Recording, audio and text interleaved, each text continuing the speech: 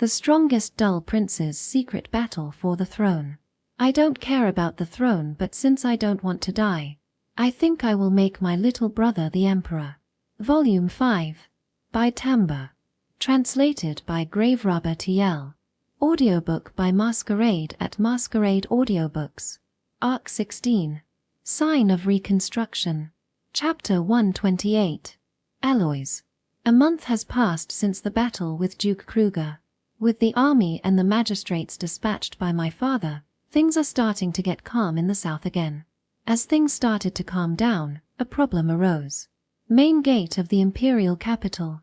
Passing through it is a group of grey figures riding on horses, and I am approaching them in the appearance of Grau. Keep it walking just like that. Yes. It's been a while. Grau. Yeah, Aloys. The group of grey figures was Aloys's party. Since his mother safely got back to his territory, he is here to apologize to father. The reason for him to travel here incognito is for his own safety. Aloys has crushed the plans of two powerful factions, namely Gordon's and Kruger's. Even if you take that out of the calculation, he is a young lord who endured the assault of 10,000 imperial soldiers with only 1,000 men. There are many reasons for him to be targeted. Is your mother all right? Yes, thanks to you. I didn't do anything. It was Prince Leonard who rescued your mother. It was thanks to Grau that I got to meet her safely. Saying so, Aloys makes a charming smile under his hood. While smiling at such Aloys, I get to the main subject. That said, I should finish this soon. Aloys. Your position is a delicate one. There won't be any punishment for you, but there is no doubt that you will be used politically here. Yes. But I am prepared. I was able to protect my territory and the south. If I wish for anything more than this, then I would be asking too much. The eyes of Aloys, as he said, were ones of a person who made his resolve. So he made up his mind before he came here. Even if I told him that there won't be any punishment, it is still not certain that it will be the case. A death sentence for him is still a possibility. Still, with that resolve of his, he should be able to get through it no matter what happens. He is quite an accomplished guy. If I was at the same age, would I be able to prepare myself to face death? No, I still can't do it even now. In that sense, Aloys is much better than me. That is exactly why he is worth helping. I prepared a present for you. A present? It's all up to you. If you be yourself, things will definitely develop in a good direction for you. I see. I will keep that in mind. Yeah. After telling him as much, I left. There were already many eyes watching Aloys. Since there are Imperial Knights guarding his group, there must be assassins aiming for his life as well. Some of them followed me, but after I entered a black alley, I transferred away and disappeared. The room that I transferred into was an inn facing the main street where Sebas is waiting for me. Welcome back, sir. Yeah, how is the target? Right on schedule, sir. Hearing so, I look out the window.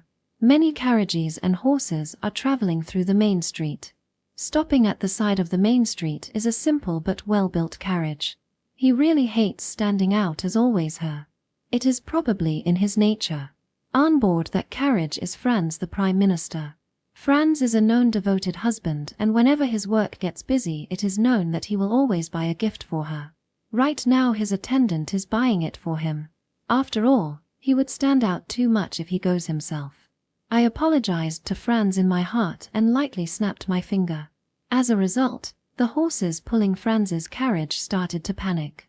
Then the connecting rope snapped and the carriage began to run out of control. Forgive me, Prime Minister. It couldn't be helped, sir. This is the best way to get him to ally himself with Aloys Dono.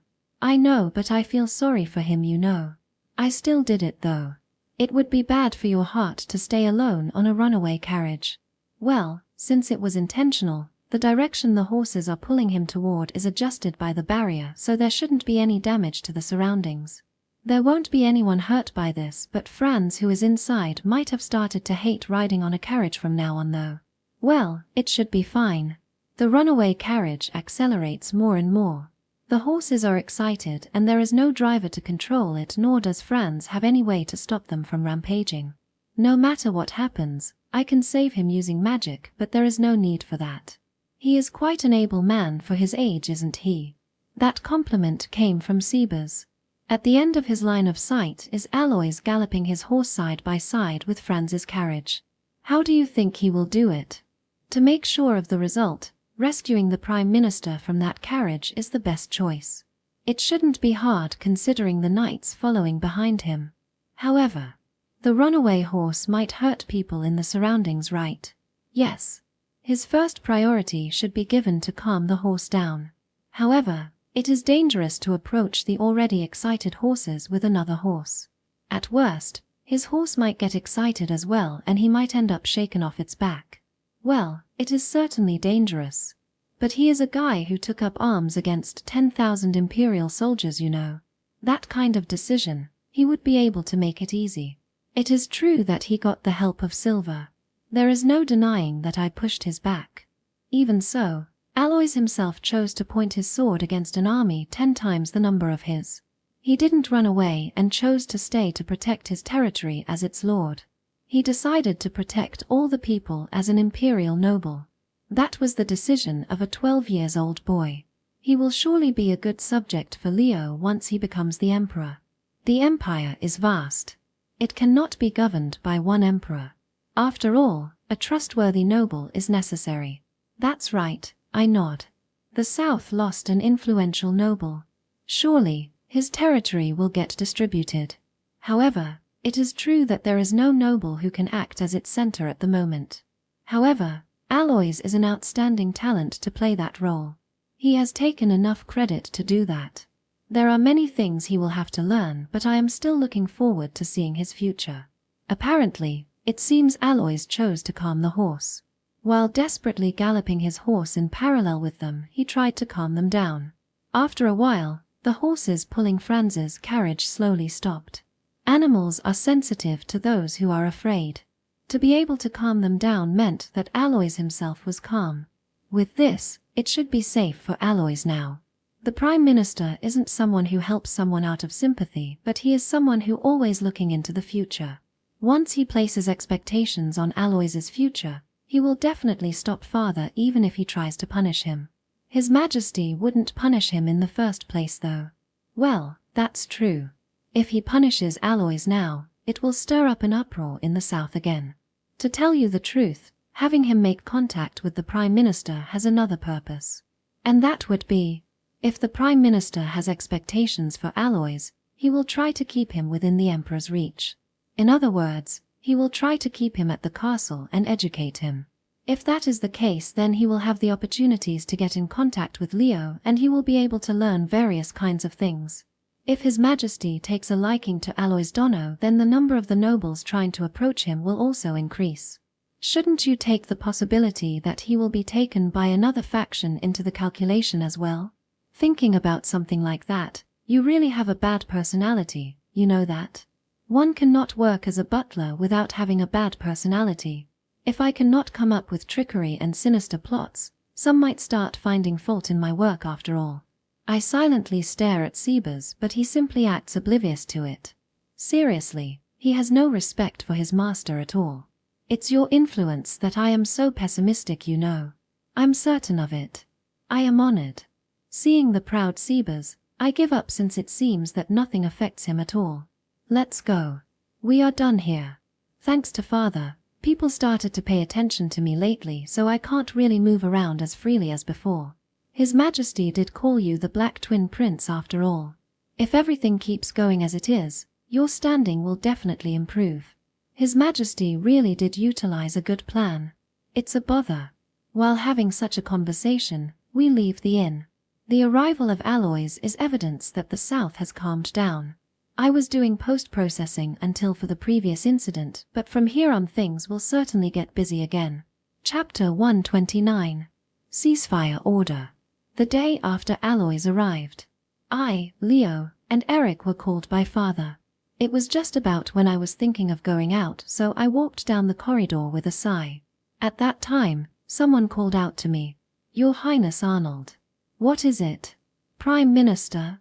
It was Franz who called out to me. The fact that we were called means that Franz was probably called as well. Our destination is probably the same, so I started walking together with Franz. Was your highness also summoned by his majesty? Yeah, and I was thinking about heading out to play too. That must be hard on you, but please do keep entertaining yourself in moderation. Playing pranks on an elderly is especially not commendable. Saying so, he gives me a slightly reproving look. As expected of the Prime Minister. He sure is sharp. I wonder what you are talking about. Even like this, I do properly respect the elderly, you know. There is no need to pretend here, your highness. For His Highness Eric, it was too lukewarm, and for His Highness Leonard, that act was simply too villainous. You wanted to establish a connection between Earl Simmel and me, yes? He has served as father's chief of staff since he was a prince. So after he assessed the current situation, he immediately noticed that it was likely to be me who is behind it. Franz is the Prime Minister. Normally, he would be someone that people are afraid to touch. Only the candidates for the throne are likely to lay a hand on someone like Franz. And as he said, it was only me who would do such a half-baked thing in the entire imperial capital. So, what if I did something? This is just a precaution, but please refrain from doing such a thing. At the moment. At the moment? Yes. It is your highness we are talking about after all. You probably wanted Earl Simmel to get in contact with me to secure an ally. Moreover, with the assumption that I would place my expectations on him, you aim to use the Earl as the point of contact and gather more nobles to your side. Still, you are aware that I would notice and inform His Majesty about your action, so he would lower his evaluation of you, correct? You have started to stand out ever since His Majesty dubbed you the Black Twin Princes after all. Some say that the Emperor's greatest achievement was to make Franz his Prime Minister. And that would not be wrong. As father's right-hand man, he is the most important piece that supports the foundation of the Empire. As I thought, he could easily read the thought of a greenhorn like me. I give up. So, what do you mean that I shouldn't do such a thing for now? I raise both hands to signify my surrender. Franz is not surprised to see that. He wasn't goading me into confessing. He simply gives me advice because he already knows everything. His Majesty will explain that later. Saying so, Franz bowed and started walking ahead, but as though he remembered something, he stopped and turned back to face me. Speaking of which, immediately after entering the capital, it seems that Earl Simmel got in contact with a person wearing a grey hood. That was probably Grau, the wandering strategist who cooperated with the Earl in the defense of his city. Immediately after they parted ways, my carriage ran wild. Was that a coincidence? This is the first time I heard of it. I acted surprised. It must have been a performance with nothing natural about it. Seeing that, Franz shows a small smile. I see. I must have been overthinking. Earl Simmel repelled 10,000 strong Imperial troops, so he is getting a lot of attention, but it seems that it was Grau who read all the plans of the Imperial army. I thought that he might be an insider who is familiar with the tactic of our Imperial army. I am completely clueless in that area, you know. Is that right? Certainly, your highness really hates studying. I must be overthinking it. Excuse my rudeness. Saying so, Franz walks away. With only a few clues, he managed to arrive at the truth. What a scary person. With this person as his chief of staff, no wonder father won the succession war. As I thought, standing out really is troublesome. If I stand out, there will be more eyes watching me. It is hard to work in the shadow when there is so much surveillance around. I want my evaluation to drop and make people underestimate me again, but I just got warned to drop the idea. Things are going troublesome again, right? While having a bad feeling about this, I continued heading toward father's place. Section. How do you do? Your Majesty, I am Alois von Simmel, said Alois as he kneels in front of father. Receiving his greeting, father greets him back in return. Welcome, Earl Simmel. I take it that you came here to explain yourself, correct? Yes. The earldom of Simmel was hostile against the Imperial army because of the hostages. We do not have any intention to rebel against your Majesty in any way. I beg for your forgiveness. He probably knows about it without Aloys telling him, but there is a meaning for the person himself to personally come and explain the situation to the Emperor. Most importantly, it is faster to hear about the details from his mouth. I shall believe in your words. However, I heard that it was the earldom of Simmel that murdered one of the Imperial Army generals and started the conflict, yes? How do you justify that action? I have no explanation, but it was my uncle who ordered it. If what my uncle said is to be believed, it seems that he has hired a sniper at the request from the Imperial Army, Your Majesty. Father's eyebrows slightly move. He probably received the report about it. Before he arrived, Aloys had sent a written report here in advance. However, the difference between reading it and hearing it directly is clear. In other words, you are saying that there is a traitor in the army? If my uncle's words were to be believed, yes. However, what he said was simply outrageous, so there might be a possibility that it was one of Duke Kruger's plans as well. Aloys dared not to name Gordon. If he gives up Gordon's name here, it will only direct Gordon's wrath toward him. It is for Aloys's own sake to push all the crime to the already caught Kruger. Still, even without him saying it, Father can guess what happened. Certainly, there is no doubt that Gordon wishes for war. It is apparent in his actions.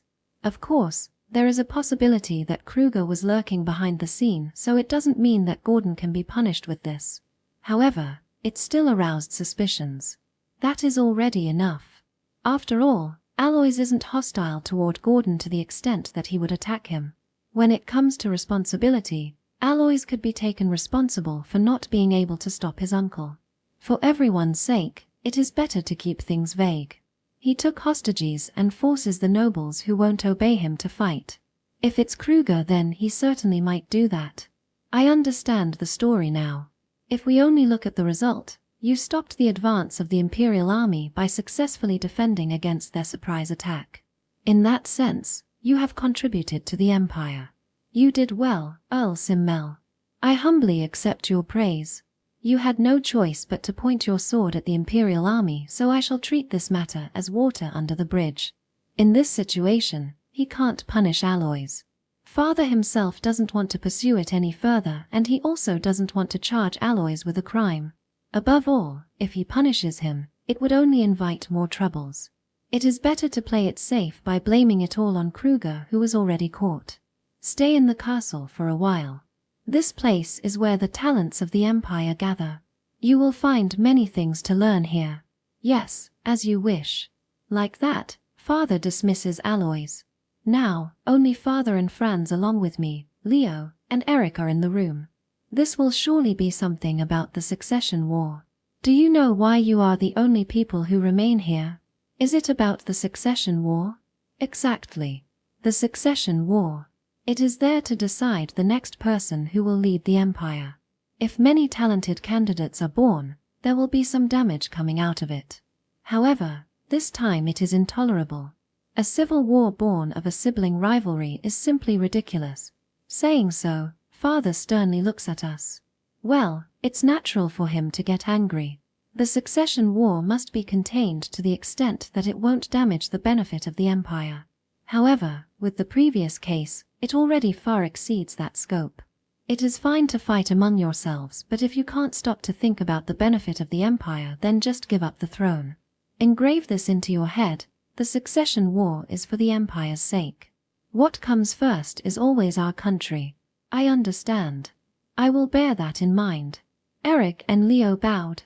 Since I thought that I am not a candidate, I was taking some carefree attitude, but Father turned his gaze toward me. Arnold, you understand, right? I do. But I never wish for the throne in the first place, and above all, I am troubled to hear that since the radical party you spoke about aren't even here. Do you have any guarantee that you all won't turn radical yourselves? None, I guess. That's right.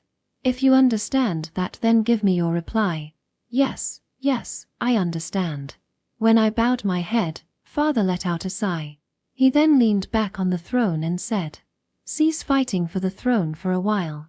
It is almost my birthday. In other words, the 25th year anniversary of my coronation is near. You all do understand the stupidity of fighting among each other at such a time, right? Of course. Good. A festival will be held to celebrate my 25th coronation. I invited guests from other countries this time. You all will play the central part of it and show your hospitality to the dignitaries. Until that is over, forget about the succession war. I will not think about it as well. You all understand the consequence of insisting on fighting, right? Eric and Leo silently bowed to father's words. However, only I do not. The reason for that is because I noticed father's intention. So that's why he gave us the name Black Twin Princess Her. By giving me status, he can use me to entertain the guests. After all, it would be rude to have the famous dull prince welcome a dignitary. However, it will be a different story when I am being called the Black Twin Princess together with Leo. While I was frowning at that, father hit the final nail in the coffin. You must behave for a while. You can't do something that will detract from your reputation, all right? I will regard that as neglecting the interests of the country. This man. He really has a bad personality. Father smiles as if he just pulled off a prank. So this is the reason for Franz's warning her. It's all connected. Damn it. So I have to protect the reputation of the Black Twin Princes for a while her. Behave yourselves with dignity, you hear me? Arnold. Yes. I understand. Seeing I squeezing out a reply, father smiles happily. Even if the succession war is on pause, another battle is waiting for me. Staying idle and letting my reputation worsen. That was not really something I consciously did. However, now it was prohibited. In other words, I am forbidden to behave the same as usual. Damn it all. It is exactly because I hate doing this that I am trying to make Leo into an emperor. Why did this have to happen? While feeling the fatigue from such an order, I experienced my greatest despair in a long while. Chapter 130. Distributing food. A temporary ceasefire. Is it? Yeah, it is undecided when we can continue either. The next day. I was talking about yesterday's audience with Finn. Is this the thing called a public stance? While brewing the tea, Finn asks in a curious voice. No, it's the real deal. Making a move now means that you are willing to drop out. If someone wants to move behind the scene, then it would be bad unless you do it skillfully. Still, there is Franz by father's side. I don't think anything will escape his eyes. That is true, sir. His Highness Eric is surely aware of that as well. This means that the succession war will have to be suspended for a while. I see. That is great, isn't it? Saying so, Finn smiles and offers me tea. When she handed a cup to Sebas, he thanked her and gracefully sipped it. This is a new tea, correct? Yes, I got it from the Ajin company earlier. How is it? I can't find fault with its taste, and it seems to have a calming taste as well. That's right. I think that it has a relaxing taste as well. Your skill is superb as always. Sebas praised Finn's skill. While thinking, is it actually that good? I sip on the tea as well. It's delicious. But I don't feel relaxed at all. The only thing I notice is that the scent is different than usual. Perhaps it is because I am in no mood to enjoy it. How is it? Delicious. Such a dull reply. Since it is a truce, why don't you simply enjoy yourself and do what you like, sir?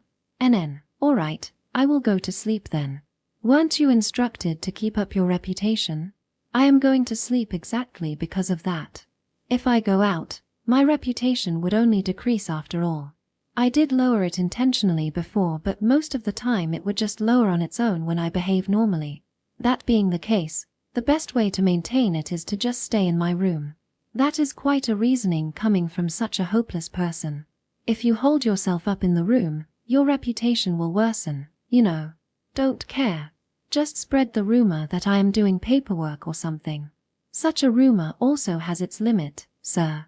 His Majesty will be observing you as well, so I do recommend that you head outside. Too troublesome. Looking away from him, I take a sip at the tea. Seeing that, Sebas sighs at me and, I see, there is nothing I can do then. I have a little business to attend to, so may I excuse myself? What? Sebas-san? Yeah, just go. Understood. Please take care of him, Finn-sama. For some reason, Sebas entrusted me to her and disappeared. Since the noisy butler is gone, I crack my neck and lay down on the desk. It is troublesome to go to bed, so I guess I will just take a nap here. When I was thinking so.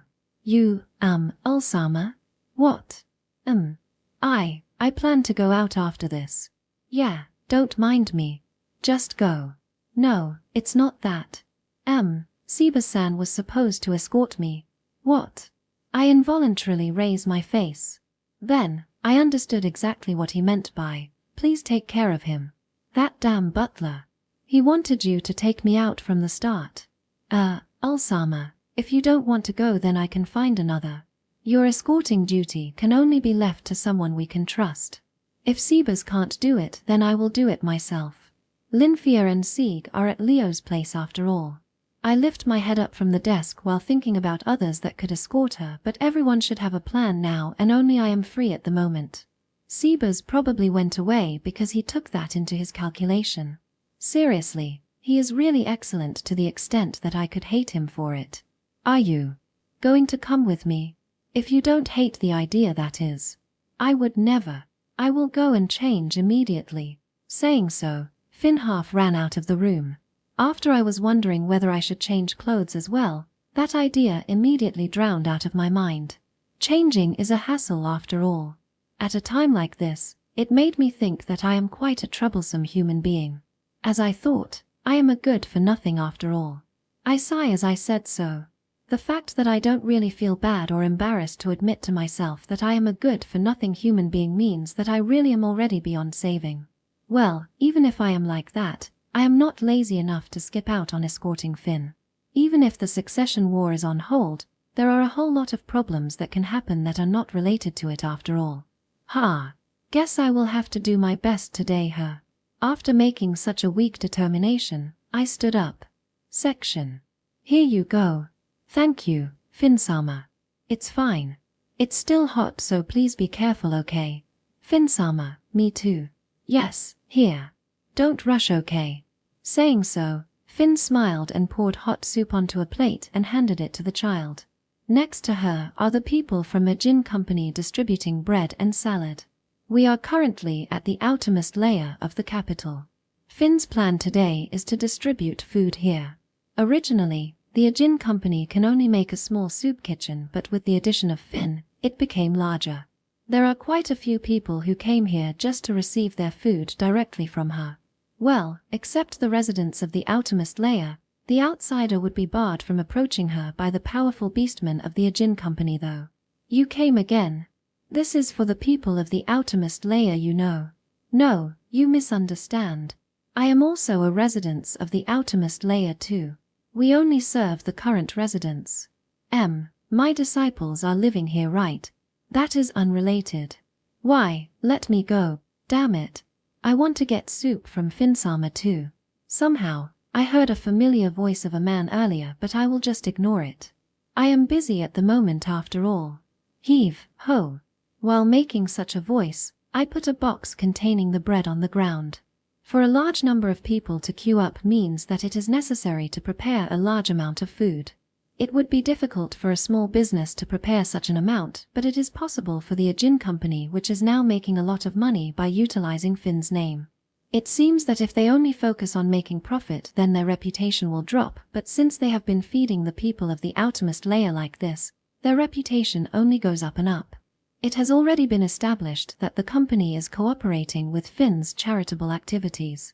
That being the case, Finn's reputation has also risen further as well. She is quite a big shot, While saying so, I walk out to the nearby parked carriage and pick up another box. There are still a lot of boxes in the carriage. Now that I am here, I can't just stand by and look. I was ordered to keep up appearances after all. With that as a reason, I told them that I would help and started carrying these boxes. Still, this is unexpectedly hard, The physically weak me already has a hard time just carrying a box. While I was carrying one, a person from the Ajin company carried 2 or even 3. This is so sad. This is the difference between a demi-human and a human. Well, you could say that this is the difference between a physically fit person and a poor one though. My waist hurt. Prince, how about stopping pushing yourself and rest? A big beast man spoke to me. He is a tiger beastman with tiger ears and tail. His muscles are so big he even carried 2 or 3 boxes at once. Am I in the way? You are not, but I don't think that there would be any different even if you take a break now. I see. Then there's no problem if I stay, right? None at all. Still, we would be troubled if a prince suddenly collapsed on us. I am not that stupid. If I can't do it anymore, then I will rest. Don't worry. Understood. After saying so, the tiger beastman smiled and began to transport the boxes again. I don't have enough energy to care about winning or losing here, so I am doing it at my own pace and carry 1 box at a time.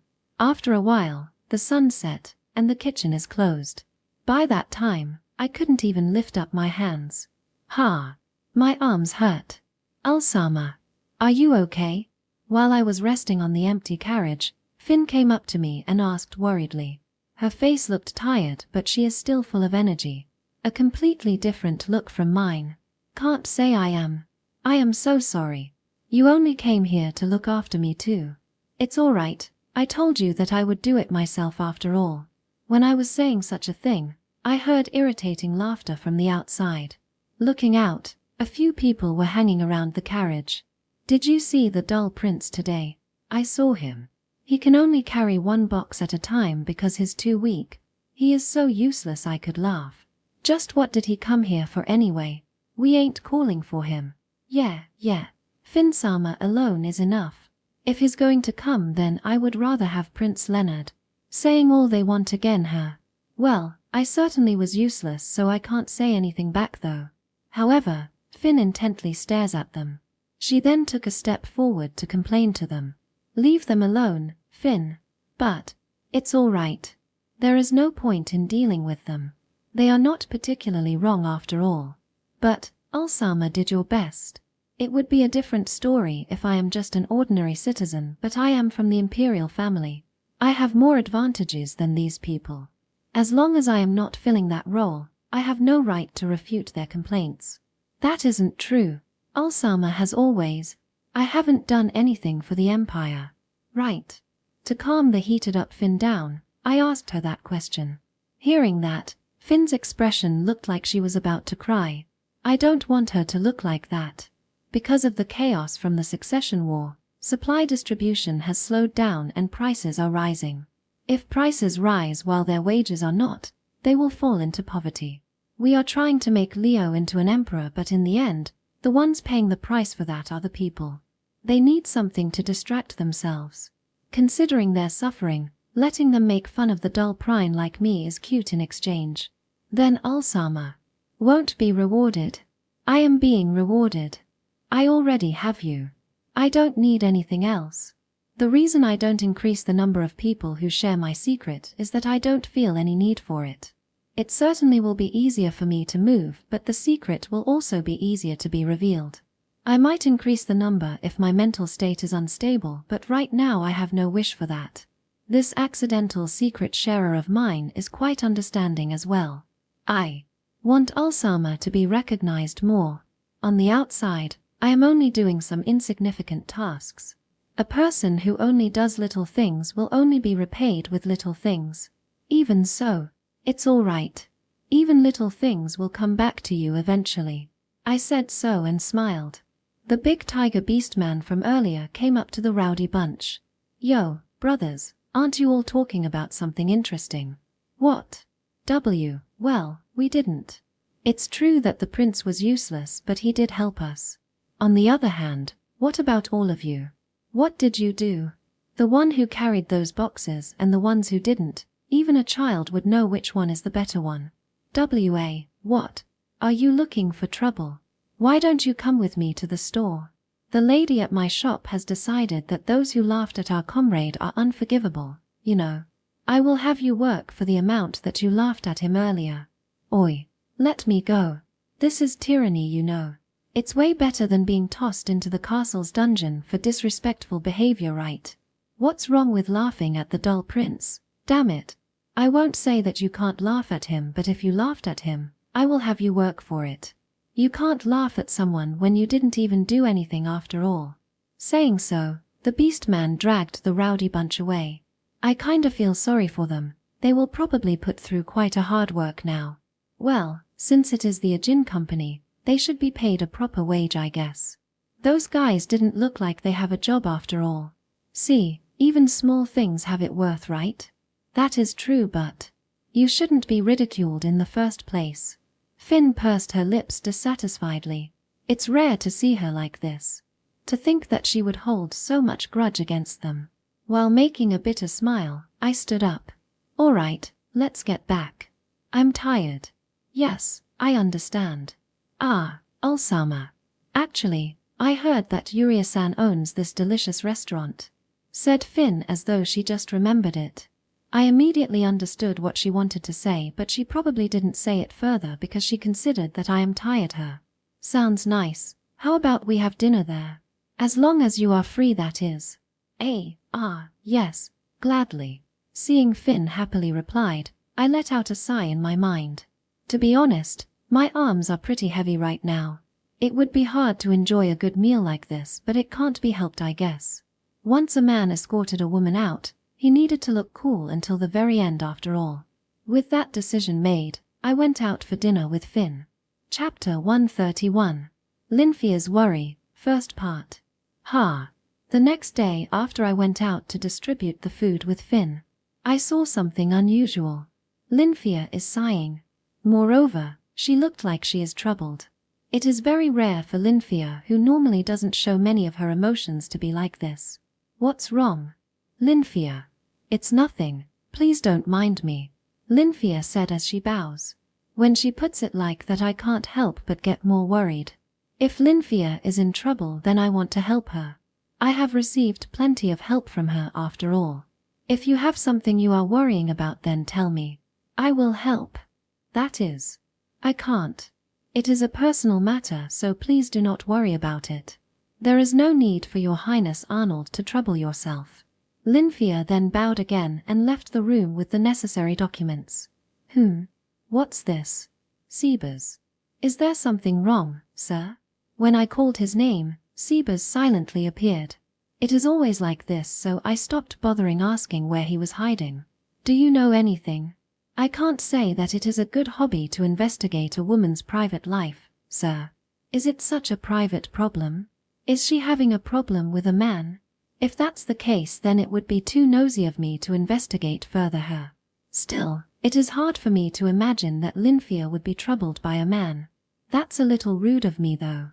If you say that it is a private problem, then it is indeed a private one. If it is not something that you have trouble sharing, then just tell me. If not, then just keep your mouth shut. Which is it? Certainly, there is no problem for me to share this, but it is not a problem that can be simply solved, you know. That was Sebas's way of warning that it would be troublesome. Whether I am willing to stick my neck out for her or not, that is what Sebas is asking me. I frown at such Sebas. Honestly, I would like to be spared from any more trouble. Since I worked hard yesterday, my whole body is having mild muscle pain right now. However, it is not good to leave Linfia troubling like this. If Linfia makes a mistake because of that, it would be our side that suffers, and if it causes Linfia to quit, it would be a big blow for us. Tell me. As you wish. As far as I know, Linfia Dono received a letter from her sister the other day. Her sister's birthday is near, and that Linfia Dono had sent most of her reward back to her village. These 3 points, sir. I see. A birthday present her. She wants to buy something as a gift for her sister, but she doesn't have much budget. So that's her worry. Linfia's little sister, along with the children we rescued from the south, are staying at the border while being protected by Lynianu right now. Of course, Lynianu is properly taking care of them, but it would be hard to find a toy inside a military facility after all. As long as she can't stay with her, it is only natural to think about buying her a gift. However, Linfia is sending money to her village. She can't reduce the amount, so she is probably thinking about a way to raise some money. It's Linfia we are talking about. She wouldn't just accept money for personal problems even if I give it to her after all. That is right. We certainly can't simply hand her the money and solve the problem. It is easy for me to buy a present for her myself, but Linfia would never accept it, so what to do? Linfia's worry will not go away. I do feel guilty that I can't let Lynia go to her sister's side. That guilt probably won't go away even if I buy her a gift with money as well. What do you think I should do? I can't say. I see. Despite being so good at everything, Ceasefire is not omnipotent. Is there a way to come up with the right answer here? What should I do? It is useless to give her money. I can't buy the gift for her either. This sure is troubling. Can't help it then. I will go get some advice. From whom? Your ex-master. I see. She is certainly a good person to ask. With that decided, I stood up. Section. And that's the story. I want some advice. I am currently at the inner palace. In front of me is a black-haired woman. Mitsuba, the sixth consort, also my mother. Ara, your mother is more than happy to talk with you about a girl you know. No, this is not about a girl. I just want to ask you about a gift for one of our cooperators' sister. It's the same. You took a liking to her, so you recruited her help, right? It is just to thank her since she has been helping me. A simple thank you. You are so boring. I'm fine with being boring. What a boring son you are. But for you to take an initiative in when you are always complain about troublesome this bothersome that, you must trust that child quite a bit, aren't you? Well, moderately. Hearing such a reply, my mother's smile deepened. She seems to be enjoying this. Well, I and Leo rarely ask anything from her after all. She probably enjoys this since it's rare for me to come to her like this. So, what do you think I should do? What do you think is the best way to help the starving people? That's rare. Mother rarely said something like this. Moreover, it's a question without a correct answer. After all, each person has their own answer. Are you asking me how I would do it? Well, you can take it like that. Now, how would you help a lot of starving people? The question changed a little. How to save a large amount of starving people. If I give them a lot of food, the food will probably run out. That way, many won't be saved. To save a lot of starving people, I would give them jobs and integrate them into society. Correct. And the answer you seek can be found in that. If it is a reward for your work, then neither you nor the people around you would be able to complain. If you favor one person, dissatisfaction might be born. The person who received your favor will also feel that burden. To prevent that, it would be better for you to give them a job. I see. That makes sense. Well, there are things in this world that won't go the way you expect it to though. To give a person work and integrate them into society, you would need to create more work, and if you can't, you will fail. The one who will be affected by that failure will be the people at the bottom. You have to prioritize those people first. I think distributing food to them is a good idea. Still, that won't be enough. It's Leo's job to do something about it. And what I am asking your advice for isn't that deep of a problem, so don't bring it into that direction, please. Creating jobs is the duty of the people at the top. Distributing food will not be a fundamental solution. If you are going to get involved, then show me that you can solve it. With her implying that to me, I frowned and cut the conversation short. Such a thing is not within my jurisdiction. In the first place, I came here to ask for her help regarding Lynia's worry. I have no intention to tackle such a big problem. So you don't like having a deep conversation with your mother? Yes, I can't say that I do. Then let's have a light one. Who are you going to take as your bride? I have no plan to marry anyone you know. Astounded at her question, I sigh and sip on the tea. Seeing me like that, Mother muttered something without changing her expression. The other day, His Majesty came to talk to me about your marriage. PBFST. I inadvertently spit the tea back out. What did she say just now? Father came to talk to her about my marriage? In other words, he is trying to use me for political marriage? No, I understand that I am easier to use for that purpose than Leo. Maybe he gave me the title because of that. So he was trying to erase my reputation as the dull prince. Did he order me to keep up my reputation because the negotiation will be easier that way? Who is it? Is she from the Empire? Is she from another country? Looking at this timing, it is probably someone from the outside. Dignitaries from other countries will come to the 25th coronation anniversary. Is he planning to wed me to someone using that timing? This is bad. That damn father. He went behind my back. It was a story from my dream though. Yes. As I said, it was a story from my dream. I woke up when we were about to get to the good part though. I wonder who His Majesty would be willing to let you marry. Mom. Seeing my attitude, Mother started grinning. With these father and mother, no wonder my personality is like this. Leo really is a special case, huh? I wiped the spouted tea and silently stood up. I don't know how she would tease me next if I stay with her any longer. Ara. Leaving already? Yes, I already heard what I came here for after all. You don't have fun chatting with your mother? I think Mother is the only one who enjoyed it. You don't know? A child is always his mother's toy, you know? She just stated something ridiculous so nonchalantly. It wouldn't be weird if the child breaks off his relationship in a normal family, you know. While I was thinking so, Mother grins. Do come again. Bring someone with you next time, alright? You just called me a toy though. Then you can just grow up so that you won't get toyed with any longer, right? No matter how much I grow, I don't think that will be possible. True. No matter what, my son will always be my son after all. You can't beat your mother. Come back so that I can play with you more, okay? Saying so, Mother smiled at me and waved her hand. Seeing that, I sigh and turn away. However, she leaves a parting word. Did you hear anything from Elna? What do you mean? If you don't know then that's fine. Right, it is still too early after her. She muttered as if she was troubled by something. What on earth is she talking about now? I was tilting my head curiously, but Mother says nothing more. It seems she doesn't feel like telling me her. I gave up and left. My original aim was already fulfilled after all. Let's prepare a job for Lynfia. Now, what kind of job would be good? Chapter 132. Lynfia's Worry, second part. A job is it? Yeah, I can only ask you for this. Can you go out with me today?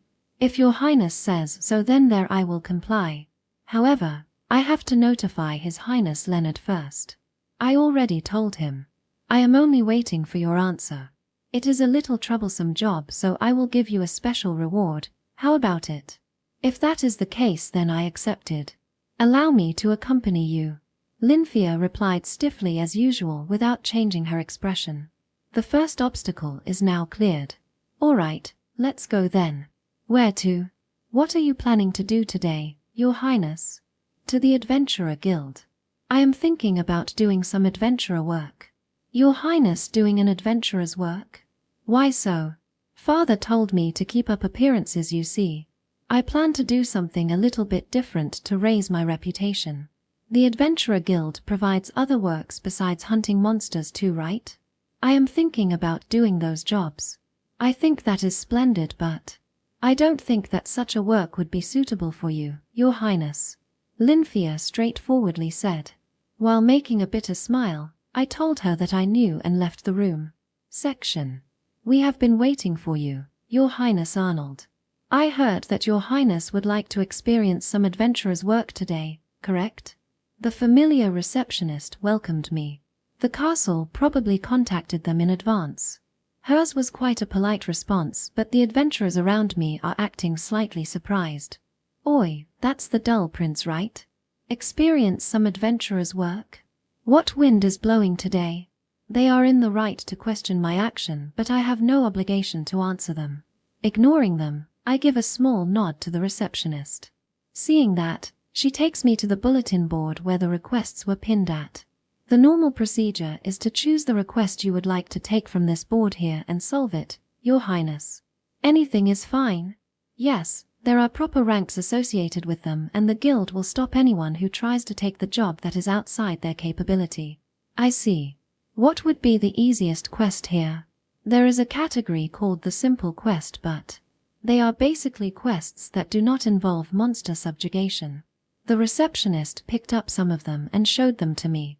Searching for lost pets, solving conflict. Such citizens' worries were lined up. Since they are all simple problems, the reward for them is not that great. Most of these requests should be under the guard or the capital garrison's jurisdiction, but it seems that they can't wait for their response and want to hire help from the guild instead. Then I will take this one and this one. Also, this one as well. 3 quests is it? Understood. May I set the deadlines for all 3 quests to today? Yeah, I will get them done today. Then we will process the quests as such. Also, please report to the guild later whether you have completed the request or not. It's all right. I do have an A-rank adventurer following me around after all.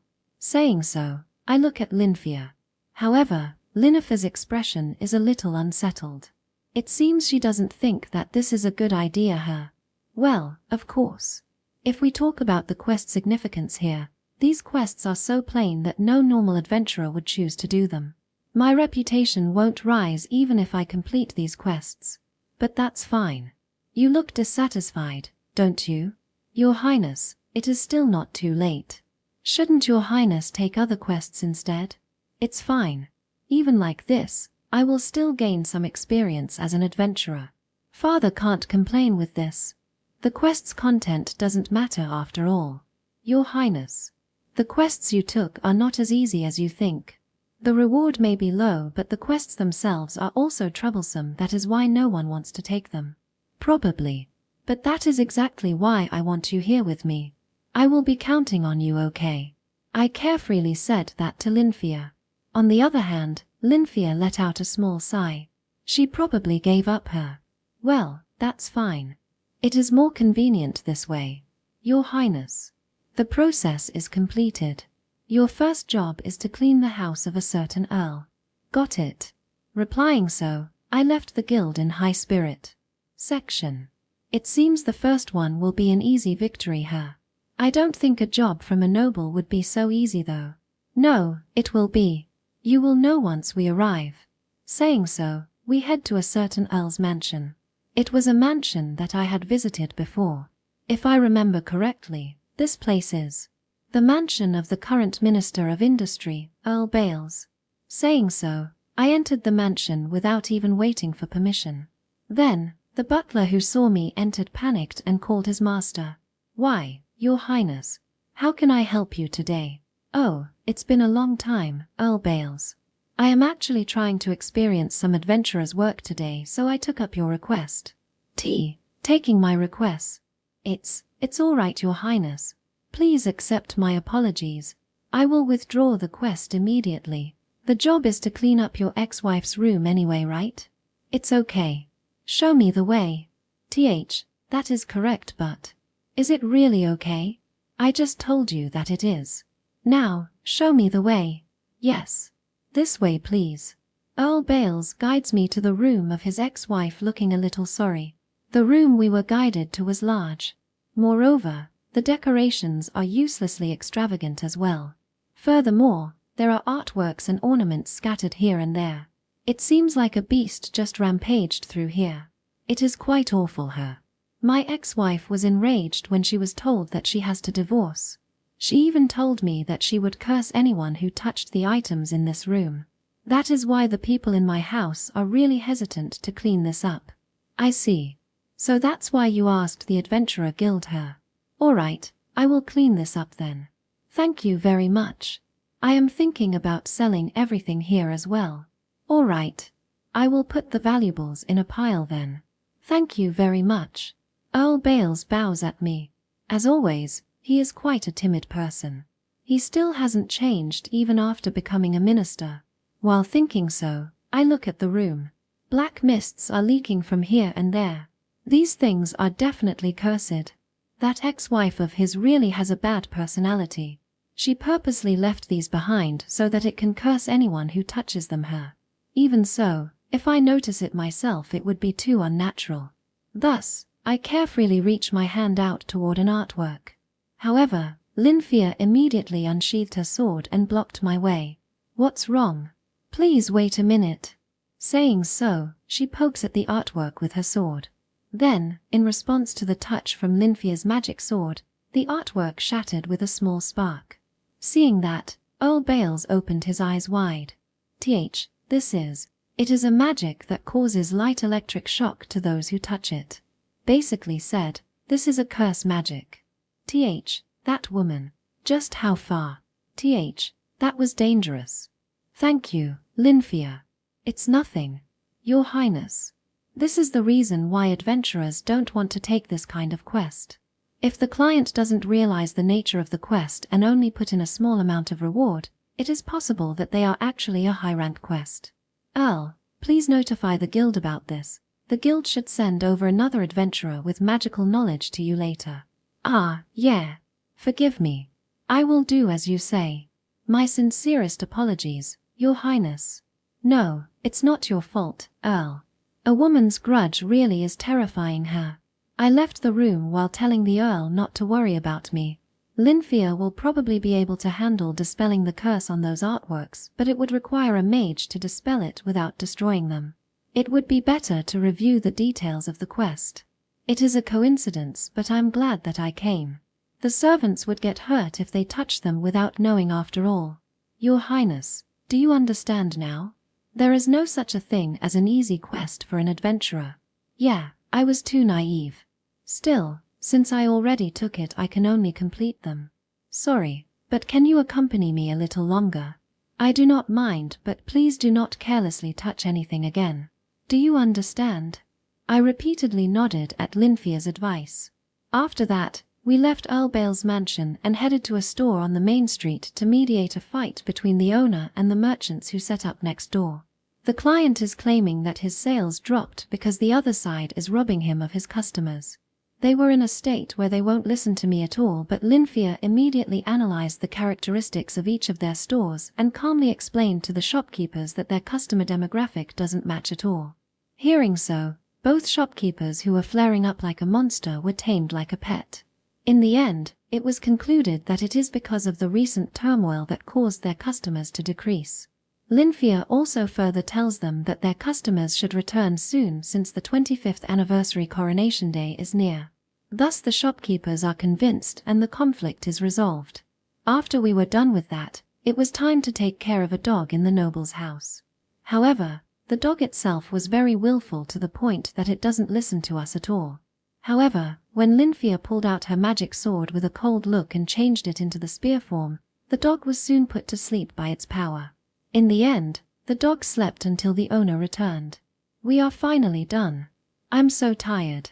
We completed 3 requests, but the reward is so insignificant. This is why most adventurers prioritize taking monster subjugation quests. No one would want to take on a job that isn't worth the effort after all. I understand now. This is mentally tiring. Without increasing the reward, no one would take on these jobs. While saying so, I and Lynia returned to the Adventurer Guild and reported today's event. These requests were probably put up for a while now. 2 of 3 have been resolved and the other one has to be revised into a high-rank quest. The receptionist was in a good mood from beginning to end. She successfully made use of us after all.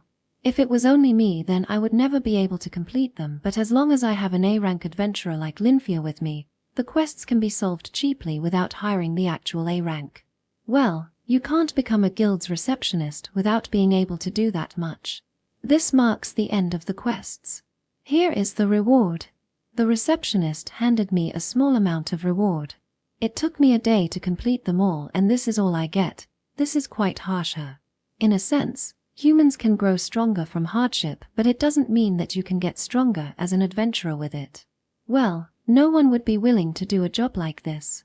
After I was convinced of that when I received the reward, I left the guild with Lynia. Then, the 2 of us head back to the castle in a carriage. Sorry for today. All I did was bothering you. No, it is my job after all.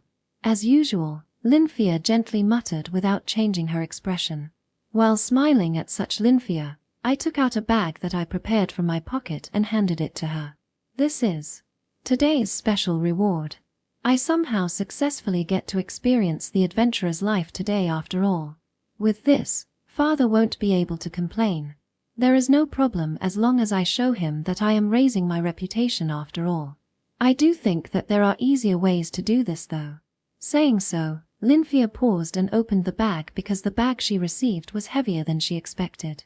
Then, She opens her eyes wide at the amount of money inside. So many gold coins. I can't accept this. It was Lynia who solved the quests and you perfectly acted as my escort as well. Since I was troubling you today, I think that is the appropriate reward, you know. I can't receive it. I have already received plenty enough from you, Your Highness. That's why I told you it is a special reward. I was being unreasonable too, so accept it. Saying so, I pressed the bag on Lynia. Lynia was panicked, but after that, she hesitatingly opened her mouth. Was it on purpose? What was? Did Your Highness deliberately went out of your way to experience the adventurer's life because you wanted to give me a special reward? You are aware of my worry after all. You think too much. I wouldn't do that, right? It is surely possible for you, Your Highness. She sure is sharper. Guess I can't easily fool her here. While sighing at Lynia, who will use that as an excuse to not accept the reward, I mutter. Krista lost her mother when she was very young. It was my mother who brought her up. I and Leo love her very much. However, as I thought, she probably wanted her to be together with her real sister, Lynia. She probably feels lonely from time to time. On every of her birthday, Lynia would send her a present. To be honest, they were all kind of lacking as a present, but Krista was always happy to receive it. She was happy that her sister gave her a gift. She can feel the bond between herself and her sister. That's why I want you to buy your sister a present with that money. This is my way of apologizing to you as well. It is because you have to work for us that you can't be with your sister after all. An apology. Your Highness has already rescued my sister. You gave me your maximum support even though you have no obligation to. Even right now, you are trying to give me a reward that I am undeserved. I am here to repay that debt. There is no need for Your Highness to apologize to me. The one who saved your sister was Leo and the other. I simply gave you the money. Honestly, I don't think I was useful at all. Still, that was the only thing I could do. Even now, I can't let you go to visit your sister at the border. No one can substitute you after all. That's why at least allow me to do this much. However, then let's do it like this. Consider this an investment. I believe that you will be able to overcome my expectations at some point. That's why I am investing in you. You will be able to repay me someday. Hearing that, Lynia pondered on it for a while and quietly bowed at me. I understand. Your Highness Arnold, I shall receive your money as a deposit. I will definitely work hard to repay you. Your current effort is plenty enough, but I will be looking forward to it. She looked very apologetic. It seems Lynia doesn't have a high evaluation of herself. I do evaluate her highly though. Well, that's a good thing about Lynia. She doesn't get ahead of herself, so she never lets her guard down. Even an insignificant job like this one, she would do her best to accomplish it. This is why she is indispensable for our faction. While I was thinking so, a small smile came to my face. By the way, how long are you going to call me Your Highness? What do you mean? Didn't you say that you would change the way you address me when you get back? Ah, that is quite unusual for Lynia. She must have forgotten her. It wouldn't do to have such a distance between myself and a talented individual in my faction. Isn't it time for you to stop calling me Your Highness? I don't need Sama too though. I can't do that. I smiled at Lynia being panicked. It is certainly difficult for her to throw away the honorific considering her personality.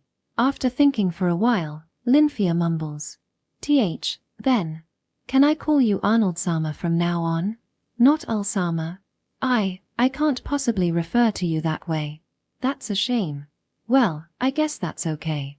You already stopped using Your Highness too. I don't really like it. I can't really handle being called Your Highness after all. Saying so, I held out my right hand to Lynia. And continue taking care of me in the future as well, Lynia. Yes, Arnold Sama. Saying so, Lynia softly smiled and firmly gripped my right hand. Chapter 133. Hot Spring, First Part. Hot Spring? Yes, Hot Spring. How about we visit it together with everyone? That was sudden. It is the day after I went out to gain some adventure experience with Lynia. Perhaps seeing that I am suffering from muscle pain since I have been going out every day lately, Elna suggested that I should visit a hot spring.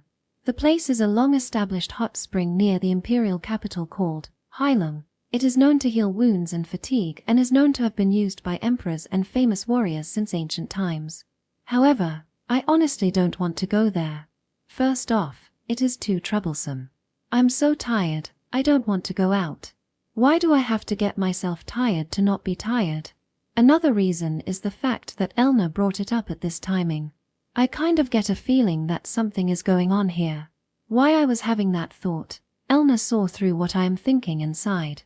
I don't have any hidden agenda, all right. Then why do you suddenly invite me out? It's because Okasama, okay.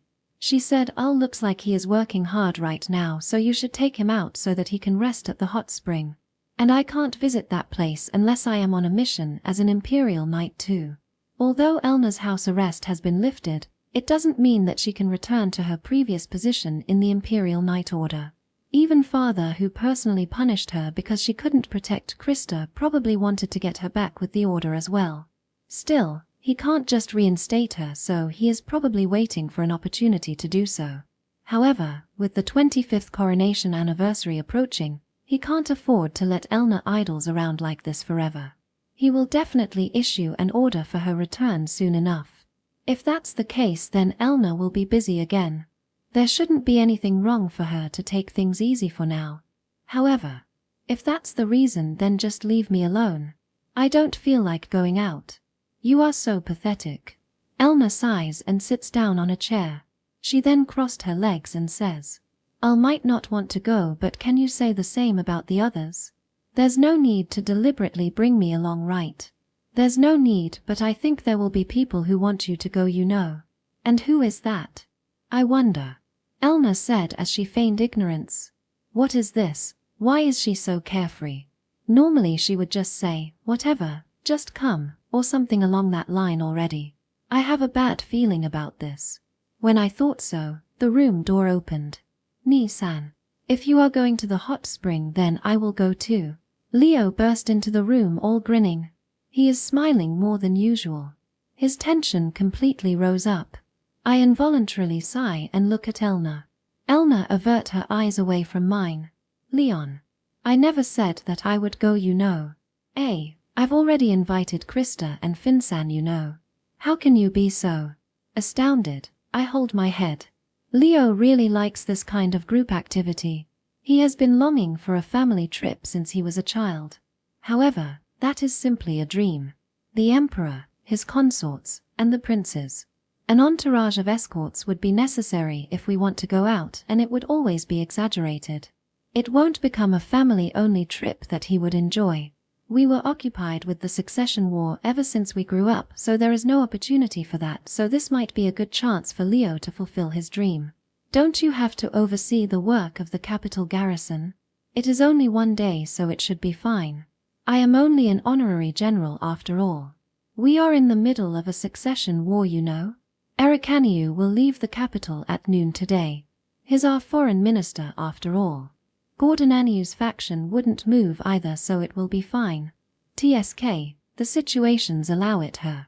It will make a good impression if Leo goes to the hot spring now.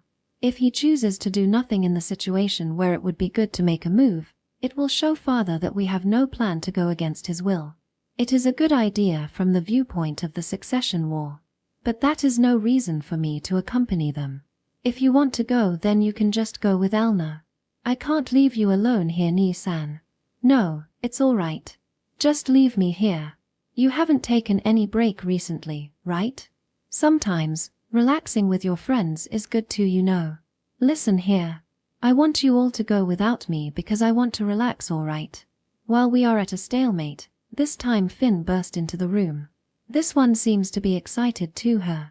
Ulsama, are you going to a hot spring? I want to go too. No, I haven't decided to go yet. See, Finsan is all fired up too, right? Leo says so and presses me to make a choice. Leo, Finn, Elna. To think that they are all teamed up like this. As my final hope, I look at Lynfia. I am also in favor of going to the hot spring. It may be a pain to move now, but once you soak yourself in the hot spring, it will completely cure you of your fatigue. Even Lynia. I thought you were my ally. I dropped my shoulders dejectedly, but I still can't give up yet. Hot spring. My fatigue is not to the extent that I would require one. I'm just tired, so if I can just get a proper sleep I will recover. Rather, going to a hot spring might even make me more fatigued. I don't want to go. No way. Ni-san. This is for your sake, you know. You liar. It's written all over your face that you are raring to go, Leo. Like hell, I would be deceived. While I was telling myself that, another visitor arrived. Ulmi-sama. Hot spring. With only her face peeked out from the room entrance, Krista gazes at me. The feeling of wanting to go transmitted from her eyes. Behind such Krista, Rita is also peeking at me. Rita wants to go too. Let's go, Ulmi. Rita too. With these members, the schedule adjustment would. Please leave it to me, sir. I have already made all the preparations. Sebas, who silently appeared, declared that all the preparations are done. Why? Your master is me, you know. I have been relying on his excellence, but at a time like this, he is just too nosy. I glare at Sebas with all my might, but he nonchalantly ignores me. Moreover, if Arnold-sama wouldn't go, there might be a rumor that Prince Leonard is sneaking out for a vacation with Elna-sama and Finn-sama, you know. The image of Leonard-sama might collapse, right? Wouldn't that be the same even if I go? It is well known that Arnold-sama, Leonard-sama, and Elna-sama are childhood friends.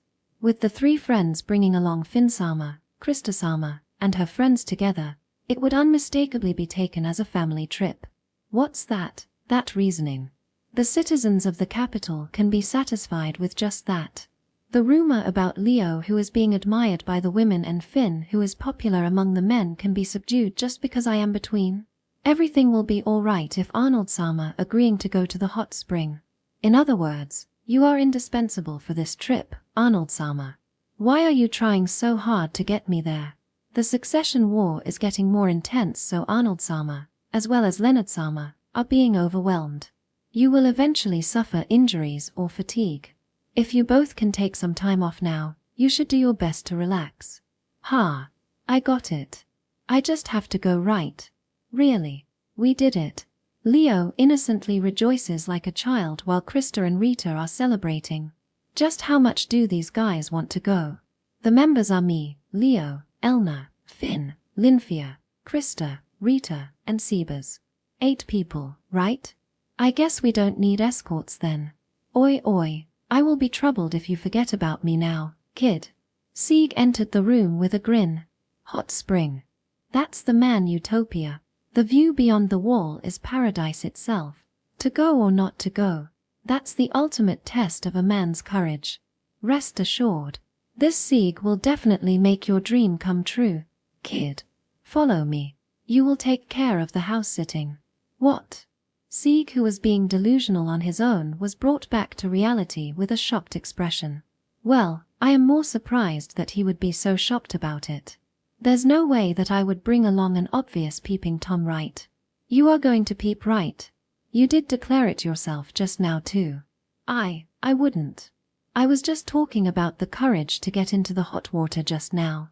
What kind of analogy is that? No matter how I think about it, he just fully declared that he will be peeking at the girls. Whatever, you will be house-sitting. Oi, are you still calling yourself a man? Don't you think this is too much? Don't you feel sorry for your fellow man? Nope, not at all. You devil incarnate.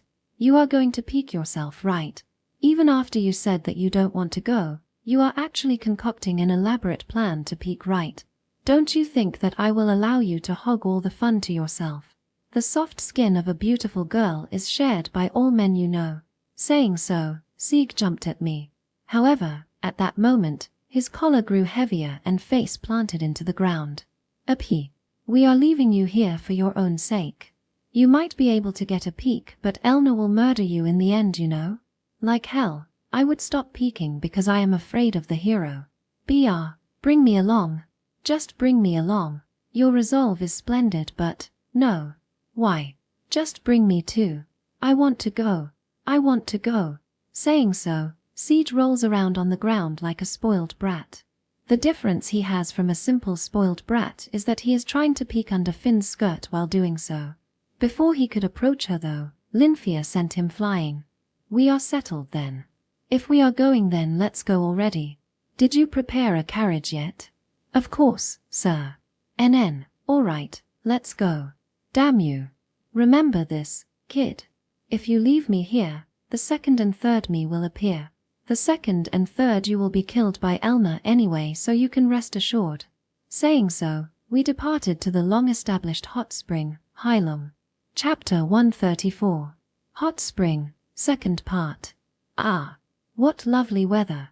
When we arrived at Hylung, we split up into rooms for men and women. Even with that said, since our goal was to enter the hot spring, I and Leo immediately decided to go in.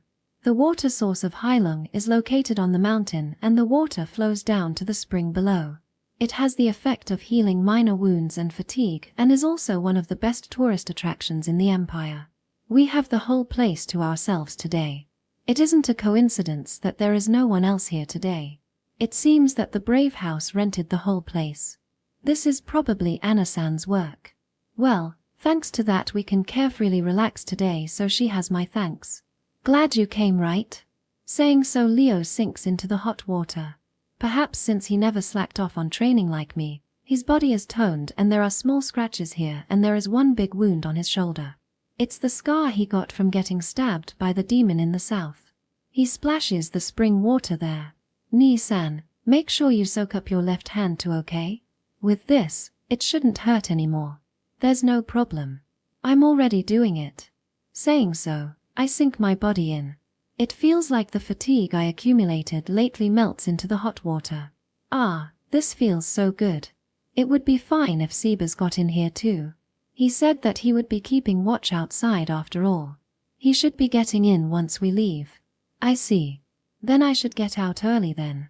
Nii-san can take your time, alright? Yeah, I know. Saying so, Leo got up. After I saw him off, I slowly closed my eyes. The fatigue healing property of the spring here seems to be true. I can feel the magic power from the hot water. It might have the effect of recovering magic power too. Maybe I have been using a lot of magic power lately. It seems that I am not at full recovery yet. I managed to make do with it until now, but I might not be able to leave it like this from now on. I should exercise the utmost caution when fighting against Eric. Perhaps it was the reason Sebas insisted on bringing me here. Phew. I deeply exhale and expel my worries. Let's stop thinking. I should simply leave myself to the hot water and just pass the time like this. While I was thoroughly relaxing in the hot spring like that, I was called from the neighboring room. Ulni, Leonie, it's Rita's voice. When I was wondering whether I should respond, but since she would be too pitiful if I ignored her, I gave my reply. Leo already got out. How does it feel like on that side? It shouldn't be different from your side. This side also serves as a woman's bath depending on the time after all. Both sides got water from the same source, but since it flows down to this side first and flows into the other springs, this one should be a little hotter. That's about the difference here. Hey, Rita, wash your body before you get in. I want to get in quickly. No can do. You have to wash your body first. Elna scolded Rita. The other side is getting noisy. It seems that the women are getting in. They probably relaxed in their room quite a bit. Well, we rented the whole place today, so I guess it's fine not hurrying in like me. Your Highness, is it too hot? I'm fine. Now it's the voices of Finn and Krista. Finn is probably washing Krista's hair. Judging from her voice, Finn seems to be having fun. Taking care of children is no problem from her, I guess. I felt sorry leaving taking care of Krista and Rita to them, but it seems I was just overthinking it. While hearing their voices, I open my eyes and look up at the sky. It is already evening, the sun has started to set and the color of the sky looks magical. Perhaps because I am soaking myself in this water, the view seems special to me. It is a strange sensation. I was not enthusiastic before I came, but now I'm glad that I am here. It felt so good that I wouldn't mind staying in here forever. When I was having such a silly idea, I heard a strange noise all of a sudden. Chuppy eye. Chuppy eye. While wondering what it was, I look away from the sky. Then I saw a penguin-like animal with a black coat. It is small. Its appearance is that of a cute little penguin. It looks a little plump though. Is it someone's pet? It is wearing quite a fine cloth. Well, I couldn't care less about that. Oi. You. That plank, where did you get it? The problem was that the penguin-like creature is casually lifting a large plank. That plank is clearly a part of some kind of equipment, and it is probably something that shouldn't be here. The penguin-like creature seems to understand my words as it points up at a place halfway up the mountain. There. You got it from there. Chuppy eye. The penguin-like creature squeals as if to affirm it. The water source is there. With the hot spring drawing water from there, there should be a mechanism in place to prevent the water from flowing down here too much. If that's gone then. Isn't that a flood barrier? Chuppy eye. The moment I screamed out, a loud noise echoed from the hillside. This is bad.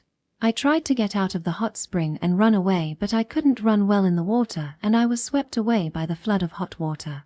Getting swept away by the water, I couldn't know left from right.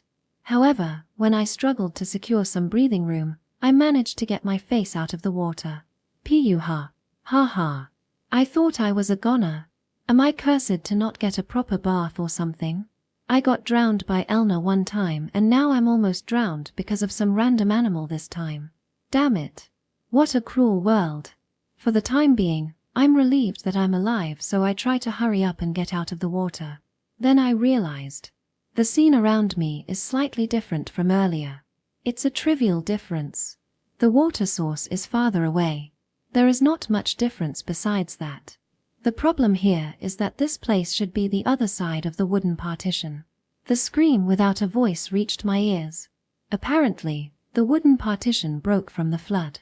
Yes. I am currently in the women's bath.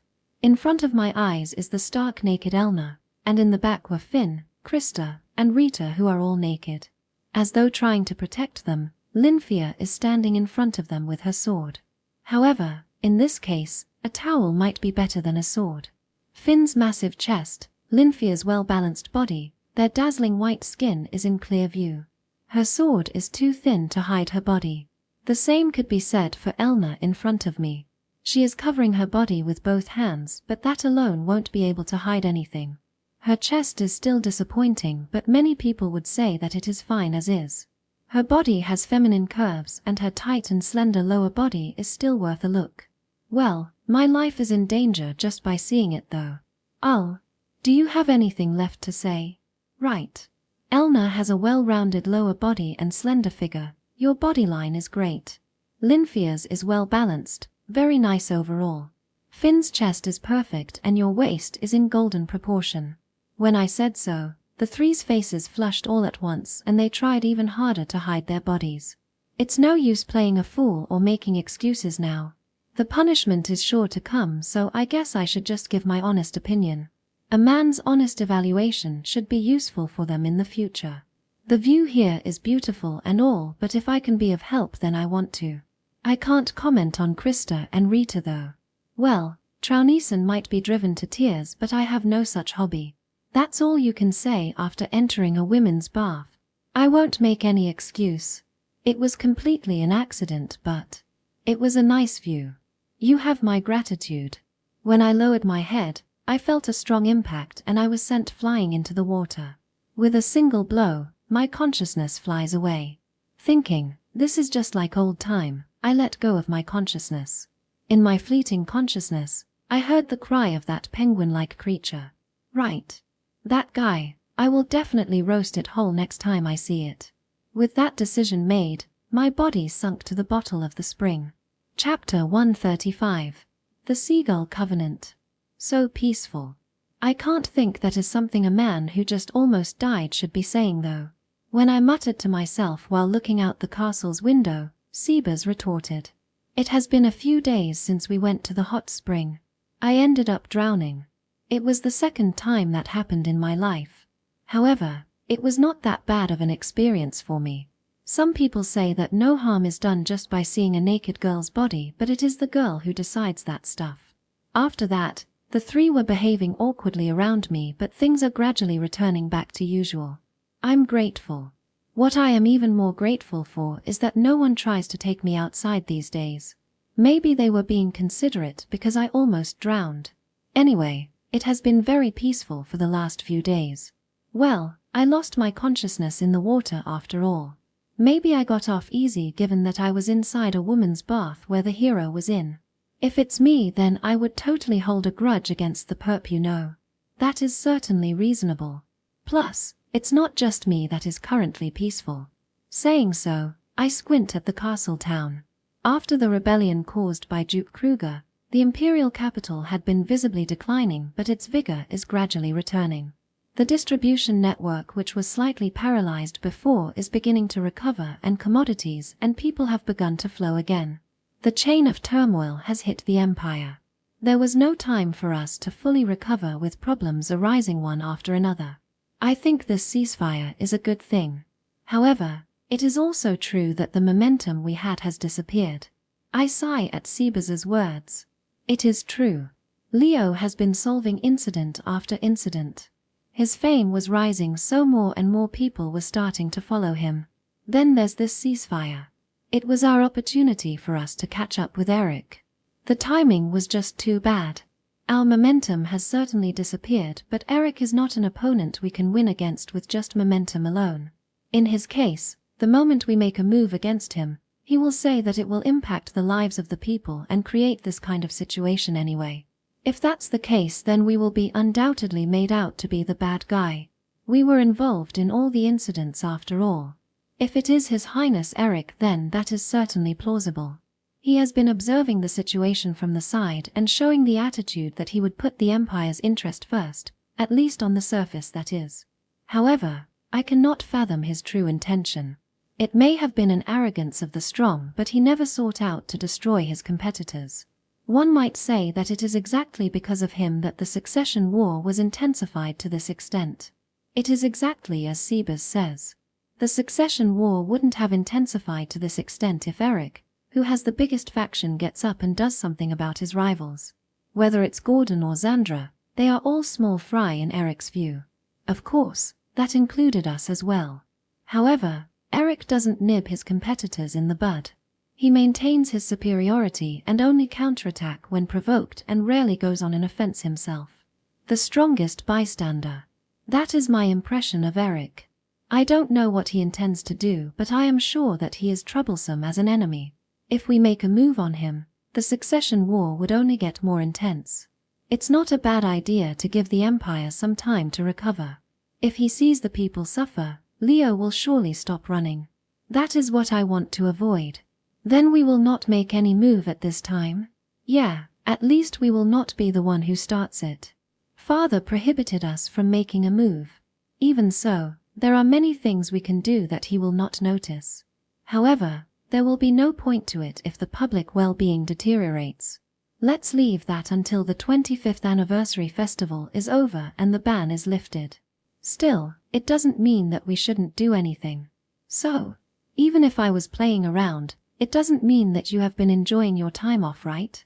Have you uncovered any usable information? Yes, sir. There is some information that might pique your interest. Information collection is Sebas's job. Even during this ceasefire period, Sebas is still actively working to collect information. In terms of scale, let alone Eric, our faction is still inferior to Gordon. Now that we have lost our momentum, we may be blind if we do not gather new information and anticipate the future. Let's hear it then. First, it is about Hylum, the place we went to the other day. The place was supposed to be reserved for us, but it seems that there were some customers staying in its annex. What? Even though the Brave House reserved it? That's quite a daring thing to do.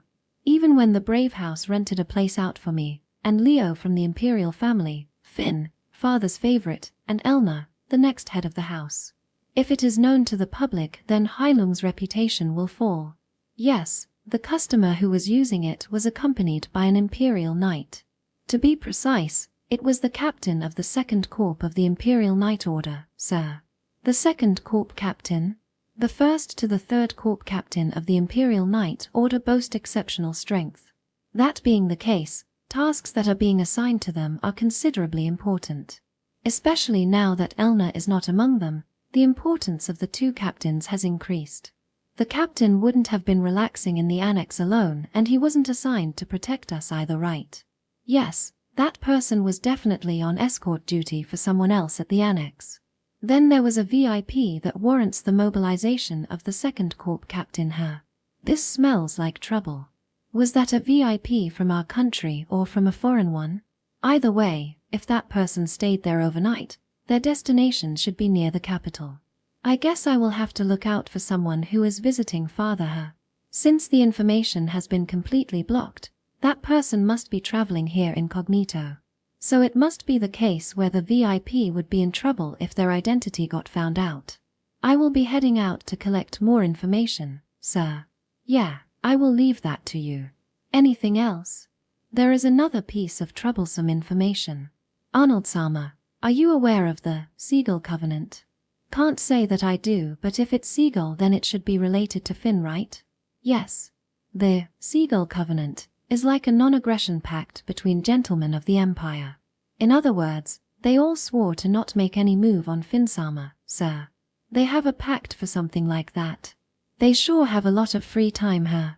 It will make sense if you imagine the situation where all those free gentlemen propose to Finn-sama all at once, sir.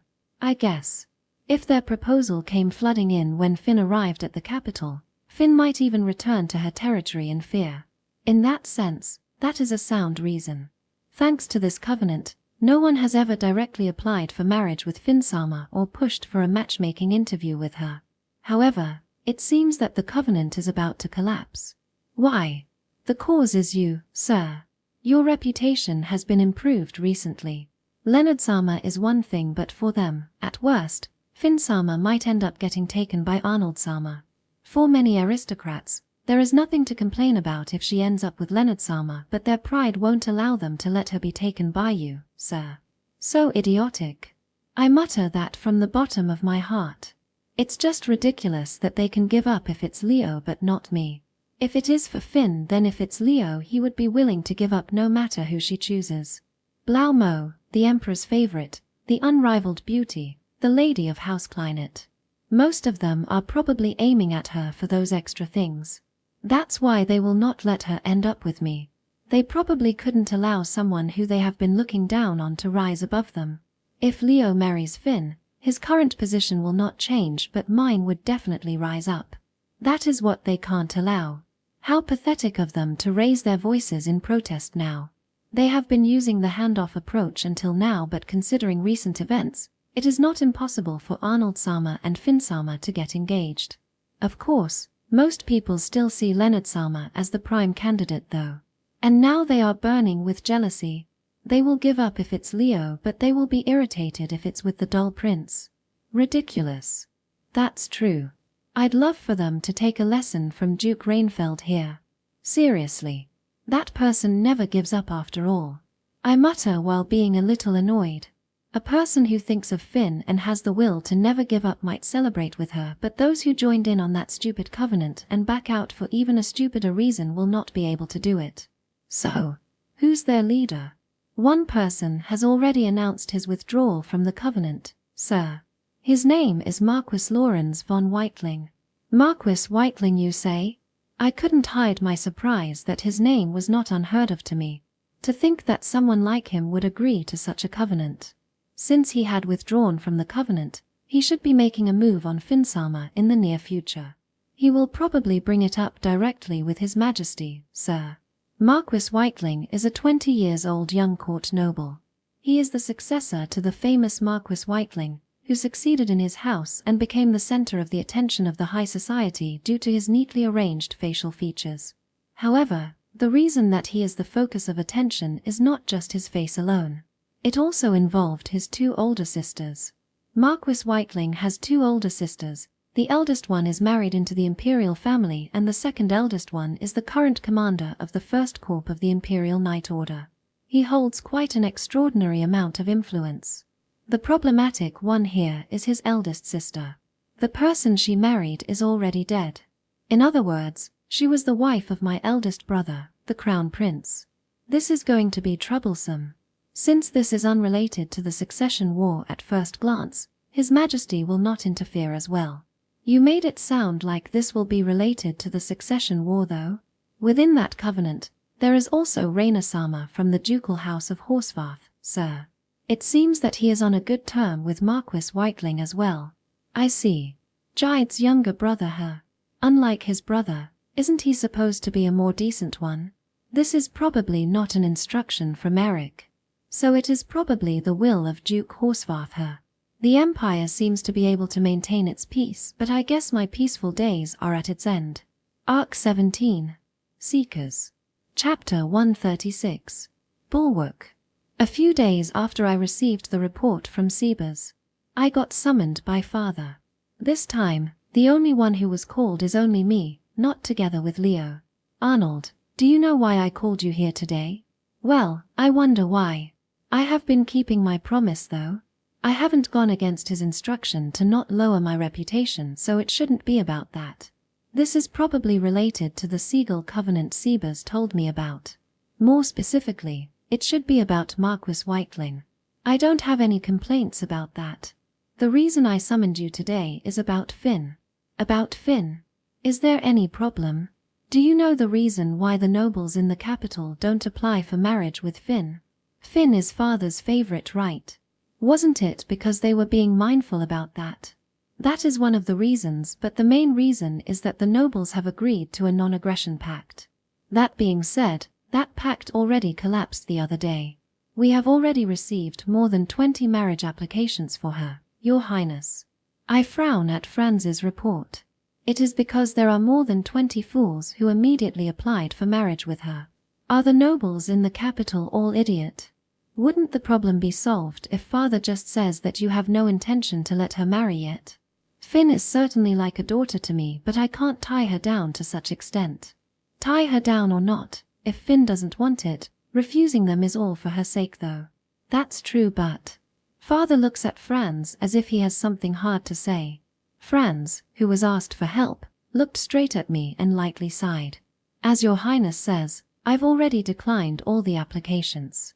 But when they receive that reply, how would they think?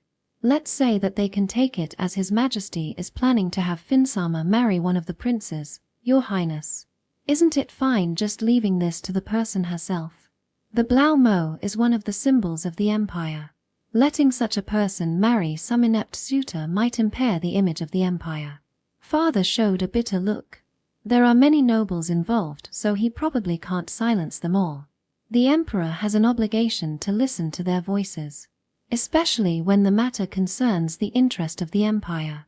Are you implying that it would be bad if there is a rumor about the Blaumo getting married to the Dull Prince? In short, yes. Ha! I and Finn are not in that kind of relationship. But you are still the man that is closest to her. You should be closer to her even more than Leonard. We just happen to be together a lot, that's all. The nobles that complain really don't like that. Then what should I do? Just because a noble complains doesn't mean that he can interfere with our actions. I don't have any problem if the one who complains can do what Finn does, but even if they all group up together, they still can't replace her. I want you to refrain from staying with her for a while. You are saying that the nobles would behave themselves if I do that. Do you really think so? Prime Minister? They just want to get rid of all the guys near Finn. Once the nuisances disappear, they will surely make a move on her. If Finn is okay with it, then I don't mind, but personally, I think that is impossible. Are you intending to act as a bulwark for her? There is no doubt that I am a nuisance to them. If you really think about Finn, then having me by her side is for the best, you know. When I advised Father, he frowned for a while. Now that the 25th anniversary is near, I don't want to stir up the nobles. However, if I just dismiss them here, the situation will just worsen. I can't imagine those who immediately applied for marriage with her being all gentlemanly and politely approach her at all. Anne, you are fine with it. What do you mean? Literally what I said. If you stay near Finn, you will be the target of the nobles' hatred. You will definitely be on their crossfire, you know. That's just the same as usual, right? Being looked down on and being hostile against are two different things. A woman-related problem is messy, you know. Is that your advice as a father? Yeah, that's right. Finn is the target of the yearning of all the Empire. Until now no one complained that she has stayed by your side. They thought that you two wouldn't match after all. But I just improved your reputation. You are going to be the target of their malice from now on. That's true. It is almost all father's fault, isn't it? That's why I am grateful for your offer, right? If it continues on like this, you will end up turning all single nobles of the Empire into your enemy, you know. There are many powerful nobles among them as well. It's not a good idea to just turn them to your enemy, right? Excuse my rudeness, but it was father who told me to keep up my reputation. Getting afraid of them and being pushed around by them would just making them make light of me. Moreover, I personally don't like their actions as well. Who? Father squints in surprise. He probably thinks that it is rare for me to take an initiative to do something troublesome. However, there is no other choice in this case. If I just do what they want, they will become arrogant. They can turn hostile all they want. If I leave her side, Finn's daily life will collapse. That is what I want to avoid. After I saw Duke Rainfeld, I think that the actions of the nobles who are trying to court Finn are simply childish. I am sure that they will say that they love Finn, but to me, that is not love. I think that it is an insult to Duke Rainfeld if they can justify their action like that. If you compare them to that, then it is certainly true, I guess. If they want her, then they cannot choose the method. Do you think that a person who can't even get rid of the dull prince is suitable for the Blaumo? Finn is the Blaumo, one of the symbols of the Empire. The other party must be suitable for her. In that sense, I might be a good opponent for them. If they can't even deal with me, then they have no right to court her. Won't that be a burden to your highness, though? It's better than limiting Finn's freedom. At least Finn can live in peace when the nobles try to get rid of me. I don't know what they will do, you know. If they go too far, then wouldn't it be convenient? That would give father a reason to tell them to give up too. Are you planning to taunt them? They can just come up with a way to get rid of me without getting punished themselves, right? If they can't do that much, then there is no chance that they would be suitable for her anyway. I wonder how many guys would be able to maintain such a balance. Almost none, I guess. The possibility that they will lose their calm when it comes to Finn is high after all. That will jeopardize your safety, your highness. I have Sebas with me, so it will be all right. Then how would you react if Sebas is in no condition to intervene, your highness? If that time comes, I will think about it. I will do what I can. I can think of some situations that Sebas will not be able to intervene. If they are going to do that, then I will take them on. You are surprisingly motivated about this, aren't you? Is it strange for me to be motivated? No, it's not strange, but aren't you actually thinking about marrying Finn yourself? I am not. I am not confident that I would be a good enough person to marry someone. It's just that Finn has done so much for us. She didn't just help me and Leo, but the Empire as well.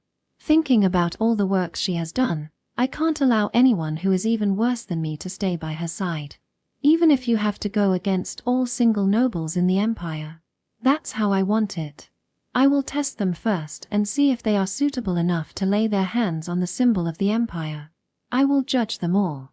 Saying so, I bowed and left the place. Seeing me left, Franz muttered. The nobles of the Seagull Covenant might be looking to prey on some weak bird, but they might actually just picked a fight against an eagle her. His words make me smile. Of course, being looked down on is way better. That way it would be easy for me to move. However, if my secret sharer is at risk, I can't keep silent about it.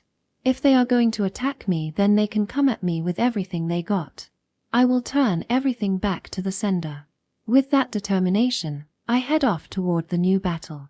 Chapter 137. Leo's Move. That concludes the report, Your Highness. It seems that His Highness Arnold plans to remain by Finsama's side. Leo was receiving the report in his room. Reporting to him is a young man with brown hair who is slightly younger than Leo. I see. That is so like Nii-san, isn't it? His determination may be splendid, but a determination without an ability to back it up is meaningless, Your Highness. The name of the brown-haired young man who evaluated Arnold as such is Utz von Lerman. He is the son of Marquis Lerman, one of the first nobles who gave Leo his cooperation. When Leo's faction was still weak, he went around to the rural areas to convince various nobles to give their support. It could be said that he is one of Leo's most trusted nobles. You are saying that Ni-san's action is meaningless? His decision to stay with Finsama is splendid, but I do not think that he would be able to last long against the nobles. I think that it would be wiser for him to take his distance here. What you say is reasonable, Oots. Certainly, it would be wiser to withdraw from the start if he will eventually be eliminated. Still, it is a good choice as long as he's not, right? That is the problem, Your Highness. His abilities and the decision he made doesn't match. The nobles aiming for Finsama will try everything to eliminate His Highness Arnold. After all, if they can't do that, then they certainly are not suitable for her. That was the reason His Highness Arnold gave. I am worried that he won't even last a week. Leo bitterly smiles at Oots's evaluation of his brother. Considering the general reputation of Ul, a week is already a long period of time. This means that Oots does properly evaluate him. However, Leo's evaluation of his brother was far above Oots's. I think that he can deal with anything that they will throw at him though. Your Highness. Please stop overestimating him. Even though you two are twins, His Highness Arnold is still different from you. That's true. Ni-san is not like me. That's why I am sure that he will find his own way to get through this. Full confidence. Seeing him like that, Oots let out another sigh. One of Leo's few shortcomings is that he has too much faith in his family. It is all right to believe in them, but being too trusting is a flaw. Even if he is his twin brother, he needs to draw a line here. Your Highness, the faction is gradually growing. We are not as small as before. If Your Highness put too much trust in His Highness Arnold, I am afraid it will cause dissatisfaction in the future. I am not. Even like this, I do draw a line even if he is my relative, you know. Leo unhesitantly tells Oots while looking straight into his eyes. Seeing him like that, Oots involuntarily put to silence. He never thought that he would put that much faith in Arnold. Well, I get it that it would look like I am favoring my own relative. So how about this? Won't you try staying by Ni-san's side for a while? I am to serve under His Highness Arnold. He might need some human resource, you see. Your Highness really is going to leave this to His Highness Arnold. The results were visible to Oots. Their opponent is a large number of nobles who joined the Seagull Covenant. If they really set out on eliminating Ul, then Ul will surely suffer a series of disasters. Being on the receiving end, Ul would retire in just a week. That is what Oots is thinking. Plus, it will also cause damage to Leo's faction if Ul loses here as well. The number of nobles that support us because of Finsama is not a few, Your Highness.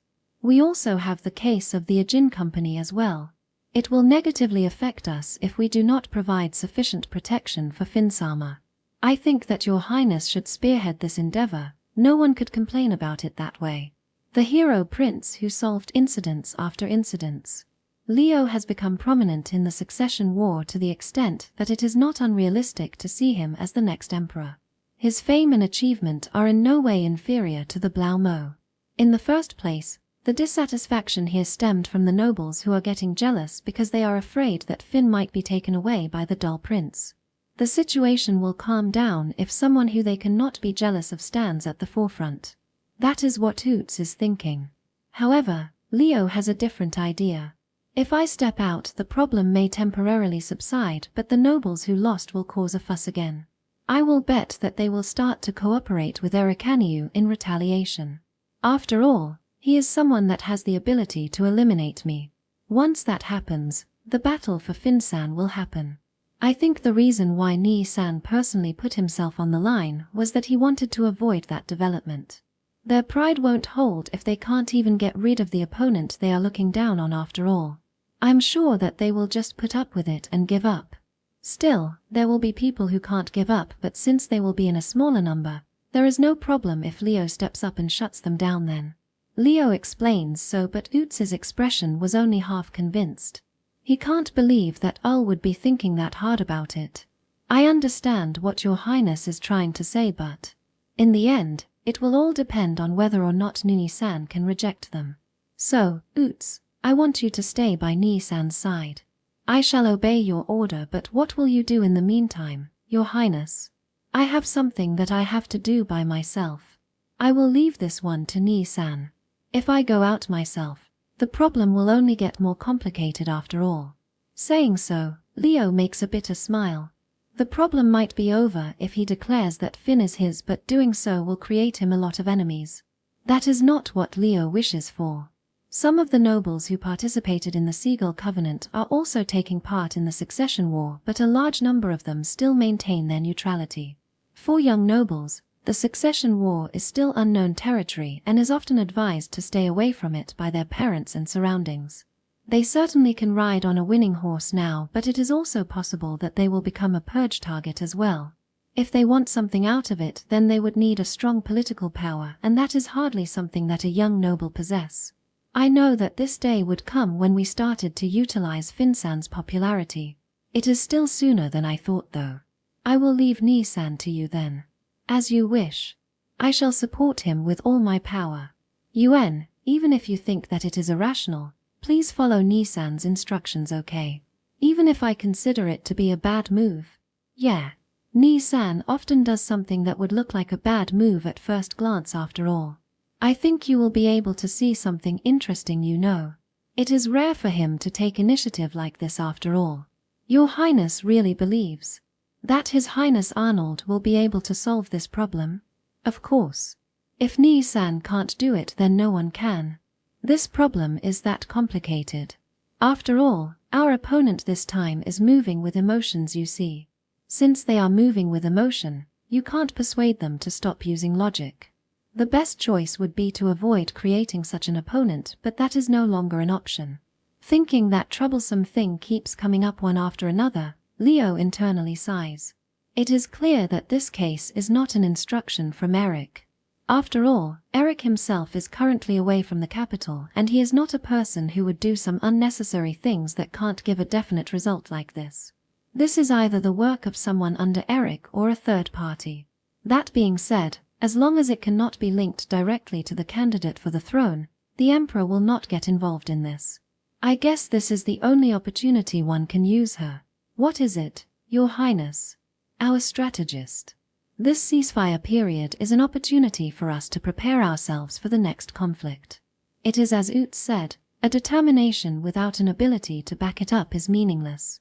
Looking back, all those who won the succession war in the past all have a wise man by their side. Just as Father has the Prime Minister, we need our own strategist as well. Are you going to search for that strategist? I have someone in mind. It's just that it won't go well unless I personally visit him myself. I have no chance to go out and persuade him until now after all.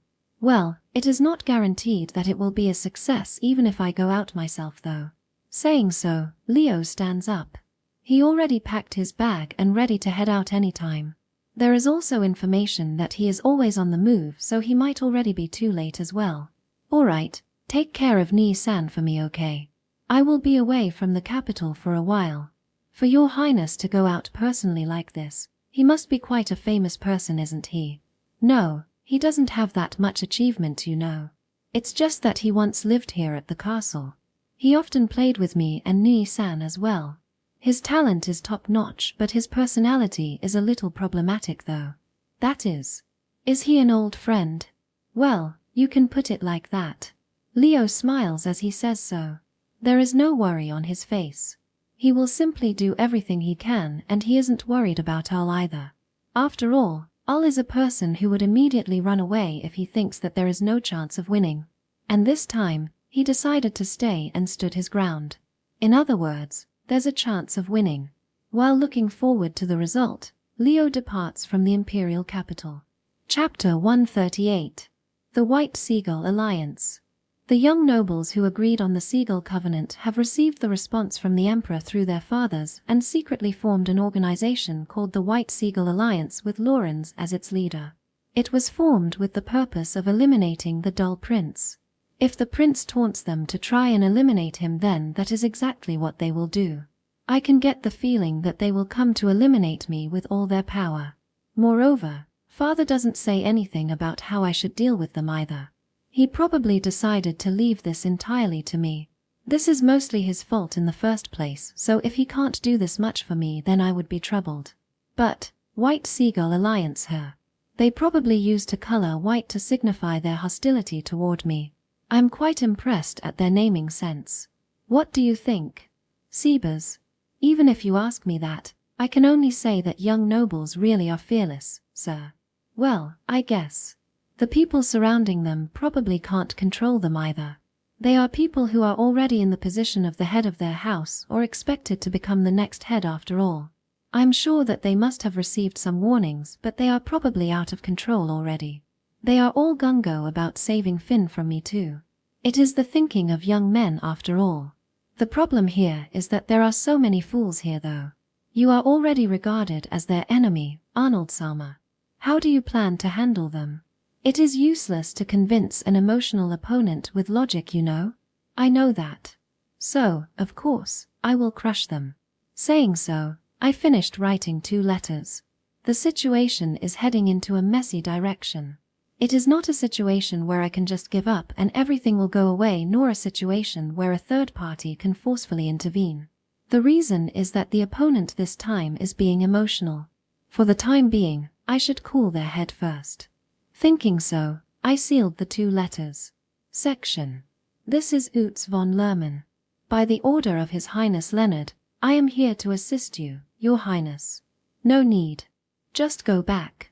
The one who came to assist me with a slightly dissatisfied expression on his face is the son of Marquis Lerman. He is one of Leo's close aides who recently returned to the capital. He was originally in charge of gathering support from the rural nobles, but it seems someone else is in charge of that now so that he can come back to support Leo, who has become busy lately. Blue hair and brown eyes. His features are quite good, but his eyes give a slightly mean vibe. He probably finds me disagreeable her. I cannot do that, Your Highness.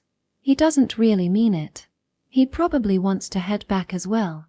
Just how does he convince others to support us when his emotion is clearly showing on his face? I don't need your help. Sebas alone is enough. No matter how proud Your Highness is proud of your butler, won't this problem prove to be too much for him alone? You are saying that you are going to be useful? Reasonably, yes. I could see the confidence on Utz's face. I'm sure that he takes some pride in convincing the rural nobles. Well, if he has that much confidence, then how about I test him out? Then I will have you answer some questions. Please, ask me anything. Who will be the one to make the first move against me? It was a very simple question. Therefore, someone who has acquired basic knowledge about their internal working would be able to answer it. However, please do not ask me a question with no answer. There is no way to know about such a thing. As I thought, just go back. I don't need your help. Evaluating me like that is simply high-handed, Your Highness. He probably thinks that I am making light of him her. Utz takes a step forward, but I shut him down with my eyes. It seems you misunderstood something, didn't you? The question earlier wasn't that difficult. There are some radical nobles near their leader, Lorenz. Among them is Earl Farna, who doesn't even bother hiding his disdain of me. As long as it won't cause much fuss, he will be the first to move. If you have at least the minimum knowledge of their internal affair, then you would be able to answer my question. That is. I can't use someone who self-importantly came to help me but don't even know about the opponent's basic internal circumstances. Just go back. I told Utz to go back again. I feel sorry for Leo, but leaving someone who can't at least figure this out at my side would mess up my coordination. Spare me from taking care of some dead weight. I will come again tomorrow. Please evaluate me again at that time. You don't have to. If you wanted to faithfully follow Leo's order, then you should already have the minimum information in your head by today. You are not willing to cooperate with me, so you neglected that. That's why I don't need you. Just go. I will come again. While clenching his teeth with regret, Boots bowed and left the room. He doesn't have to though. What a troublesome guy. He is quite an interesting young man, isn't he? He doesn't like giving up, just like Leo's aides. He really doesn't have to take after his master that much though. Birds of the same feather flock together after all. I am sure that he will come again tomorrow. What do you plan to do with him, sir? Chase him back? I think that would be a waste of time though. Why not give him another chance? He will surely come again the next day after all. I think that he is that type of person. Why should I do that? I don't need anyone who can't even do the minimum amount of work. It is necessary for the person at the top to know forgiveness and how to use a person, sir. That's a shame. I am not one who stands on top of others. You were instructed to maintain your honor though. He brings that up in a time like this, sir. There should be a limit on how troublesome things can be. It is because that damn order that I can't do things my own way. If I don't give Oots a chance here, I will be described as a narrow-minded man. I don't personally care about it, but that rumor would go against Father's order to maintain my honor. It doesn't matter what kind of reputation the enemy has of me, but it would be bothersome to have such a reputation among our allies.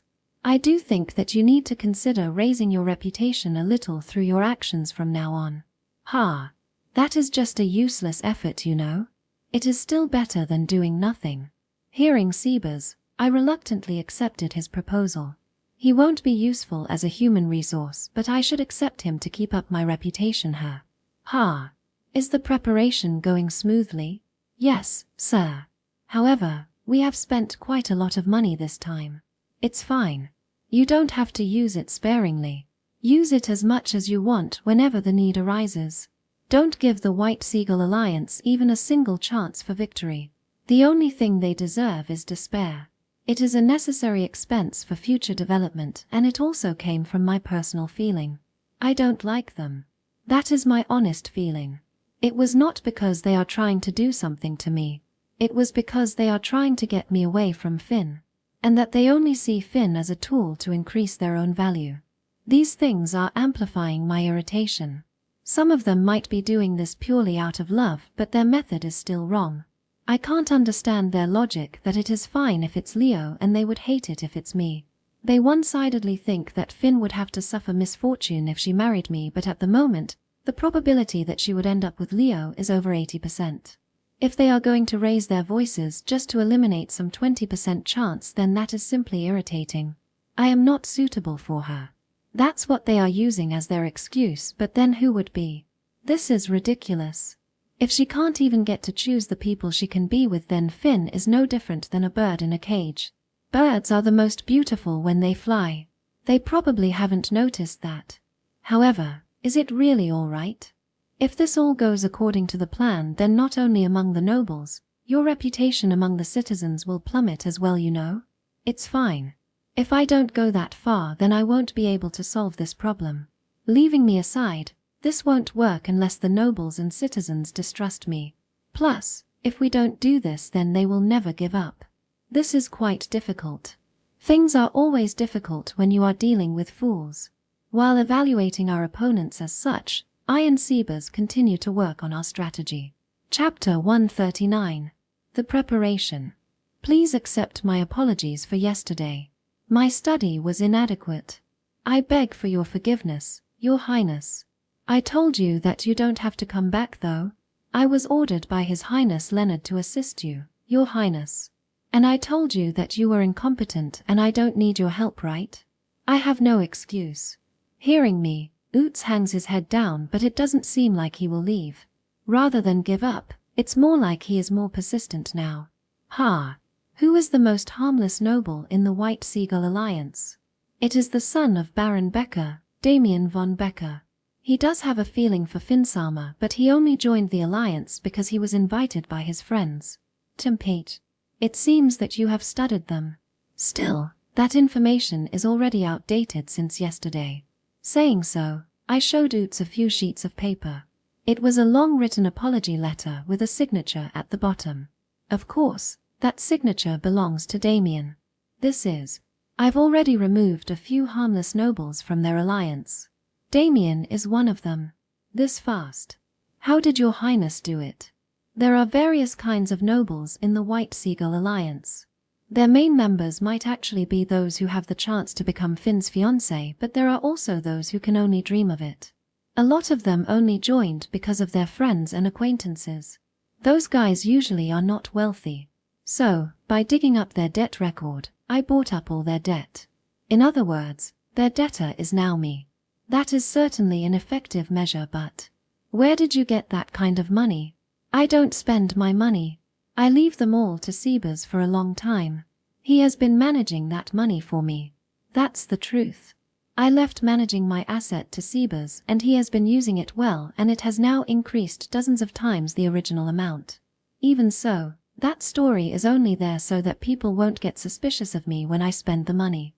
Our true source of income is the reward I received as silver. Inside the Empire, perhaps I might be one of the tops in terms of personal assets. You have been doing that. But, you want to ask me why I spent that amount of money to get rid of those harmless nobles, right? Yes, exactly. You will understand. If you are willing to help me, then move according to Sebas's instructions. Sebas. Yes, sir. Oots opened his eyes wide at Sebas, who suddenly appeared out of nowhere. Well, normally anyone would be surprised her. Leaving such Oots aside, I handed a list to Sebas. My, this is quite an expense, isn't it? It's okay. Use as much as you want. After all, I will have to thoroughly teach a lesson those idiots at the White Seagull Alliance.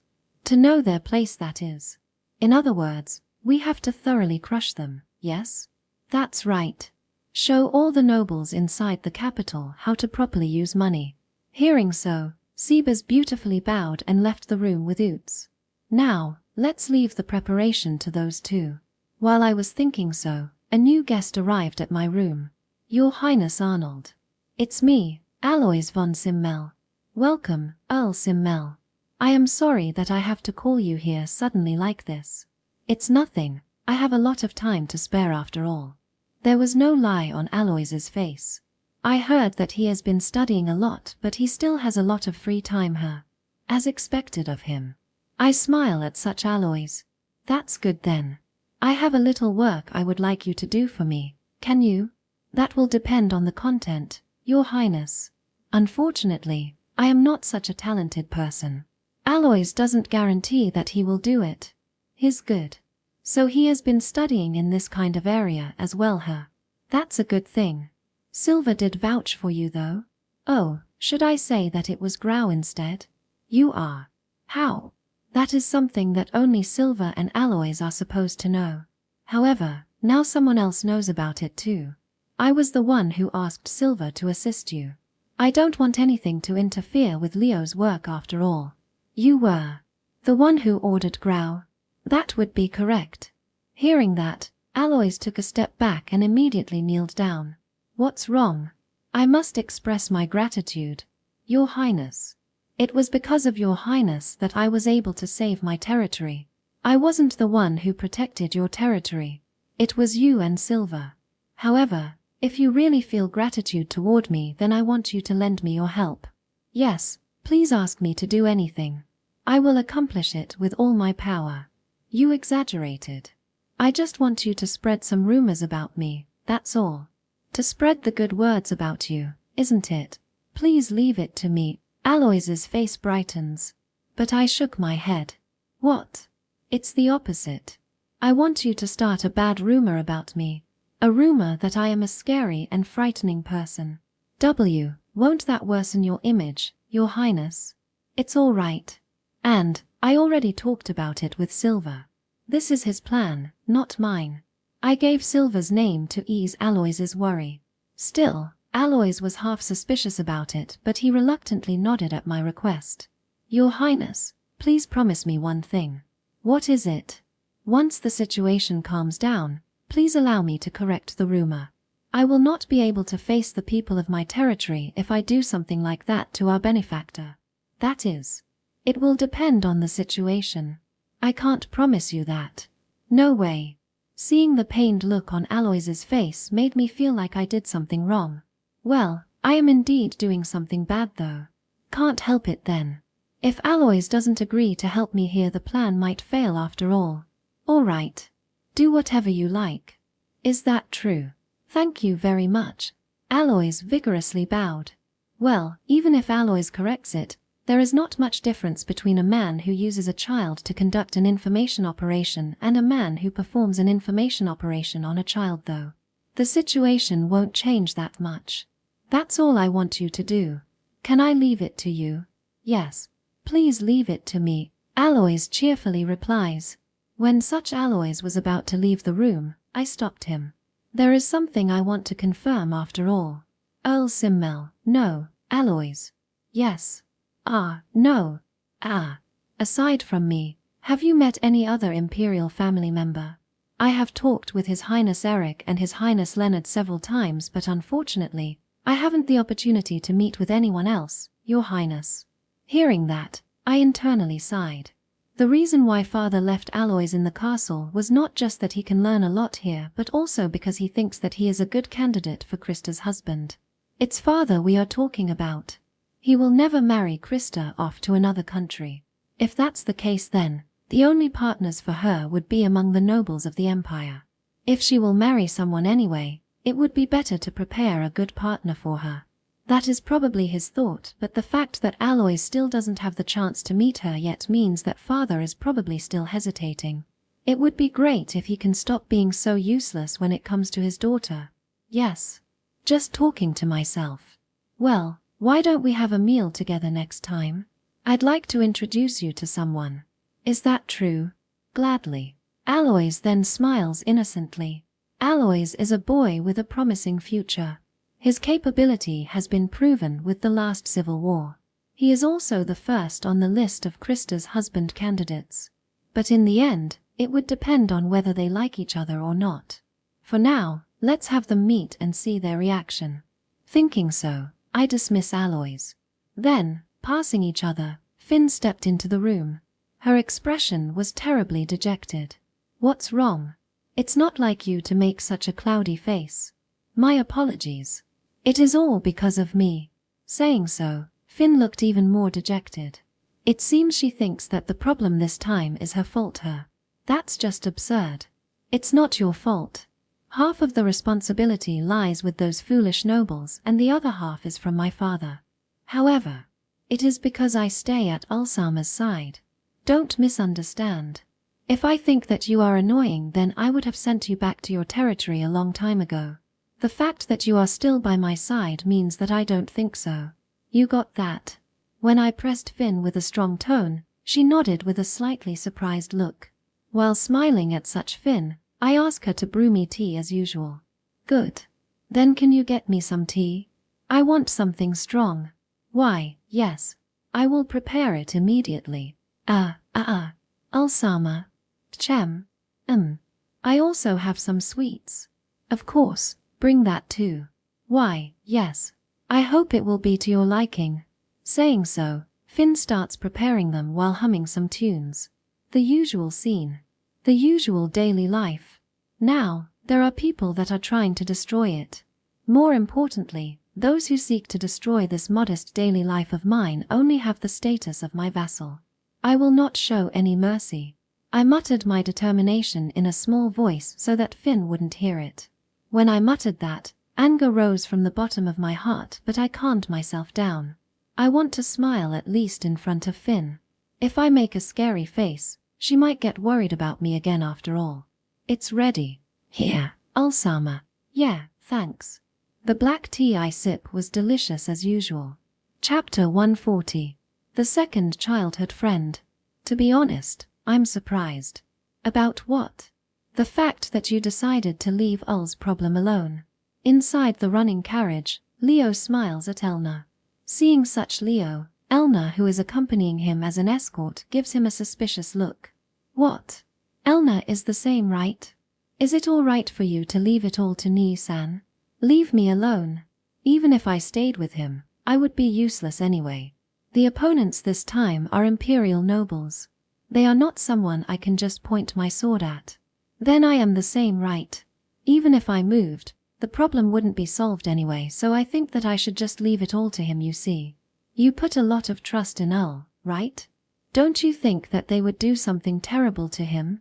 There are many nobles involved in the succession war, but the ones that are picking a fight with Nii-san right now are mostly those that were stopped by their surroundings from participating in it. They won't even serve as his enemy, you know. Well, I do agree with that. I know how much a gathering of second-rates and third-rates can do anyway. I guess I can say this, but the ones that will get something done to them are probably those nobles. Al doesn't show his mercy when someone close to him is involved after all. Do you still remember the time when Gari got lynched by that baron's son and his entourages? Elna murmured and looked out the carriage window. Leo nodded and smiled with nostalgia. We picked up our swords and were about to go at them, right? Yeah, I was about to mess them up good, but when we arrived there were so many knights and soldiers at their mansion. Tax embezzlement, slave trading, theft of imperial treasures, so many of the baron's crimes were revealed all at once and he got punished by the emperor along with his son. That was probably Ul's work, right? I think so. With Sebas around, he can do almost everything after all. Well, maybe it was Sebas that moved, but unless Ul gave his order, he would never do it. I think that it was definitely him who orchestrated the whole thing. It was a time when they still were very young. However, unlike Elna and Leo who can only hold a simple power, Ul was already holding on to a different kind of power. That being the case, she doesn't think that Ul would lose to some nobles. They are sure that Ul will make them suffer something that even they couldn't imagine. That was their shared opinion. But I'm still surprised. You suddenly wanted to recruit Veen as your strategist. It's been 3 years since he went missing, you know. Do you have any idea where he is? None at all. Ha! You took me out without even a clue, her. Don't put it like that. I have no concrete clue, but we are talking about Veen, right? I think that he is probably in his hometown. Impossible. He hated his hometown because it is a backwater village, wasn't he? That's why I think he is there. We can't say that his personality is that good after all. Saying so, Leo looks like he is enjoying himself. Seeing him like that, Elna sighed once more. However, judging from the personality of the person they are looking for, it is not entirely impossible. Well, I will leave the matter about Veen to you, Leo. You two are childhood friends after all. Rather than a childhood friend, I think he is more like another kind of elder brother I never have though. Saying so, Leo reminisced about Veen. Section. The village was outside the central part of the empire. Located far away from the main road, Leo and Elna stand out very much inside the village that lacks the usual liveliness. Is he really here? I wonder. Leo heads to Veen's parents' house with no hesitation. Then once he confirmed that the old house was Veen's home, Leo immediately opened the door. Excuse me, is there anyone here? Wait, Leo. Who is it? Elna tried to stop Leo, who immediately opened on the door, but before she could do that, there was a reply from inside the house. It was the voice of an old man. Looking at the source of the voice, there is an old man sitting in an armchair. His long white hair and beard made it impossible to see his facial features, but since he is living here, he is probably Veen's relative. Sorry for bothering you. My name is Leonard Lake Sadler. I am looking for Winfried. Ah, Your Highness. My apologies, but my grandson hasn't returned home for a long time. Veen's grandfather. Elna feels sympathetic toward the lonely old man. Winfried is 3 years older than Leo and Ul. His talent was recognized by the crown prince, so even though he is a commoner, he was studying at the castle in the past. If Elna, who often played with Ul outside the castle, is Ul's childhood friend, then Veen, who was studying hard at the castle, is Leo's. 6 years ago, Veen at the age of 15 had set out on a journey around the world to deepen his wisdom. He had a dream that one day he could serve as the prime minister under the rule of the crown prince. However, that dream is already gone. The death of the crown prince 3 years ago made his reason to live disappeared, and so he cut all ties with everyone and disappeared. Leo has searched for him many times, but he always comes back empty-handed. Not even a single clue of his whereabouts was found. Naturally, many knights have come to look for him here, but they couldn't find him. Is that so? Do you have any idea where he might have gone? My apologies. I have already tried searching for him many times, but Leo, any more than this would. Elna warned Leo, but he shook his head and laughed. His laughter looked very inappropriate in this situation, but Leo would never laugh at someone without a reason. While Elna was left dumbfounded, Leo slowly approaches the old man. Then, You are as tiny as ever, Veen. Leo. Leo pulls out the sword on his waist and swings it at the old man. The old man jumped out of the armchair and dodged Leo's sword. However, as a result, Leo managed to pull his long white hair off. No, to be exact, what Leo pulled off his head was a long white wig. Yo. It's been a long time, hasn't it, Veen? How did you know? Veen, who got his wig taken away from him, no longer tries to disguise himself and takes off his fake beard and magic tool that changes his voice. He has dark golden eyes, his height is small and looks like a child at first glance, but the look in his eyes looks too terrible to be that of a child. His sharp Sanpaku eyes are more than enough to restrain others with just a look, and his well-organized appearance gives others a sharp dagger-like impression. Note, Sanpaku eyes, the eyes which neither the white space above or below the iris is revealed. The man's name is Winfried Teres. He is Leo's childhood friend, whose talent got recognized by the crown prince which he aspired to serve one day, a childhood friend of Leo that treated him like his little brother. First, if we couldn't find you after that much effort, I think that you are hiding somewhere in plain sight. Somewhere we can see but simply didn't notice. Second, this house was too clean.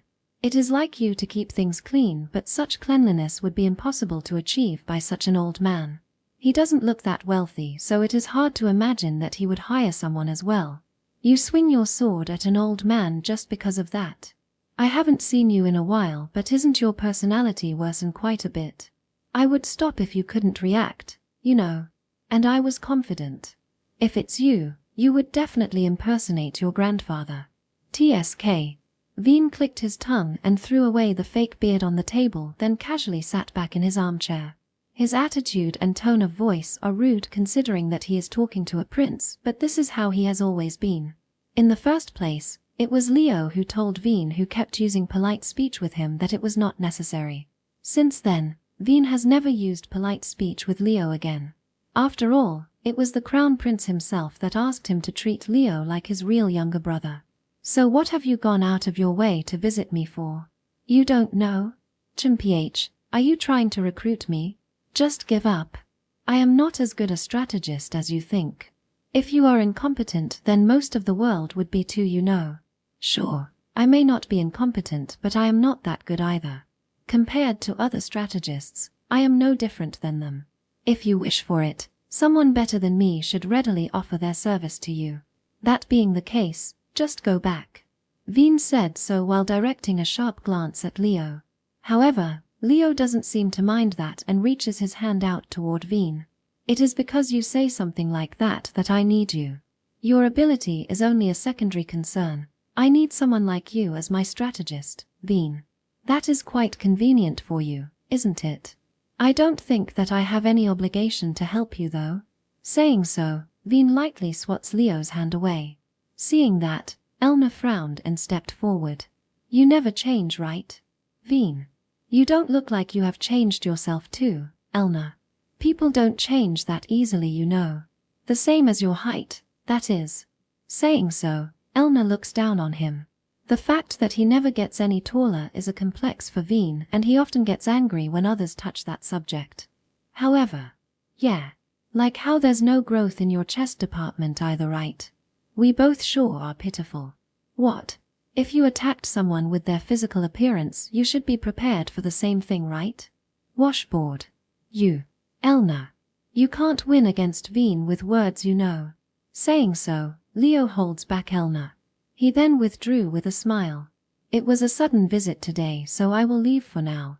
I will come back tomorrow, so let's have a talk then, all right? No matter how many times you come, my answer will still be the same. I will not become your strategist. Then I will come again until you change your mind. Saying so, Leo takes Elna and leaves the house. Seeing him left, Veen, who got left behind, clicked his tongue. TSK.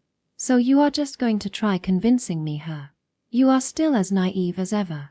Whether it be taking someone by force or forcing someone to obey, Leo's weakness is that he will never resort to those measures. It may also serve as his virtue at the same time, but the weakness he presents is still bigger. After all, the conflict he is currently fighting in is the succession war. With his evaluation unknown to Leo, Veen started to clean the room with an annoyed expression on his face. Chapter 141. Third-rate strategist. He is exactly like how he was before, still attacking people's complex without having any shred of decency at all. Didn't Elna make fun of his height first? Normally a person wouldn't go for someone's chest so readily like that, right? Even though we finally got to see him after a long time, he is still the worse, said Elna with her face bright red.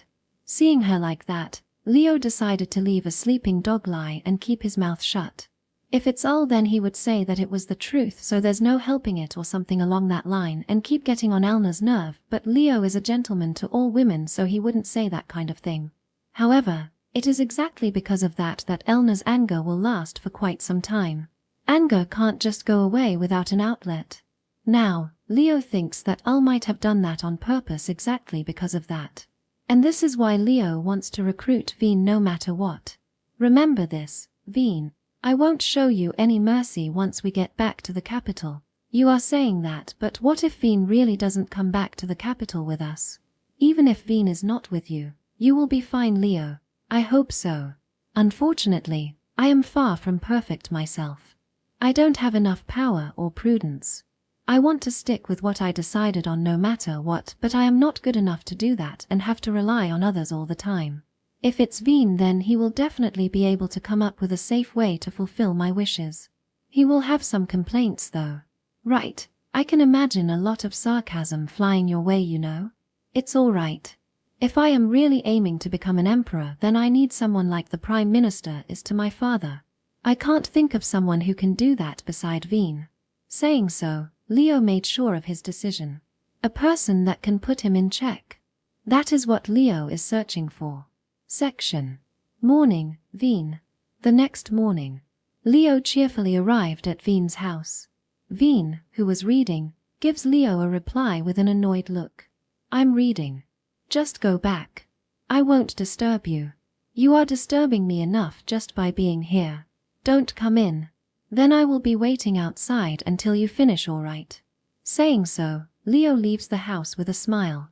He then started talking with the villagers. Helping a housewife carry her luggage, plowing the field with farmers, Veen clicks his tongue at Leo's actions that are unsuitable for a prince. He looked virtuous. No, he is unmistakably virtuous.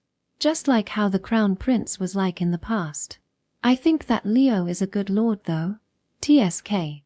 Don't just barge into people's houses. I did properly call out to you, you know? I didn't hear any of it. Maybe it's just your ears that went bad. You were pretending to be your grandfather after all. As she says that, Elna looks at the books around Veen. They are books about politics and military strategies. Rather than reading to pass his time, it seems that he is still studying. All the books here have that kind of content. It seems you haven't given up being a strategist, her. After all, this is all I have. If that's the case, then wasn't Leo's invitation quite desirable for you? The succession war in a strong nation like the Empire, isn't that exactly the stage where a strategist would want to push his lord into an emperor? You will be guaranteed a position of one of the emperor's close aides after all. I didn't say that it was without merits. I certainly want to leave my name in the history of the Empire. Outsmarting others and putting my lord on the throne, I'm sure that I can get the most satisfaction from that. But I have no such power to accomplish such a thing. Veen looks a little depressed. Seeing that, Elna was surprised. It's rare for you to lose your confidence like that, you know. I don't have much confidence in myself in the first place. I have always told myself that I am only a second rate. But with my lord being His Highness the Crown Prince, I was content with that. With so many excellent subjects under him, there is no doubt that he was first-rate as a lord. What was necessary for that person was a subject that can answer his wish like a matter of course. That was what I was striving to become. Isn't it fine if you start serving Leo as your lord instead then? Leo is different from His Highness the Crown Prince. He is indeed excellent, but he still has many shortcomings. Moreover, if I were to become his strategist, I would become his chief of staff. What he is looking for is beyond my ability. So you can't help Leo because of that. He is relying on you, you know?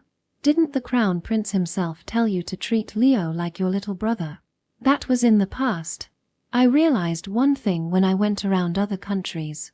All the strategists I met were monsters.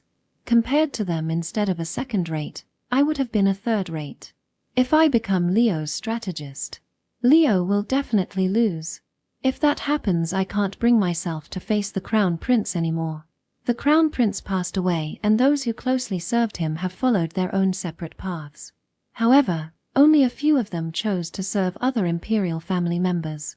Many have lost their ideal lord and chose to retire. The same goes for Vying. The thing they envisioned was to serve the Crown Prince and live under the administration he will create. After all of it had collapsed, many couldn't picture what to do next. You are saying that you can't help him exactly because you think of him as your brother her. You are afraid that Leo would lose if you serve under him, right? It will be a different story if there is another excellent strategist at Leo's side. A person who can come up with novel plans. If he has such a person, then I can be the one to move with a more solid plan. You will lose if you do everything according to the book. My field is one that my victory can be guaranteed. No recklessness, no useless sacrifices. I do what's necessary to win. That is my style. Right. Then that's a relief. There is already another strategist at Leo's side after all. What? Vying doubtfully mutters. Seeing Vying like that, a smile appears on Elna's face. Al will be able to give you the novel idea you are looking for. If you need some unusual plan, then you can always rely on Al, right? Al as a strategist. For Vying, Al was simply a prodigal prince who always escaped the study sessions. Despite him showing some excellent points as Leo's elder brother from time to time, he couldn't think of him as an excellent strategist Elna has described. Ridiculous. His reputation even reached this village, you know. How about you see him with your own eyes rather than listening to some rumors then? I have been watching him in the past. I don't think that guy has such talent. As expected of a third-rate her. You have no eyes to see people at all. What? Even though he described himself as a third-rate, he can't just remain silent when he was told that by someone else, Elna no less. An ordinary woman would already cry if she was being stared by such a gaze, but the smile on Elna's face never faded. This is a good time. Al is currently dealing with the nobles at the capital. How about you make your decision after you see his result? If Al is a person who can come up with unusual strategies, as you said earlier, then you will become Leo's strategist. If Al fails to impress you, you get to enjoy your quiet life. There's no problem with this, right? Betting my decision on Al's result her. Quite a dangerous bet you make there, isn't it? That guy always runs away at first sight when things become troublesome after all. Al doesn't run away when he has people to protect. If I can say it, then there's no doubt about it, right? So he is approved by the next head of the Brave House her. Yes. So, how about it? I don't think that it is such a bad deal though. Elna smiles as she sees Vying, who is still hesitating. The fact that he thinks about it so much is evidence that he deeply cares about Leo. He calmly analyzes how he would affect the faction once he joined it, whether it be when the faction is in the lead or when it falls behind others. What Elna valued about him is his calmness and how he doesn't overestimate himself. It could be said that he is a perfect stopper for Leo, who always pursues his ideal. The rest is up to his decision. Elna thinks so and leaves the house. Then, Leo came over as if to change places with her. Did the talk with Elna change your mind? You deliberately let her try to convince me? Why? You won't change your mind no matter what I say, right? I thought that if someone could convince you, it would be Elna, you see. That's why you brought her here. Nah, it's just an idea that popped up to me. I was usually followed by a lot of escorts, you see. If I brought so many escorts, it would trouble the villagers, right? Saying so, Leo looks out the window. A farmer plowing his field, a hunter going into a mountain, a housewife knitting her clothes, and the children playing with each other. It was the picture of peacefulness. This is a good village. You can find a rural village like this everywhere. Good. If there are villages like this everywhere, then that is good. But it's still not enough. I know that if I set out to look for them, then I can find an endless number of them. And I also understand the fact that I can't save them all. But I want to lessen the number of people who have to cry with sorrow. I don't want to stop doing that. I will continue the work of Crown Prince Wilhelm. I need you in order to do that, Veen. Please lend me your help. Saying so, Leo reaches his hand out. When he was a kid, the Crown Prince had once reached his hand out to him in the same way when he recognized his talent. Remembering that time, Veen closed his eyes. Then, I will follow you back to the capital. However, it will be up to Ul whether I decide to become your strategist or not. Up to Nii-san, to see if Ul can really compensate for my shortcomings or not. That is what I want to confirm. I see. Then welcome to my faction. Have you listened to anything that came out of my mouth? I was listening, you know. But if it's up to Nii-san then, everything is already decided, right? He is my proud Nii-san, so he will definitely be up to your standard, Veen. Leo said so without any hesitation. The trust in his twin brother. He doesn't think it is simply because of that, but Veen felt that there is something between the two of them. It was like what comrades in arms shared on the battlefield. Confidence not born from blood. Finding that interesting, Veen grins. It's on then. If you trust him so much, then show me what Ul is capable of. Veen said so as he took Leo's hand. Chapter 142. A line that should not be crossed. About a week after the White Seagull alliance was formed. On the early morning of that day, I arrived in front of Father's room. Your Highness. His Majesty is still sleeping. The knight guarding his room told me that I can't see him because he is sleeping, but that doesn't matter to me right now. This is an urgent matter. Let me through. I cannot do that, Your Highness. It's mostly Father's fault that I am in trouble.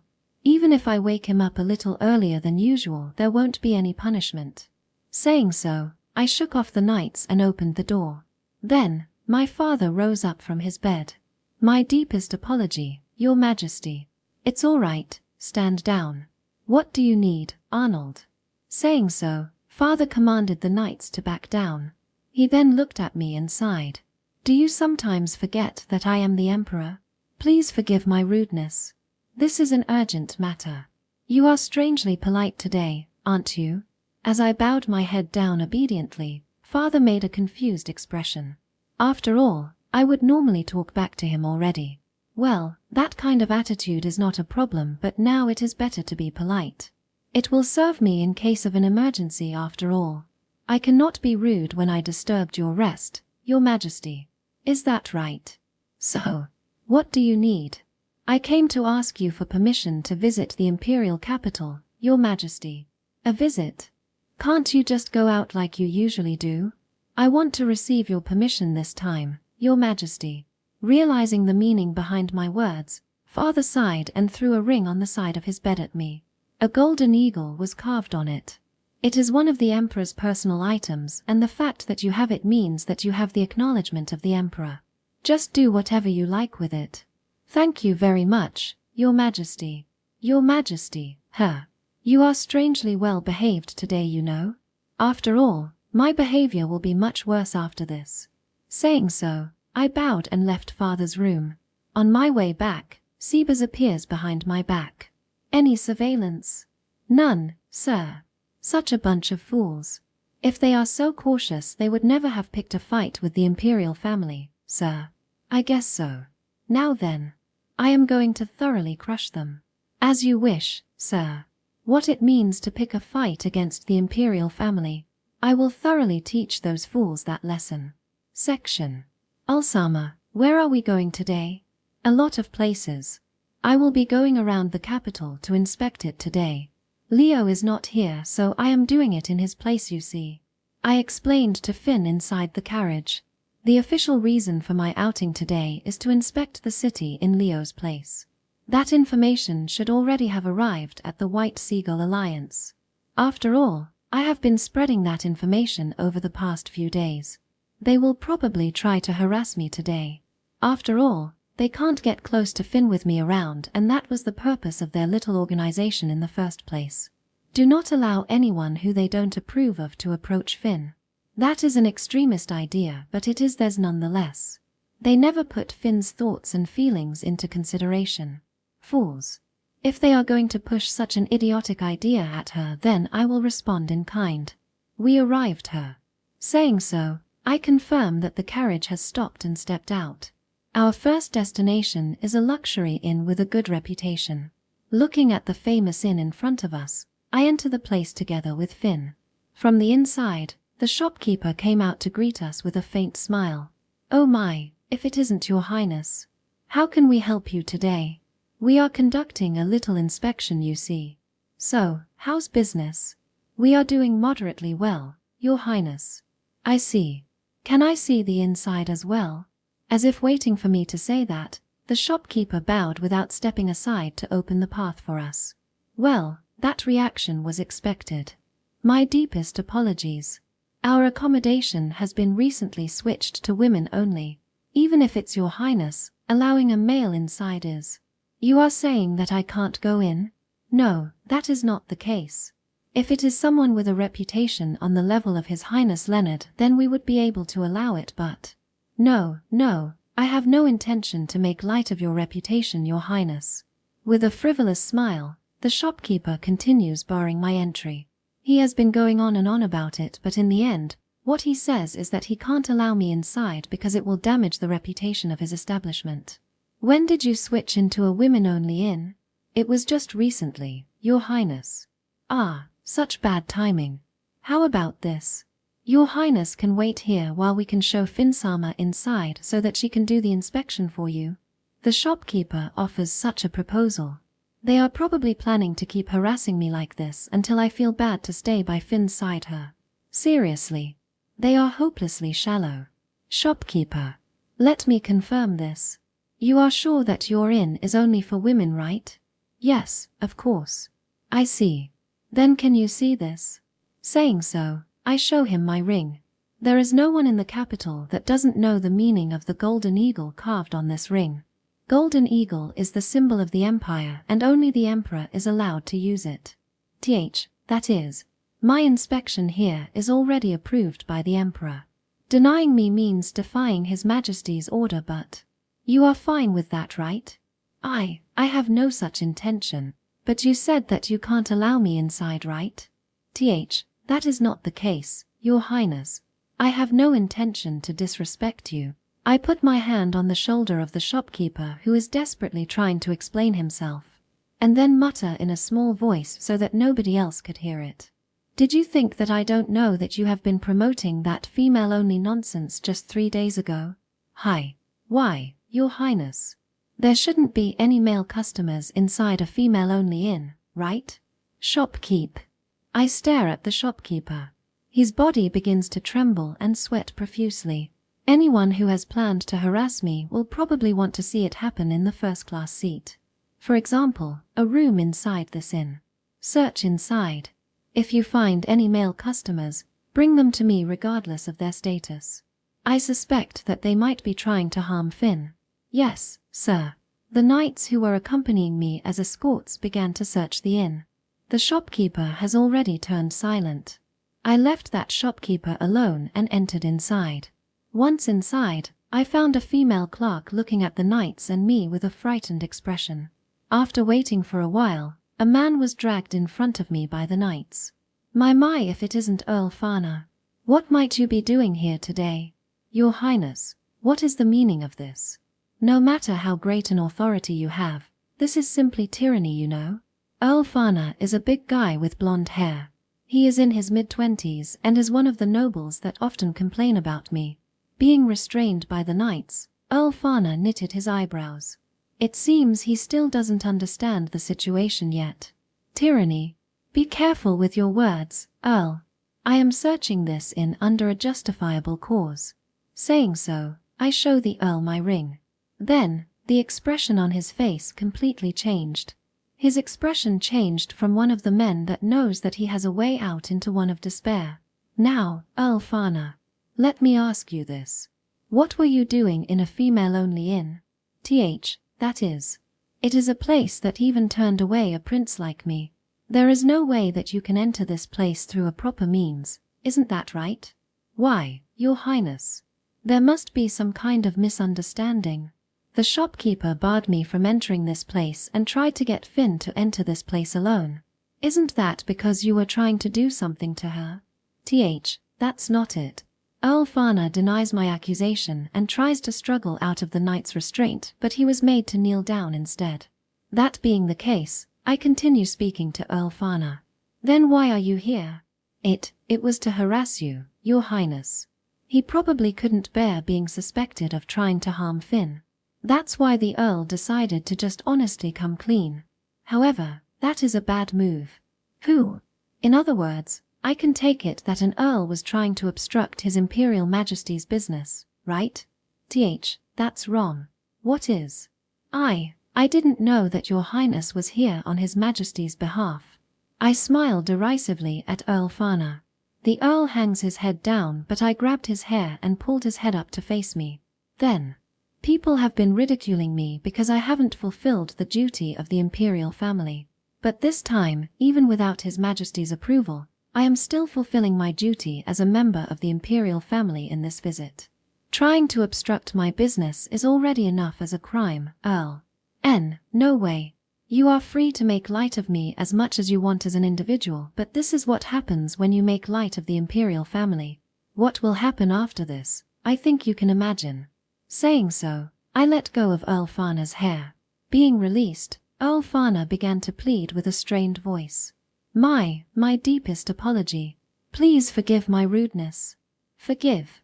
The time for that has already passed. You have already crossed the line that you shouldn't have crossed. Saying so, I planted a fist at Fana's cheek. Fana, who got struck by a strong blow, is bleeding from his mouth. Still, I give my order regardless. Detain Fana and put him into jail. Yes, sir. Hearing their reply, I immediately turned back.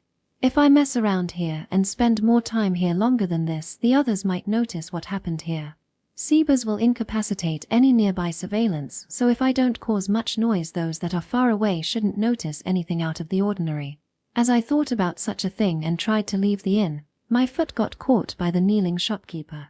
Why, Your Highness, please forgive me. I was doing it because of debt. The owner rubs his head on the floor. However, I pay no heed to his apology. So you are saying that you were forced to do it with money, right? Yes. My deepest apology. So, that debt. Did you return it? Yes. Already. I immediately returned it. I can easily tell that this idiot is lying. I put my hand on the shoulder of the shopkeeper and lowered myself down. Then, all your debt has already been transferred to me. So in other words, your debt is now mine to collect. You used the money to found this inn, didn't you? If you are saying that you have already returned it, you catch my meaning, right? What? First, you barred me from entering the inn. Second, you refused an inspection from His Majesty. Third, you didn't even welcome your debtor. This is already rude enough, but what I can't forgive you for is the last point. You lied. PL, please forgive me. Arrest all the people in the store. Not only the shopkeeper, get the employees and those who are involved here as well. Your Highness. If you do something like that. Oots, who was quietly watching me, gave me advice. Certainly, there is no point in arresting the shopkeeper here. It will only increase the problem at hand, but that is fine. There is no point for me to be mindful about my reputation anymore, right? Or are you saying that these guys are not guilty? That is not the case, but these are just small crimes, Your Highness. Whether big or small, a crime is a crime. Seize them all. Oh, shopkeeper, this is a matter of course, but I will be crushing your inn. You were out of luck when you mistake the difference in power between a noble and the imperial family. Even children can understand that much, you know. The shopkeeper can no longer speak. Leaving such a shopkeeper, I headed outside. Finn was waiting for me there, looking like she is about to cry. Ulsama. Bear with it for a while. Yes. Finn said so and bows. Then we ride in the carriage together to our next destination, in order to arrest more of these insolent people. Chapter 143. A Bad Meal. The next place we visit is a popular restaurant in the capital. When I entered the shop with Finn, There were already a few customers inside. "We have been expecting you, Your Highness Arnold, Finsama." Saying so, we were guided to the seat at the center of the restaurant. There is nothing unnatural about their behavior so far. Without putting an inspection as a front, I made a reservation for this place, so this should be their natural reaction. After all, from this restaurant's perspective, we are customers. However, I know that this shop is in contact with the nobles in the White Seagull Alliance. Now, what kind of hand would they use here? When I was thinking so, a nice-smelling soup was served respectively in front of us. Finn is having it first and smiled at how delicious it is. "This is delicious. Is that so?" Saying so, I scoop up mine and put it into my mouth. Then, both spiciness and bitterness attacked my tongue all at once. I unintentionally distorted my face and stared at the soup. I see. So that is how they want to play her. Such lukewarm harassment. Although it is fine for me to make a complaint here, it would probably end up as that I have poor taste her. Let's see how this will play out for a bit then. I already know the result though. Section. "Call the chef." I loudly shouted so. The unpleasant aftertaste of the meat dish I just had is still lingering in my mouth. Even though I just ate a meat dish, it tasted so sweet like I was eating a dessert. There's no way that this thing is supposed to taste good. I already know it, but this is not a problem with my taste. "Did you call me, Your Highness?" said a man in his 30s who came up to us. He is a chef that built his restaurant purely through his skill. Not just the Empire's dishes, he also serves dishes from various countries as well. If Finn, who has been eating nothing but excellent dishes, praises his food, then there is no doubt about his skill. This is why it is a shame. "Have you served different dishes only for me?" No way. There is no way that is the case. Perhaps the dishes were just not to your taste. Yeah, right. This is not even edible. When I shouted so, the people around us started to whispering among themselves. It seems the dull prince has a dull taste as well, huh? To think that he can't even appreciate the food here. I feel sorry for him. To shout at the chef because he doesn't like his food. There's no decency left in him, it seems. Stop it. He's a prince that is always playing around. There's no way that he has any decency in him. I still can't believe he is the twin brother of His Highness Leonard. I think highly of Prince Leonard, but I cannot acknowledge that he has that kind of brother. Don't you think that he should try to change his behavior? Have he no shame being called the dull prince? Seriously, that guy is the shame of the imperial family. Such bad-mouthing is flying around all over the place. Finn frowned at them and tried to stand up, but I stopped her with my hand. Then, I addressed the chef. "Chef, do you take pride in cooking?" "Of course." "Good. Then, eat this and tell me your honest impression of it. With your pride as a chef on the line, that is." Saying so, I offer the chef the dish I just took a bite from. The chef picks up the fork with familiar movement and eats the meat dish he made. He then swallows it down with his face slightly distorting. How was it? The dish might have been a little too sweet. However, it is supposed to taste this way, Your Highness. I see. So you choose to waste your last chance, huh? Saying so, I put the ring on the table. Seeing that, the chef's face turned pale. Golden eagle ring. That's right. It's a ring that signifies that I am the Emperor's representative. I am currently visiting the capital on behalf of His Majesty the Emperor. When I made that declaration, one of the guests who badmouthed me earlier stood up and tried to leave. However, he was blocked by Lynia and the knights who were watching the entrance. "Please sit down. His Highness is talking." I have an urgent business." "Are you disregarding the work of His Majesty the Emperor?" The guest was threatened by Lynia and returned to his seat with a crying expression. All customers in this place turned pale. I don't know how much they got paid, but what they did was still stupid. Now, do you realize whose words I am speaking on behalf of? Chef. Why, yes. Then let's hear the answer to that question again. What do you think about this dish? PL, please forgive me, Your Highness. The chef kneels on the spots and begs for forgiveness. Seeing him like that, I didn't change my question. What do you think about this dish? It was bad. Was it intentional or accidental? I have already been lied to once. I won't be so forgiving the second time. It was intentional, Your Highness. I deliberately made a terrible dish for you. I see. I don't remember doing something that would make you hold a grudge against me though. Yes. The chef doesn't move and continues hanging his head. Well, of course, I guess. What he did was the worst thing that a cook can do. And he just admitted that he did it. If he is still fine after doing something like that, then this place wouldn't have become so popular in the first place. Such a saddening thing. I shift my eyes to Lynia and give my order. Search the place. There must be someone here. Yes. As you wish. Lynia led a few knights with her to search the store.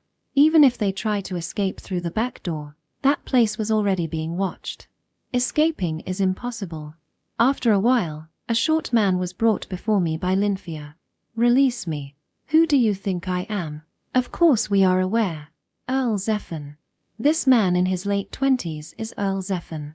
Among the nobles inside the capital he is quite rich. He is also known for how he spends his money extensively. Another thing he is famous about is how he applied for marriage with every beauty inside the imperial capital.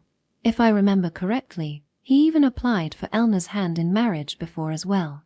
It seems that the Brave House shut it down on the spot though. Good day. Earl Zephan. Your Highness Arnold. Your men have been violent to me. How will you take responsibility for this? Getting caught red-handed and still acting so self-importantly her. Well, unlike Earl Fana, this time what he is doing is completely harassment. He can even insist that the chef was lying as well. He is not in a despair-inducing position like Earl Fana.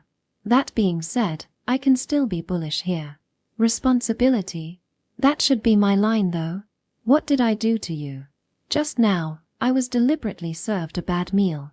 And for some reason, you were here. Just what were you doing here, may I ask? I am touring the place. I was thinking about having my meal here next time.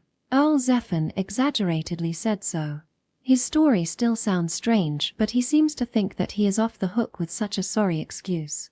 I show the ring to Earl Zephan. He seemed like he still didn't understand the situation after all. Do you know what this is? That is. His Majesty's ring. How did Your Highness? Because I am inspecting the capital on His Majesty's behalf. And during that time, I was purposefully served a bad meal. Don't you think that this is synonymous with serving His Majesty a bad meal as well? That is a leap of logic. Right. Well, I am not the judge for that. So, I will arrest everyone here to find out who the mastermind is. Of course, that will be including you as well. Isn't that simply tyranny? Why? I am innocent. It is to find out who is truly innocent. Saying so, the knights start arresting the customers and all employees. Seeing that, Earl Zephan seemed to lose his cool. After all, an investigation on this place would reveal that Earl Zephan gave money to this restaurant. Earl Zephan. If you lie, your punishment will be heavier, all right. This is equivalent to an investigation from His Majesty himself. If you try to lie here, it will be punishable by death. Death sentence. That's nonsense. That wasn't nonsense. It is quite possible, actually. Earl Zephan was silent by my words. If he lies, his punishment will grow heavier, and if he tells the truth, he will be admitting to his crime. After a moment of silence, Earl Zephan chose the latter. I ordered it. I see. Why? I thought that, if I harassed Your Highness, you would leave Finsama's side. So shallow. Hearing that, Earl Zephan glares at me, but I glare straight back at him. With my serious eyes, that is. Seeing that, Earl Zephan began to tremble and sweat heavily. You never thought about Finn and just moved to suit your own convenience. You people at the White Seagull Alliance are truly repulsive. If you already admit to your crime, then I will send you to the jail, yes? Yes. Earl Zephan, whose will got broken from my glare, quietly replied. However, if I leave him with just that, he would not be disciplined. That is why I tell him a despairing fact. And after the trial is over, it would be troubling for me if you try to do something again, so I bought up all your stores. Plus, I am also investigating your illegal money-lending business as well. After this case is over, you will probably be on trial for that. I wonder how much money you would have left by then, Earl? No. Please wait. Why have you gone that far? What did I do? Try asking yourself. No way. With just this level of harassment. You are planning to crush my house. This level. You don't understand anything. There is no way that a subject like you would be allowed to harass the imperial family who is their ruler, right? No. There should be a lot of people who ridiculed you. Why only me? Don't worry. You are not the only one. Not only those who made a fool out of me. I will thoroughly show those who openly acted against me hell. Of course, all those who were cooperating with them as well. Saying so, I turn my eyes to the other customers around me. Hi. Forgive me. I was just ordered. The customers are looking at me with frightened looks like they were looking at some kind of demon. There's a limit to how thoughtless they can be. To make a fool out of the imperial family, no matter how insignificant the act is too risky for them. Well, let's have them properly taste the fear, shall we? Still, the problem here is not with them. I look at the chef who is still hanging his head. The chef looks like he is at the end of the world, but when he notices my gaze, he raises his face to match my eyes. Why, Your Highness. It's over for you when you sell out your pride as a chef for money. With this, even if I don't do anything, your restaurant would be closed down in no time. No customers in their right mind would visit a place that deliberately served a bad meal after all. Yes. My deepest apologies. The chef continues to weep with tears. Leaving him like this, he might even commit suicide in prison. It is his own fault for being lured in by money, but it still isn't a crime that would be worth his death. When I was thinking so, Finn offered her handkerchief to the chef. Please. I cannot receive it. Please forgive me. Is that so? Then I will leave it here. Please wipe off your tears once you calm down. Reflect on what you did, and once you are done with that, please start anew. Finn-sama. It was very delicious. Your true dish. Please allow Ulsama to taste it next time, okay? Yes. The chef replies like he was squeezing it out. Seeing that, Finn took a step back and lowered her head. That was probably her way to apologize for doing something unnecessary. To be honest, she saved me. Well, right now I can't show that kind of attitude. Lynfia. I leave this place to you. Restrain them all. Yes. As you wish, Arnold-sama. Finn. Let's go. Yes. Since we are going to continue this, Finn sadly cast her eyes downward, but she doesn't resist me. She probably understands that this is necessary. That's 2 down. Let's hurry up and get the rest. Saying so, I climbed into the carriage together with Finn. Chapter 144. All according to the calculation. After the restaurant, we went to 2 more shops and arrested 2 barons. There is only 1 place left to visit today. As long as they follow my schedule, there should also be a noble waiting for us at that place. Well, I guess it won't go as smoothly at the last place though. After all, that place is. The final place we are going today is in the outermost layer, right? Yeah, that being the case, you can consider that this is over already. What? Finn tilts her head in confusion. She probably thought that we would be continuing what we did so far, as her expression looked really confused. With a bitter smile on my face, I started talking to Finn. I know the person they would make contact with if they plan to do something at the place we are visiting. I can say it here, those nobles won't be able to do anything. Then. It is over. Yeah, but I can't let my guard down yet. There shouldn't be anything there that would make you feel bad though. I'm sorry. Seeing I lowered my head to apologize to her, Finn began to panic. Please raise your head. It was originally my fault. Ulsama hasn't done anything bad at all. They were just suffering the consequence of their actions. It was not your fault. I knew that this would happen someday. Don't worry about it. But, Ulsama, I know that I have no right to say this. But, Finn looked straight at me with tears in her eyes. I can feel her strong will to tell me something from those eyes. That's why I took the initiative and spoke first. I intentionally escalated the problem this time. What? Right about now, The Minister of Justice is probably holding his head while consulting this matter with Father. I already sent him the name of the arrested nobles and their cooperators to him. 2 earls and 2 barons. Plus, a large number of people who were involved in the act. The arrest number today should have gone through the roof. Intentionally? You did that on purpose. Obviously, right? I wouldn't just go around arresting commoners meaninglessly after all. Rest assured, they won't be accused of any heavy crimes. They should be held in the prison for a few days but, well, that is probably it. When I lightly answered her that, Finn covered her face and started crying. My heart aches when I see her like that. I couldn't afford to let the cat out of the bag. That's why I didn't tell her anything beforehand. However, I think that it was a great burden on Finn. I'm sorry. I couldn't ask you to play along. Hick. I thought that. Ulsama was very angry at them. I was angry. I don't like their way of doing things after all. However, it is not like I want to condemn the people who were just following their orders. Even so, to end this mess as soon as possible, I have to make them think that I was on a rampage. A rampage? Yeah. If I went for their throat with enough power to take them down, those idiots at the White Seagull Alliance would start to panic, right? But the one that will be the most panicked is their parents. The guys that joined the White Seagull Alliance are still young. The ones who hold real power are their parents, of course, even after they inherited their title as well. And with the uproar this time, they will think that I went on a rampage, so they can't just treat this like someone else's problem anymore. My rampage could potentially destroy their entire house after all. But if that happens, Finn says with a worried voice despite her face still looking like she is about to cry, they might hold a grudge and there will be more people who will be hostile toward me. She is probably afraid of that. It's fine. Their parents won't try to take on someone who possesses more power than them.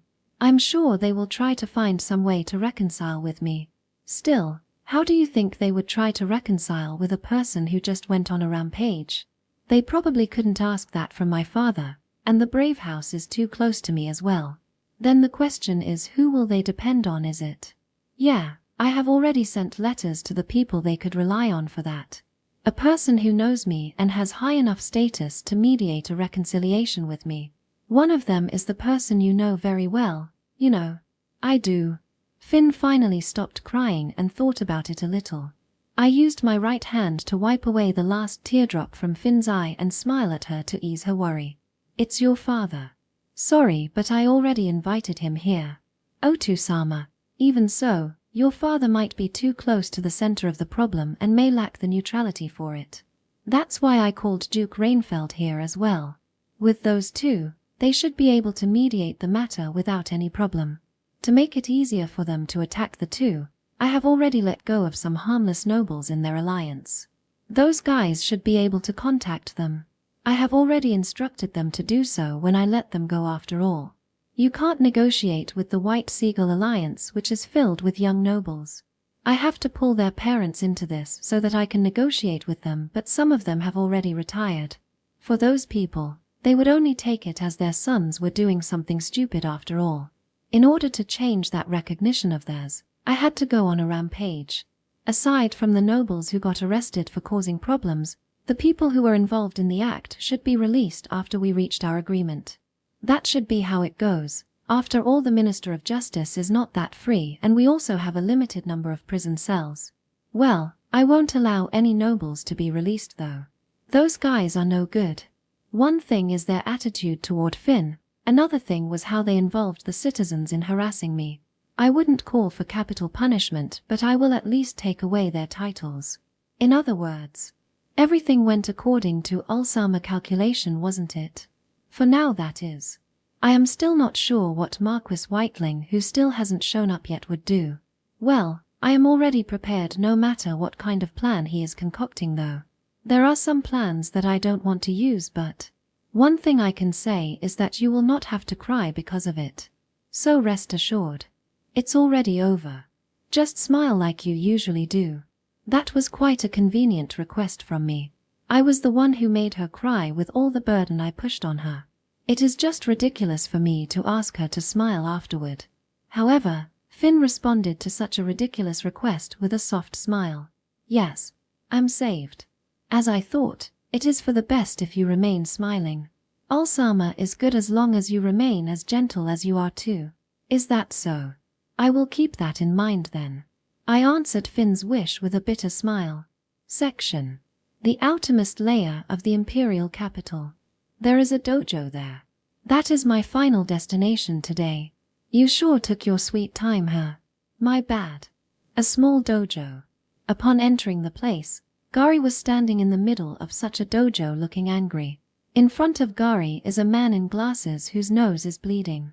Gh. You just struck a baron, you know. I won't let you off with just an apology. Why don't you just give it to me straight here? Can't you at least school this commoner?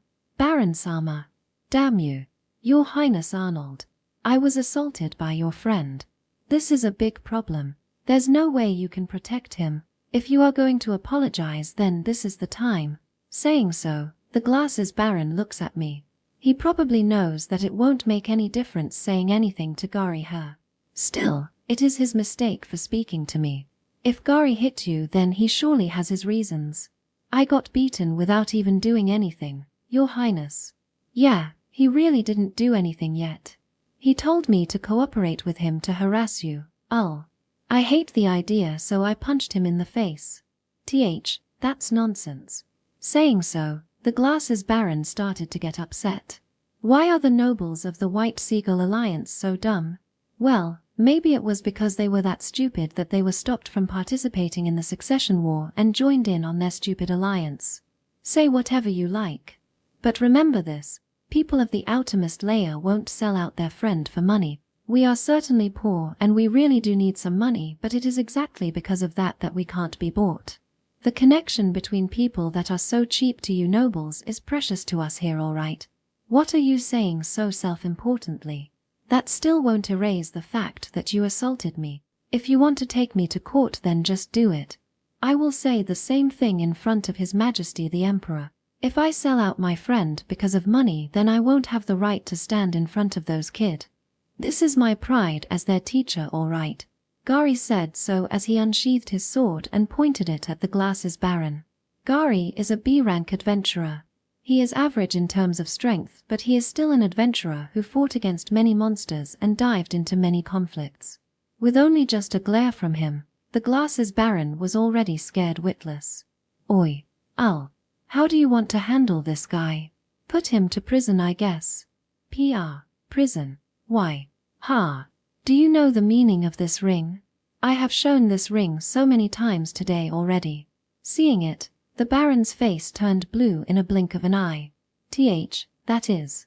I have been inspecting the capital with direct approval from His Majesty the Emperor. This is my final destination. The problem here, Baron, is what are you doing here? You can give up on lying, all right. I have already arrested a lot of nobles on my way here. No way. I was. Just tell me the truth. You were out here to harass me, right? When I asked, the glasses baron nodded, thinking that any more resistance is already futile. When I confirmed that he had admitted to his crime, I commanded the knights to restrain him. So, what is this commotion all about? To put it shortly, they are nobles who don't like me being near Finn, I guess. The time finally came, I thought that this would happen someday. Gari cheerfully said so. Seriously, this guy is. You look happy about it though. Well, of course. You are allowed to remain beside Finn-sama, right? If you don't suffer that much, then I would be troubled. Hey. Well, don't worry about it. I don't think about doing anything forcefully. The person she is happiest to be with, it would be clear just by looking at her smiling face. Saying so, Gari turns his gaze to Finn outside the dojo. The children in the neighborhood who noticed that Finn is here gathered around her, and Finn responded to those children with a smile. Her smile is the most beautiful when she is near you. That's the answer. Is that so? However, just try laying a finger on her, all right? I will send you straight to hell. Don't think that you are safe just because Elna is around, okay? A grudge of an unpopular guy can even take down the hero, you know? That's scary. Well, There is nothing that you have to worry about though. Saying so, I appeased Gari. Thus, this long day of me and Finn finally come to an end. Chapter 145. The day after Al went on a rampage. The castle fell into chaos. Not only due to a large number of arrests yesterday, but the castle is also now jam-packed with the prisoners' relatives and friends. The Minister of Justice and his subordinates had to rush around and receive them all. Then they collect all their pleas and bring it to the Emperor. However, since the Emperor himself told Al to do whatever he wanted with the ring, he is in no position to say anything about this matter. In this chaotic castle, Aloys was chatting with the nobles he recently made acquaintances with. Still, is it really true? I can't imagine that dull prince acting like that at all. I doubt it too. This is totally not like the dull prince at all. Only young nobles are around Aloys. They are people who did not join the White Seagull Alliance and were simply observing the situation from the side this time. To such people, Aloys tells them his impression of Al. The moment I met him in person, I think that it is not that surprising, you know. What do you mean? Earl Simmel. Exactly what I said. The other day, I met His Highness Arnold in person, but I don't have the impression that he is as dull as the rumor says at all. Rather, I should say that he has some kind of an undescribed power. Honestly, he scared me a bit. That is an impression from someone who repelled 10,000 men of the Imperial Army. So in other words, His Highness Arnold might be the real deal, right? If that is the case, then the stance of my house may have to change as well. The people around nodded at the words of the young nobles. However, hearing that, Aloys tilts his head. What do you mean by that? His Highness Leonard has great talent and skills. But he is too kind. This is not just my personal impression. A lot of nobles think that he might not be able to make the tough decision when the time comes. A tough decision. I think that he can properly make his decision though. He might be able to make a normal decision, but a tough one? I don't think that he is someone that is capable of making a ruthless decision. That is his shortcoming. However, if what you said about His Highness Arnold is true, then such worry will disappear. His Highness Arnold can help His Highness Leonard with that after all. Then, the young nobles started to discuss the future of the succession war. Now that Xandra has dropped out, there are only 3 candidates left for the throne. Eric still has the lead, but he is surrounded by people who have followed him for a long time. That being the case, it is hard for newcomers to break into his inner circle. Then the next best choice for them would be Leonard. Who should they support? Now that the candidates have been narrowed down, the nobles are trying to carefully come up with the answer for that question. Thinking that Al might have been aiming for such an effect on these nobles, Aloys was impressed by his strategy. While he was thinking so, he was suddenly called from behind. Earl Simmel. Yes. Being called by name, Aloys turned around and found a tall old man standing there. Judging from his appearance, he seems to be in his late 50s to early 60s. His expression looked slightly uncomfortable. Although he is a total stranger, Aloys bowed to him because he thought that he might be a high-ranking noble based on his clothes and atmosphere. Nice to meet you. I am Aloys von Simmel. Nice to meet you as well. I am sorry for calling out to you all of a sudden. I am Edmund von Whiteling. Marquis Whiteling? Former. I have already relinquished that title to my son. Many are calling Elder Whiteling nowadays. I see. Then how may I help you today, Elder Whiteling? The young nobles who were chatting near Aloys noticed the presence of Edmund and stood with their backs straight. This man is a powerful noble who once served as the current emperor's confidant. If his health didn't deteriorate, he would still be holding an important position within the empire. For young nobles, this man's status is above the clouds. However, he had already retired and did not appear on the front stage for a long time. Why did he decide to come out now? Thinking that it might be a matter related to his son, Aloys was proven that he was correct. I want to confirm a little something with you. Is it true that you felt scared when you met His Highness Arnold? Yes. He was totally different from what I heard in the rumors. I see. It was like he was a different person, right? Yes. Exactly. Edmund then nodded several times and smiled at him like he was his own grandson and walked off. The young nobles who can finally relax let out a sigh, but Aloys was still worried. It seems that Edmund has noticed something. He might have noticed something that Aloys himself missed. Thinking about it further, maybe he has noticed some kind of plan that he didn't notice. If it's Grau, he might be able to understand something. Embracing that thought, Aloys started pondering about the things he missed. Section. It has been a long time, Your Majesty. Yeah, it indeed has. Edmund. Emperor Johannes shows a nostalgic smile. It has been several years since he retired due to his health, and this is the first time Edmund visited the castle after that. However, there is not much time for him to be all nostalgic. After all, it was clear that he visited the castle because he has urgent business to discuss with him. Please accept my apology. My son has caused much turmoil in the capital. It was all because I am lacking as his father. There is no need to apologize. If the sin of a son is the sin of the father, then I must apologize to you too. His Highness Arnold wasn't in the wrong. I have come here in a hurry, but I understand that my son was being disrespectful toward the imperial family, Your Majesty. Tem. I am aware. That's why I can't say anything about it. Edmund made a bitter smile at the Emperor's words and shook his head. I am not here to force you to do anything, Your Majesty. I understand your position well. Please rest assured, I will do all I can to solve this situation. Sorry. With a short apology, Johannes let out a sigh. He then changes the topic with a bitter smile. When they were young, I never thought that there would be a day where our sons would fight each other like this, you know.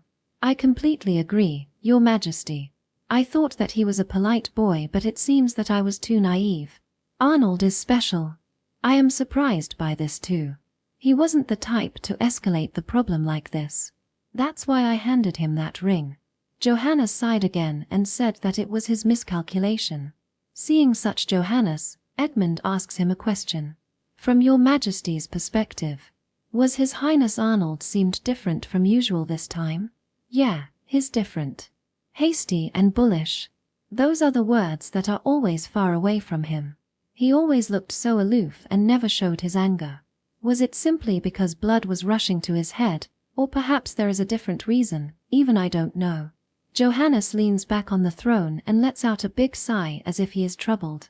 The succession was on hold, but this time it is a conflict between the imperial family and the nobles instead. To be honest, I am not that free, you know. My apology. Your Majesty. Will you hear my thoughts on this? What is it? I also know His Highness Arnold. Earlier, I heard in the castle that the nobles find His Highness Arnold scary. I have doubts about that. That person never acted out no matter how many times he was ridiculed or made light of. Could such a person really instill fear in others? What do you want to say? It's your old habit, you know. Just cut to the chase. Yes. I think that the words hasty and bullish might be more aligned with His Highness Leonard more than His Highness Arnold, Your Majesty. Johannes squinted his eyes at Edmund's words. It is easy to dismiss him. However, his words reminded him of the conversation he had with Arnold, who visited his room yesterday morning. Arnold normally calls me father, especially so when there is no one around. But it seems you have some ideas about this, Your Majesty. Even if you say that they switched places, his impersonation would be too perfect. Do you think that he is capable of such a thing? I do not know. However, rather than His Highness Arnold has changed, it is more plausible that His Highness Leonard is pretending to be His Highness Arnold right now. In the first place, would His Highness Leonard leave the capital and left His Highness Arnold to deal with the problem alone? That's true. Then what would you do? It was Johannes who was still skeptical, but if that were the case, this conflict would not just be simply one between a prince who has always been ridiculed and the nobles, but one of a candidate for the throne and the nobles. If it is prolonged, a serious crack might form between the lord and the subjects. I would seek to make the reconciliation happen as soon as possible, Your Majesty. No matter what hand I have to use. I guess that is the only choice, Your Majesty. If His Highness Leonard truly pretended to be His Highness Arnold, my son, and of course, myself, might not be forgiven. That's why. Please think of this as our last conversation. Don't say stupid things. No matter how much I trust my son to handle the situation, I won't let him go that far. My subjects' lives belong to me. I won't let my son do as he pleases with it. Thank you very much. However, if I am His Highness Leonard, I would never show any mercy. If blood must be shed, then please only spill mine and my son's. Please take care of my 2 daughters, Your Majesty. Please protect them. I won't allow the matter to escalate that far, but I acknowledged your wish. You have my gratitude, Your Majesty. Edmund said so and deeply bowed to the Emperor. He then quickly raises up. Please allow me to excuse myself here. I must search for a means to make the reconciliation happen. Yeah, take care of your health. Yes. Saying so, Edmund leaves the place and heads out of the castle. He has already contacted the parents of the nobles who have joined the White Seagull Alliance. He planned to meet with them to determine their next course of action. Cough, cough. It has been a long time since he walks around so much like, and dry coughs escape him. Still, Edmund doesn't stop walking. He had built the current empire up together with Johannes and Franz. He will not allow his own son to destroy it. Chapter 146.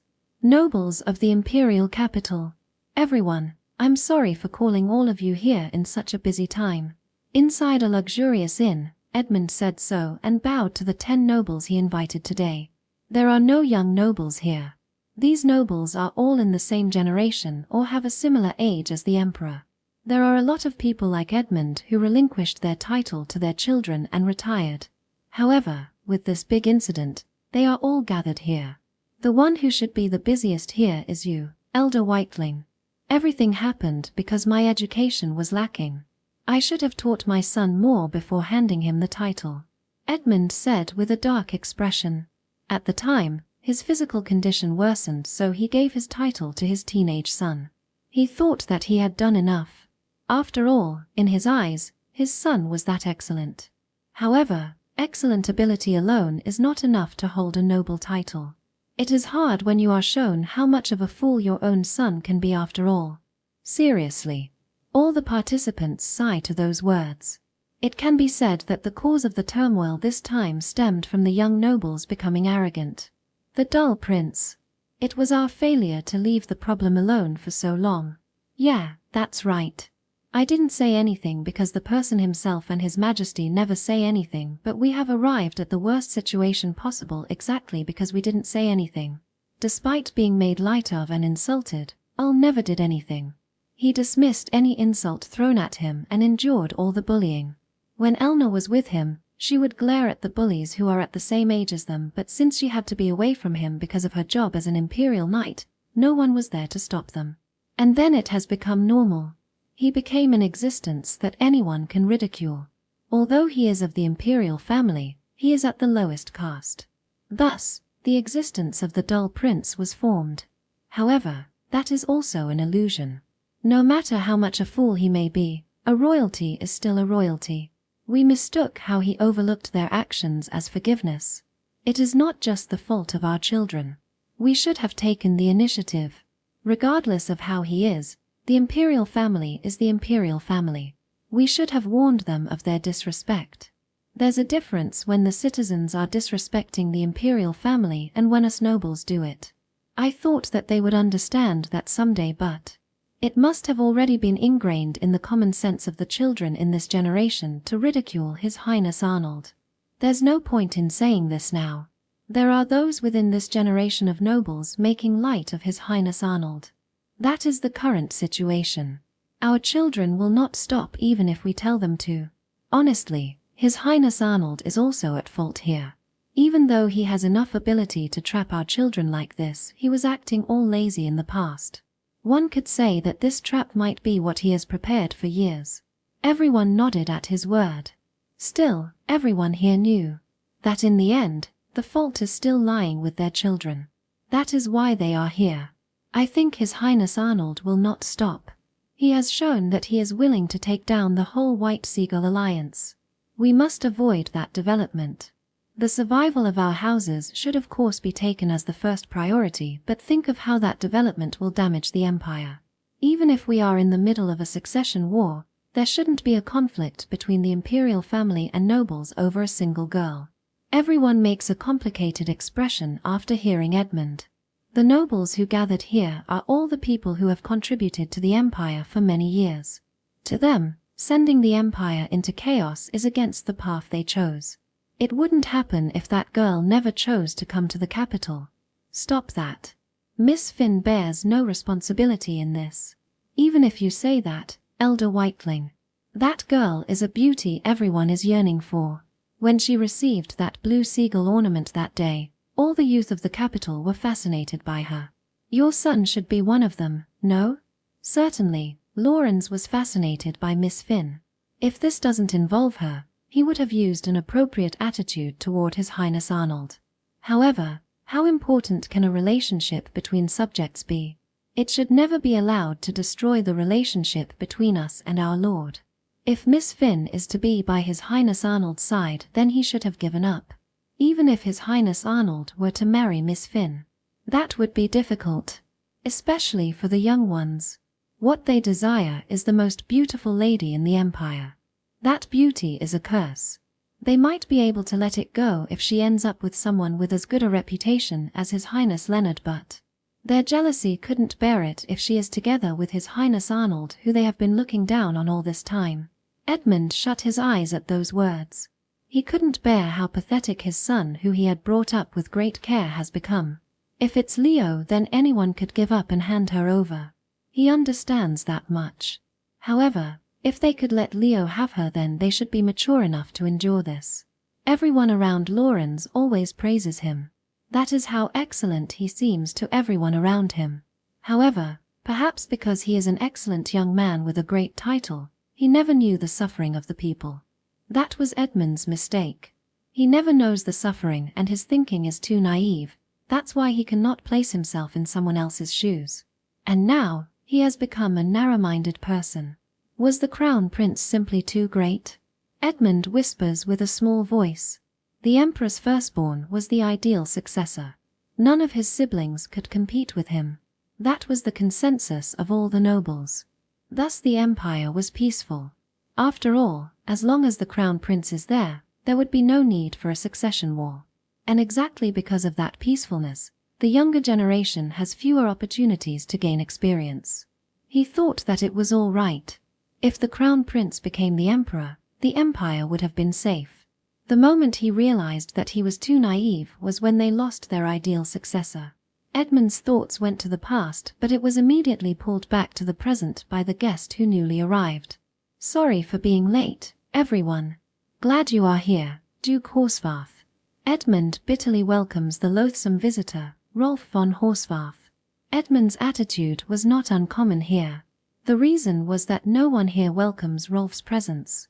Rolf is also aware of that. It seems I am quite hated here. You should be the one who best knows the reason for that, though. Yes. I admit that my son was indeed the one who incited Marquis Whiteling and gave him the opportunity to create the White Seagull Alliance. However, my son was not included in that alliance. He was part of the Covenant of the Seagull in the past, but was it not your sons who chose to antagonize His Highness Arnold? Saying such a thing without even a shred of guilty conscience, Rolf smiles as though he tries to fan the flame inside all the people gathered here. But that is the truth. Rolf's son, Rainer, did not join the White Seagull Alliance. Why didn't he join it even though he was the one who gave it the opportunity to be formed? The reason is that the Horsfarth house can mediate the matter from a neutral position when a situation such as this arises. I have no intention to hold a grudge against you. It was all my son's fault. I hope you can help us resolve this situation. Saying so, Edmund quietly bowed to Rolf. Seeing that, Rolf smiles and nods. That is all right with me. Let us reconcile with His Highness Arnold using my contacts. Will that really be possible? I heard that there is bad blood between your other son and His Highness Arnold, though. That is the truth. However, we will not apply for this reconciliation directly to His Highness Arnold. We would bring this up with his mother, Mitsubasama, instead. I have someone that can act as an intermediary, so please rest assured. I see. That would be a relief. Even though he wanted to ask if all of this has gone according to his plan, He couldn't say it. All the nobles here are mildly irritated at this. After all, this is clearly a loan. They have no way to know what he will ask in return after this. However, they have no choice but to ask for Rolf's help. Thus, the story progresses in this direction. During that time, Edmund was wondering whether to tell the meeting that there is a possibility that Al and Leo might have swapped places, but he decided to keep his mouth shut. After all, even if he tells them, it would do nothing but fuels their anxiety. There is no confirmation about it yet, so if the reconciliation proceeds as it is, it would be better to keep this to himself. The moment Edmund thought so, his attendant came into the room in a hurry. What happened? Yes. Duke Kleinet and Duke Rainfeld have arrived in the capital, sir. Duke Kleinet seems to be aware of the circumstances and he is currently in the talk with other nobles. Duke Rainfeld also giving him his cooperation as well, sir. What? Miss Finn's father came here. Edmund stands up from his chair, looking surprised. He then immediately switched his eyes over to Rolf and says, Duke Horsfarth. That is how it is. Can we return this talk to a blank slate? That can't be helped. They would certainly be more appropriate as an intermediary. However, doesn't it feel artificial for those two to arrive in the capital at this time? I do not mind if that is truly the case. There are only a few people who can move those people. If it is the work of that person, then this is how we want to proceed. Saying so, Edmund bows and leaves the room. Following him, the gathered nobles also began to stand up. All that remained in the room was only Rolf, who was clicking his tongue. Chapter 147. Sister-in-law. Duke Kleinet has come into contact with Elder Whiteling, sir. Is that so? After my rampaging stunt, I was waiting for the situation to unfold inside my room. Fortunately, Sebas can act as my eyes and ears during that time. I am already a target of surveillance of the people inside the capital, so it's better to stay still now rather than make a poor move. Also, due to the impression manipulation by Earl Simmel, it seems that Elder Whiteling is doubting that Arnold Sama might have been replaced by Leonard Sama, sir. I see. So he took it that way, huh? When I muttered so, Finn, who was brewing tea, asked me a question while slightly tilting her head. What do you mean by that way? It's simple. I did something Leo-like. Getting angry, persecuting nobles. I did it all in the way that people would never think that I would do it. It doesn't matter that people's evaluations of me change, and it doesn't matter that people think that Leo might have swapped places with me. I can move no matter which way they take it. You have been doing that. I didn't notice it at all. The more people know about me, the more strange my actions would seem to them.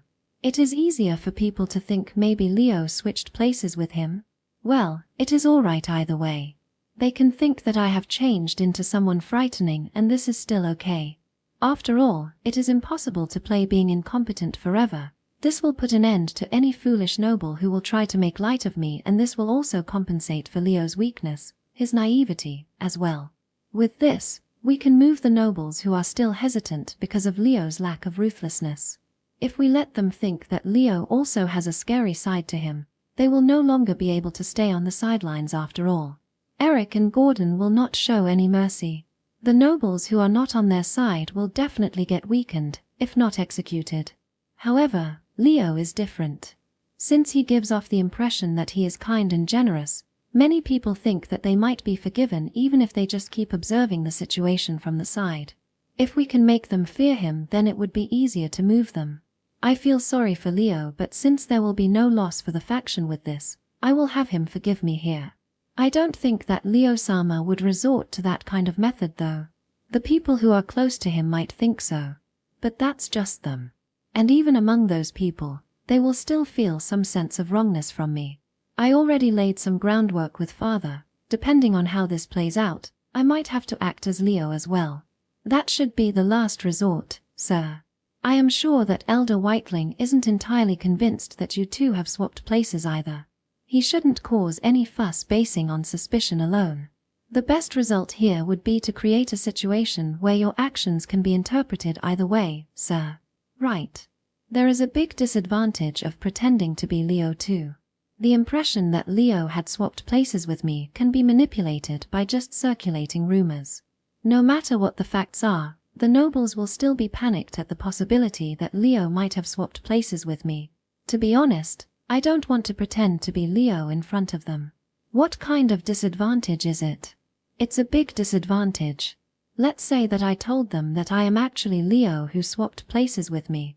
If that happens, I will have no choice but to act as him until he comes back. That is too painful for me. I think that Ulsama can do it though. There is a difference between can and want. Humans can learn by experience. I have already learned the hard way how painful pretending to be Leo is. I remember when we visited the southern nations. At that time, it was already a pain impersonating him. But as if to add salt to the injury, a sea dragon even showed up. Nothing good ever came to me when I switched places with Leo. As I thought, I should let them take this either way in the end, as Sebas said. Sebas. Keep the rumors flowing for me. Yes, as you wish, sir. Finn, you just act like you usually do. Depending on the situation, I might have you do something for me, but we will see how they will handle this situation for now. Yes. Here, please take this. Saying so, Finn smiles and serves me a cup of tea. In the chaotic castle, only my room was still the same as usual. Section. The next day, I was called by a certain person and is currently making my way to her room. On the east side of the inner palace, there is a place called the East Palace, reserved for the wife of the crown prince. Once the crown prince becomes the emperor, the royal consort will move from this place to the palace at the center of the inner palace as the empress. In other words, the person who can live here is the crown princess. However, there is no one holding that title at the moment. Still, there is a person who is living here. The former crown princess. The woman who became a widow after the crown prince passed away. My sister-in-law. Teres Lakes Adler. Her former name is Teres von Weitling, the eldest daughter of Marquis Weitling. It's been a while. Arnold. Yes, it's been a long time. Sister-in-law. I am glad you are in good health. Saying so, I bowed to the beauty with long honey-colored hair, my sister-in-law, Teres. Before she became my eldest brother's wife, she was the center of the attention of high society. She is still 26 and her beauty still hasn't changed, but the death of my brother began to cast a shadow on her. My sister-in-law was allowed to live in the East Palace at the discretion of the emperor after the crown prince's death. The reason was that she couldn't forget the crown prince and can't bring herself to keep living from the shock of losing him. It is inevitable for people to sympathize with her and let her live quietly in the East Palace. It was surprising for her to call me. After all, she is someone that would never move except for events related to the crown prince. I'm sorry for calling you here so suddenly. I wanted to apologize to you on my brother's behalf. As his sister, I'm sorry for his actions. It's all right, please don't worry about that. I put one hand forward to stop my sister-in-law from lowering her head. She shouldn't lower her head over something like this. This person was someone who was supposed to become the empress after all. It is not my place to say this, but can you forgive my brother? Will you forgive Lawrence? I'm sure that is the wish she has from the bottom of her heart. She already lost the crown prince. That's why she is worried about losing her brother, Marquis Weitling. However, she has misunderstood something here. I am very disappointed. I didn't expect such words to come from you. You cannot forgive him, can you? Yes, I have no intention to let this go. If he wants to be forgiven, then he should have come to apologize to me directly. Moreover, it seems that you are misunderstanding something, sister-in-law. The moment you married Aniu, you have already become a member of the imperial family. Isn't it my side that you supposed to be on? That is. Lawrence von Weitling has done a great deal of disrespect toward me as a member of the imperial family. His actions are a show that he is holding the whole imperial family in contempt. The honor of the imperial family will be tainted if I simply forgive him. Arnold. Please. I have no blood-related family left beside him. Unfortunately, if you are my sister-in-law, your priority should be given to protecting the honor of the imperial family over your blood connections. I will keep silent about it this time, but please do not forget that many people find your presence here in the East Palace to be unpleasant. Advising her so, I turned back. I might have been too harsh, but this is something that someone should say to her. She shouldn't want to part from this place. After all, this place was where she spent memorable days with my brother. This place is that important to her. Arnold, the Crown Prince, will had a high opinion of you, you know. This is the first time I hear it. If it's you, then you must be aware that there is no point in cornering the Whiteling house. My brother is still young. Please, give him a chance to start over. He is still older than me. Moreover, if he can at least make the right decision here, the worst-case scenario can still be avoided. He simply will suffer the consequence of picking a fight with the imperial family. As the head of an influential noble house, one could say that he is still lacking. Chaos will be created when someone incompetent acquires power. You should be able to understand that much, sister-in-law. Arnold, I will have to excuse myself here. Saying so, I left the place for good. Chapter 148. Lawrence. A few days after Duke Kleinet contacted the Whiteling house, they finally reached out to us. Still, I did not personally meet them and appointed Sebas to act as my proxy instead. Are they angry? Rather than angry, I think that they are bewildered, sir. That should be obvious given that you have dispatched your butler to handle such an important negotiation. The result will not change no matter who went there. So, what did they propose? The arrested nobles will relinquish their titles, the other nobles who were involved will be demoted one rank by His Majesty, and the rest will pay you a settlement fee, sir. Their proposal is certainly reasonable. However, I am not looking for that kind of conclusion. Rejected. Yes. I have already turned down their proposal. I intended to reject their first proposal in the first place. My stance is to remain a strong front. That is why I rejected my sister-in-law's plea. With this, they would think that I will not accept any half-baked proposal. Yes, sir. I am sure that the next time they will include the resignation of Marquis Whiteling into the condition as well. That is the minimum requirement. But is it all right, sir? If you keep up such a strong stance, this might lead to an even stronger resistance from them. I nod to Sebas's words. There might be someone who holds animosity against me and do not seek reconciliation. However, that is how I want it. What I want is not reconciliation but a guarantee that this will never happen again. It's fine if they want to put up a resistance. It is just a matter of crushing them down. You are afraid that they might seek to undermine you someday if you reconcile with them? Correct. With a temporary settlement, this will bound to happen again. I have to thoroughly break their will here. I will not take any half-baked measure against them. Killing them might be easier to serve that purpose, sir. Probably. But I will not do that. I don't want to shed blood meaninglessly in this stupid conflict. After all, the strong front I put up was so that we can settle this quickly. If they understand that they will not be let off easily if they mess with me, then they will no longer try to do it again. If things do not reach the breaking point, they will only press down their dissatisfaction. So, if their dissatisfaction is going to blow up anyway, then I want them to let it all out here.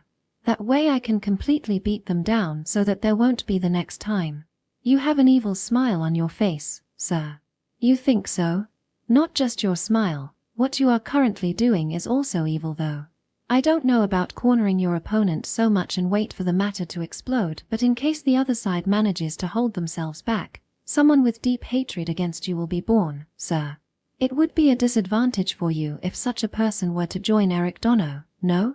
They are not much of an adult in the first place.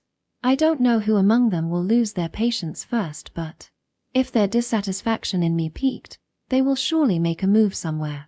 Well, I had 2 dukes traveled all the way here after all. The best ending they could achieve is to endure this, but I can't imagine that they would be able to do so. Those guys were being emotional. They will continue to be like that until the end. Thinking so, I quietly waited for their next contact. Section. A week has passed. The day of reconciliation arrived. During the past week, the nobles have put forth various proposals for me. The final proposal is one that the leaders of their alliance, including Marquis Whiteling, will relinquish their titles, pay a large amount of compensation, and submit a paper that pays respect to the imperial family. The other nobles will pay the compensation fee. The arrested nobles will be punished according to the law. The citizens who cooperated with them are acquitted of their crimes, and the monetary compensation for their actions will be paid by the noble who used them. It must have been a tough decision to make. No matter how great the Whiteling house is, they will have no choice but to adopt a new heir from houses that are related to them by blood. Their eldest daughter, Teres, will never remarry, and the second daughter, one of the captains of the Imperial Night Corps, is too busy with her work that she will only become a decoration even if she becomes the head of the house. Even so, they submitted such a proposal was because they desired a reconciliation that much. Now, let's go. If possible, I hope that Finn won't have to move. It all depends on the other side, sir. Do you think that person will really move? I have no clue. It's a possibility though. Well, that person might move if they are faced with the worst-case scenario, right? That's why I prepared a countermeasure in the first place. It has become quite an important matter, hasn't it? The people involved are that important after all. That person still doesn't have that self-awareness though. While chatting about that, we enter the throne room. Father and Franz will also be present at this reconciliation. After all, this matter will be mediated by two dukes. It is quite exaggerated, but this is the biggest conflict in the capital right now, so it is a given that they will be present. Well, it could be taken as they are pressuring us to not cause any more trouble than this though. Let's see if there's anyone who can act under such pressure. This is quite a sight here. Inside the throne room are Duke Kleinet and Duke Rainfeld, who are waiting for us. On the right side of the entrance are the people involved with the White Seagull Alliance, with Elder Whiteling standing at the forefront. The handsome young man with honey-colored hair standing beside him is the current Marquis Whiteling, Lorenz von Whiteling. He stared at me as I entered the room. Other nobles at his side are also looking at me. Their eyes hold nothing but animosity. It seems I am quite hated here. Thinking so, I headed to the left side from the entrance of the throne room. Oots, who arrived earlier, is waiting for me there, and once I arrived at my position, he confirmed the details of this reconciliation with me in a small voice. This reconciliation will be handled mostly by the two dukes, Your Highness.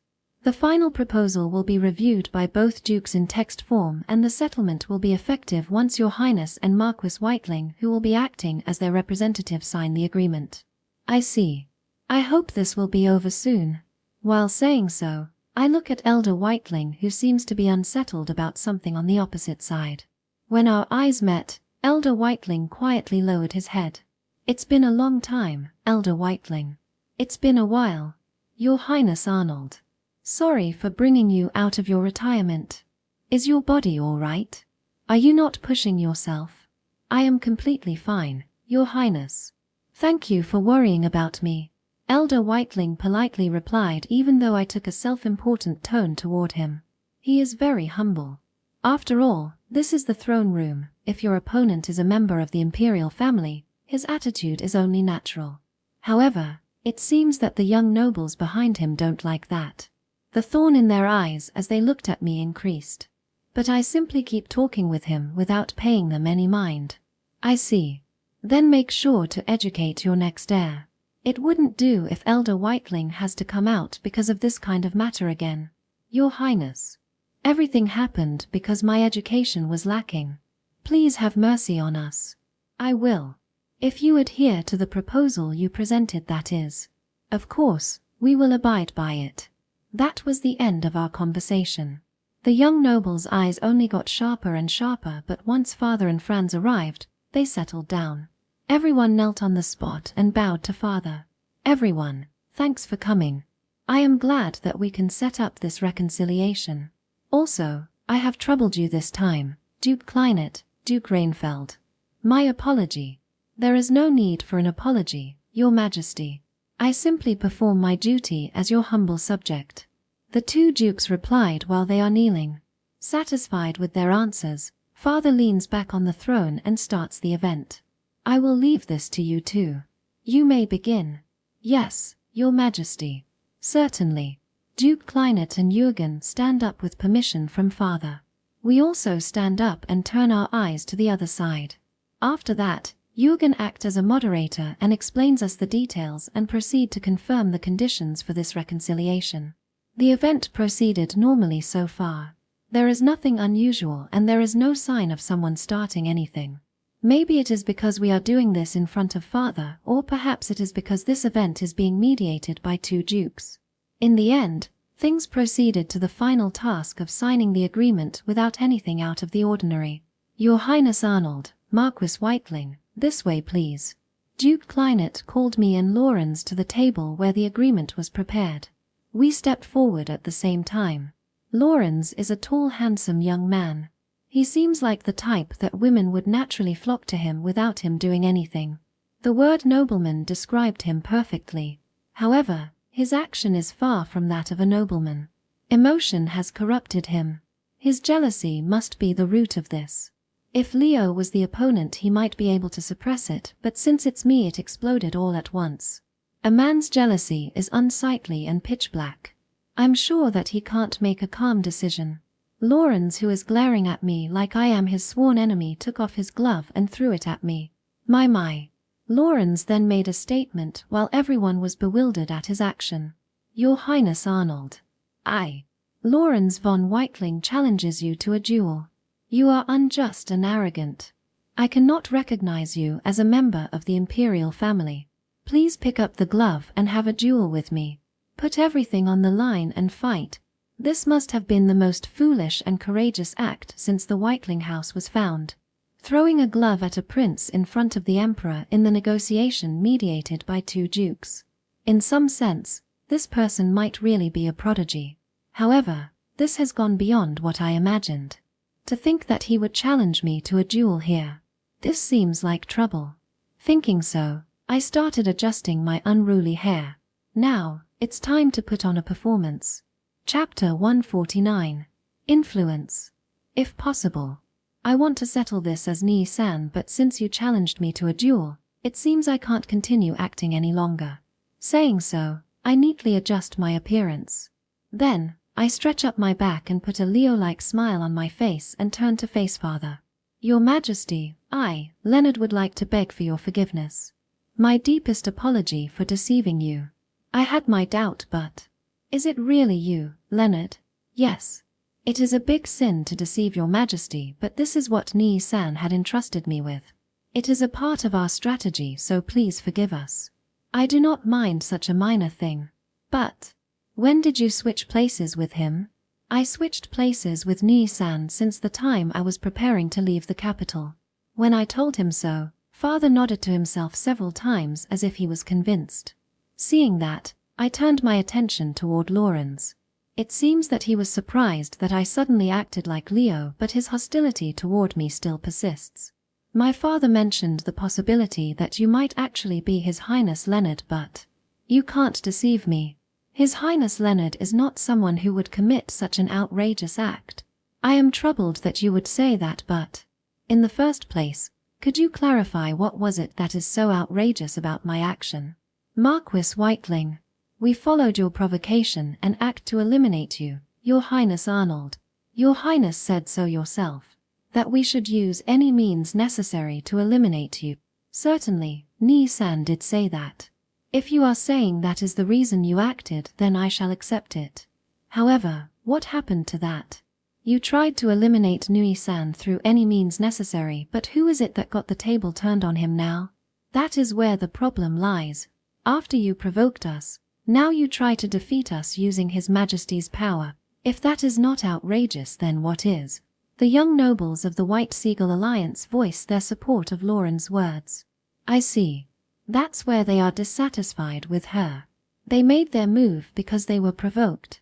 Now that they are being beaten by me who utilized the Emperor's power, they are saying that this is outrageous. Don't make me laugh. I have one question for you, Marquis Whiteling. What is it? Your Highness Arnold. It seems that he has no intention to accept me as Leo her. What a fool. And this is his final chance to withdraw as well. If this keeps going, it will be out of my control soon. Even though I tried so hard to not shed blood unnecessarily. Nii-san provoked you to eliminate him. That's why you acted according to his words.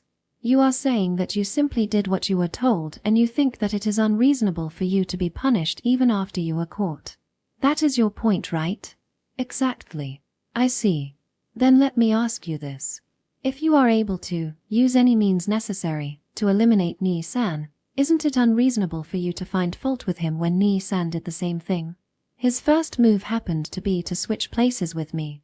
I don't think that this is the case, but you all really do not think that you can do anything to him, and while he isn't allowed to retaliate, right? Ni-san's words were, "I will not accept anyone who cannot at least eliminate me." And without being able to eliminate him, you were defeated. You all should be aware of the consequence for that now, yes? That is the summary of this incident. The White Seagull Alliance claimed that the dull prince is unsuitable to be near Finn, and in response, I told them that if they have any complaints they can come and try to get rid of me.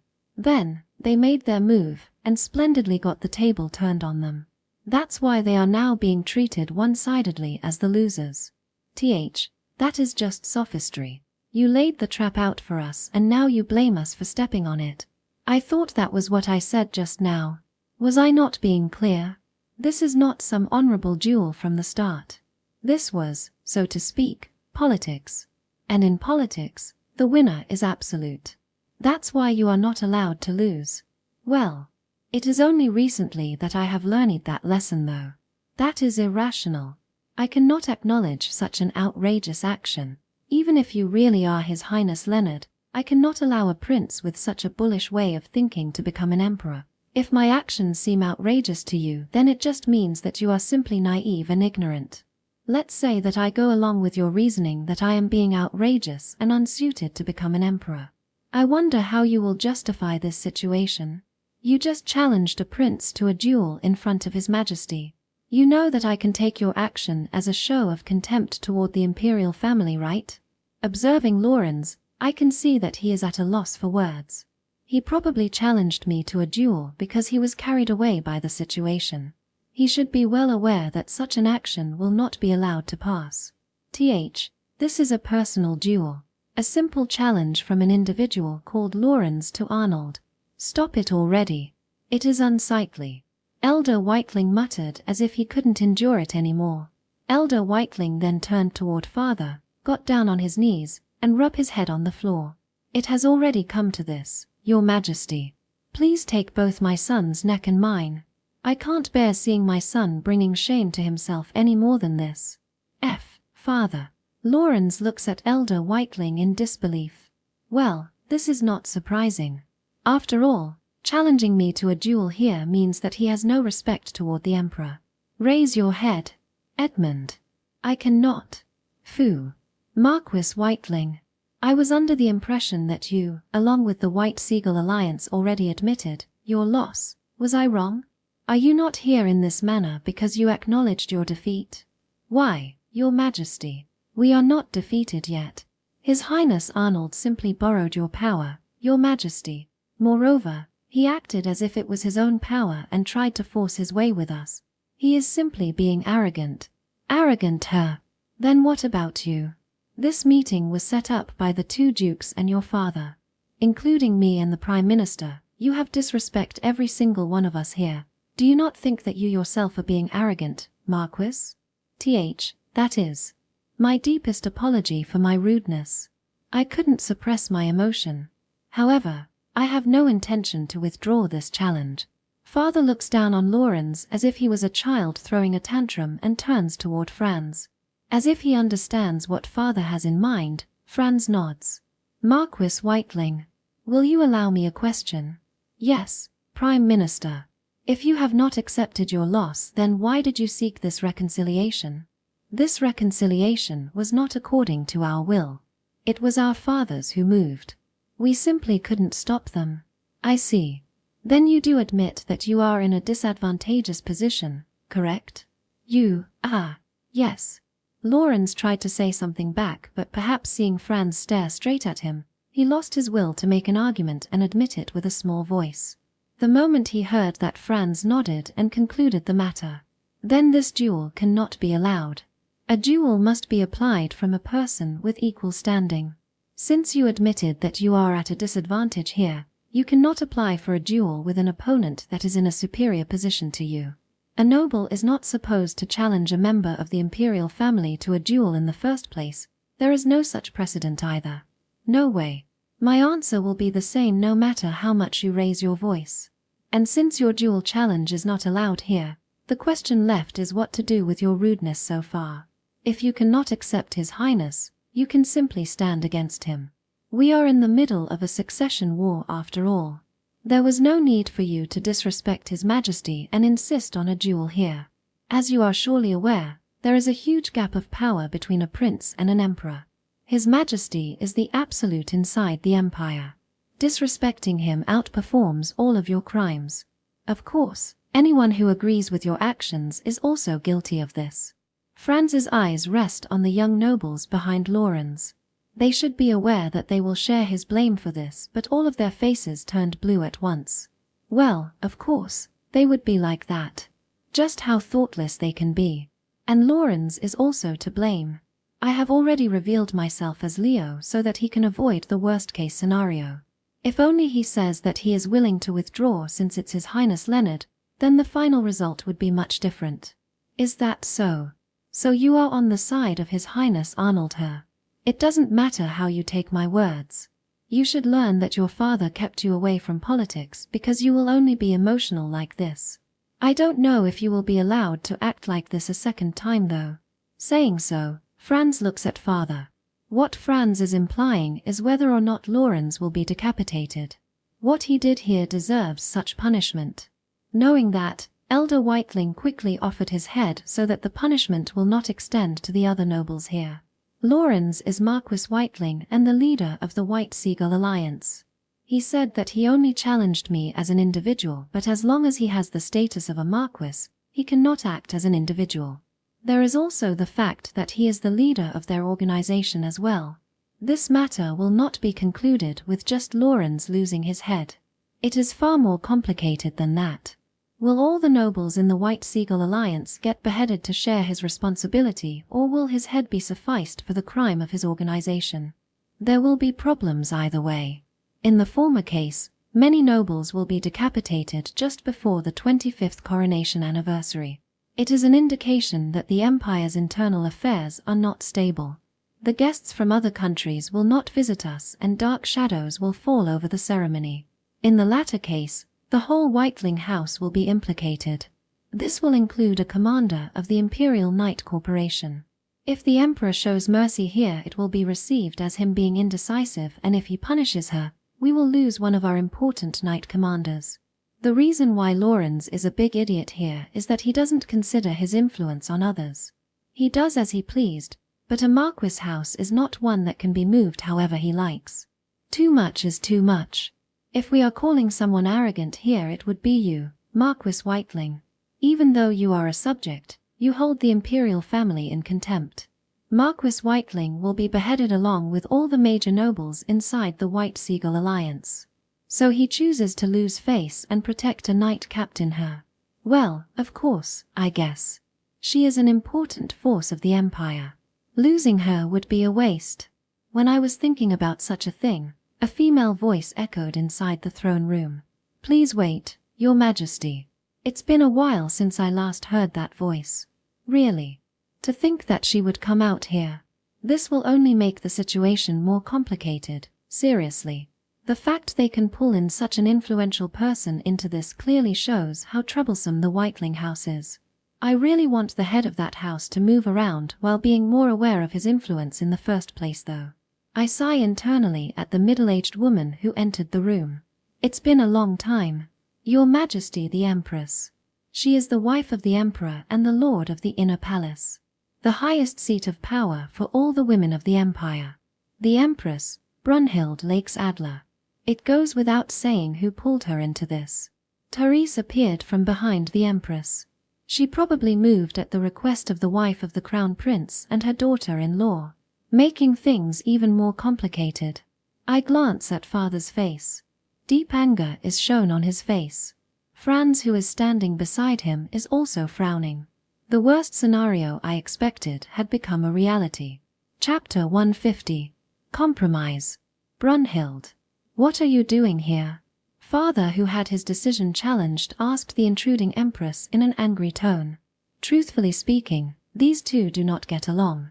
Originally, their education policies for the Crown Prince were against each other, and their relationship took a decisive blow when he passed away 3 years ago. The Crown Prince died on the battlefield. But why did he enter one in the first place? The answer is that my father, the emperor, ordered him to. As the Crown Prince, father wanted him to work suitably so that no one could find fault with him. On the other hand, the empress wanted her precious son, the Crown Prince, by her side. She was always the one that brought up the question of what would we do in the off chance that something happens to him. She even directly appealed to father before the Crown Prince's departure. Then her fear was realized. The Crown Prince died and the empire lost its ideal successor. Since then, the relationship between the two has gone cold. The empress thinks that the Crown Prince died because father ordered him to go, and father grew distant from her because she never tried to hide that. Despite that, there was no problem occurring because of their cold relationship. She doesn't lose her privilege even if she lost her child, and the empress lost her vitality after the death of the Crown Prince, and she desired to live peacefully inside the inner palace. That was a great development for father. This is because he needs the empress to maintain the order inside the inner palace. However, that empress was pulled into this mess by Teres. This development is the most troublesome scenario. With the two who hold the highest authority in this place colliding with each other, I have no way to stop them. I came here to stop the blood from flowing. Saying so, the empress stepped forward. Seeing that, father frowned angrily at her. This is no stage for a woman. Back down now. I cannot do that. You may have been pulled into this by Teres, but these guys disrespected the imperial family far too much. If they are not punished, the honor of the imperial family will be damaged. I am aware of that, but I did not come here simply due to Teres's request. I am stopping you this time because if we let the blood of our subjects flow now, it will damage the national interest.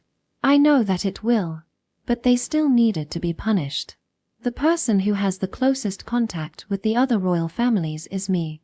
I have been exchanging letters with them so that they will visit the ceremony. Your Majesty also planned various things together with the Adventurer Guild for this event as well. Don't you think that by punishing them, everything we have done so far will be for naught? Adventurer Guild? I have no such information. I did not actively look for the information from the guild, but an SS rank adventurer is someone that such information will arrive at their ears without the need to look it up. Well, I am curious. Guess I will look into it once this matter is done here. What's more important now is the matter unfolding in front of me.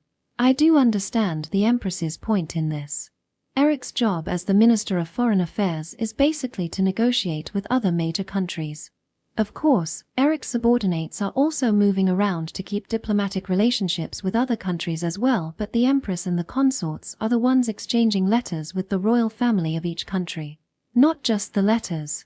They also send gifts and exchange information with them. The consorts at the inner palace also have a lot of work to do. That's the reason she can't overlook the punishment that will destroy their effort. I understand that. But the question now is, what will she propose us to do? There is no way that we can just acquit them. Then what do you want me to do? You surely are not proposing that I should forgive them, right? Of course, punishment is necessary. But we shouldn't allow blood to flow for this. The timing is simply too bad. Why don't we imprison them and punish them once the ceremony is over? There is a pardon after the ceremony. If I acquit others of their crime, I will have to acquit them too. This is the only moment that they can be punished. If that's the case, then it is better for your Majesty to stay your punishment. If your Majesty executed many of our powerful nobles, the number of guests for the ceremony will be dramatically decreased. The honor of the imperial family is certainly important, but our national interest is important as well. Please do not forget. Your Majesty once ignored my plea. Do you see how much our nation has lost because of that? Can you stop bringing up the Crown Prince? Father yelled at the Empress and turned toward Franz. Franz also has a troubled expression himself. The Empress is right. Her argument is sound when you compare the honor of the imperial family to the national interest. However, if he let them off this time, there will be more people like them showing up. And that will surely damage the national interest as well. Either way, There is no benefit for the Empire. Father removes his eyes from the Empress and angrily glares at Lawrence. Lawrence is frightened by the glares. Well, of course, he would be glaring at you. You rampaged without thinking about what your influence could cause, and now the situation has already escalated to the point that your head alone won't be able to settle the matter. You should have withdrawn when I revealed myself as Leo. This is already out of my hands. As I was thinking so, I heard more footsteps from the outside.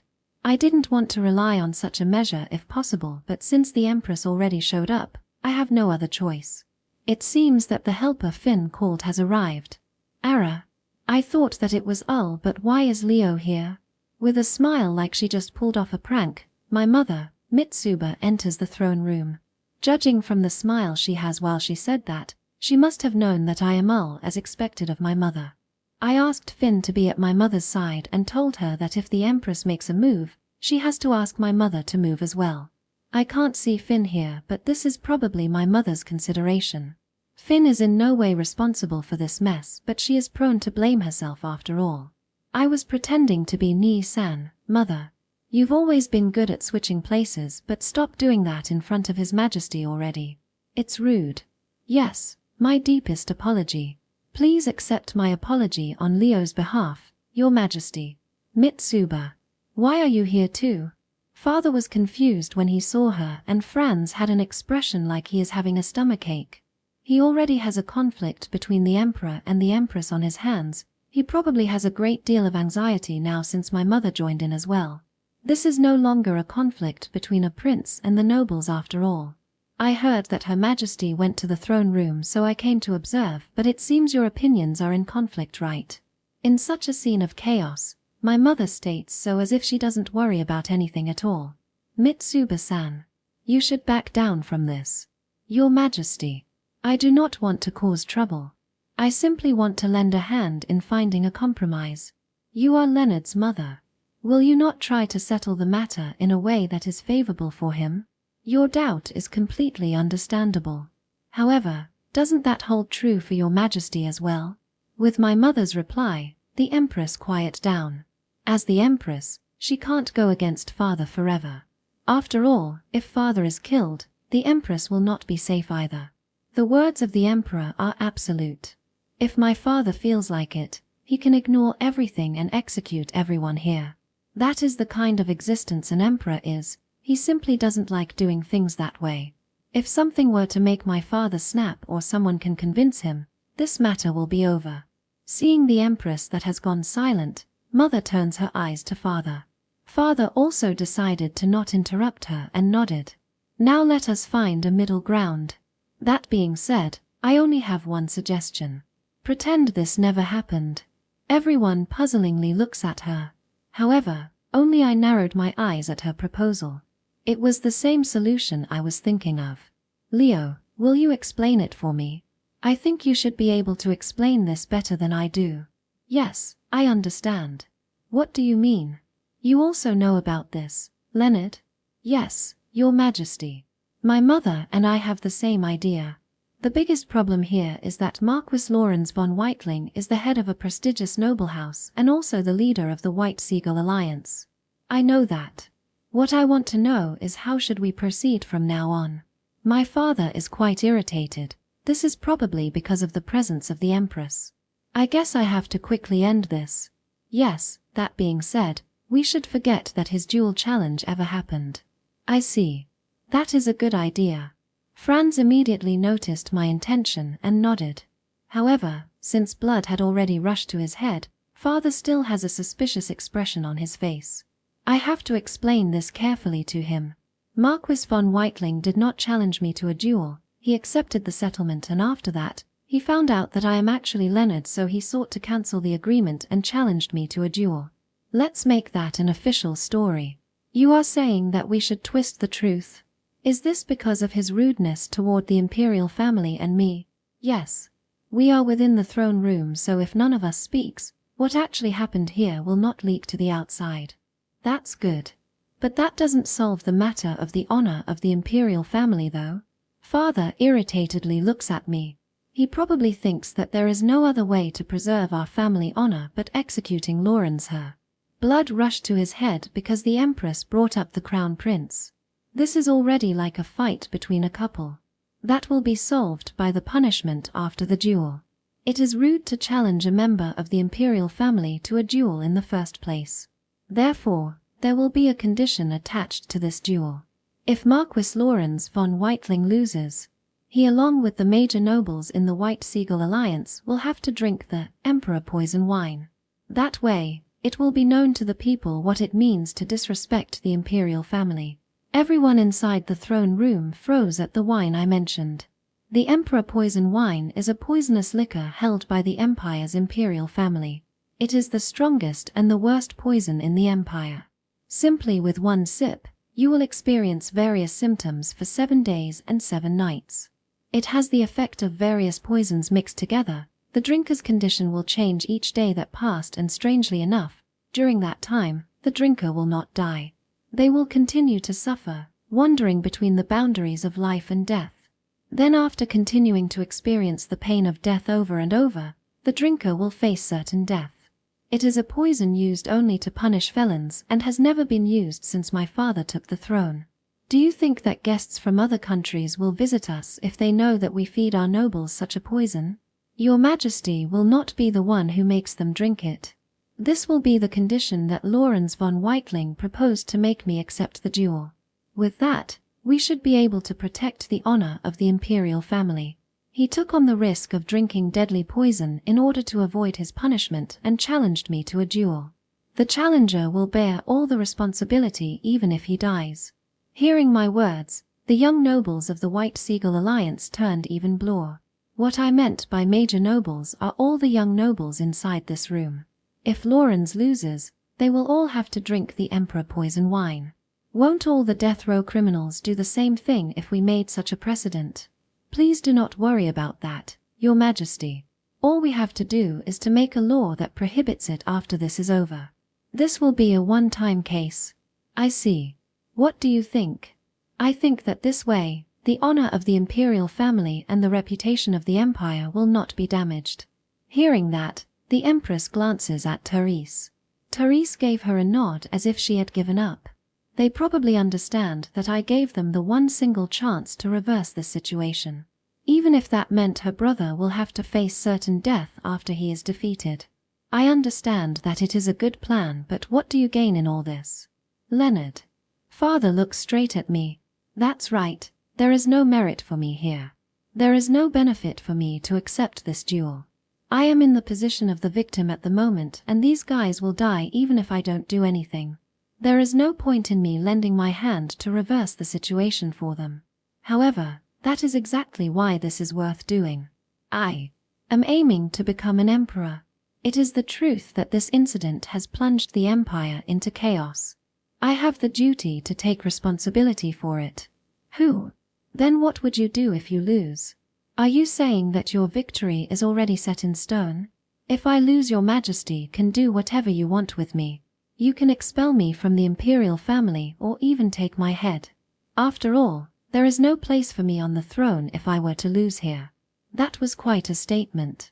I selfishly borrowed Leo's name and now I am betting Leo's everything away. However, I do think that if it's Leo he will surely say that.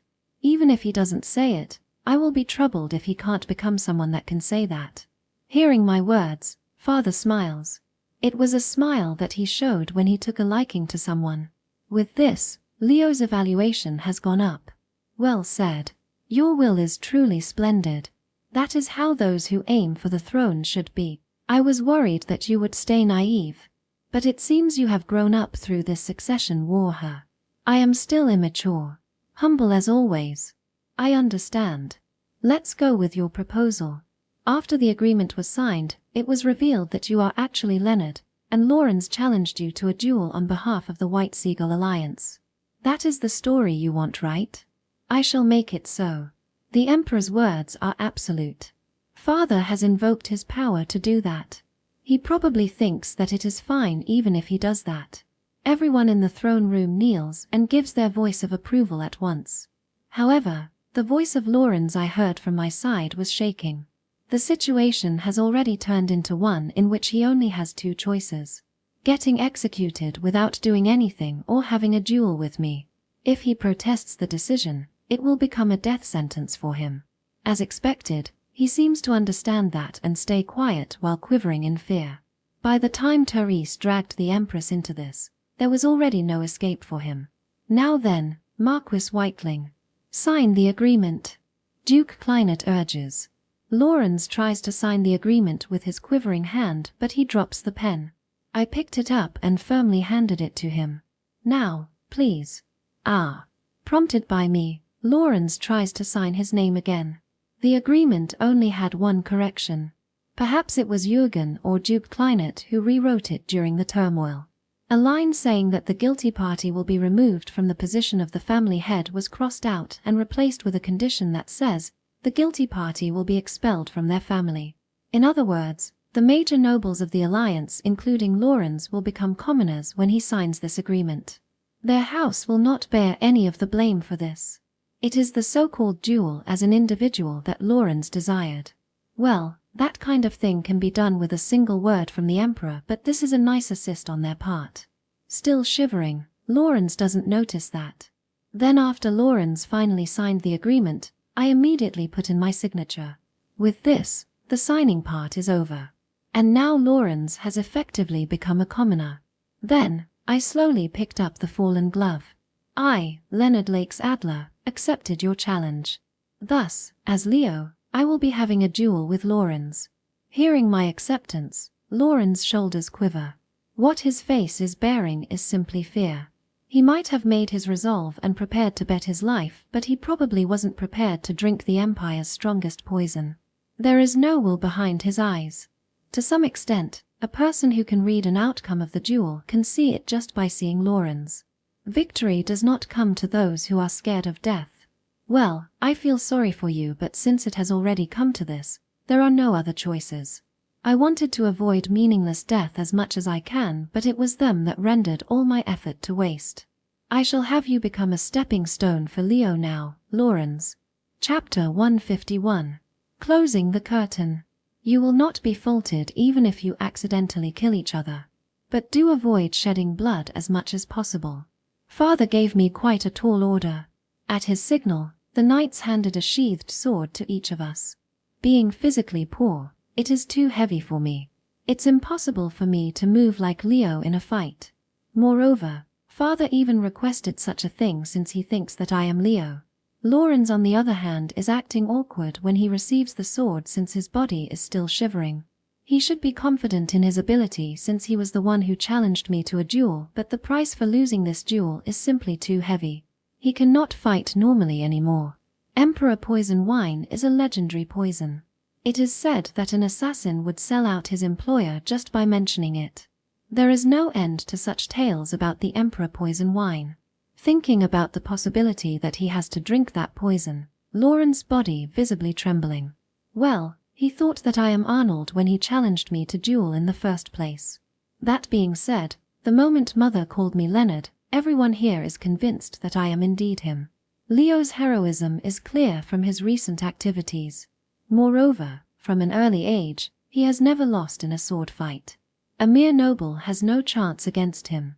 That's why I can't show some unsightly performance here. Both sides, get ready. In response to my father's words, I pull out the sword from the sheath. Lawrence also unsheathed his sword and held it in his hands. It is a stance that is true to the basics. He must have a minimum knowledge of swordsmanship. I'm certain that I can't win against him in a normal duel. Seriously. Time after time, he forced me to use something that I don't want to use. This duel shouldn't be happening in the first place. He was supposed to sign the agreement without knowing for certain whether I am Ul or Leo. Lawrence crushed all my plans. He moved without a moment to think about his own influence, and things have become so complicated that it is now inevitable to make sacrifices. Finn will be saddened. I tried to avoid this development, but the fool in front of me involved another unnecessary person, and now the situation was already out of my hands. I have no choice but to keep up my Leo act and use this situation to raise Leo's reputation. He's free to die for his own actions, but I can't forgive him for taking away the possibility that I can end this without saddening Finn. I told Finn that I would not do something that would make her cry. Those words will surely become a lie. Finn will feel responsible for their death. No matter what I say, she will blame herself. To avoid that future, I can reveal that I am actually Arnold here at this moment. That way, no one will have to be sacrificed. As usual, I will bear all the blame and people will just keep ridiculing me. The only difference is that if I do that, I will have to leave Finn's side. I won't starve even if I am no longer a royalty. I can continue to support Leo even if I am no longer one as well. However, if I am no longer a part of the imperial family, I can't stay by Finn's side. I like how things are right now. I like the days that I can spend my time with Finn. This is surely an act of selfishness. Since I did not consider Finn's feelings, maybe I am the same as these guys. Even if Finn will be saddened, I still want to stay by her side. I selfishly want to stay beside Finn. I want her to always be my sharer of secrets. Shutting off my heart, I bring the sword in front of my face. It is a knight's ritual before a duel. I did it uprightly like Leo would and activated an ancient magic spell. A magic that I forbid myself to use. Its name is epigonon, meaning imitators. It is a magic that can perfectly imitate the targeted person from the user's memory.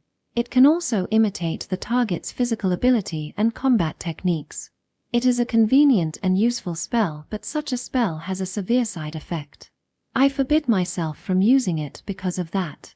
But now I have no choice but to use it. My body is filled with power. My field of vision widens and even Lauren's subtle movement can be read through my eyes.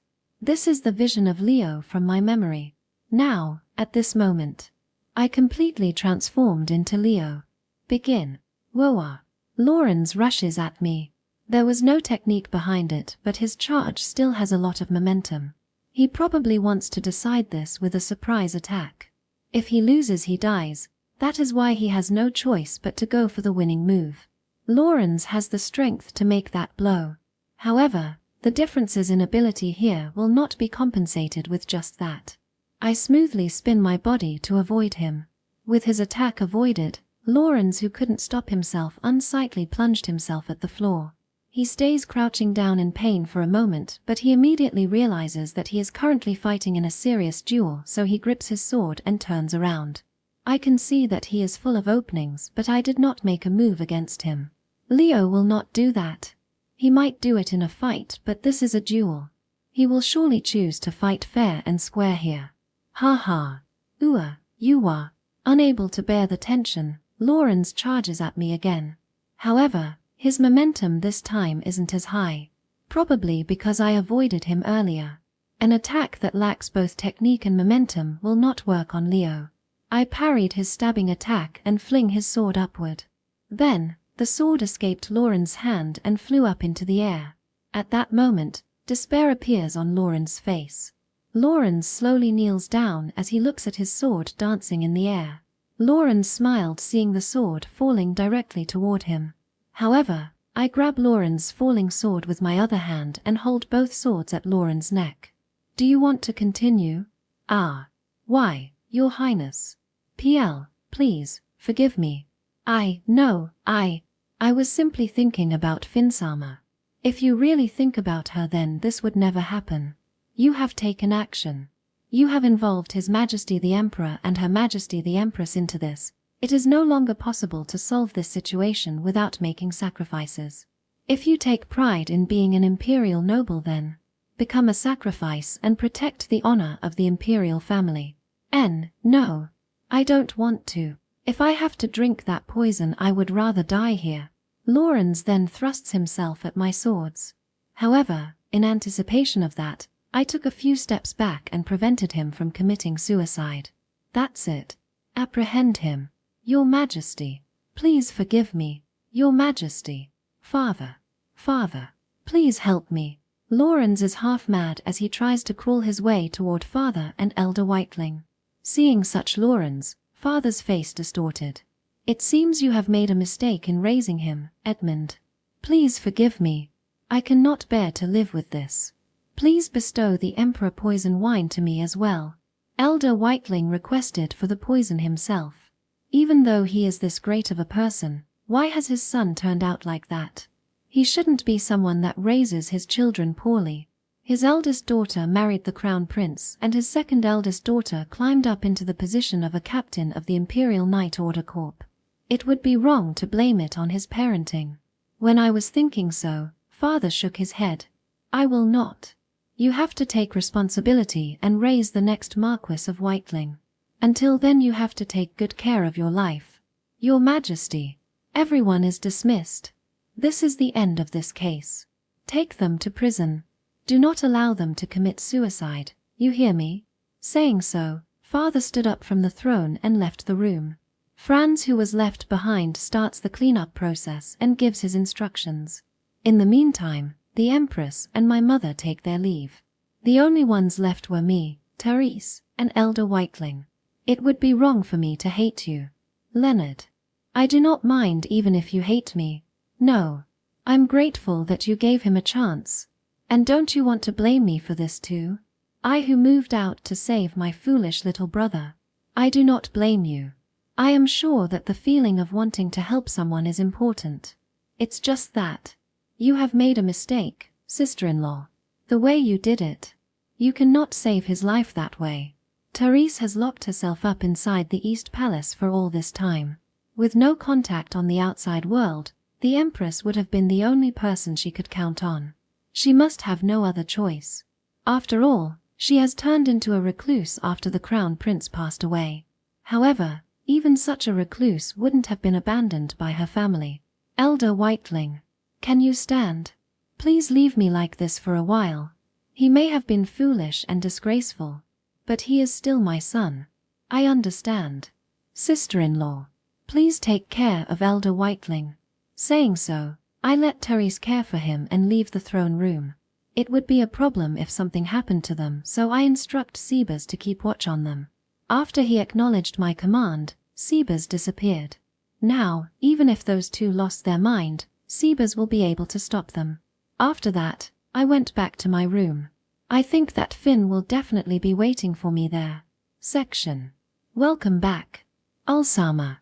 Finn welcomed me. To such Finn, I simply stand still without saying anything. Ulsama. Sorry. Why are you apologizing, Ulsama? In the end, Lawrence and the others would die. There was a way to save their lives. But I chose not to do it even though I know that you will be sad.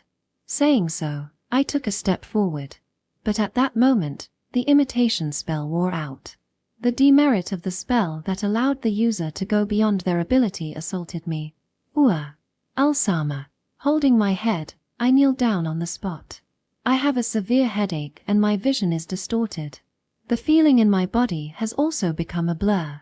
This is its demerit. At the price of being able to perform movements that were originally impossible for the user, the brain is overloaded and causes intense headaches. Moreover, by becoming someone else, the senses in my body are also jumbled. I'm trying to move my hand, but I can't move it like I want to. The feeling of being Leo and the feeling of being myself mixed together, and my body is confused by that. Unable to stand up on my own, Finn supported me to the sofa. I collapsed down on Finn, but since I can't move my body well, I can't adjust my posture. Ha ha. This is exactly why I didn't want to use it. Is it a side effect from your spell? Yeah. This headache will last for 2 days. It will be a while until my lost senses return. I forbid this spell because its demerit is too huge for only a few minutes of advantages. Oh, no. I didn't have a choice. I had to keep being Leo. If I were to lose, I would lose, this moment. After I said that, I frowned from the headache. I couldn't get a proper look at Finn, but she laid me down on the sofa. Now I am using Finn's knees as a pillow and the headache subsided a bit. When I slowly opened my eyes, I saw Finn's worried expression. You didn't cry, right? Mitsubasama told me that I mustn't cry. Mother did. When welcoming back a hard-working man, a woman shouldn't cry. I was taught it is polite to welcome you back with a smile. Finn said so with a smile. Her eyes looked slightly moistened. As expected of my mother. She did say something good. That's right. Rather than her crying face, I want to see her smile like this. Please forgive me. I was being selfish. I went through a lot of preparations to make sure that you don't have to be saddened. But leaving your side was the only thing that I couldn't let go. Is that so? Please rest assured. I will never leave your side. I will follow you wherever you go. What I desire is right here. No matter what anyone says, this is where I belong. I see. I'm glad. Now I'm relieved. I was a little worried about what to do if you start to hate me. Saying so, I smiled and closed my eyes. My body wants to shut down. The headache is quite harsh, so I want to go to sleep just like this. Finn. Yes. I am pretending to be Leo right now, so treat me like Leo until he comes back. I understand. Go to sleep, Leo-sama. Please leave the rest to me. Saying so, Finn gently strokes my head. Every time she does that, my headache gradually goes away. Now I can sleep with peace of mind, while thinking that my place is surely here as well. Arc 18. Visitors. Chapter 152. Important things. This is the body-strengthening talisman you requested, sir. It has been approximately 5 days since the duel. Inside my room, Sebas put a sheet of paper on my table. There is a small but fine quality jewel embedded at its center. It is quite an old item. For those who have eyes for such a thing, they should find it to be quite valuable. However, the small jewel at the center has already lost its color. This kind of talisman is a disposable item. If you use up all the magic power inside the jewel embedded at the center, it will turn into a simple piece of paper. In the present age, it is unthinkable to expend a jewel like this. This talisman was made in the ancient era where magic was more developed and jewel is a common commodity. Sorry for the trouble. It's nothing, sir. It would simply go to waste if it remained inside His Majesty Gustav's room after all. His Majesty was upset that this is not a good use for his precious collection though. It's fine. I would be troubled if you don't use up its charge to make it look like I used it in the duel. Gramps can't use this anymore in the first place. A tool exists to be used, so it should be happy that it finally has some use, right? You should say that to His Majesty Gustav, sir. Spare me from his sermon, please. While frowning, I reach for the talisman. However, I failed to grab it. I clicked my tongue and successfully grasped it this time. It seems that you still haven't regained your lost senses yet, sir. It was a week last time. I wonder how long it will take this time. That is quite a steep price to pay. Absolutely. I spent money to contain those young nobles' rampage, exposing our hand when I pretended to switch places with Leo, and now I have to suffer this troublesome after effect. He did quite a number on us, that Duke Horsfarth. They also suffer some damage, sir. This time they tried to manipulate a large number of nobles to own them a favor, but it seems they have created many enemies instead. The same goes for us. With many noble houses losing their heirs, we can't expect a favorable reception from them anymore. There will be some who will side with Eric when the time comes when we have to fight him. I can say that eliminating those young nobles here isn't a mistake, but when a person dies, a grudge will be born. We have already done what we could, sir. Since it was them that went out of control, there was nothing we could do. Moreover, there are many nobles who changed their view of Leonardsama with this incident. If we look at this result, it's not like everything is bad, isn't it? I nod at Sebas's words. That's right. It wasn't all bad. But truthfully speaking, it cost us too much effort to crush the opponents that are obviously inferior to us. There's a mountain of problems waiting for us. Putting aside Leo, Elna will definitely get suspicious about me. Father is also secretly working on something with the Adventurer Guild. Since the information about that was completely shut off, it is highly likely that the big guys at the headquarters are involved in this. This might be related to the VIP that was being escorted by the 2nd Imperial Night Corps at the hot spring, sir. Probably. The Adventurer Guild will only move when the matter concerns monsters. If they want to make a big move, they will try to move the SS rank adventurers. There is something suspicious about this since they didn't get in touch with Silver, whose base is located in the Empire. I get the feeling that this will become quite a hassle, sir. It's the same as usual, right? I let out a sigh, but Sebas was smiling. I stare at him to ask what is so funny, but Sebas's smile did not fade away. Are you happy seeing me suffer? I take no joy in that, sir. I simply thought that Arnold-sama has grown, that is all. Grown? Me? Yes, you have always disliked troublesome things, sir. You never think that competing with someone was worth your while, and there were only a few things you hold dear that you want to protect. But this time, you made up your mind to face the trouble and fought them directly. I thought that you would say, I shouldn't have done that, afterward, but you never did. You probably realized how important being near Finn-sama is to you, much more than avoiding troubles. I think having more things that are important to you is good, sir. The less important things I have, the easier I can move. It is way easier when you don't have something you are attached to. I have lived with such a stance. Even if I was ridiculed, if there is no harm done, I left it alone. It is troublesome to be prideful and competes with others after all. This time as well, everything would still be fine even if I just take it lying down. But why didn't I do that? Because I don't want to leave Finn's side. Because I don't want Finn's peace to collapse. Having more important things count as a growth. It is. It might have been easier for you to move alone, but the more important things you have to protect, the richer your life becomes, and the better you can grow as a person. I was once like that as well. You are saying that rather than being called the death god as an assassin, you are more mature as a butler of the dull prince? Yes, I can say that with confidence. People carry their worries on their shoulders and grow up. That is why I want Arnold-sama to take an initiative to tackle on these troublesome things from now on. I refuse. Spare me from that life. I am not interested in a rich and colorful life. My life is more suited to being in monotone color. This will be the only exception that appears in my life. All right, let's head out. Leo and the others are coming back.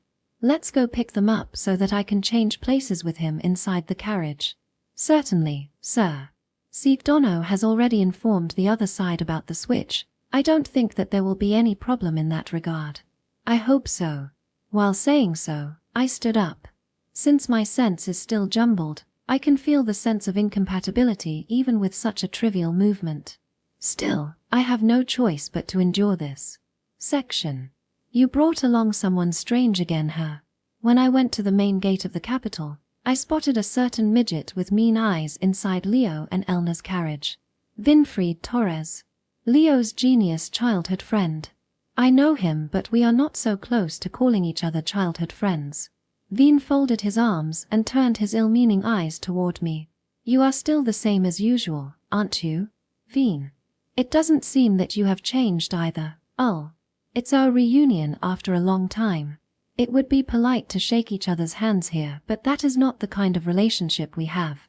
The Vin inside my memory is a boring guy who always studies, and to him, I am a sloppy guy that always runs off to play. However, Vin is a man who the Crown Prince placed his expectations on like a younger brother. He had traveled to foreign countries to gain experiences to come back to serve the Crown Prince in the future. However, he disappeared after the Crown Prince passed away. How did you manage to find him? We are childhood friends after all. Your thought was read, right? What about your pride as a strategist? I would have already escaped if I wanted to. I simply tagged along with him since he's my childhood friend. Vin said such a sore loser thing. I glance at Elna. No matter how smart Vin is, escaping Elna would be impossible for him. So you have a way to escape the grasp of the hero, right? Twisting a baby's arm would be harder than escaping this washboard. Who's a washboard? You damn midget. See, you can just make her lose her composure just like that. I see. It is valid to say that his method was effective, but I think that he will only be chased down by the angry Elna though. If it's me, I would be scared so much that I can't do it. Well, let's keep this in mind just in case. And I still haven't agreed to become Leo's strategist yet. And you still came back to the capital despite that. I agreed to decide on that once I see what you can do. Me? What do you want to see? How you resolved the conflict with the nobles this time. If you passed my evaluation, then I will become Leo's strategist. Vin self-importantly said so. This guy still likes looking down on others from above. Despite that, He is a troublesome guy with low self-esteem. It seems that part about him still hasn't changed. Veen's talent is assured by the fact that the Crown Prince was the one who discovered him. After all, at the time, the Crown Prince had no problem with human resources. The fact that he had gone out of his way to recruit and educate Veen despite that means something. Maybe he simply took a liking to him, but at the same time, he must have detected Veen's talent as well. The problem would be whether I will be recognized by him or not. What would you do if I don't pass? I will just disappear somewhere again. Is that so? That would be troubling her. Are you not confident? I did what I could, but the result was far from perfect. Well, you can ask Sebas for more details about that. The three who have just arrived back at the capital shouldn't know the details about the uproar that happened here. I can explain it to them myself, but Sebas would be able to do it more objectively. I heard some stories about it. You pretended to be Leo and dueled with them, right? Rumors travel fast her. It was gossip among the merchants. They say that Marquis Whiteling challenged Leo to a duel and he easily won. That is not wrong. Well, it is a little more complicated than that though. I also heard about the Emperor poison wine too though. That is also true. The situation turned into a mess, so I suggested it. Sorry, Leo. Everything that happened will be perceived as your actions this time. I am fine with that. You didn't do it meaninglessly, right? Well, that's true, but... I glance at Veen for a moment. I don't know how Veen will judge that. I don't know what Veen is expecting of me and I can't do anything about it since it is already done. I have a lot to say about that, but is your body all right after the duel? Can't say that I am. I used a magic talisman in the duel, so my body is tattered right now. Elna's eyebrows instantly raised after she heard that. It is not uncommon to use a talisman to overload your body. However, the strength that you can gain by using it is almost fixed. It is impossible for me to move like Leo even if I use a fairly good talisman. That fact should be obvious for Elna. I intend to make them think that I was able to pull it off using an ancient magic talisman, but I don't know whether Elna will buy that or not. She didn't pursue the topic since she doesn't feel like investigating it in detail. That is good for me, but there is no doubt that she has her suspicion. There is a huge difference between announcing something and getting discovered. I recall the words Sebas once said to me. Maybe it is almost time for that. I was swayed inside the carriage while thinking about such a thing. Chapter 153. My strategist, Leo. That is all, sir. Sebas politely concluded the explanation. Inside the room are Veen, me, Elna, and Leo. Elna and Leo had a dark expression on their faces, but Veen was calmly jotting down the details from Sebas's explanation. After compiling all the notes he made, Veen nods once. No good at all. Well, since it's Veen, I was expecting this to happen, so I asked him a question without being surprised. Can you tell which part of it was no good for my future reference? Your first move was the worst. Choosing to challenge the nobles who want to eliminate you head-on was a bad move. Then what should I do instead? Anyone can dismiss my actions. Only when a person can give suggestions is when that person is able to stand on the lowest line as a strategist. Of course, Veen has easily surpassed that line already. If it's me, I would leave the Blaumo's side as I was told. That will make Finn a target for of those nobles though. They can try to approach her. There will be fools who don't understand the difference between their status and the imperial families. They will only be rude to the Blaumo and they will start fighting among themselves as well. If you can solve the uproar they will cause and prove your worth to the others, the nobles will have no choice but to shut up. Veen, all I hear is that you plan to use Finn as a decoy though? Elna's eyes sharpened at Veen. Taking on her sharp gaze, Veen answers her. You are not wrong. That was my intention. You are the worst. Finn is not a tool, you know. So it is okay for Ull to bear the full brunt of their action. Let me tell you this. The reason why the matter escalated to this extent was that Ull is a member of the imperial family, you know. If you use the Blaumo as a decoy from the start and wait for those nobles to destroy themselves, the chaos will be kept to a minimum. Waiting for them to make a mistake is quite passive of you, her. What would happen if they try to approach Finn without being rude? You will lose the opportunity to eliminate them and Ul will have to leave Finn's side, you know? Finn's position will only be shaken that way. It's fine if Leo is by her side instead. That is enough of a proof that she is in Leo's faction.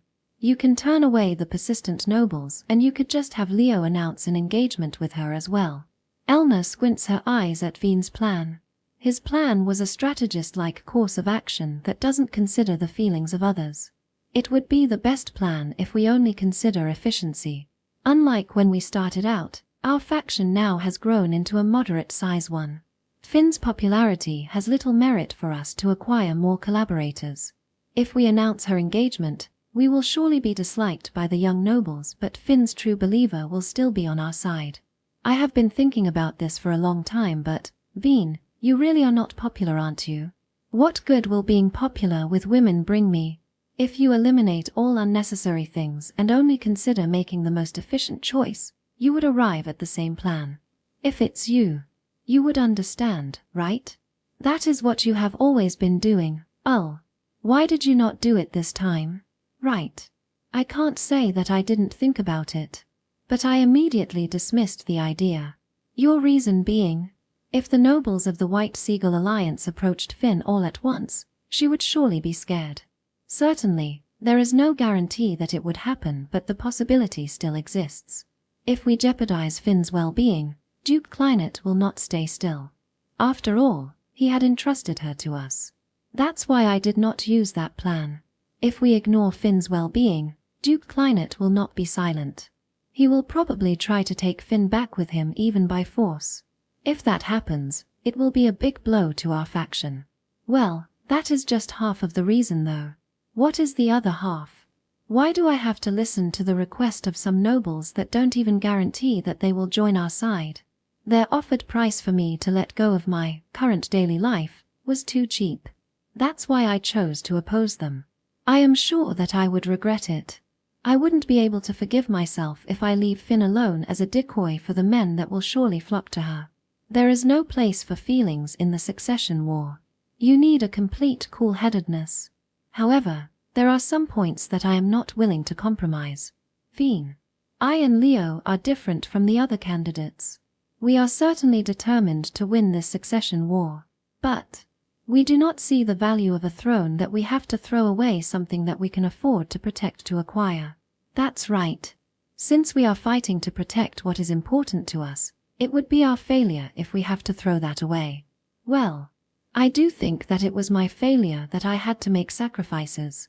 Their foolishness went beyond my expectations.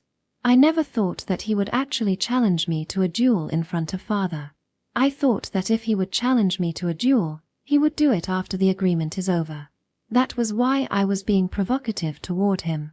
If he challenges me after the agreement is completed, I could do whatever I want with him after all. It backfired because of my mistake. Vin sullenly listens to me and Leo while resting his cheek on his hand. It's a habit he often does while thinking. Ever since he was a kid, Vin leaves the impression that he is a scary guy because of this bad habit and scary eyes. Well, he is definitely a scary guy, but he is also an intelligent man. What a wishy-washy bunch. Vin, who was silent for a while, finally muttered so. Hearing that, Elna stands up and points at Vin as though she can't endure it anymore. You have only been complaining for a while now. Just who do you think you are? A strategist, I guess. You haven't agreed to be one yet, right? I just decided to. Ha!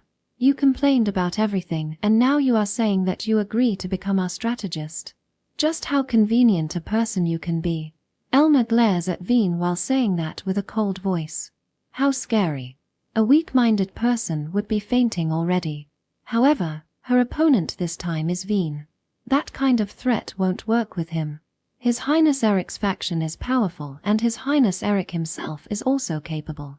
Going up against him, these two naive princes don't stand a chance. They might be if I help them though. So self-importantly, you said it yourself first, right? That you will decide after you see what Ul can do. If you have so much complaint about what Ul did, you shouldn't be agreeing to this now, right? Just listen to the end. You small-breast hero. Don't just feed your chest the nutrition, feed some to your brain too. So you want to die, don't you? Elna smiled thinly and tried to pull out her sword. Maybe she really is angry her. While calming her down, Leo asks Veen a question. All right. Veen. I am curious too.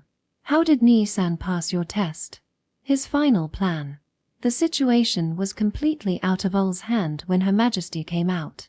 However, even with the support from his mother, he still managed to regain the initiative and found a good compromise. That is something that I can't do. Even the Prime Minister was at a loss too after all. That is something you lack. That's right. When the opponent surpasses my expectations, I am no good at improvising and regaining control. In this case, the opponent was stupider than I imagined.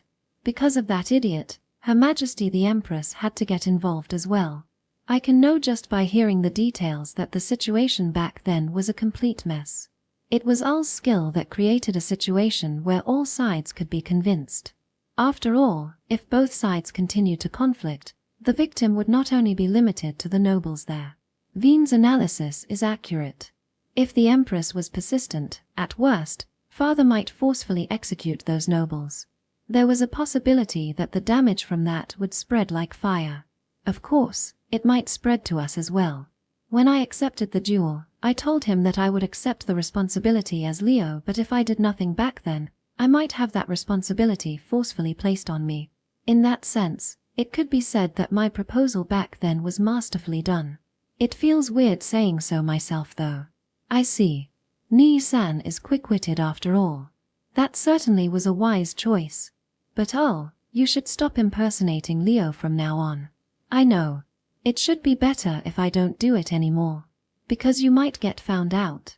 That is one reason, but if they switch places too much, suspicion will be born. Suspicion can diminish trust and loyalty. Still, when you did it, you intentionally planted the impression that you are incompetent while Leo is a prince that can do anything, right? It is easier to move when people look down on you, you see.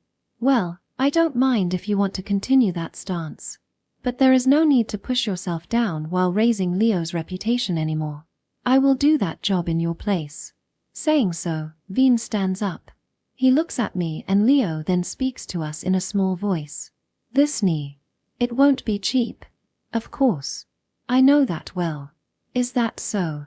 Can you promise me that you will become like Prince Wilhelm someday? Working under that person has been my wish. I am lacking, but I swear that I will make an effort. Hearing that, Veen quietly kneels. Then, I, Winfried Teres, swear that I will serve His Highness Leonard. From now on, as your strategist I will bet my everything.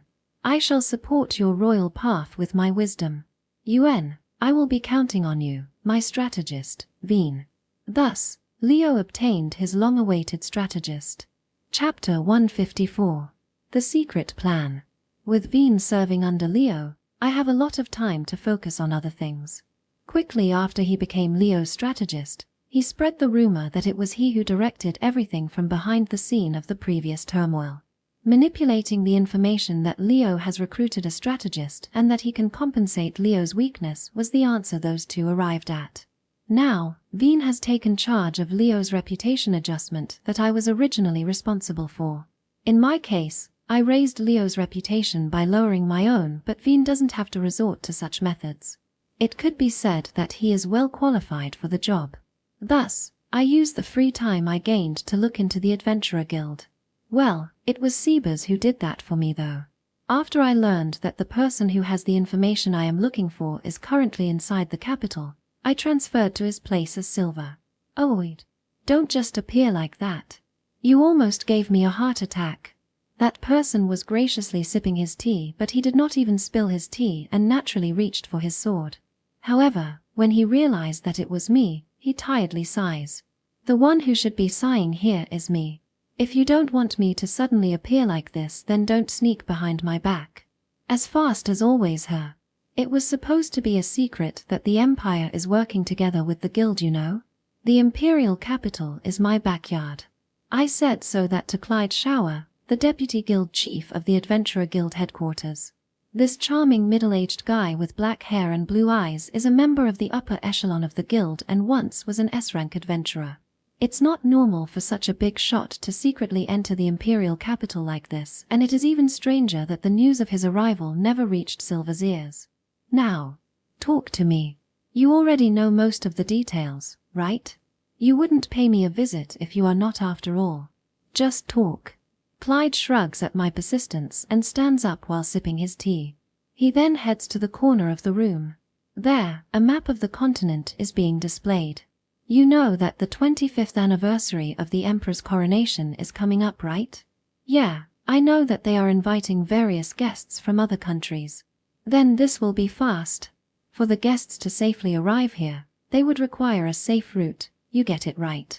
Saying so, Clyde traces the line of the Empire's border with his sheathed sword.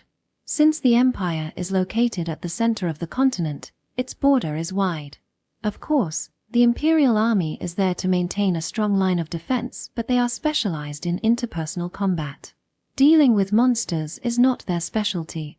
So the Guild is intending to help the Empire defeat the monsters near the border. The Adventurer Guild is a neutral organization. We normally don't move preferentially for a national event like this.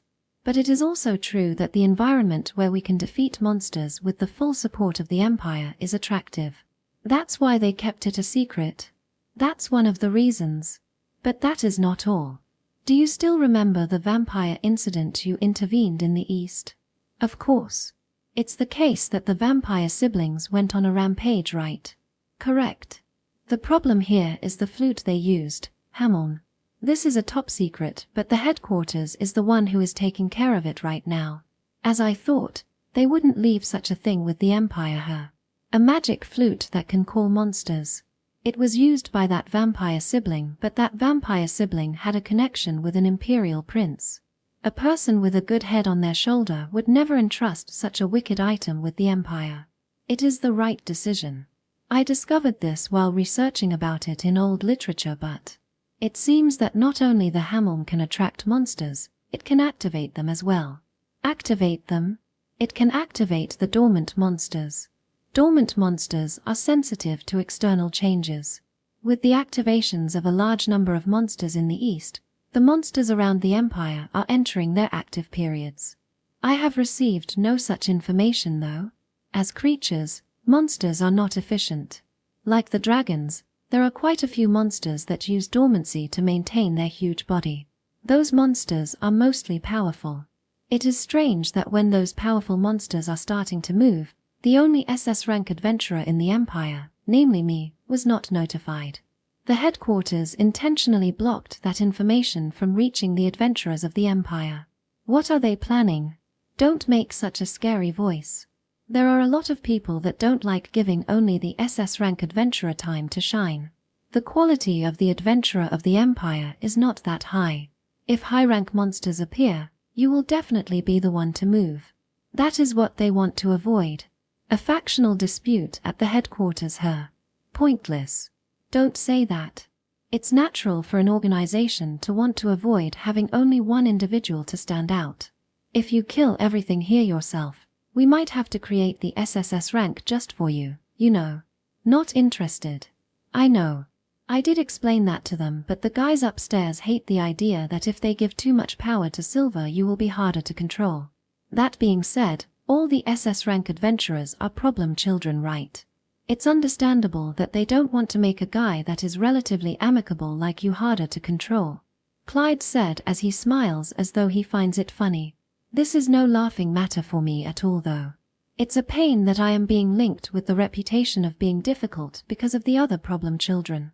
It is also annoying that they would think that I will become arrogant if I gain more achievement. Above all, the adventurers are there to protect the people. Doesn't it go against the Guild's ideal to not use me to solve the problems as quickly as possible? You are absolutely right. That is really harsh to hear. Well, it's not that they refuse to do anything though. Instead of relying on you, they are dispatching S-rank adventurers to form parties and have them enter the Empire. The headquarters is hoping for another SS rank adventurer to emerge from them, you see. I don't mind if they are enough to do the job, but, from your perspective, do you think that they can? It would be difficult for them. That's why we are borrowing the power of the Empire. Fortunately, The Empire has that brave house, you see. So they are going to utilize that female hero her. Well, there should be no problem in terms of ability, but will there be any monster that will require her strength?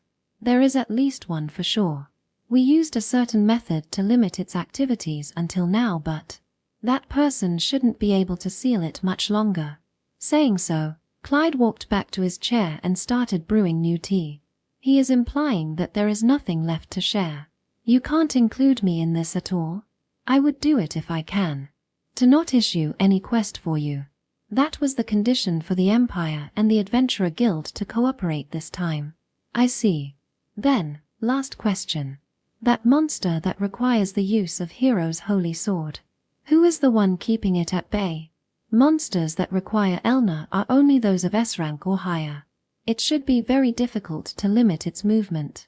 Even if I were to shut it down in a barrier, it would take a great deal of effort and I should only be able to contain it for a day. Clyde is making a difficult expression at my question. He is probably hesitating if he should answer me or not her. If you won't say it, then I don't mind looking into it myself though. All right. Don't go off on your own, would you? If you do it, they will get angry at me again. Saying so, Clyde sips his tea and lets out a huge sigh. He then surprisingly said the name of a country. The nation on the Far East Peninsula. The small nation that is being protected by a barrier that even the so-called Empire couldn't touch. That black country. Have you ever heard of the country where humans and beast men live in harmony? The celestial country of Mizuho? Of course, there should be a lot of people in this country that know about it. I guess so. The sixth consort hailed from that country after all. With that said, you are aware that that country also has something like a brave house of their own, right? Yeah. The namesake of the country. The house that has been protecting that country using their barrier. The country's guardian, the celestial house. There is rarely a boy born from that house, so they mostly only have princesses. That is why their house is only inherited by women, and the women of that house are being worshipped as the celestial princess. That's right. This time the Empire and the Adventurer Guild asked for cooperation with the celestial princess. After all, if the Empire fell into chaos, Sokol might try to invade them using all of their military might. That's why we already got a positive reply from them. In other words, there is both the hero and the celestial princess in this country now? That is right. Clyde replied as though it was a matter of fact, but this will prove to be a headache for the Empire. The celestial princess is comparable to the hero. If the hero is the strongest offense, the celestial princess is the strongest shield. People will surely start making such an extravagant comparison. The problem is that the person who is sensitive to such stories and absolutely hates losing is now the holder of the holy sword. It would be great if she doesn't cause any problem. With that in mind, I left the place. Chapter 155. Hood Girl. That day, I went to the town to clear up my pent-up fatigue. Since Veen has shown a great level of his ability to adjust Leo's reputation, I don't have many things to do when the succession war is on hold. With the latest incident, the nobles saw that Leo now has a strategist with him and that the faction is currently in a good shape, so they are approaching him to join the faction.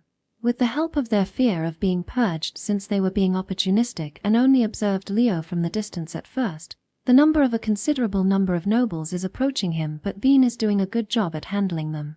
Since we have a truce going on right now, it would be quite dangerous if this is viewed as a move to expand our faction, but there shouldn't be any problem if it is only on the level of greeting. Using that kind of reasoning, Leo is gradually planning more and more of such greetings with the nobles. They are being quite thorough to win the succession war. When I saw them like that, I thought that I should head out to enjoy myself a little bit. Well, that was my original plan. Seems like I have an unexpected fortune today, huh? Chappier. I said so as I grabbed the black penguin with both of my hands. I never thought that I would find it walking around inside the city. You are out of luck when you foolishly walk around like that, penguin. Now, I wonder if penguins are delicious. Chappier. Perhaps it has judged that its life is now under threat. It tries to shake its slightly fat body out of my grasp, but with only that much strength, it can't escape my hands. Let's take it to a restaurant and have the chef cook this thing for me. Some people may think that I am being cruel, but I almost got killed by a hero because of this thing. What I experienced was much more cruel. In a sense, this guy attempted to have me killed. With that crime, I can safely categorize this thing as a monster. With that in mind, I start thinking about which restaurant I should bring it to. It would be a restaurant that wouldn't reject my request and can cook this thing into something delicious. Well, this thing is a penguin after all. As I thought, bringing it back to the castle would be best, right? The chef at the castle should be able to fit all of my criteria. While I was thinking so. Ah, what are you doing to my enter? I heard a loud voice from behind. When I turned around, there was a small girl whose head was entirely covered by a black hood. She looked very self-important by making such a daunting pose and pointing at me like that. Well, I am thinking about where to cook this thing. Whtt, you are trying to eat such a cute and lovely animal. Cute. Hearing that word from the girl, I take a look at the penguin in my hands. Choppy eye. It does look like a pet animal, but my hungry belly cut down its cuteness factor in half. It is not that cute in the first place. No matter how much I have to back down on that comment, I can't say that this thing is cute. I don't think that it is cute at all though. What? You don't understand his cuteness. Yumu, maybe the people of the Empire really have problems with their aesthetic sense. Suddenly denying the whole Empire's sense like that, this child is quite unreasonable her. Just how self-important is she? Well, I don't hate her honesty though. Still, releasing this penguin or not is an entirely different matter. Everyone has their own aesthetic senses after all. By the way, this thing is yours. Don't treat it like a thing. Enter is my friend. Choppy. The girl unexpectedly screamed so, and the penguin raised its voice in response. However, that doesn't matter to me.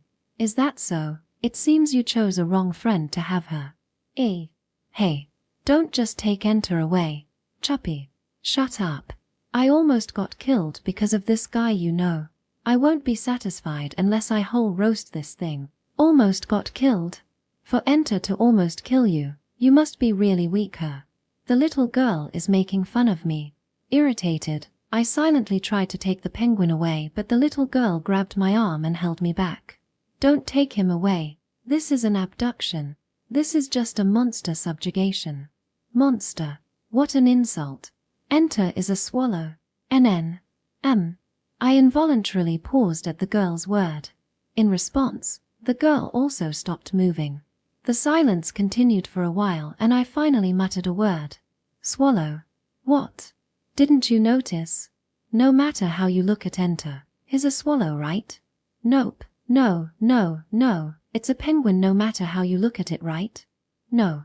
Enter is a swallow. No matter which angle I look at it from, it's still a penguin, isn't it? Do you think that this guy can fly? Enter is just too fat to fly right now. He used to be slim. Don't be absurd. It doesn't matter whether it is slim or fat.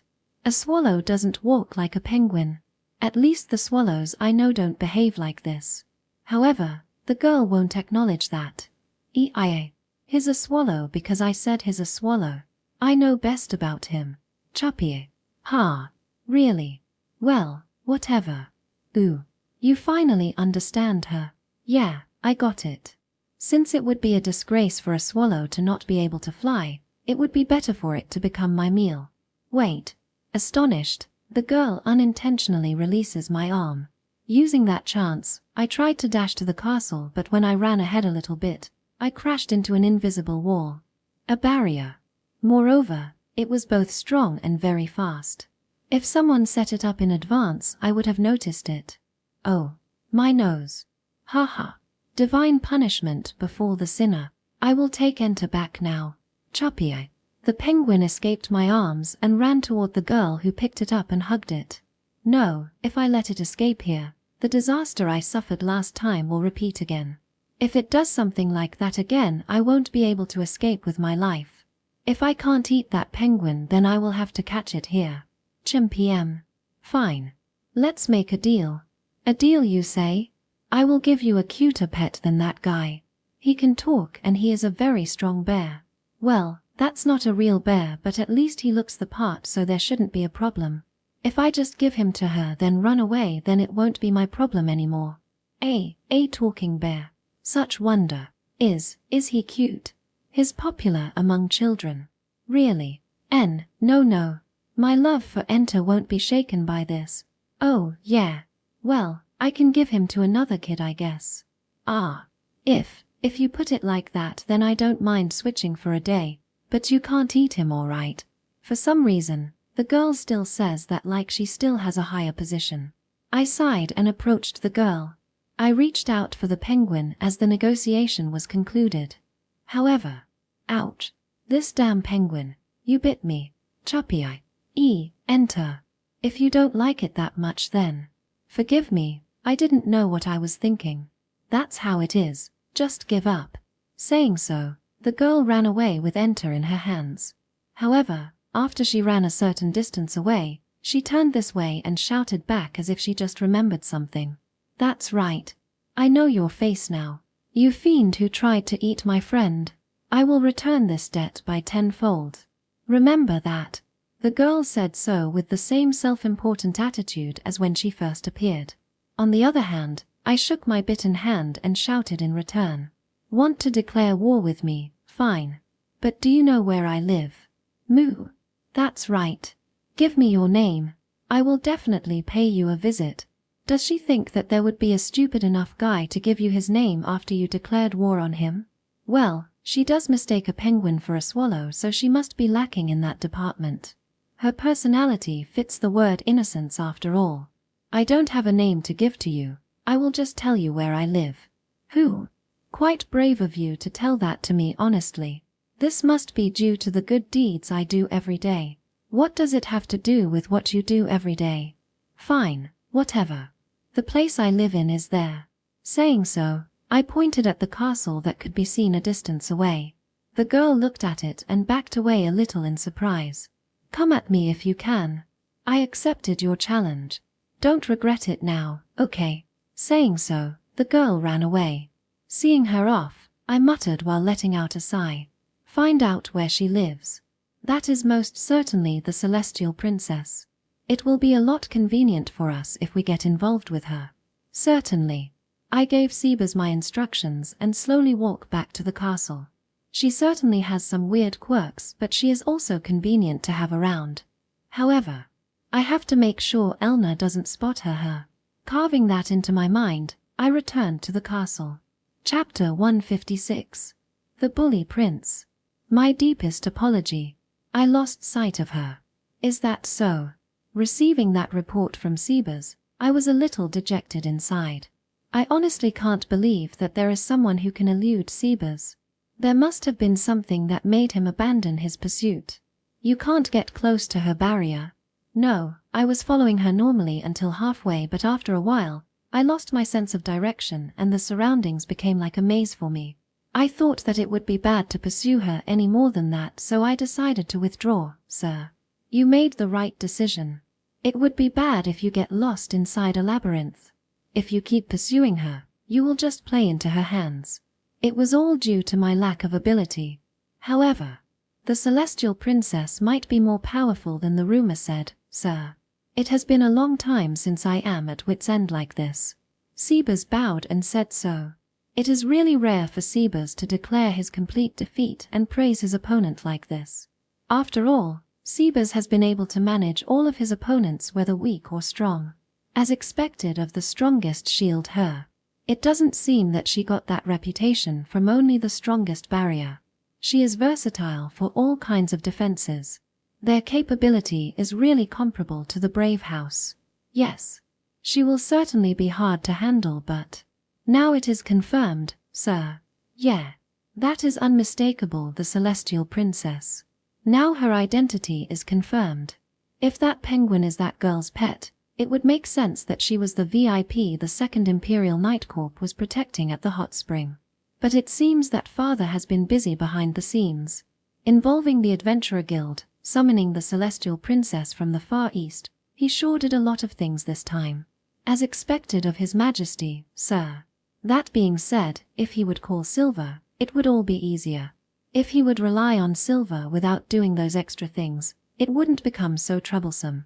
Well, the main culprit this time is probably the Adventurer Guild. They must have included the term that they will not use silver for this cooperative relationship. No matter how powerful the Empire is, the Adventurer Guild is the one specialized in dealing with monsters. Unless you are with the guild, you won't be able to notice that the monsters are entering their active period because of Hamon so quickly. There must have been a lot going on at the guild headquarters as well. I can understand that they might think that if they rely on silver too much, they will lose their chance to cultivate more skilled adventurers. I am sure that there are some that are moving behind the scenes because of that. Maybe you worry about it too much, sir? Even if someone is working behind this development also benefits us. If Elna and the other S-rank adventurers are able to do the job as the guild and the Empire planned, it will save us power, and if they fail, it will be up to Silver to clean up after them. That's right. The Empire's aim is to secure safe routes for the anniversary festival, while the guild aims to subdue the monsters that are entering their active period and searching for a new SS rank adventurer. If the S rank they gathered this time failed to fulfill their job, Silver will still be there to finish it. If the damage spreads, the blame will fall to the upper management of the guild who did not use their available personnel from the start. Maybe that is what Clyde is aiming for. But things that can go wrong will go wrong. There are only very few who dislike Silver's current standing. The S-ranker who loses their chance to get promoted might be a little displeased with me, but the number of the SS rank adventurer's seat is not limited. There is no reason for them to hold that much animosity against me. Rather than the people at a lower position than myself, those at the same and higher position than me are more likely to be behind this. Clyde Dono told us that the upper management of the guild is afraid that Silver will become more difficult to handle, but it seems that this is likely to be the work of someone of the same standing as you, sir. The problem children might be the one who prompted the upper management to work her. They are afraid that I might get promoted to the SSS rank if I defeat the S-rank monster in quick succession. I guess the SS rankers won't find that funny. How foolish. However, it is exactly because they are SS rank that they care about such a foolish thing. It would be troublesome if they are involved. Each and every one of them is ruffians after all. You said it like you are any different, sir. What are you talking about? I am the only decent person among them, right? Unfortunately, the other four might be sharing that thought, sir. Quite a big misunderstanding on their part. Social outcasts like them are decent. They should get their brains checked. As I laugh at that thought, Sebas let out a sigh for some reason. Section. The next day, I was suddenly called by my mother. For some reason, she told me to visit her alone. While wondering what is this all about, I went to visit my mother at the inner palace alone like I was told. Excuse me. Saying so, I opened the door to my mother's room and entered it as usual. However, there is something different than usual inside. Gah. For some reason, there was a rope stretched just in front of the door. My motor skill doesn't allow me to avoid that, so I got caught by it and fell. And like yesterday, my nose got smack again. Then I heard a familiar voice. All right. Good job. Enter. Chapie. On the right side of the rope, I can see Enter and the girl from yesterday holding the rope. She is still wearing her hood from yesterday. As I held my nose and stared at her, the girl started speaking with a self-important attitude. Haha. How's that? You see that? Chapie. Similar to its owner, the penguin also looks at me with a smug face. Of course, that is irritating for me, so I grab the penguin and hold it out the window. Wah. What are you doing? Don't worry. It's a swallow, so it should be able to fly if its life is in danger. Chew. Chapie. Stop that. Stop that barbarous act this instant. Enter is a swallow that can't fly. I'm helping it remember how to fly right now. Release me. When I tried to throw Enter out the window, the girl desperately grabbed my arm and stopped me. I managed to shake off the girl somehow, but when I was about to throw Enter out the window, the girl clung to me again. Stop. Release Enter. Shut up. I will show you right now that this guy is a penguin. Just watch. Chapie. Enter is a swallow. He just can't fly. Like hell, a swallow that cannot fly is a swallow. Stop. Have you no affection for animals? Like hell, I can love such an ill-natured animal. After going back and forth for a while, We got tired and had a rough breath as we stared at each other. A complete stalemate. In that chaos, the owner of the room finally opened her mouth. I finished preparing the tea. Ooh. You have my thanks, Mitsuba. But I have to get my friend back from this bullish son of yours first. I will have tea later. Oh, can I trouble you for some sweet too? Understood. Oh, don't bully her grace too much, okay? I am not bullying her, mother. This is simply a punishment. That's even worse. I won't forgive you. Saying so, she hid herself behind my mother before I could make a counterattack. Haha. How's that? Admit your defeat yet. Why should I do that? It doesn't seem like you understand yet her. I shall explain. I am the beautiful princess of the Far East country Mizuho, the celestial princess, Orihime. Saying so, the girl took down her hood and revealed her face. She has long black hair and golden eyes. Her beauty is like that of a doll, but I am sure that no puppet craftsman can make a doll like her. That is how cheerful she is. Her confident smile shows that she is truly innocent. There was a small black fox ear on her head.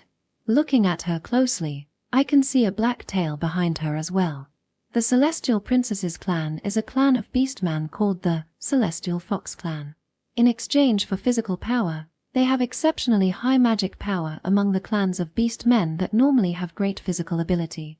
Using that power, they establish themselves as the super prestigious clan that use their power to protect their country. That being the case, they are the same as the Brave House. In foreign countries, their treatment is the same as that of a royal family. She probably thought that I would be surprised if she revealed that she is in fact the Celestial Princess. Orihime is fidgety, awaiting my reaction. However, the reply that I give her is an indifferent one. Yeah, I know. What? That's strange. I am the Celestial Princess. I already know that. When did you find out? Yesterday, when you used the barrier. What? I see. So you knew her. Orihime drops her shoulders and sits down on a chair with her ears hanging down. My mother serves such Orihime tea with practiced skill. I thought that I could surprise him.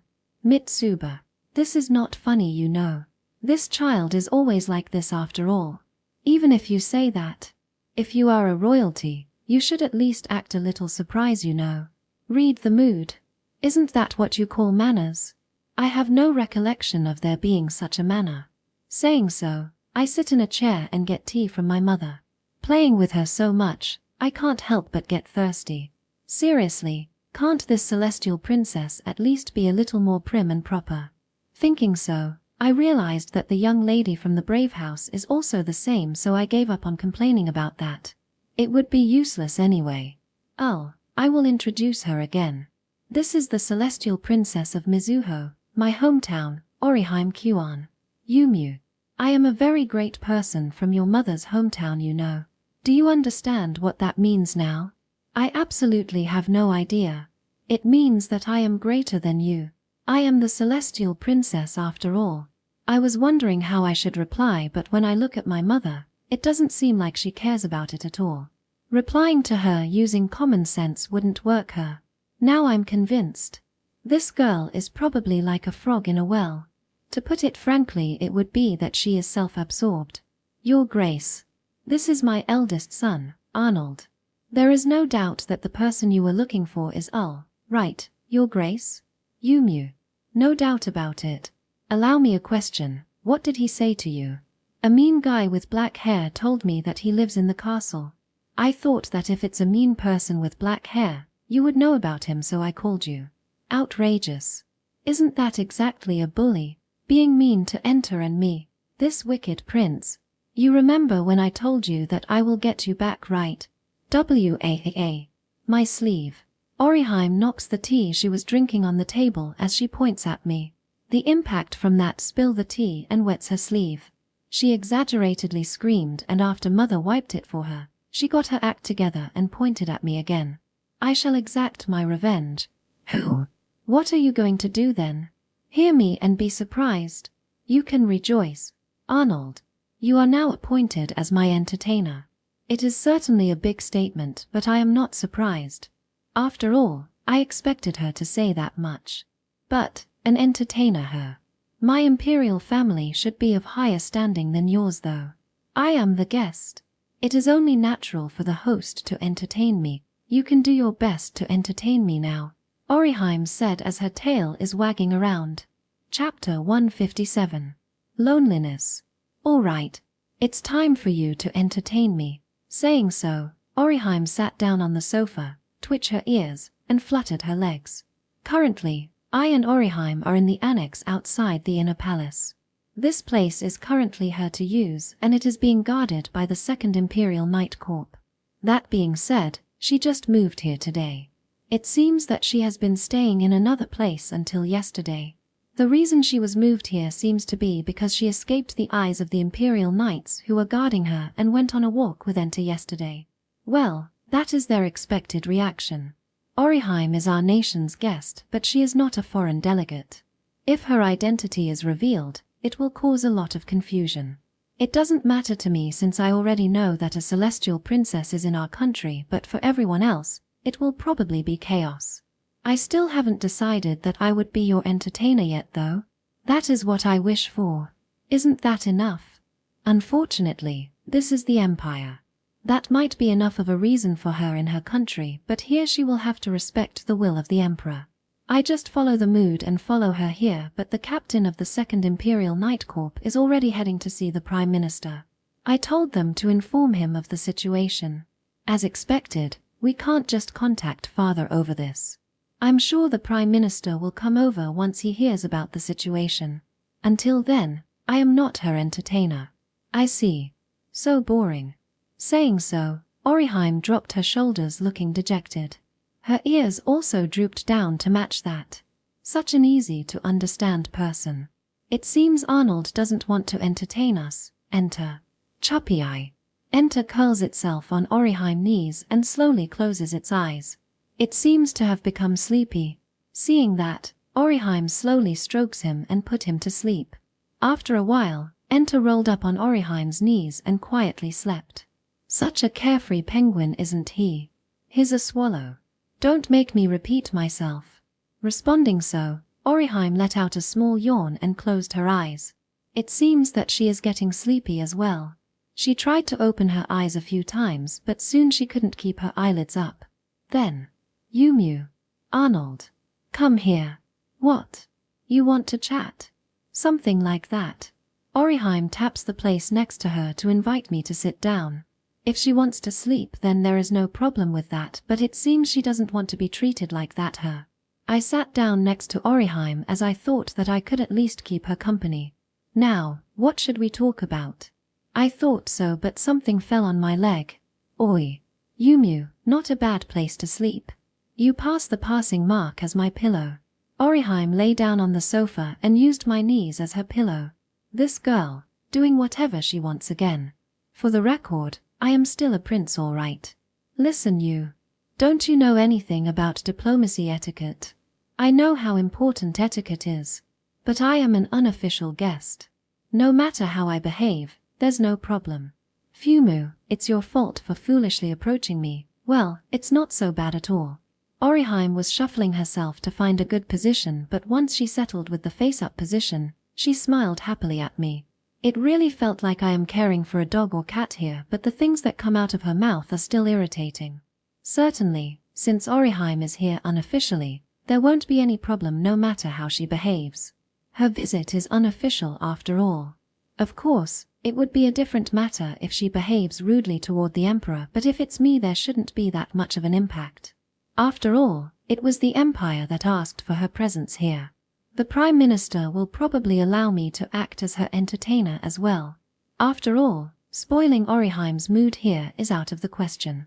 The plan will proceed normally through the Empire cooperation with the Adventurer Guild, but the monster's movement is difficult to predict. In case of an emergency, we can rely on Orim's barrier.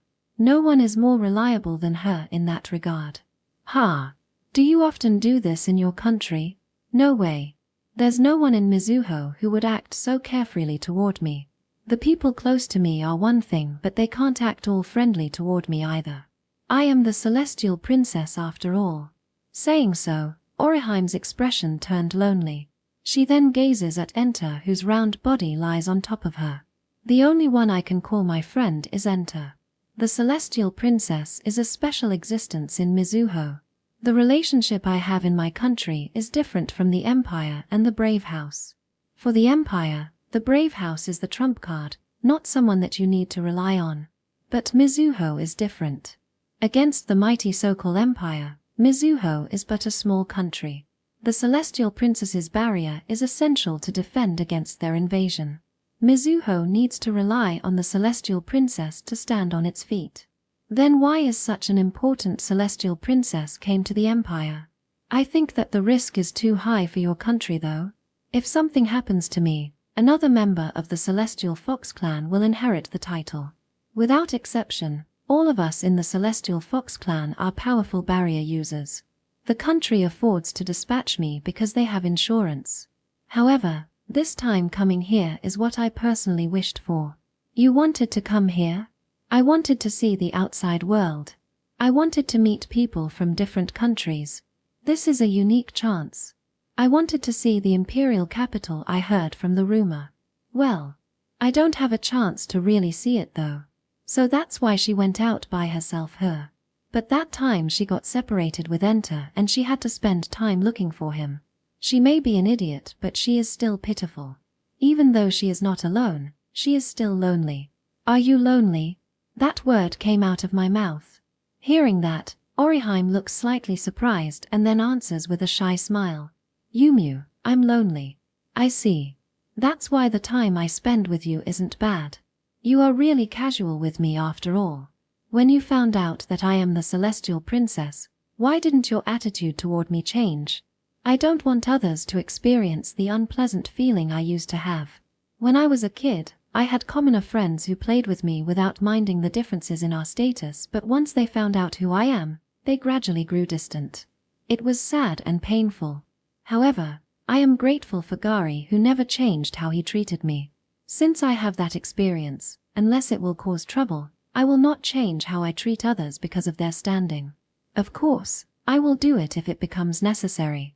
I see. Then don't ever change that. Since I finally left my country, at least I want to have a friendly talk with someone. That's why you want me as your entertainer. I got carried away by the mood. Carried away. Yumu, carried away. Yawn. I'm getting sleepy. Arnold, you may stroke my head. Oriheim said so as she closed her eyes and slightly lifted her neck. Stroke her head her. You are not a child, you know. Her words and behavior may seem like a child, but from her appearance, Oriheim should already be 15 to 16 years old. It's a little too much for me to stroke a girl's head like that. When I was hesitating, Oriheim opened one of her eyes and made a dejected expression. Her ears drooped down and her expression turned depressed. Seeing that, I was stimulated by guilt and started moving my hand. Seeing that, Oriheim seems like she is looking forward to more. Her tail is wagging and her ears are standing up. I will be troubled if you are looking forward to it so much though. Ha! I sighed as I gently stroked Oriheim's head. Her ears moved in response and Oriheim showed a satisfying smile. Yumu. Not bad. You may keep going. Keep going. You are not planning to sleep here, right? Of course I am. Now, keep your hand moving. Oriheim said so and wagged her tail.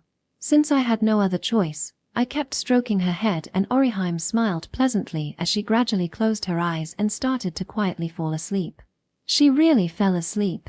Confirming that she is sleeping, I stopped my hand. In response, Oriheim frowns as she sleeps. Isn't she actually awake? I gave up and continued stroking her head. While I kept doing that, Franz, the Prime Minister, quietly entered the room. Your Highness, my deepest apologies. I don't mind. It's just her whim after all. I am grateful. Her Grace seems to take a liking to your Highness. Could you comply with her request? Being her entertainer her. No matter how I think about it, this will be tiring for me and the distance between us is too close. I thought that it would be good to have contact with her, but being her entertainer means that I will become the person closest to her here. This may prove troublesome given how the future will develop. As I pondered about what to do, The face as Orihime told me that she was lonely flashed up in my mind. If I decline her request, she will make that kind of expression again. I don't like it. Well, that is what the celestial princess wants. I guess it would be better for us if we grant her wish her. Thank you very much. However, since when have you two met? Yesterday. I had a little grudge with this penguin, you see. It's good that the one she met is me, isn't it? About that. How did you become aware that the celestial princess is here? You met her. The yesterday case was already reported to him by the 2nd Imperial Night Corps. It's a given that he knows that I know she is the celestial princess beforehand. From Franz's perspective, that is something worth worrying about. Of course, I can give him a reason for that.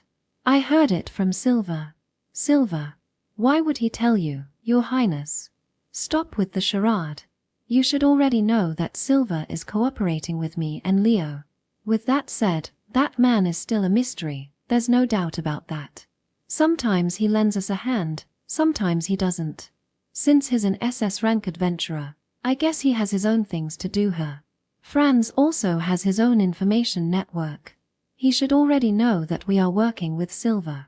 However, he should see that Silver is not actively on our side and thinks that Silver comes to help us from time to time. It is dangerous for an SS rank adventurer to involve himself in the succession war, but if it's only this much cooperation, then he should be able to turn the other way. As Your Highness says, I am aware. However, from what I can see, that man shouldn't be the type that actively cooperates with you though. It seems that there is something different about it this time. He was quick to pass on the information. He probably irritated that you left him out of this event. It was an agreement with the guild. I guess so. Still, that shouldn't be amusing for Silver either. It is Silver that has been protecting the Empire from monsters. The Empire has borrowed his help many times already. I think it's best to stop doing things that will break the trust between him and us, right? The Empire is wide, Your Highness. We must find the solution to get rid of the situations where we can only rely on Silver to solve as soon as possible. I understand Franz's point. The guild rarely exercises their power on an adventurer. At most, it would be a request. That's why adventurers don't gather in places that aren't popular. And recently that unpopular place turned out to be the Empire. After all, the Empire was peaceful and stable with only a few monsters. However, recently the situation has changed. With problems occurring one after another, the Empire is hoping for S-rank adventurers to set up base in its territory. No matter how strong Silver is, one person cannot cover the entire Empire. I understand the idea. Does Father also share the same opinion? Yes. That is why I am grateful that you are keeping contact with him, Your Highness. Unfortunately, I can only wait for him to contact us though. It's just, he took a liking to Leo. I kinda get that feeling. If he's in a bad mood, then try to bring Leo up, alright. I hope that it doesn't come to that. But if we really have to rely on Silver, we will make sure to ask His Highness Leonard. Franz left after I kept talking with Franz for a while. With this, the contact with Silver is established in case of the unlikely event. And if Silver moves, the credit would go to Leo. At least, we are now prepared for the worst-case scenario, but the problem is that I became Orihime's entertainer. The person herself is pleasantly asleep though. Sleeping so comfortably, this girl. When I got a little irritated and flicked her forehead, she raised her eyebrows. Seeing that, my gloom lifted a little bit. After that, I kept stroking her head until she woke up. Chapter 158. Play catch. Go. Enter. Chapie. With such a high-tension voice, Orihime throws a small ball for Enter to fetch. Even though it is a penguin, Enter is quite clever. It picks up the ball and dexterously brings it back to Orihime. On the other hand, Orihime is very excited. Boo. Good boy. You are amazing. Enter. Chapie. Honestly, they are noisy. Well, it's not like they just started getting noisy now, so there's nothing wrong with that. The problem here is, I have a question. What? Don't what, me. What are you doing in my room? Because you are here? Orihime answered like it is a matter of course. But it is not. Your room is not here, right? Do you not remember that you are here unofficially? What? So you are talking about that? Don't worry. I've already got permission. Whose permission? The Prime Minister's. I was bored staying inside the same room the entire time, so I asked him to let me visit Arnold's room. And he just allowed that. Of course, he attached some conditions. The condition is that I have to set up barriers around the room. A barrier for avoiding people, and a strong defensive barrier at the door. No one will come here since they will be turned away by the barrier, and even if someone tries to enter, they can't open the door. So it's totally fine. There's nothing fine about this though. It will be a big deal if someone finds out that a prince's room is being blocked off by barriers, you know. They won't be able to get in right away, so I can open the window and use my barrier as a foothold to retreat. My plan is perfect. What would you do if it caused a fuss? Don't care. Do something about that yourself. She said that so confidently. Well, to think that she would be so free-spirit like this. Should I be amazed? Ha! Don't sigh when you are with me. It would be like you are bored because you are accompanying me, right? I'm not bored, just tired. Can't be helped, right? You are my entertainer after all. For some reason, Orim said that with a smug face. I planned to say that she is so troublesome that it made me tired, but Orim is free. She can play if she wants, she can sleep if she wants. She can immediately do whatever she wants, but when I get angry at her, she will be dejected. I ought to pay her some respect as she is the celestial princess, but when I took some distance just to do that, she would say that she doesn't mind about such a thing. It's already like I am dealing with a cat here. If I say that, she might get angry though. When I thought so, I turned my gaze to Orim, who is getting back to play with her ball. She throws the ball, and when Enter fetches it back for her, she praises it and pats it in a grand manner. I have no idea what is so fun about it. And why is she doing this in my room in the first place? I ended up thinking about such pointless things and realized that it's pointless to find reasons behind Orim's actions. What's wrong? Arnold? No, it's nothing. Oh. I see. It seems that Orim picked up on something while I was trying to hold down my headache. Well, she is probably misunderstanding something again. It's a short relationship we have, but I've come to understand that much about her. I was wondering why you have been staring so much at me today, so it's like that, huh? I'm sorry. I was being insensitive. Well, I guess you are correct about that. But I noticed now. You wanted to join us, right? Being so shy that you couldn't directly ask to join me, aren't you quite a cute one? No, you are completely wrong there. Don't be shy. I am not a demon either. If you really want to play, then I don't mind letting you throw the ball, you know, Orim said as she smugly crossed her arms and proudly pushed her chest out. How can someone be so wrong and so confident at the same time? As I thought, this is amazing. No, like I told you. Don't be shy. Saying so, Orim hands me the ball. Her tail is wagging behind her and her eyes are glowing with anticipation. This is that, right? She wanted me to play with her. Here. It's fun, you know. Orim encourages me to play the ball with her. However, I still don't know what is so fun about it, so I stay still. Seeing that, Orim's ears drooped down and her expression getting visibly darker. If you don't want to, then I can't force you. I will keep playing with Enter. Orim returns to play with Enter, but she is clearly dejected, and both the strength of her throw and how she pats Enter looked very depressing. Seeing Orim being so depressed, I started feeling bad even though I did nothing wrong. Alright. I just have to play, right? Really? Haha. You should have said so from the beginning. What a troublesome fellow. Orim said so and handed me the ball. Then she wagged her tail as she waits for me to move. I just have to throw this, right? You will be the thrower. I will try to catch it before it hits the floor. That's the rule. Saying so, Orim prompted me to throw the ball. I don't understand what's fun about this, but when I half-heartedly throw the ball, Orim instantly reacts and moves toward the ball landing point and catches it. Mew. I can't enjoy myself with such a weak throw, you know.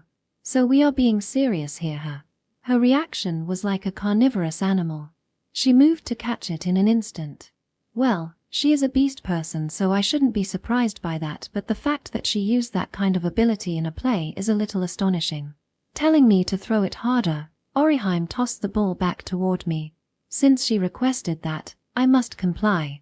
This time I aim toward the wall and seriously throw the ball at it. Now it will bounce and she shouldn't be able to catch it. That's what I thought, but the ball was easily caught even before it hit the wall. Yumu. That was a pretty good throw. TSK. Just now, did you click your tongue? I didn't. You must be imagining things. Is that right? I thought I clearly heard it just now. Orim tosses the ball back at me while tilting her head. As expected, that hurt my pride a little bit. Even though I seriously threw that, she caught it so easily. I probably inherited this from father, but when I see someone being so smug like this, I can't settle down unless I teach them a lesson. If you are that looking forward to it, then allow me to entertain you with all my power. Suffer your failure and despair. Gaze upon my full power pitch. Thinking so, I threw the ball in the direction of the sun with all my might. It's not a throw that you should be doing in a room. This is how you throw a ball outside. However, Orim easily caught even that. My best pitch. Yumu. That's more like it. How can this be? I was shocked while receiving the ball Orim tossed back at me. No matter how fast Orim is, to think that she would be able to catch that. It's more like she didn't follow the ball with her eyes, but she used her entire body instead. Damn it. She is wagging her tail so fast right now. Her expression looks like she is having so much fun. That throw was supposed to teach her a lesson, damn it. I won't let this end as it is. If you are chasing the ball with your instinct, then I just have to make use of that instinct of yours. If pushing doesn't work, then I can just pull it. If father is no good, then I just have to throw it shorter. Don't look down on me, Orim. I am not the type that would take an initiative to do something dirty to my opponent, but if you made me do it, then I am a genius. I will teach you that lesson. Alright, here I go. Come at me. Facing Orim, I raise my foot upward to give the ball the utmost momentum. Seeing that, Orim prepared to receive it. However, I immediately drop my foot and weakly throw the ball in front of me. See that? Now you can't catch. Orim pulled back because of feint for a moment, but she uses her animal-like reaction and lunges at me. She caught the ball before it reached the ground, and just like that, she rolled forward and taking me with her. Getting tackled by Orim with all her power, I lie on my back while holding the back of my head. It seems when I fell, I hit the back of my head. That hurt. And you are heavy. Haha. How's that? I caught it. On top of me is Orim. The expression on her face is the smuggest I see her today. She then shows off the ball she splendidly caught. What would you do if I get hurt? Oh, I didn't think of that. Sorry. But it's your fault, you know. This happened because you were scheming something. After saying that, Orim turns her head toward me. While I was wondering what she is planning now, Orim speaks to me with a cheerful smile on her face. I wonderfully caught it, you know. You may praise me now. Ah. You may praise me now. Praise me. She said it like she has a higher standing, but it was like a cat or a dog waiting for me to pat it on the head. Her ears are twitching as she is prompting me to pat her head. She would keep urging me to do that anyway, even if I refuse her here, so I pat her head with my right hand. Yes, well done. Yumu. You may praise me more. More you say. What are you telling me to do? When I was thinking so, suddenly the glass breaking like sound echoed. It's a sound that only those who are well versed in magic know well. That is the sound that couldn't be heard by ordinary people, the sound of a barrier breaking. Then, the door slowly opened. Hey, Al. What was that about? On top of a people dispersing barrier, you even have a barrier at your door. It was pointlessly strong too. It was a pain to break in. Elna was standing at the door. According to what she said, it seems that she had a hard time breaking that barrier. She has a sword in her hand and she is breathing heavily. However, when she saw Orim, who is currently mounting me, her expression turned sharp. At the same time, my body started to let out cold sweat. Thus, the sword and shield met each other at the worst timing. Chapter 159. Sword and Shield. Why is Elna here? That question is circling in my head. On top of the barrier, any visitor that is going to visit me should be turned away by the Imperial Knights. Unless they do that, Orim couldn't possibly come to play in my room. But it is useless to think about that now. First, I have to think about how to survive this situation. Oh, you erected a barrier and have fun with a girl inside your room? Aren't you living quite a happy life right now? No, calm down. It's a misunderstanding. How can I calm down in this situation? I saw the second corp lurking around here, so I came to have a look, and this is what I found. It's their fault. How can this be? Instead of keeping away the danger, they are the ones inviting the danger my way. Damn it. If possible, I don't want Elna to know that Orim is the celestial princess. Elna, calm down first. You are having a huge misunderstanding. Yeah. You suspicious person. You should leave us now.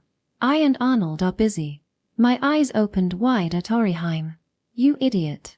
Did you abandon your animal instinct? You acted like that in front of the woman that you shouldn't piss off the most in the Empire. As expected of the celestial princess, I guess. Suspicious person. That's my line. What are you doing on top of all? Even like this, he is still a prince, you know. Get off him now. Why should I listen to you? I am on top of him using my winner privilege. I won't get off until I am satisfied. What? Hey. What is she talking about? Who is this woman? It's a long story. If you want to ask someone's name, then how about giving yours first? Well, if you have a name to give, that is. Saying so, Orim smiles mockingly at Elna. On the other hand, Elna snapped. She points the sword that she used to break the barrier toward Orim and angrily gives her name. Fine. I am Elna von Umsberg, the next head of the brave house of Umsberg. Now, give me your name. Wait, Elna, this girl is not someone importer. Who? A member of the brave house, her. I am Orim Yuriaan, the celestial princess of the far east country of Mizuho. Orim cut me off and introduced herself with a smug face. She really gave out her name. The Empire's brave house and the celestial fox clan of Mizuho. The strongest sword and the strongest shield. It will obviously become a problem when two opposing existences of this continent encounter each other. It would have been okay if this was an official visit, but Orim is here unofficially. As Orim can do whatever she pleases right now, there is no problem if someone is rude to her either. In the first place, she officially isn't here.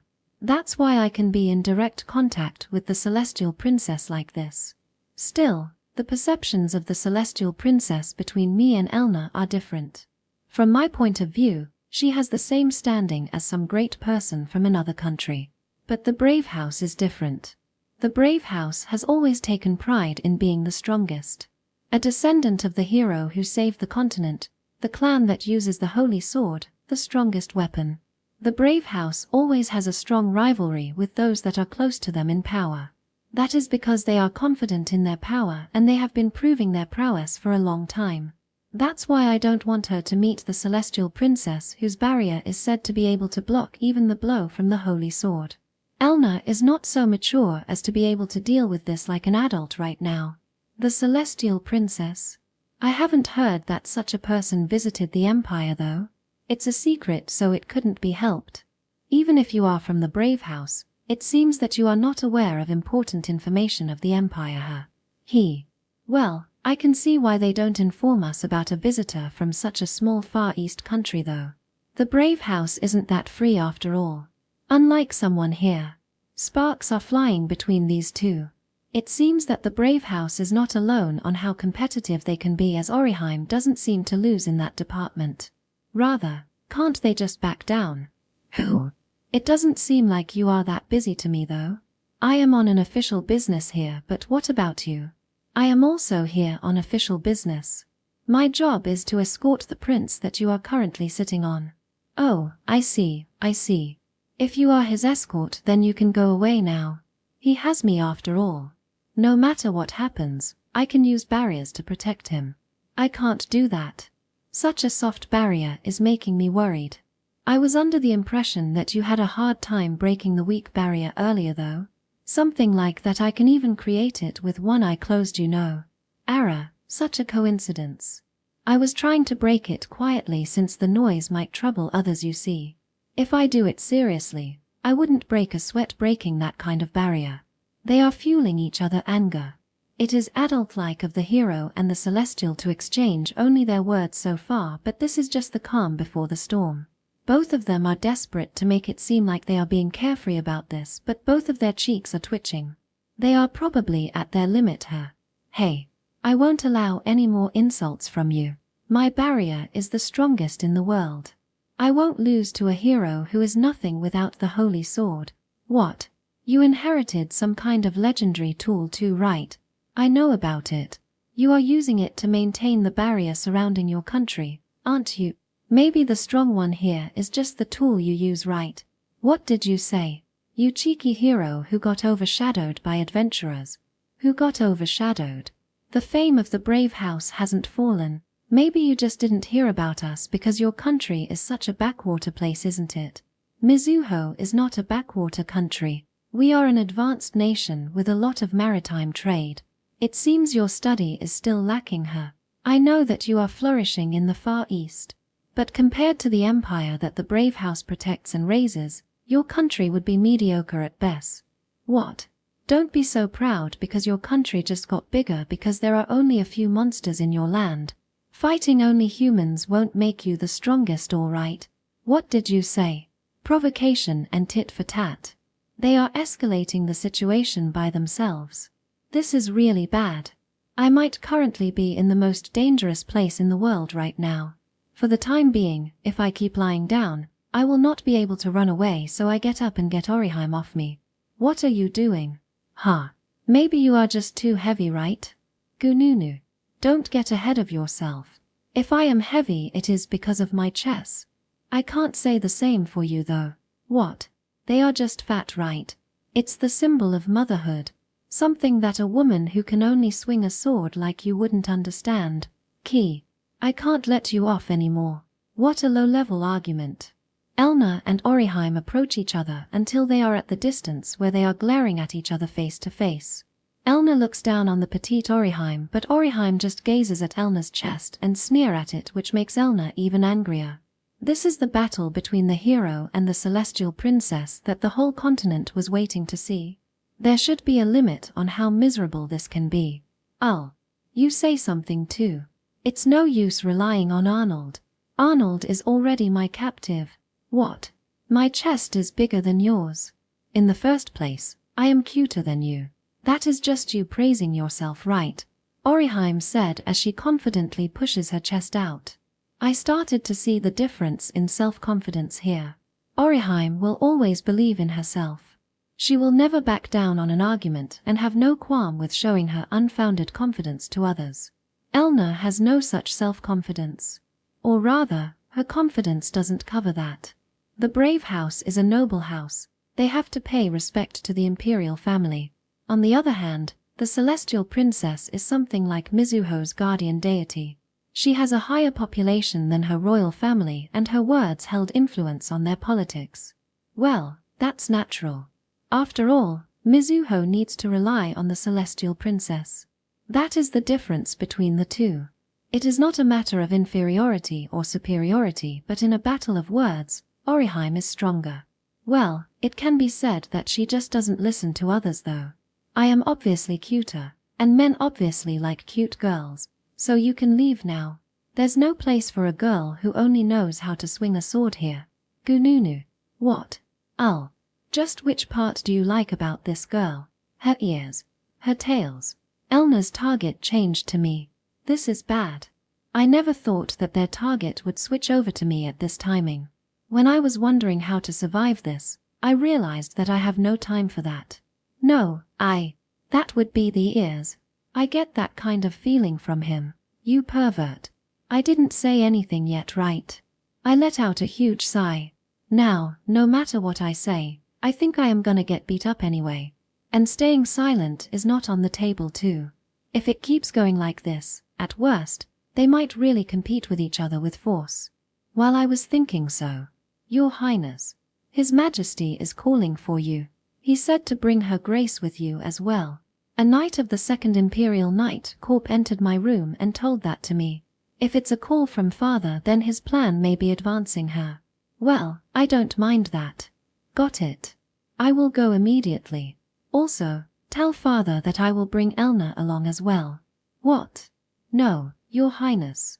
His Majesty said. I know that he didn't call for her, but she will be summoned later anyway, so it's fine. She already knows that Orim is here as well. There's no use hiding it from her. It would be bad if I leave Elna here as she is and she goes on a rampage later anyway. I won't say that out loud though. Chapter 160. Immortal Monster. What is the meaning of this? Arnold, please ask the details from the Prime Minister. I am the victim here. As soon as I entered the throne room with Elna and Orim, I was immediately questioned by father. However, I am not going to say sorry here. It was not something I could control, so this is definitely not my fault. My apologies, Your Majesty. Her Grace asked me for permission to visit His Highness Arnold, so I granted her that permission. Unconditionally? No, we agreed that she have to erect barriers around the room for her visit, but Elna was suspicious of the knights patrolling around my room, so she broke the barrier and came in. Father and Franz held their heads at the same time. Seeing that, Elna seemed to be guilty about it, but Orim on the other hand has a smug expression on her face that seems to say serve you right. Well, you were going to talk about this with Elna later anyway, right? Isn't it okay if we just do it a little earlier? I guess so. How much do you know about this? Arnold. I know that due to the incident in the east, the dormant monsters near the Empire are beginning to enter their active phase, and the Empire is dealing with that by joining forces with the Adventurer Guild. If you leave it alone, it might affect the anniversary ceremony after all. So you know almost everything already, her. It was supposed to be a secret though.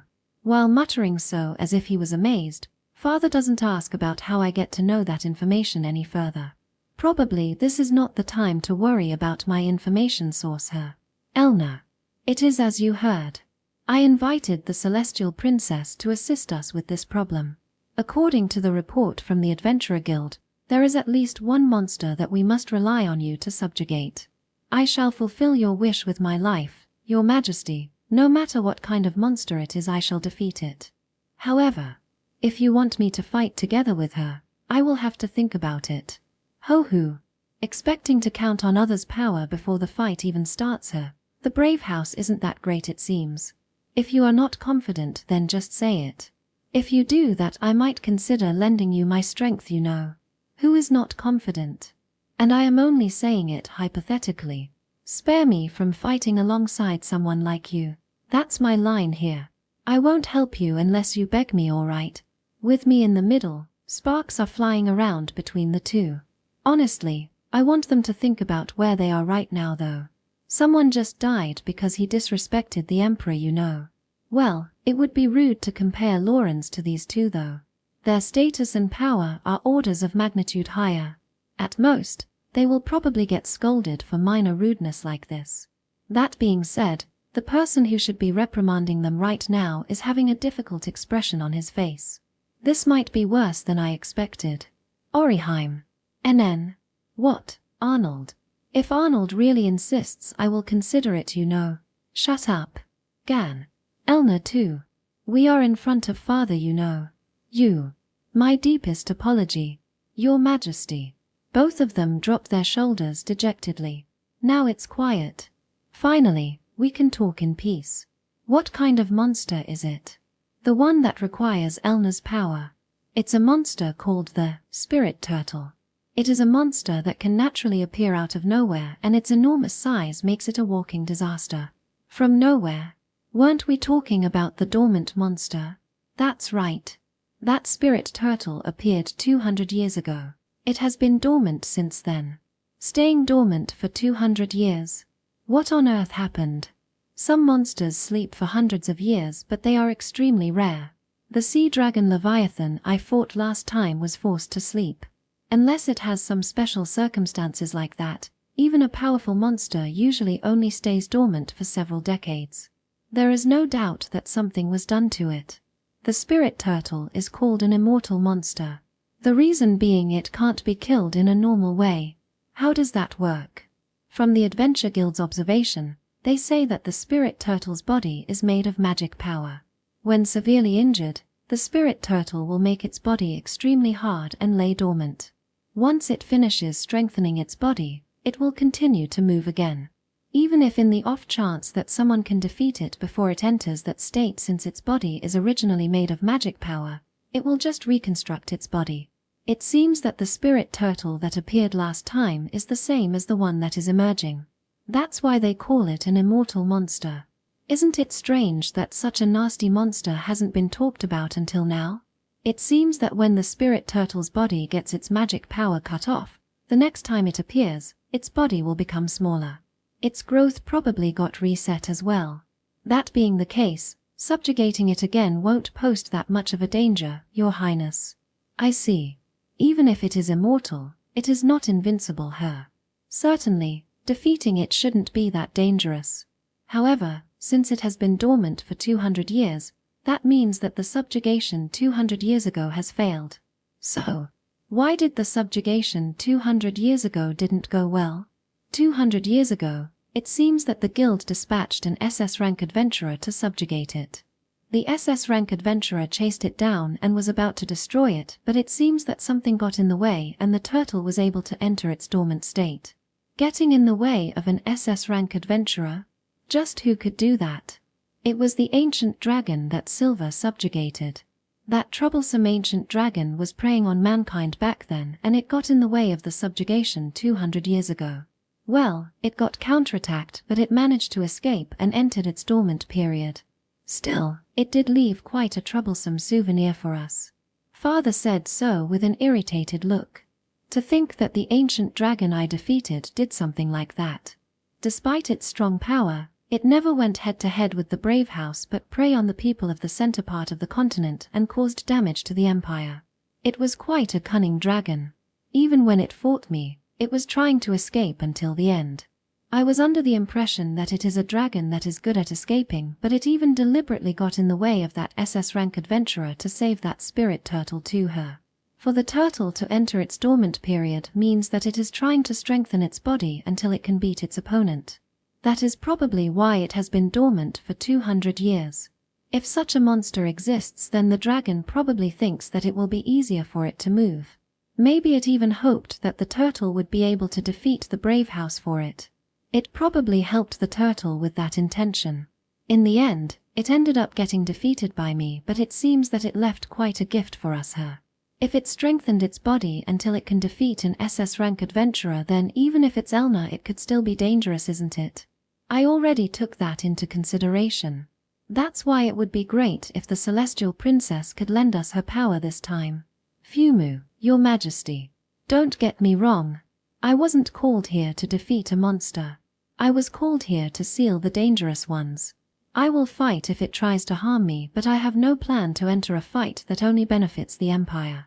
Of course, if you offer my country a large amount of reward, then I don't mind rethinking that, though. Putting quite a tough front, Her. The Empire wants to make the anniversary ceremony a success. That's why Father promised his full support to the Adventurer Guild. Together with the cost of the ceremony itself, that would cost us a considerable expense. It will be difficult for us to offer a reward that can move the Celestial Princess. As expected, she has too little to gain from this. The Celestial Princess is just a barrier specialist. When defeating a giant monster, she couldn't possibly deal the finishing blow. We can appreciate the fact that she is willing to help us, but it isn't like we absolutely need her to go and help with the subjugation. That's a shame. We will be seeking help from the Adventurer Guild then. That masked man, isn't it? Well, he should be more reliable than a Celestial Princess. Elna, we will not be counting on Silver this time. The Adventurer Guild cooperated with us under that condition. What has that man done? It's not like that. The Adventurer Guild said that they want to cultivate their human resource so that they can avoid relying heavily on Silver alone. Our empire is also wishing for other adventurers to set up base within our border, so it is good for us as well. Your Majesty kept him away for such a reason. I do not like that man, but it's an undeniable fact that he has been protecting the empire. I do think we should be relying on silver first. What would your majesty do if silver grew distant from the empire? I was thinking about that too. Arnold. I heard that you are connected to that man, is that true? We are connected, but it is more like a one-sided contact from him though. I don't mind. Do you have a way to get in touch with him?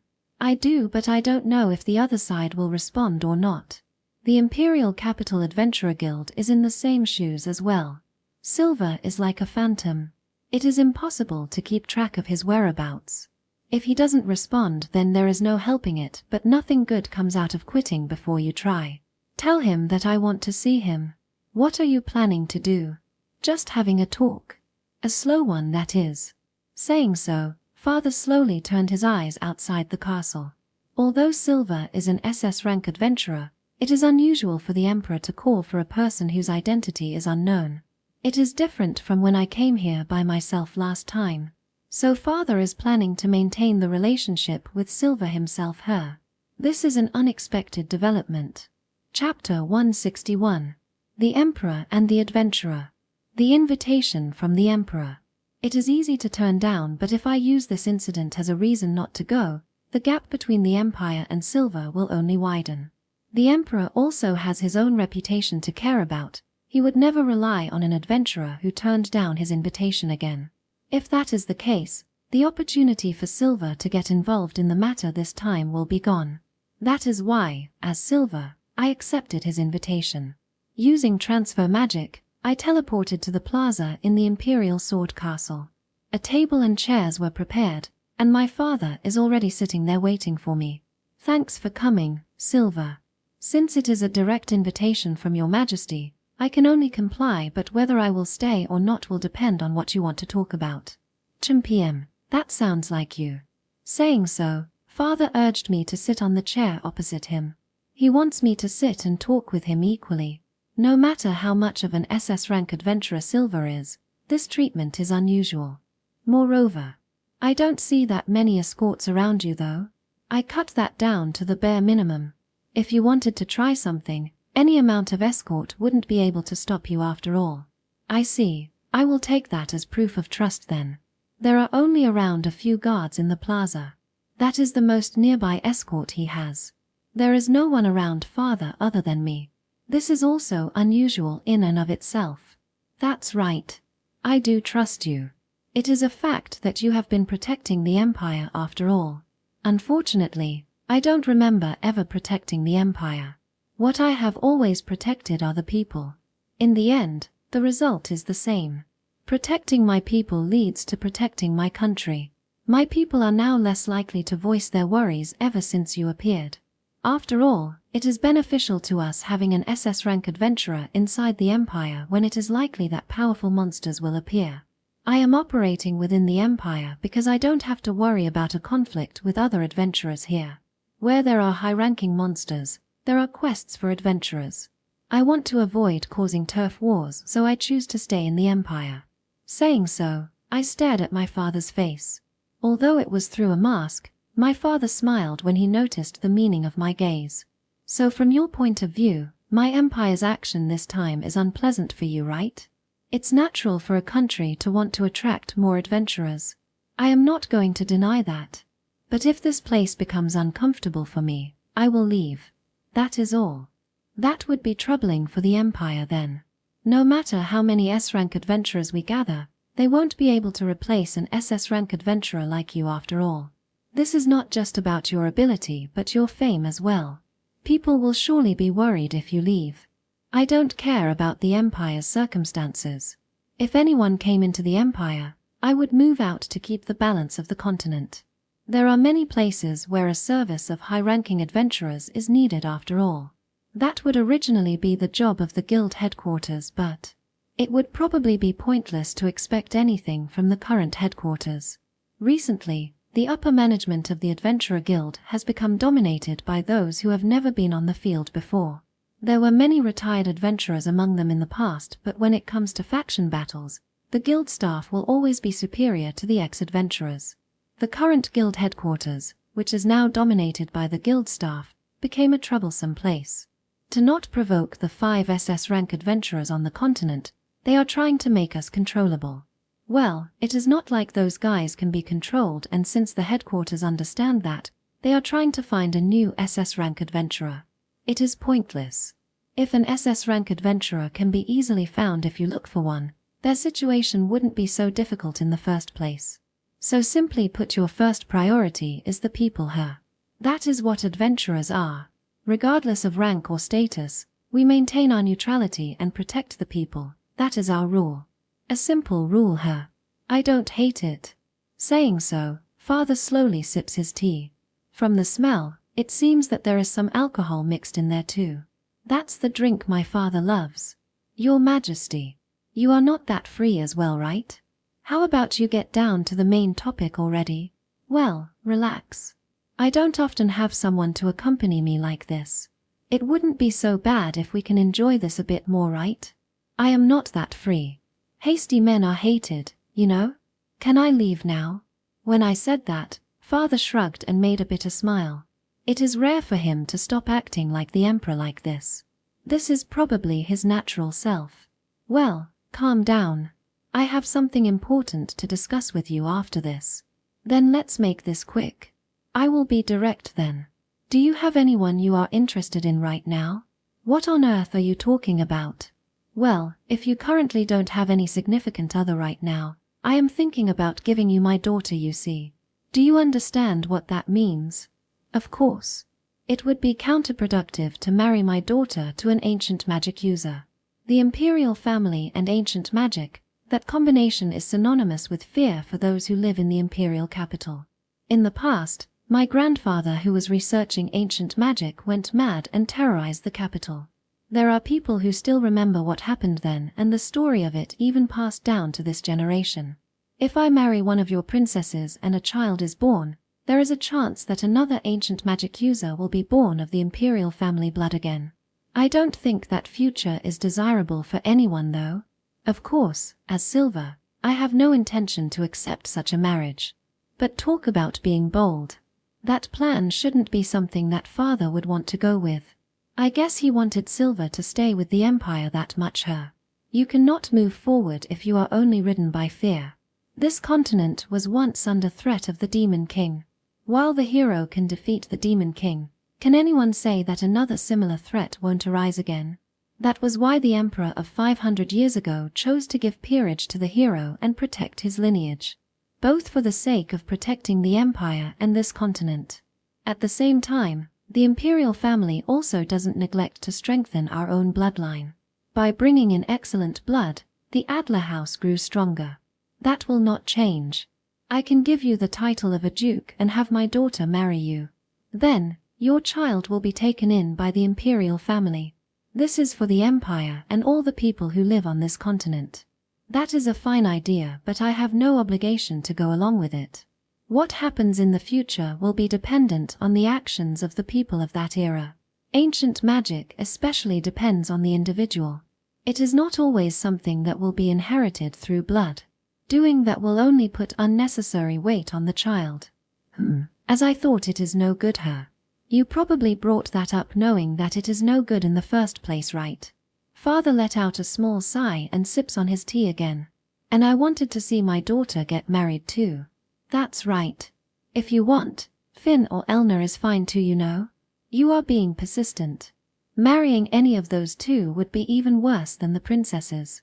If I make the most beautiful woman in the Empire my wife, I would be making unnecessary enemies, and if I make the hero my wife, my daily life will collapse. Stop pressing them on me. Ha ha ha.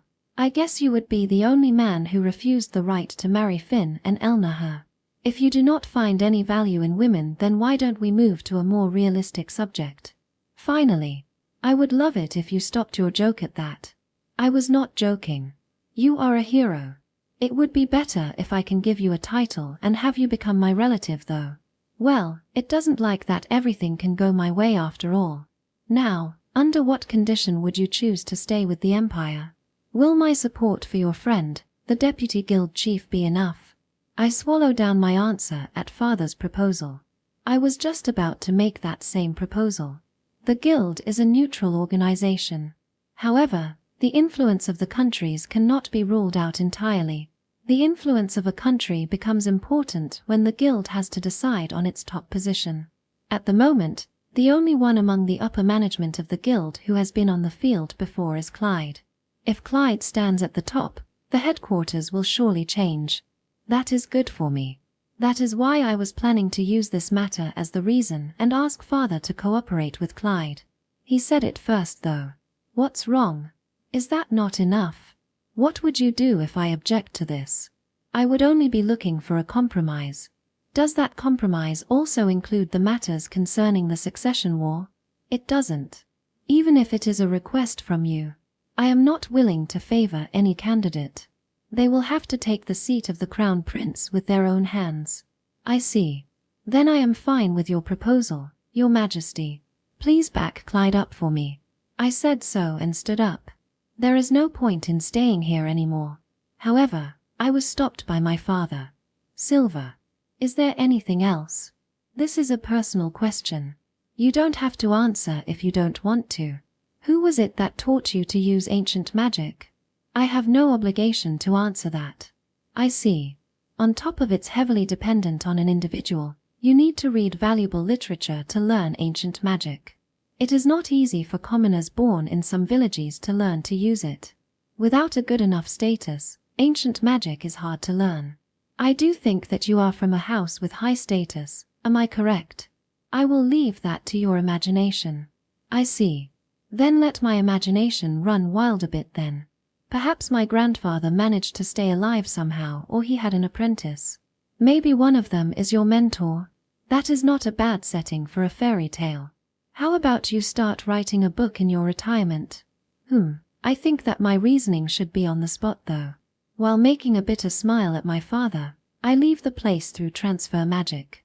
I might get found out if I stay with father any longer after all. Chapter 162. S-Rank Adventurers. We have quite a promising bunch this time, huh? It seems so, sir. I mutter while looking at the list of the S-Rank adventurers the guild has gathered that Sebas obtained. Since I have made a secret deal with father, I don't have to worry about this problem as silver anymore. If the plan proceeded accordingly, there would be no problem, and if the situation became dangerous, I have a way to intervene. Even if that will cause problems with the guild, the Empire will be backing Clyde. Honestly, this development is most desirable. Don't you think it would be more prudent if we expect them to fail?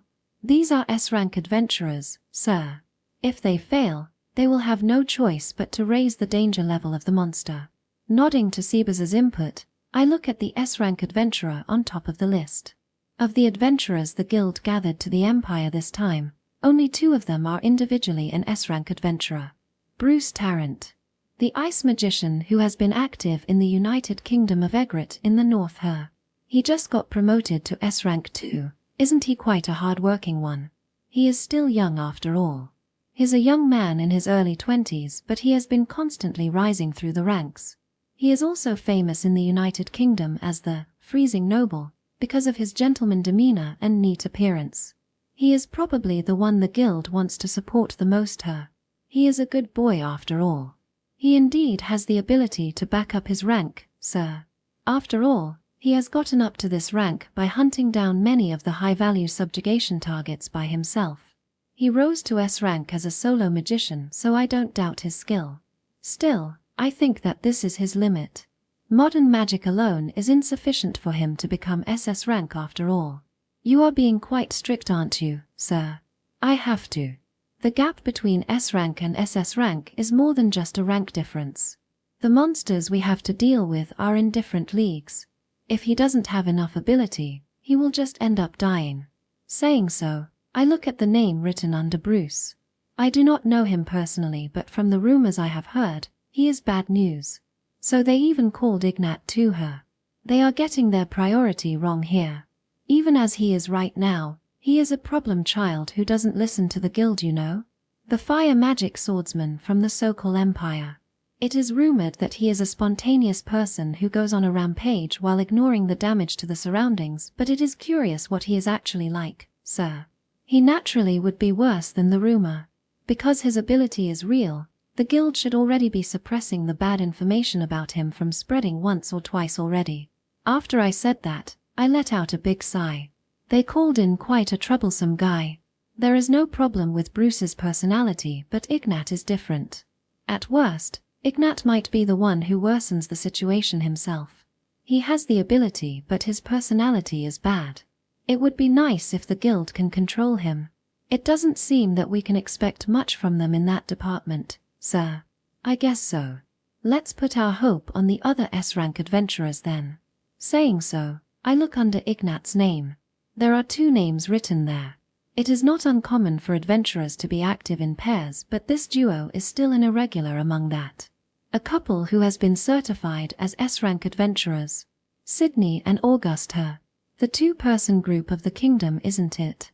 They have a long history as adventurers, so they are probably selected to keep order in this operation. Sydney of offense and August of defense. They are seasoned veterans, so they should have a lot of experience participating in a special operation like this. If they can handle themselves well in a fight, we can expect a lot from them. For stability in this operation, they are the best among the S-rankers gathered this time. If I recalled correctly, you have met them personally before, sir? Yeah, I met them once at the headquarters. I didn't get any bad impression from them back then. Among all the adventurers the guild gathered this time, they are the only reasonable ones. One of them is a young man who only knows success, and another is a troublemaker who always causes problems to his surroundings. They are certainly different from those 2. Normally, they should have chosen someone stable like this. The last one is the Grum Soul that her, Kanji Red Thunder Brigade. They are a 5-man party operating within the central part of the Sokol Empire, sir. I hear that they are unique in group battle, but, well, these guys are probably the bottom of the barrel this time. They have no outstanding achievement as well. I am a little suspicious of how they are certified as S-rank in the first place. Being an S-rank adventurer means that you can deal with most monsters. However, the Grum Soul that rarely left the Sokol Empire, and they have no credit in defeating any new monsters. They are a party that became S-rank by defeating a large number of monsters that already have information on how to defeat them available to the guild. Naturally, it doesn't mean that they are weak, but it would be doubtful at best if they can deal with the dormant monsters. They are the only ones I am concerned about their real ability this time. That's all the S-rankers they called her. Are they planning to allot monsters to these guys? It seems so, sir. However, there is one big problem. Just say it. What happened? It seems that the Grum Soul that alone has not arrived at the Imperial capital yet, sir. They have ceased contact with the guild, so we currently have no information regarding their whereabouts. When did they cross the border? The last contact from them was 2 weeks ago. The last information we have about them says that they entered the Empire through the northern border, sir. 2 weeks ago from the north. Why would they enter the Empire from there? They shouldn't have any problem crossing the border since the guild facilitates that right. That was what alarmed me, sir.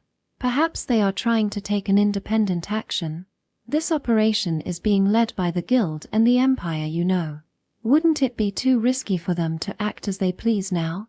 Ignoring both the guild and the Empire would make it harder for them to operate in the future. The plan was supposed to be that each party would start to take action after they gathered at the Imperial capital first.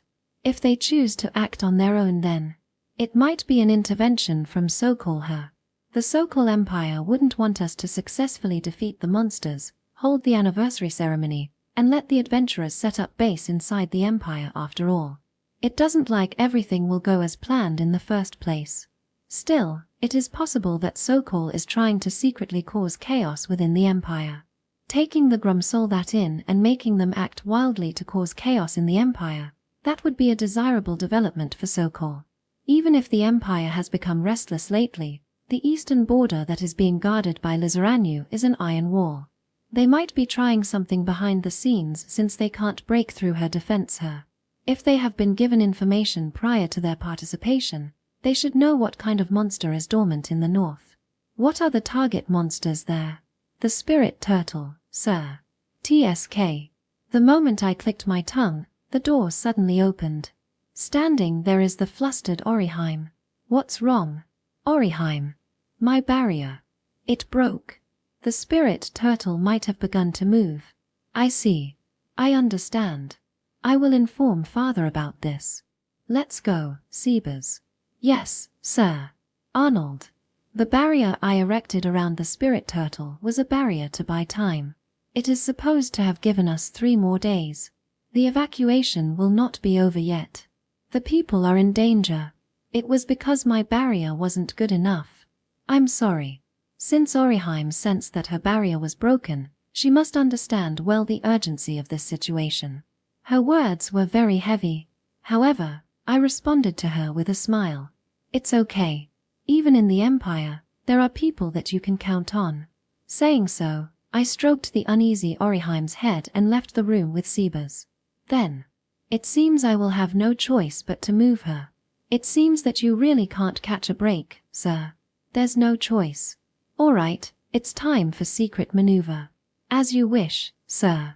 With such an exchange, I and Sebas headed for the throne room. Section. Audiobook by Masquerade at Masquerade Audiobooks. Arc 19. Spirit Turtle Subjugation Battle. Chapter 163. Orim's Request. Once father received my report, he immediately summoned the S-rank adventurers to the castle and gathered all the involved key people. With that said, since I am not in a position to be involved in this, I left the throne room and Leo went in instead of me. This is convenient.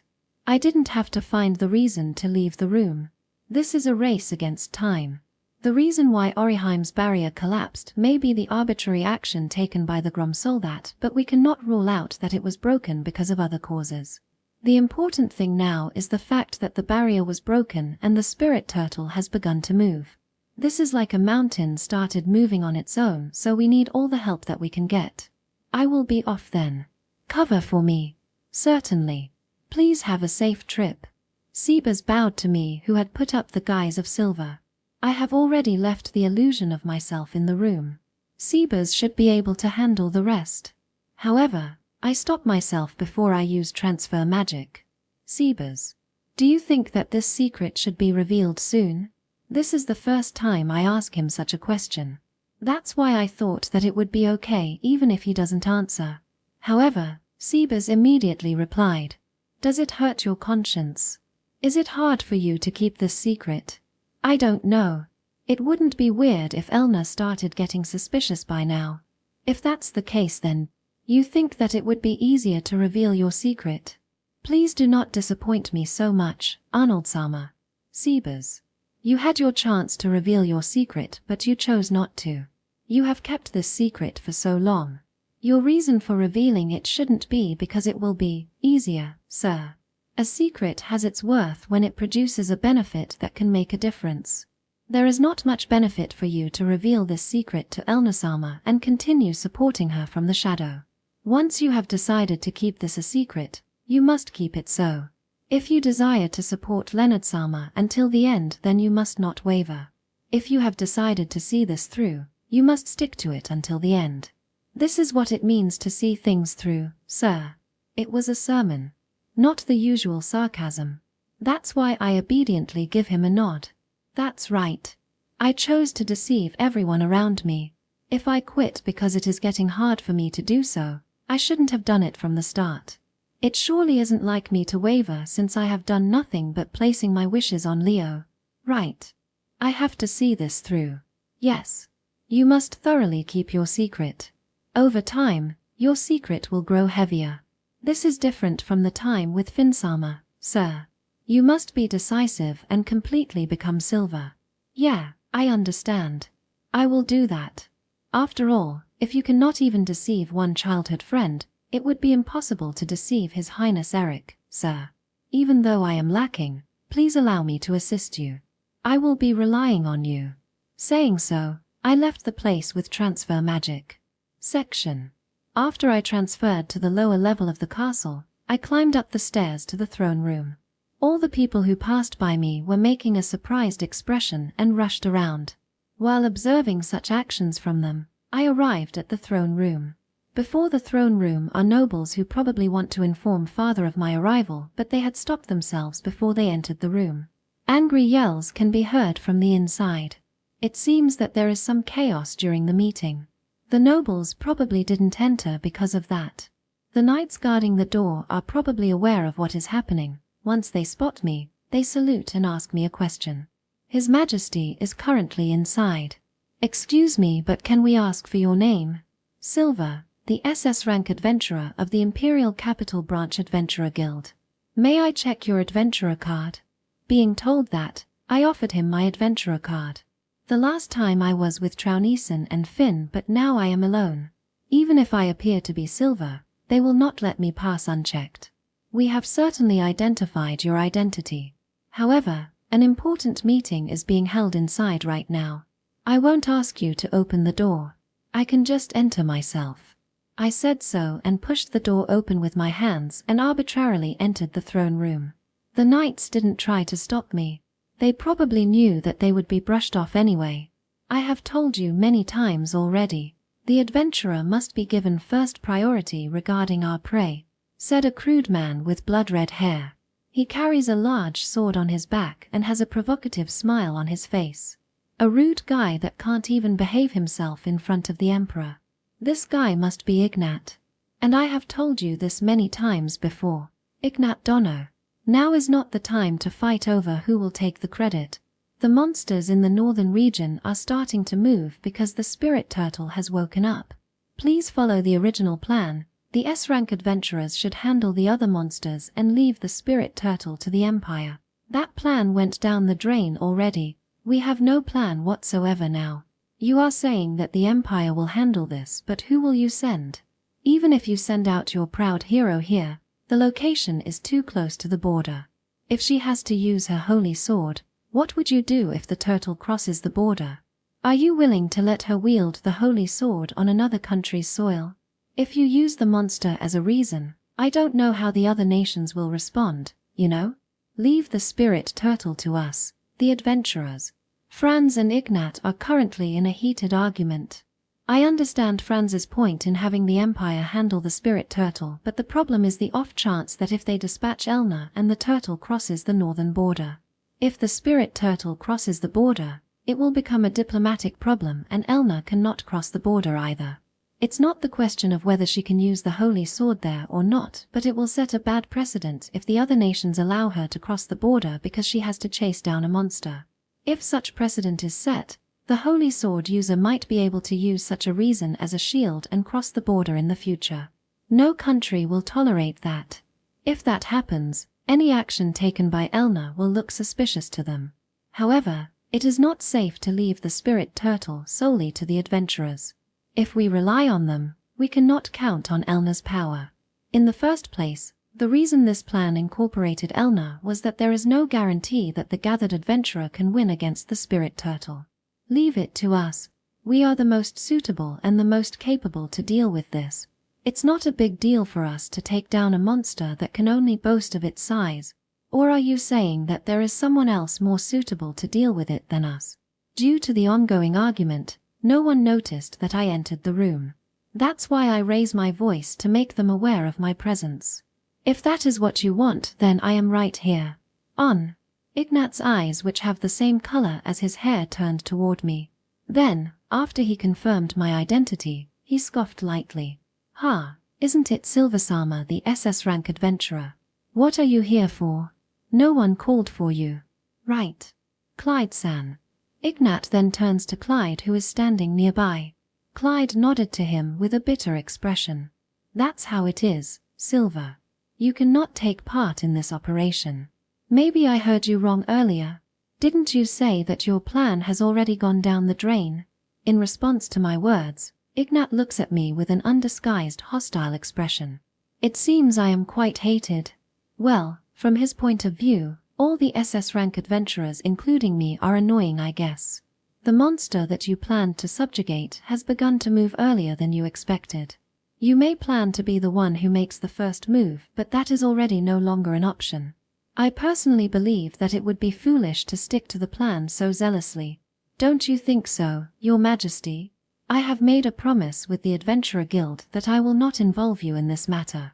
Risking the life of your citizens for that would be putting a cart before the horse, isn't it? Father receives my words and gazes at Clyde. Clyde frowns because of the difficult position he is currently in. If he allows me to interfere here, he will go against the will of the guild's upper management. That would worsen Clyde's position. However, if he refuses, he will be going against the principle of adventurers. Adventurers act for the people. That is our #1 principle, and it is the most important of all. Adventurers' selfish behaviors are acceptable because we save lives. Seeing Clyde staying silent, Father tries to open his mouth. He is probably trying to make all the fault lies with the Empire and allow me to get involved in this. From the Empire's point of view, if I can get involved, a lot of lives can be saved and the incident can be contained early. After all, there is no adventurer more suitable for deploying their troop than me. However, before Father can speak, someone raises her voice first. I will hire him. Her voice is different than usual. I turned around and behind me was Orim. Then, the Empire and the Adventurer Guild can proceed with the original plan. On a separate note, I will hire you, Silver. I want you to defeat the hateful turtle that destroyed my barrier. What? What is a brat like her doing here?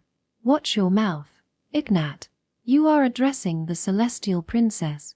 That's the Celestial Princess. Ignat, who got called out by Clyde, opens his eyes wide. It seems the image inside his head is quite different from reality. However, how Ignat thinks about her doesn't matter. Orim may seem very self-important placing such a request on me, but it was a request that has the Empire, the Guild, and even me in mind. This will make a good excuse. The Empire can say that it is Orim's arbitrary action and the Guild can say the same. Moreover, Orim is a powerful individual called the Celestial Princess. Even the upper management of the Guild wouldn't be able to do anything against her. If any, it would only be harassment at best, and that won't be a problem. You have my gratitude. Celestial Princess. You may thank me more. This is a big debt. If something happens in my country, you must come to assist us. That is how big of a debt you have with me. No matter what kind of harassment they throw at her, I will be there to help her deal with it. I understand. One request. No matter what kind of request it is, I will accept a request from you for free. Whether it is a dragon or a demon king, this silver will defeat it for you. Is that good enough? Oh, you are quite generous here, masked adventurer. You are a good guy. What kind of reward do you want? A reward, is it? A normal fee for hiring an SS rank adventurer is 3 rainbow coins. As expected, Orim wouldn't carry that kind of money around. I can do this for free, but this will reduce the worth of SS rank adventurers as a whole. If that is the case, then I will have to request something from her that is of the equal value. That's why I asked for the thing Orim is proud of. Then I would like to witness the strongest barrier of this continent. I can use barriers myself, but I never have a chance to see a celestial princess's barrier. Allow me to study it. Ho-ho. So you do have an eye. You understand the value of my barrier, huh? You. All right. I shall let you witness a celestial princess's barrier. Now, the negotiation is concluded. Your Majesty, that is the case. I have accepted a personal request from the celestial princess to travel to the north. Does anyone would like to come along? Wait a while. I will select some personnel. Other S-rank adventurers will be in charge of dealing with the other monsters as planned. Is that all right with you, Deputy Guild Chief?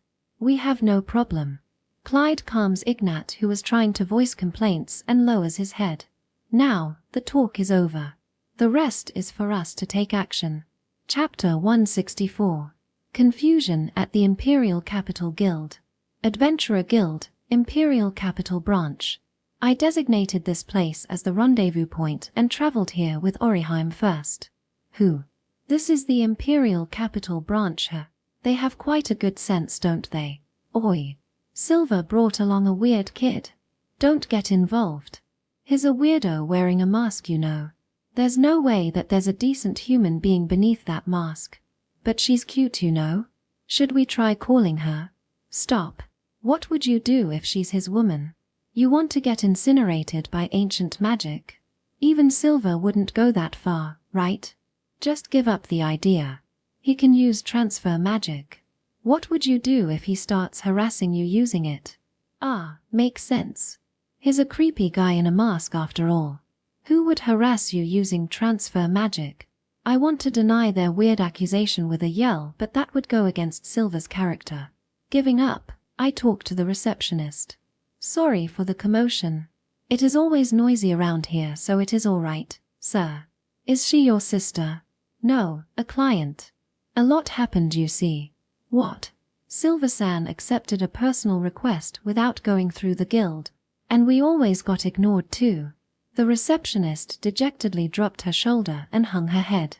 The gazes from the guild staff and adventurers in the guild are getting painful. Sorry. I will be more careful next time. Is that true? There are actually a lot of quests that we would like Silver-san to take a look at. Put them together and I will take a look next time. Is that all right? Yes. We will be waiting. By the way, Chem. The receptionist points at the edge of the guild. Following that with my eyes, I see Orim holding something white in her hand. When I raise my sight a little, I see that the dragon fang, the guild's decoration, was missing its tip. Noticing my sight, Orim instantly froze. But, tee-hee. The symbol of the imperial capital branch, the dragon farm. Oi. How much do you think that's worth? Don't be so loud. It just broke when I grabbed it. It's not my fault since it's so fragile. She only looked guilty for a moment and immediately switched to a confident attitude. Classic Orim. I let out a huge sigh and shifted my eyes to the receptionist. Where should we send the bill? The castle. I have not revealed the Orim is the celestial princess, but the receptionist should notice from the fact that I accepted her request. Without getting surprised, she said that she would send the bill to the castle and started preparing it. How reliable. Orim being Orim, she doesn't learn from her mistake and starts touching this and that inside the guild, angering the adventurers. It's not anything unusual. I was walking here with Orim. The reason being, she said that she had no chance to see the capital. Since it will take some time to select which personnel they will dispatch, I took my time and walked here with Orim. Naturally, she causes trouble all the way here. It would have become a big problem if she wasn't with me. I will have to think a lot before I let her roam free her. Hey. Release me. Silver. Take care of this kid, will you? You brat. You just ate my snack. I was saving that cheese for last, you know. Mew, it was delicious. Damn it. Silver. You better take responsibility for this, all right? Orim, who had her arms grabbed by the adventurers, is swinging her legs in protest, while her mouth spouting more things that would add more oil to the fire. There are dishes that are only available inside the guild. Maybe she saw it and immediately put it in her mouth. Silver. I want to try that bubbly drink. It is too soon for a child. Mew. It's rude to treat me like a child, all right? You are plenty a child yourself, though. The one who outright denied Orim's words was Elna. Elna did not participate in the earlier meeting because she was preparing herself to head north, but since I joined up in this operation, she came here. Her appearance surprised everyone in the Adventurer Guild. Elna von Umsberg. What is the hero doing in the guild? This is bad. She finally came to fight Silver for the title of the Empire's strongest. If you are going to do it, then do it outside. No, just do it outside the capital. Don't get us involved. Oi. Silver, it's your fault, all right. It's because you claimed the title of the Guardian of the Imperial Capital, isn't it? I don't recall calling myself that, though. As I retorted the panicking adventurers, Elna and Orim are glaring at each other without caring what is happening around them. It seems you are feared quite a bit, aren't you? Isn't this because your daily conduct is that bad? You are being treated like a child yourself, though. Isn't that because there is nothing adult-like about you at all? What? I was just being reserved. If I get serious, they might notice that I am the celestial princess after all. Orim proudly said so. A moment after that, the face of the adventurers who got excited because of me and Elna turned blue all at once. The celestial princess. Why is the guardian deity of Mizuho here? Oh, it seems they noticed her. My brilliance is too much to hide, I guess. You just said it yourself, didn't you? Orim and Elna's glare intensified. making the atmosphere feel like they might start fighting each other at any moment. Seeing that, the adventurers immediately took their distance. What the hell? This is too much for one day. The strongest defense and the strongest offense of the continent. Are they planning to find out who is stronger here? Ah, it's over. Today is the last day of the Imperial Capital branch. It seems that the rowdy adventurers who have been playing around until now can't keep doing it in front of such famous individuals here. They did treat Orim like a brat earlier too. Enjoying the rare sight of these adventurers, Orim turns toward me. Silver, how do I look in your eyes? What do you mean? Of course, I am asking you which one of us is stronger. Someone of your caliber should be able to tell, right? Temph, you don't have to rely on Silver for that. Even a child would be able to tell which one of us is stronger, right? The two stared at me. Now, how should I answer this? I sweep my eyes at the adventurers who have taken their distance. Everyone is shaking their heads. In other words, they are telling me to not escalate this here. I got you. I will tell them off now. I can't tell which one of you is stronger. What? You don't have eyes here? The adventurers all sigh in relief. Seeing that, I added, I can't tell which one of you is stronger, but let me say this, I don't think I will lose to either of you. The silent scream echoed inside the guild. The adventurers' eyes are asking me whether I'm sane or not. Then I heard a rattling sound from behind me. Looking at the source, the receptionist is foaming from her mouth and faint. It seems she couldn't take it since she is so close to where we are. It seems I did something bad here. Hey, what do we do now? He provoked them even in this situation. That damn idiot. This is why I don't like SS rank adventurers. Read the mood, damn it. The adventurers are gathered at the corner of the building. Their legs are shaking. Meanwhile, Orim is staring at me with a visibly angry face. What are you saying? My barrier is the strongest, you know. If it can be broken by a monster, then I can do it too. Then how would you plan to win against me? Have you not already witnessed the power of my holy sword? It doesn't matter if you can't hit me. Thus, the three ways glaring is on.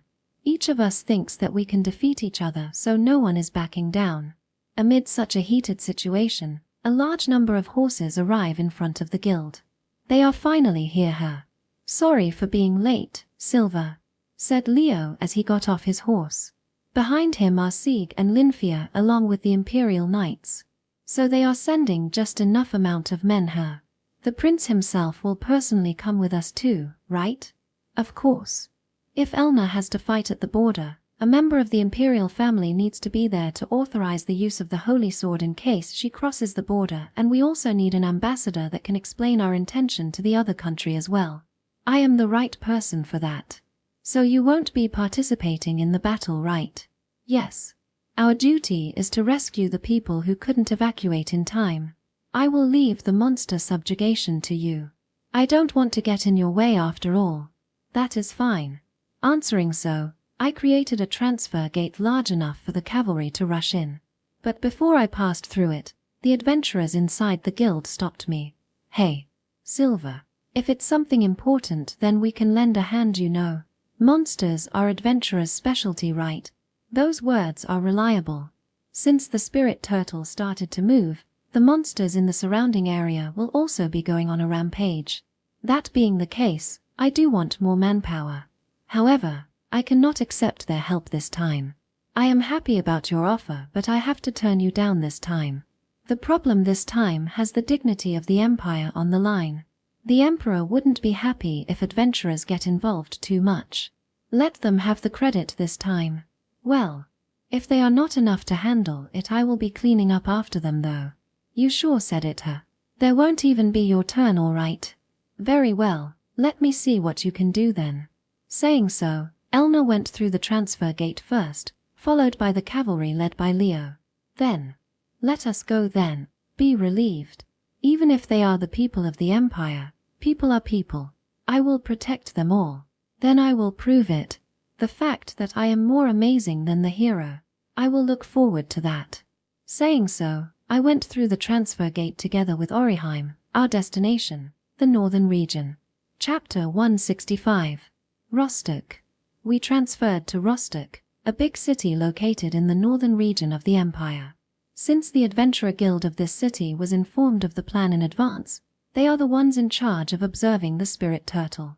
However, the Rostock we found was an empty city. Although the transfer gate opened near the guild office, there is no sign of people around nor anyone inside. They already evacuated her. For a city of this size to be evacuated so quickly, the Lord here must have made the preparation beforehand. I could think of this as that he doesn't believe in the power of my barrier, but in this case, he made a wise choice here. Orim is dissatisfied, but she still praises the local lord's decision. It was certainly a wise decision. But if he is capable of making such a decision, then he must have left someone behind for us as well. I float up in the air and look over the city. Then, I saw a group of knights on horseback a distance away. Perhaps they have noticed me. The knights rushed toward my direction. I saw a group of local knights. They are making their way here. The Lord is quite thorough here. He must have stationed them here as a countermeasure for bandits and to report to him when reinforcements arrive. I nod at Elna. Soon after, the knights arrived. Being cautious, the knights ask for my name. Identify yourself. SS rank adventurer of the Imperial Capital Branch Adventurer Guild, Silver. Adventurer. The knights have a bitter expression on their faces. His expression clearly has contempt mixed in. I guess the Grum soul that must have done something. As expected, the reason the barrier got broken involved adventurers here. Silver Dono.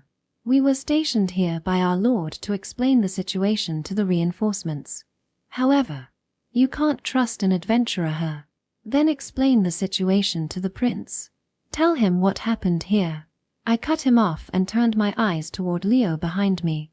I have no time to loiter around here. I am the 8th prince, Leonard Lakes Adler. Can you tell me what happened? Why, your highness. Please excuse my rudeness. Immediately after the knights recognize Leo's presence, they dismount and bow. Seeing that, Leo gently asks them to explain the situation. Don't worry about courtesy. Please explain the situation to me. What happened here? Yes, your highness.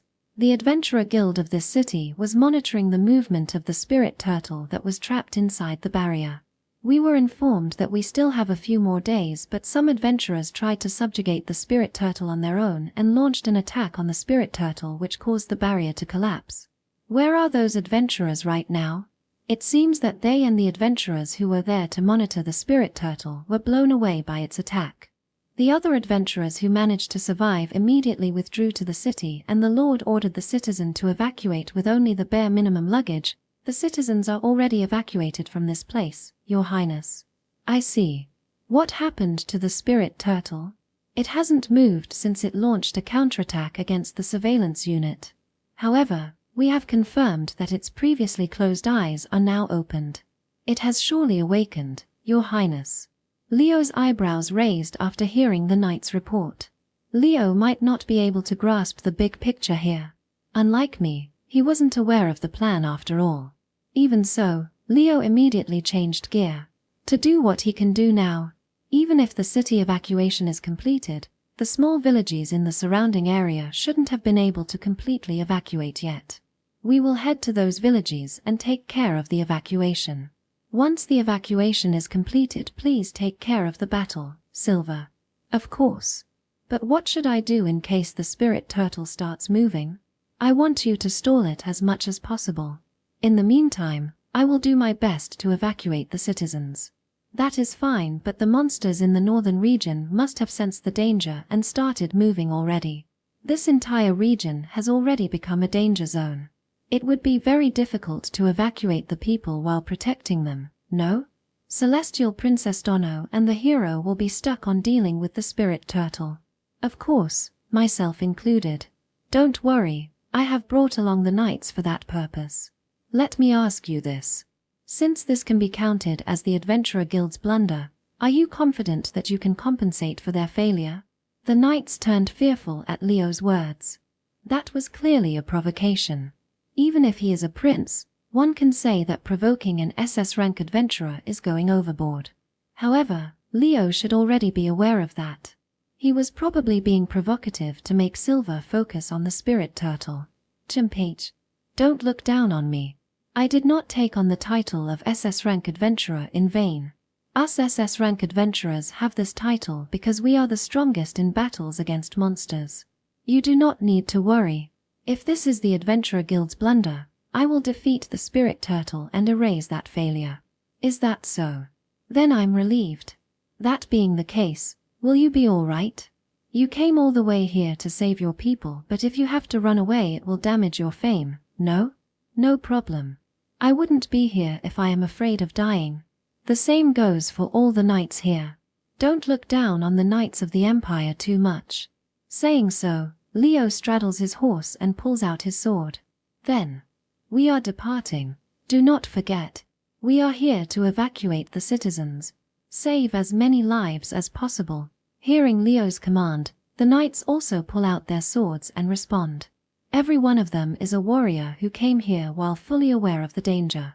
Their morale is incomparable to your ordinary knights. Lead the way. Yes, your highness.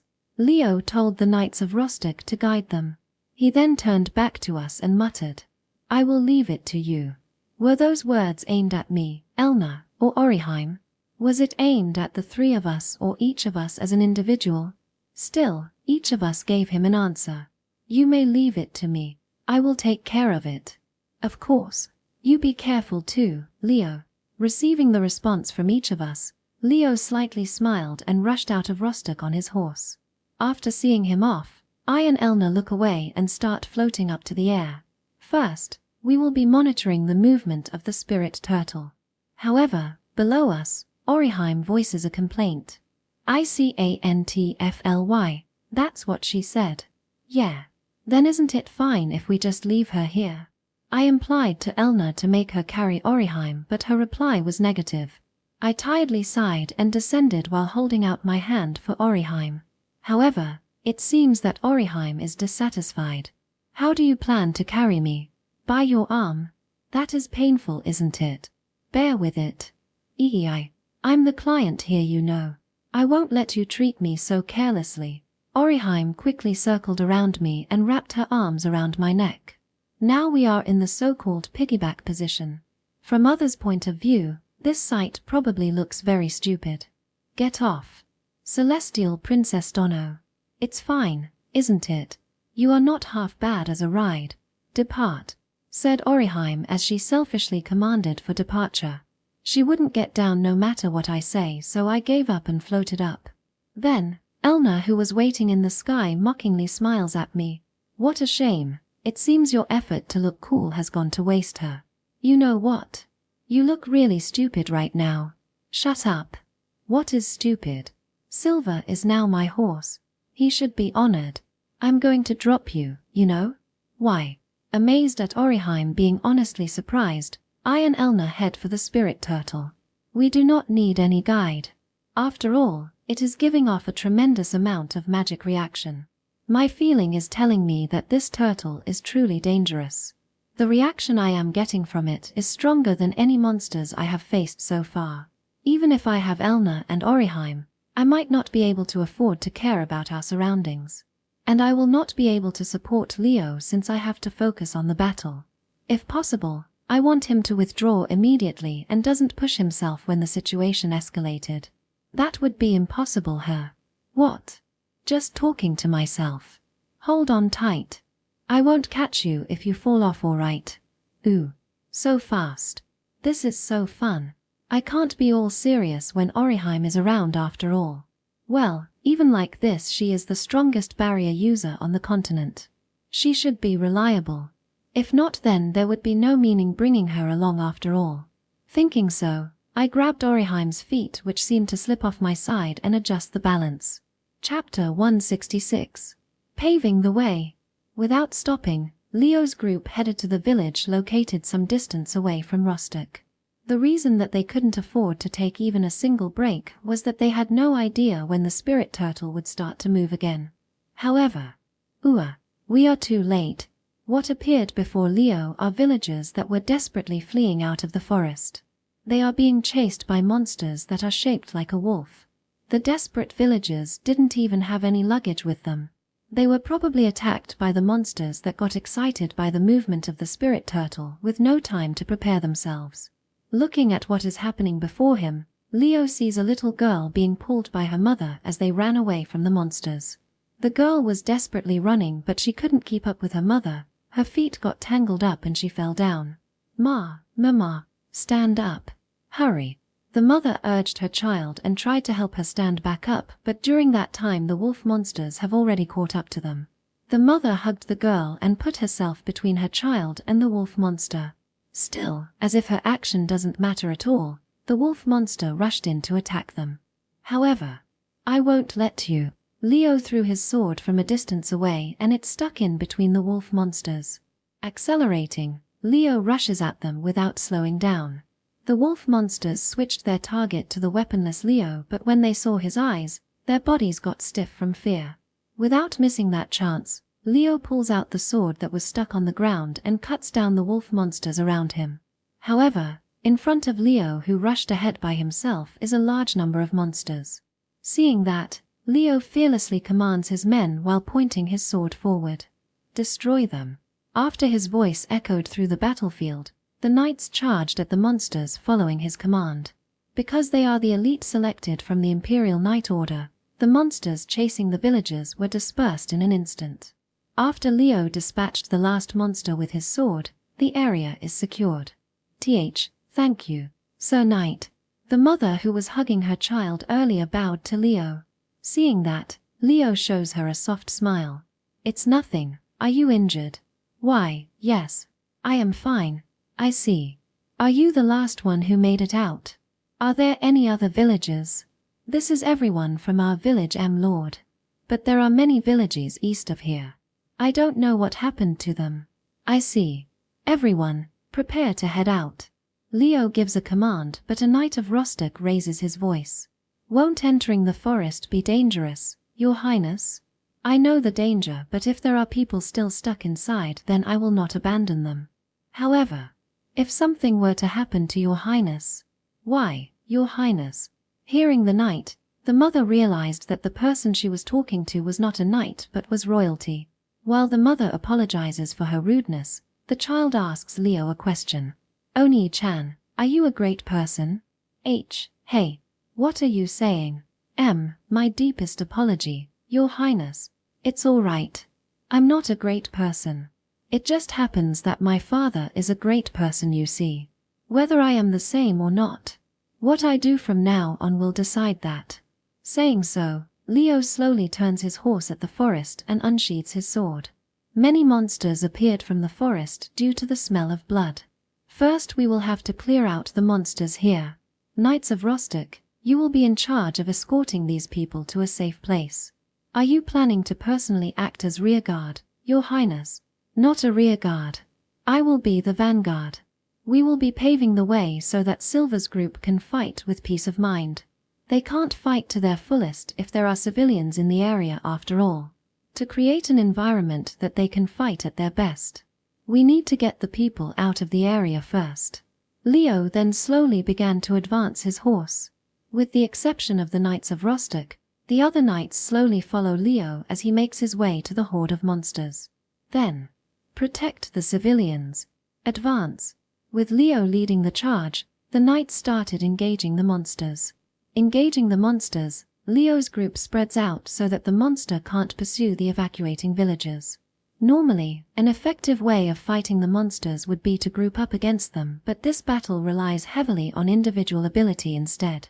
However, Leo did not give any special instructions. He is confident in the ability of each and every one of the elite men he brought along. Seriously, this prince is such a slave driver. If you have time to open your mouth, then please put more effort into swinging your spear. You sure are diligent, her. While having such a conversation, Sieg and Lynia are getting rid of the monsters with a momentum that doesn't lose even to the Imperial Knights.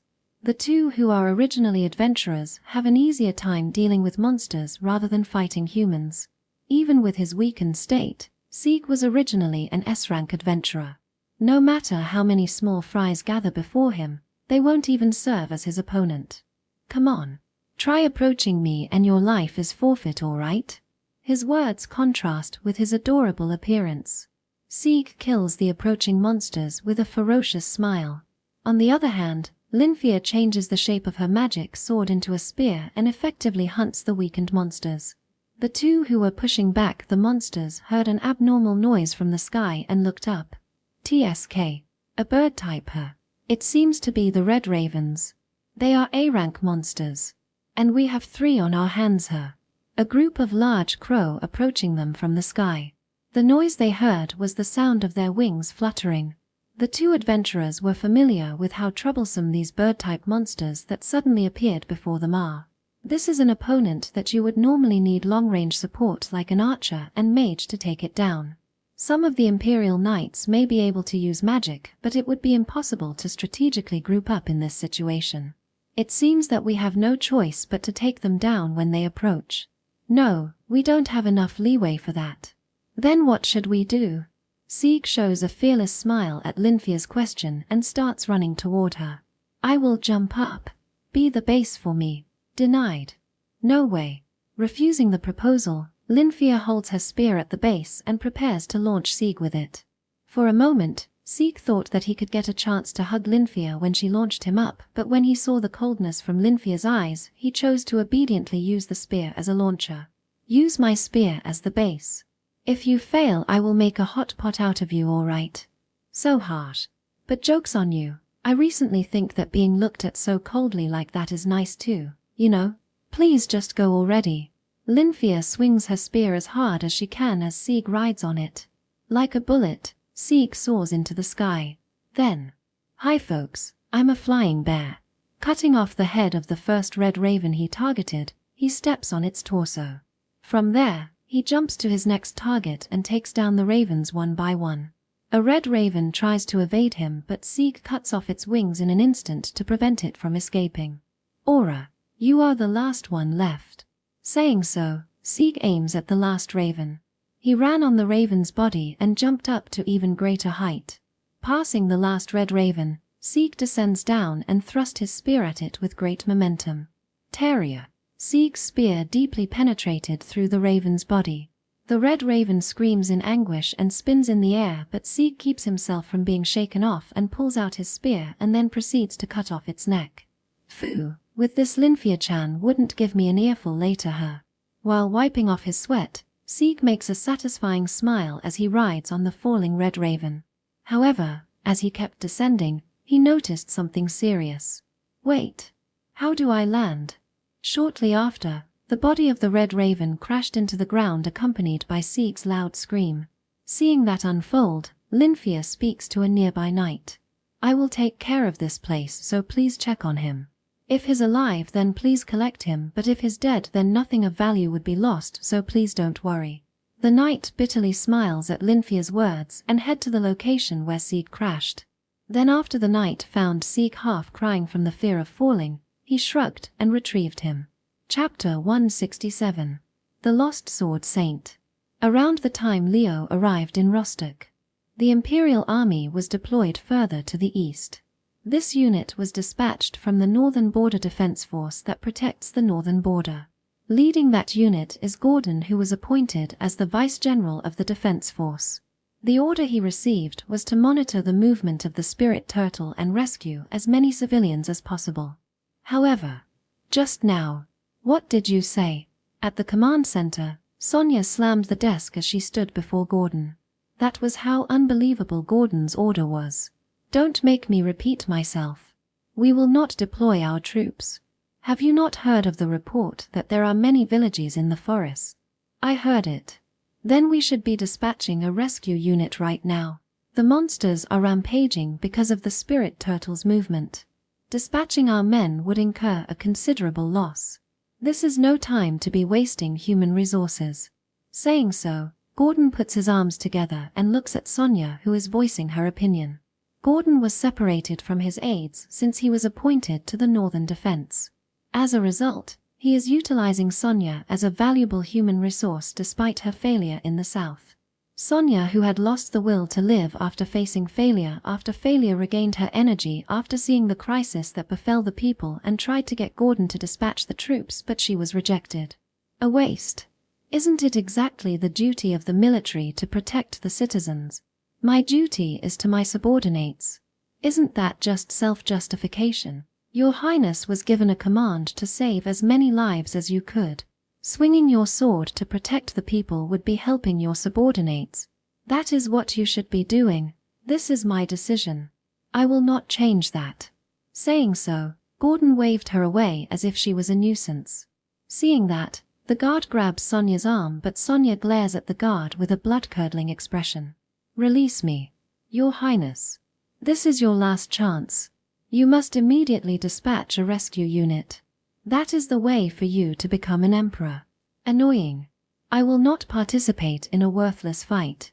Hearing that, Sonia let out a deep sigh. If you are aiming for the throne, the natural course of action would be saving the people.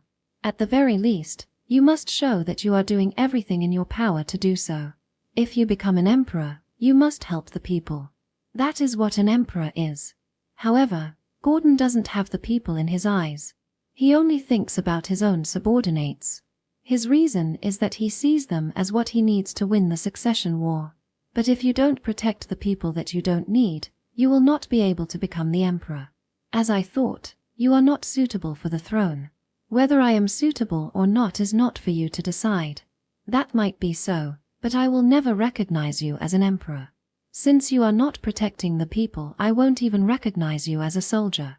You're disqualified both as a soldier and a prince. Gordon doesn't make a move against what Sonia said. He could cut her head off on the spot, but that would be a waste. If she is going to die, then it would be better if her death could benefit him. Seeing through his thought process, Sonia suggested an idea. I will lead the troops out myself. It will only be those who volunteer.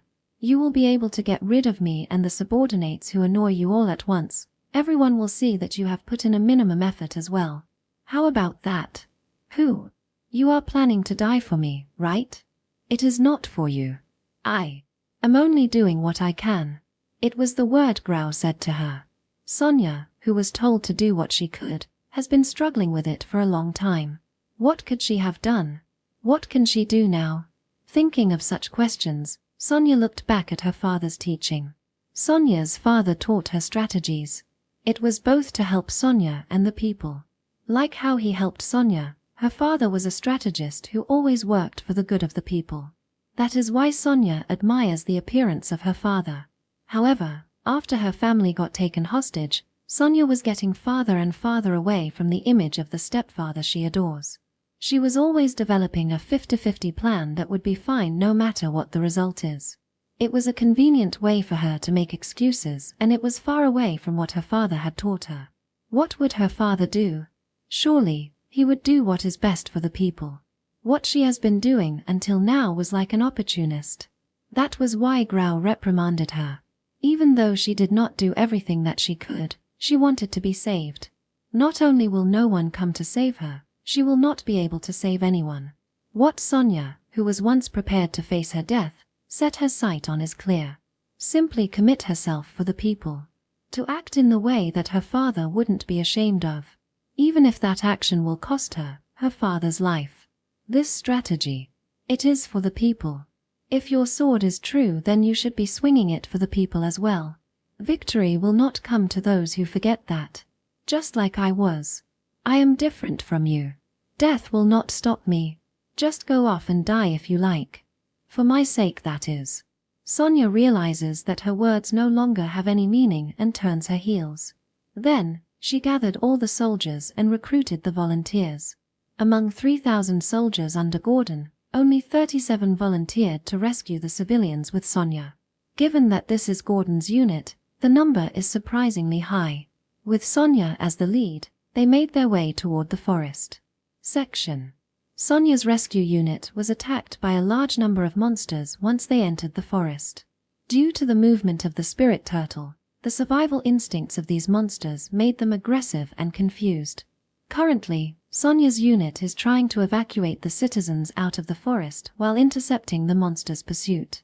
It is just a little further. Don't stop running. Sonia found a group of fleeing villagers and successfully protected them from the monsters. The number of villagers is more than 50. It is a number that is too much for Sonia's unit to protect while fighting off the monsters, but Sonia still guides them out of the forest while giving her unit appropriate instructions. Oji-san. I'm sorry, please try your best. Just a little more. No, I am fine. Are you all right yourself, young lady? Sonia speaks with an old dwarven man who joined up with the group of villagers she is protecting. The old man seemed to be lost by himself in the forest, so Sonia took him under her protection. She is worried about the old man because he is carrying a short white cane with him, but each time she asks him if he is okay, he always answers that he is fine. But despite being an elf, you are so kind, young lady. What? I am a dwarf, so it's been a while since I met a kind young elf lady like you. You are nice, young lady. I am a half-elf. Hearing him mention the elves, Sonia told him so with a dejected expression. But after the old dwarf's eyes went round for a moment, he smiled. I see. I understand now. Elves are beautiful and good at magic, but they are quite exclusive. That being the case, you also have the blood of a human, young lady. That is why you are beautiful, good at magic, and kind like a human. You have all of their good parts, right? Good parts. His reply was unexpected for Sonia. After all, she had never met anyone who sees the existence of a half-elf like her in such a good light. Moreover, he is a dwarf, a race that has a cat and dog relationship with the elves. Oji-san, you don't hate the elves. There are guys I don't like. But among the elves, there are good folks as well. Humans are the same. It would be too narrow-minded to generalize them all as a race. I see. Oji-san, you are kind. Kind her. I don't know about that. I have been living the way I like. Listening to the voices, following it, traveling by it. I don't think that doing whatever I pleased is the same as being kind. That being said, there is no doubt that you are kind, young lady. I am not kind. You are. You are protecting others while putting your life on the line after all. That is because I am a soldier. She doesn't formally belong to the military. However, Sonia consciously considered herself as a soldier, just like how her father was. She wanted to be a soldier who protected the people. That is not something that you should lump together like that. If there is a good soldier, a bad one must exist as well. You are a good soldier, young lady. You are wearing that uniform with this nation's coat of arms. You must know well of its meaning. The old man smiles at Sonia. He then turns his sight ahead. The place he is looking at is the edge of the forest. Sonia and the others rushed and made it out of the forest. However, what she is seeing is a fierce battle between Leo's group and the monsters. From Sonia's group's point of view, the battle is diagonal to their right. Seeing the battle so up close, the villagers are frightened. For a moment, Sonia didn't understand what was happening, but she immediately sorted out the situation. The knights are fighting monsters and spread their front to the right. They are probably trying to prevent the monsters from going behind them. That information is enough for her to make the decision. Run straight at them. Don't turn back, Sonia said and instructed her men to spread out to form a line. This is to prevent the advance of the monsters that are pursuing behind them. If they are maintaining a line of defense there, it means that behind them is a safe zone. She has to take the villagers there. Judging so, Sonia has all her soldiers take out their bow. Knock the arrow and wait for my signal. Now, run. Responding to Sonia's words, the villagers suppress their fear and start running. Meanwhile, the old man was looking over the other side of the forest. Oji-san, hurry. Yumiu, it seems that is the direction I wanted to go. It is impossible to get there right now. Please hurry. Sonia forces the old man on the horse she was riding and makes the horse run to the defense line. Ooh, young lady, isn't this a little reckless? It's fine. I will definitely protect you. Sonia said so and lures the monsters toward her men. Then, at the last minute, she gave the signal. Fire. She also shoots out a fire attack magic herself as her men release their arrows at the monsters. The salvos scare off the monsters. At the same time, Sonia continues to command her men. 10 steps back. Widening the distance, her men prepare for the next shot. This is an effective way to buy time. However, it is not the best strategy for the situation. It could be said that this is a strategy that abandons their own safety, but this is the plan Sonia chose. A half-hearted measure cannot save anyone. Right now, civilian safety is her top priority. If they can clear that objective, they can struggle to break through this situation if they still have power left. I will see it through to the end today. Sonia repeats her interception tactics and lures the monsters toward them. Thanks to that, most of the monsters turned their attention toward them. Leo and his subordinates who have been freed from the battle move in to protect the villagers from Sonia's group. Among the people who moved in to protect the civilians, Lynia raises her voice in surprise. Oja-san? Oh, isn't it the kind young lady I met back then? How are you doing? Lynia is confused by the old dwarf who speaks so loudly even though he is being chased by monsters. He was the old man who got lost in the south. Why is he here? Why are you here? I was thinking about finishing my old business, you see. It was going well until I entered the forest, but I ended up getting lost in it for a week. That was quite a hardship, you know. For a week. Why didn't you take a guide with you? It's hard to find nice and kind people. When I was troubled about what to do, the young lady over there helped me out, you see. Saying so, the old man points at Sonia, who is being surrounded by monsters. Seeing that, Leo immediately reacted. That woman. She is. You know her, right? Prince Leonard. We are not acquaintances or anything. Have we met somewhere before? I met you once when you were still a kid. Is your father doing well? Recently, the management of this country isn't going quite well though. Yes. He is fine, but a country ridden with sadness is no good. A country would be better if no voice calls for me. The old man slowly got off the horse and looked forward while carrying his white cane. Within his sight, Sonia's group is being surrounded by a large number of monsters. It is no longer possible for them to escape. Then, the old man lightly swings his white cane and pulls out a katana from inside of it. Taking a stance, the old man mutters, "That guy will notice, so I don't want to swing it too much, but I will not abandon the people that are waiting for my help." Saying so, the old man casually swings his katana. No, it simply looked like that, but in fact, he has already swung his katana many times with a speed that could be called God speed. Then, the slashes that occurred from that accurately cut all the monsters surrounding Sonia's group. Seeing the monsters in front of her fall down in an instant, Sonia looks in surprise at the origin of the slashing attack. The old dwarf stood calmly there. "You are. My name is Igor. SS rank adventurer, Igor. People call me the Lost Sword Saint. I have come to defeat the spirit turtle." Saying so, the old dwarf cheerfully laughs. Chapter 168. Worthy opponent. Mew Mew. It's so big. That's not just on the level of a mountain anymore. That was Oriheim's impression once she saw the spirit turtle. Well, I and Elna also have that same impression. Long neck and thick limbs. A shell that is like a wall of rock. On top of that shell is a real mountain that probably formed over the course of 200 years.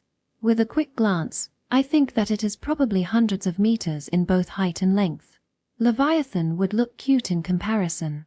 It was called a turtle because of its shell, but it would be more appropriate to call it a dragon with a shell. Even though we are looking at it from the sky, the turtle doesn't make any move. It would be great if it stayed quiet like that until Leo finished evacuating the citizens. When dealing with a giant monster at this size, I would have to use magic with high firepower. That being the case, I cannot afford to care about my surroundings. It doesn't seem to move, does it? Do you want it to? That's not the case, but normally when a creature senses a threat to their life it would be more vigilant, right? Oriheim is correct. Why doesn't it move when the three of us approached it like this? I think that we do pose enough threat.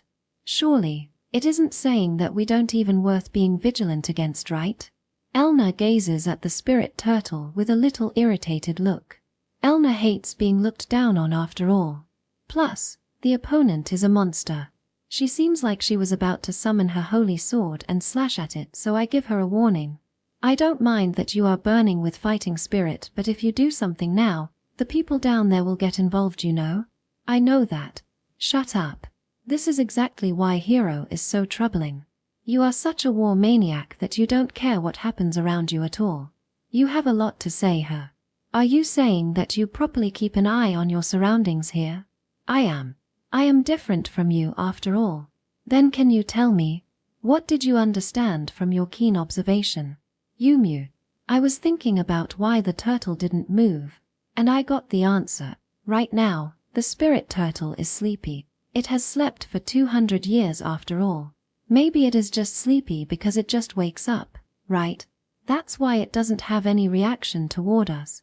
My head spins when I wake up after a long sleep too. It is sleepy, there's no doubt about it.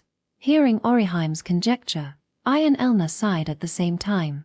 She probably wasn't trying to be funny, but her reasoning is just too bad. I will take that as one of the possibilities. You don't have to, alright. It's definitely not the case after all. What? Then what do you think is happening here? If I know that we wouldn't be so troubled, right? Then how can you say that I'm wrong? Taking my eyes away from the two, I look at the spirit turtle's eyes. It isn't looking at us. Instead, it looks like it is looking somewhere far away. It is definitely wide awake. Being sleepy isn't the case here. It probably doesn't see us as a threat since we didn't show any sign of attacking it her. If we attack it, it will surely have some kind of reaction. Well, I don't care what it is thinking. As long as it doesn't move, it is convenient for us after all.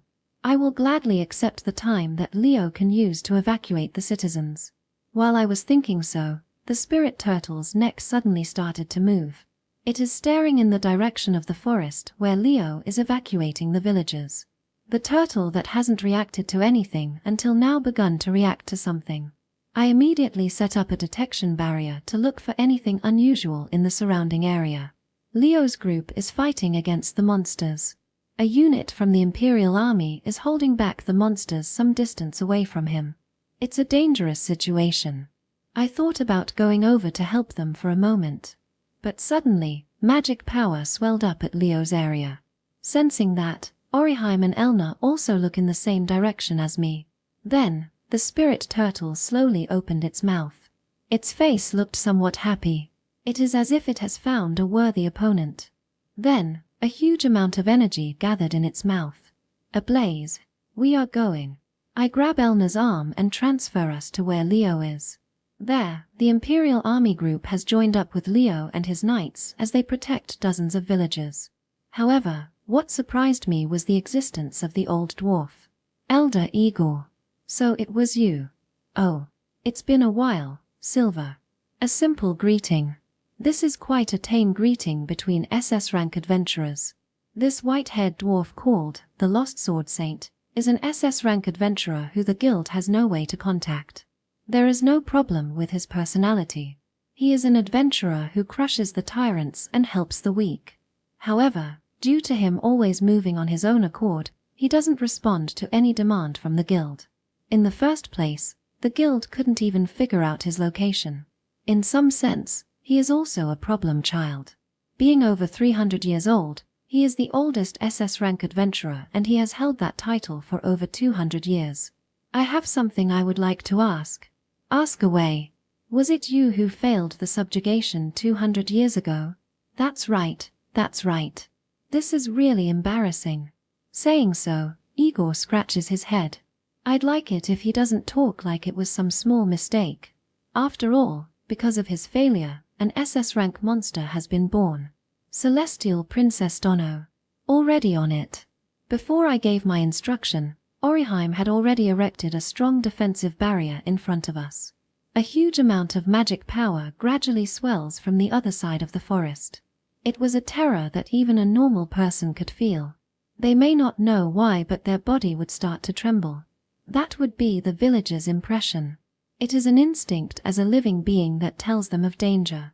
Then it immediately became a reality. A deafening sound of an explosion could be heard from the other side of the forest. At the same time, a huge black sphere is flying toward us. It destroys the forest in an instant and collides with the barrier Orim erected. A strong light is emitted on impact and a thunderous roar could be heard over the distance. The impact lasts for some time and finally the light and sound cease. "No way," someone whispered. The surrounding terrain had changed. The forest in front of me was destroyed and there was nothing blocking the way between us and the spirit turtle. With the changed terrain, the spirit turtle is clearly visible from our location. Its red eyes are looking straight at us. It seems it has been waiting for you, Elder Igor. I have that feeling too. That's why I thought that I should approach it in a way that it wouldn't notice at first, you see. You should have come to me if that was your plan. That plan came to me after I got lost in the forest for a week, so it was already too late. Well, I have no sense of direction anyway. It couldn't be helped. I tiredly looked at Elder Igor, who was laughing waha while opening the transfer gate. The Lord of Rostok took his people to another city in the area. The destination of the gate is that town. I can't say that it would be safe there, but it is way better than being here. This ends the evacuation. Head through that gate immediately. Tell the Lord there to get his people ready and evacuate from the city. For you to say that, is the situation that grim, Silver? Yeah, that's right. The guild gave that turtle the S-rank designation, but that is clearly an SS-rank monster. It is a monster that you would normally have to call multiple SS-rank adventurers to subdue. Well, by chance, we have 2 SS-rank adventurers and others who have equivalent fighting power here already, so we should be able to manage it, but I am not confident that we will not involve the nearby people. So hurry up and go. Understanding that, Leo immediately sent the people through the transfer gate. Fortunately, Orim's barrier is still holding. As expected of the strongest barrier user on the continent, she could erect a barrier that completely absorbed a blaze from the spirit turtle in such a short time. However, Orim looked unsatisfied with the result. "Is there any problem?" "That guy. It wasn't being serious, but my barrier almost collapsed from the blow just now." "Unforgivable. That wasn't a serious attack." "How much stronger is it compared to when you faced it, Elder Igor?" "About 100 times stronger. In the first place, it wasn't that big before." Hearing that from Igor, I let out a small sigh. It would be dangerous to fight it alone. If it becomes a fierce fight, the whole Empire's northern region might be destroyed. We have to stop it as soon as possible. Failure is not an option here. Let's join hands. Fighting that thing separately is not a good idea. Seems so. I will take the command. What are you saying? It's me who should be taking the command, right? What are you saying, young ladies? The eldest one here is me. I will take the command. You two will be fighting on the front line, so you are not suitable for the job, and Celestial Princess Dono has to maintain the barrier and stop its attack. The only versatile one here is me, and I can support you with the transfer gate too. I trust that there isn't any objection. It is doubtful whether these 3 can cooperate or not, but if I don't manage them well, the Empire will be hit hard. There is no choice but to do it. I am worried that we have to do a party battle with this lineup, but our opponent is that strong. If we fail, I will take all the responsibility. Ara, so you are thinking about losing as well? I will tell you something interesting. If I really think about losing, the word responsibility would never come out of my mouth. Let me tell you this man called Silver has never been defeated by anyone. Saying so, I slowly step forward. Leo and the others have already evacuated through the transfer gate. I am sorry, but if there are any other survivors left, they can't be saved anymore. The battle that will occur from now on is not a battle that I can afford to do that. Now, let's do this.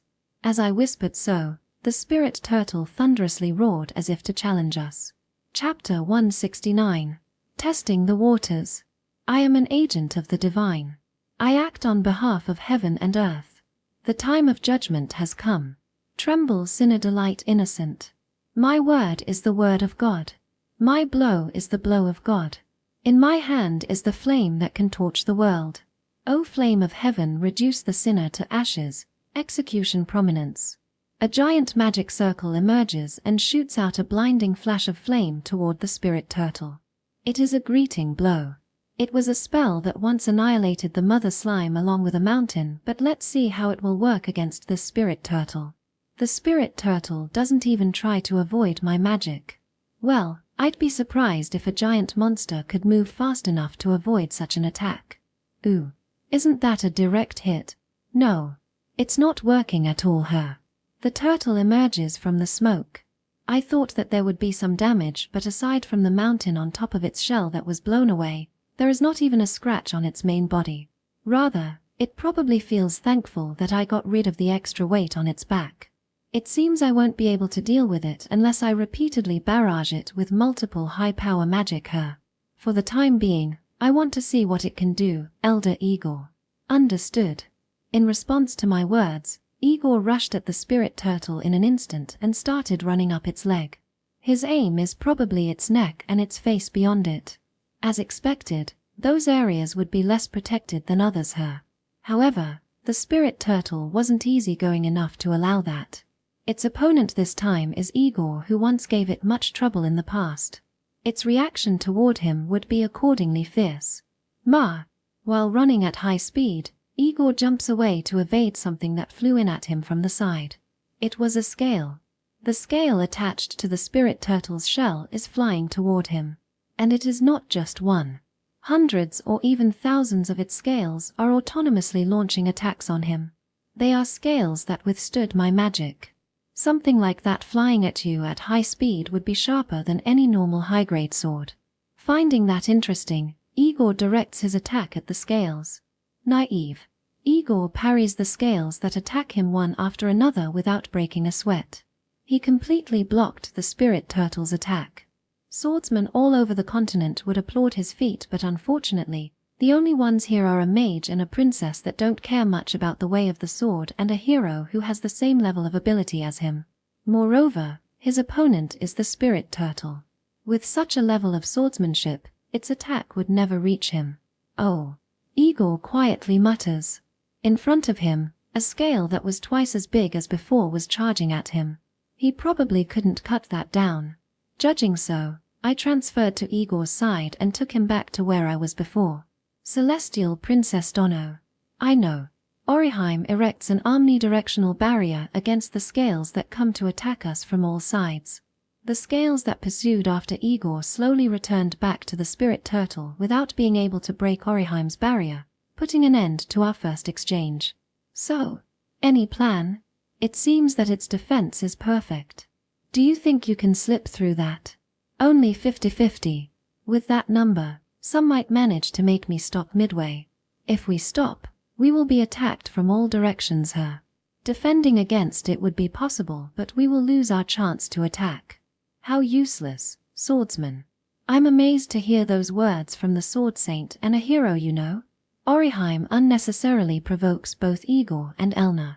Igor laughs as he comments on how harsh she is while wrinkles form between Elna's eyebrows. Her expression would be one that a normal woman would never show to others. You are quite cheeky even though you can do nothing but defend her. What tea? The two violently glare at each other. Seriously, fighting each other in front of the spirit turtle. What a carefree bunch. Even so, our opponent is not something that we can overcome individually. If you do not understand that much, then I have no choice but to transfer you out of here though. I know that. Elna poutily turns her face away. Orim also looks dissatisfied, but she doesn't refute my words. If I can't use them well, it will become a battle of attrition. It would be troubling if they started to fight with each other now. If we individually can't break its defense, then what do you suggest we do, Silver? Breaking through its defense using a long-range attack is not possible. Our goal should be attacking its weak points. Its face. I see. It has scales protecting its neck. What we should aim at are targets like its eyes or mouth. I will support the female hero. Celestial Princess.Dono, please support Elder Igor. We will attack its face in groups of 2. The main attacker will be our respective swordsmen. Everyone nodded as I gave them a simple strategy. I will not go into detail here. In the first place, I don't even know what kind of hidden ability the turtle still has available. There is no choice but to deal with it with their individual ability. Rather, I am confident that they can do it. Move as you like. I will do the follow-up. I will do that without you telling me to. If you are late to react, I will leave you behind, all right? That's my line. If your offense is too poor, then I won't support you. What did you say? Just do it. It's your job to follow up for me, right? Be relieved. Sword Saint. I will protect you. I'm thankful. I wonder how long it has been since I am being protected by someone. Yumu. Go at it with a bang, but if I do forget to set up the barrier, do forgive me. I wonder why I am so anxious at these supporters. The same goes for the swordsman, right? While I was thinking so, Elna tiredly sighed and extended her right hand up to the sky. Hear my voice and descend, the brilliant sword of the stars. Now, the hero has need of you. White light falls from heaven. Elna grabbed it and with white sparkles turns it into a shining silver sword. The sword that the hero used to cut down the Demon King 500 years ago, Aurora. It is said to have been forged from a meteorite. The sword can cut all things in creation and does not allow any existence of evil. The strongest sword one could imagine. Igor certainly has more experience than Elna, but she also possesses the raw power that can easily brush that difference off. There is no question that Elna with her holy sword possesses the highest offensive power on the continent. Still, even with such power, Elna has no advantage against the spirit turtle's defense in a direct fight. The holy sword is the strongest weapon in the continent, but it doesn't mean that Elna can use all of its power. She probably couldn't use it at the same level as the first hero. In the past, Elna said it herself. Just because I can summon it, it doesn't mean that I can master it. The holy sword her. It's been quite a while since I last saw it. You are quite something to be able to summon it at such a young age. I am honored by your praise, Elder Igor. Wait. Why is your attitude completely different toward me? As someone who uses a sword, I do respect a master like him. It's only natural, right? Are you saying that I am inferior to that old man with no sense of direction? It doesn't matter if he has no sense of direction. The Sword Saint is the Sword Saint. He's different from a celestial princess that can only use barriers. Emuki. Waraha. How cheerful you are, young ladies. I beg you, focus. I wonder why I can't feel any tension in this situation at all. Well, it's better than being grim, I guess. And no matter how carefree they appear to be, these people are some of the strongest individuals in this continent. They should know well how to sort out their feelings. While I was thinking so, Elna and Igor start walking slowly toward the turtle. The atmosphere from them is now completely different. The sharp atmosphere around them felt like a blade. Perhaps she is getting inspired by it. Orim also enters a state of readiness. Her appearance seems like a beast approaching its prey. Feeling relieved at their appearance, I open a transfer gate in front of Elna. I pray for your luck. I don't need it. Even if you don't, there is someone who would do that for me without me asking. I will not lose to anyone. I am a sword after all. Elna said so as she jumped through the transfer gate. She appeared right above the spirit turtle. Seeing that, Igor rushes straight at the turtle. Sky and land, a simultaneous attack has been launched by the two best swordsmen in the continent. On the side of their opponent, the spirit turtle loudly howls and intercepts them with its scales. After parrying many of the scales, Igor makes a big leap up and stands still in the air. No, rather than standing, he just landed. Orim made a scaffolding for him using her barrier. However, Igor is now being surrounded by scales. Even so, the scales never move.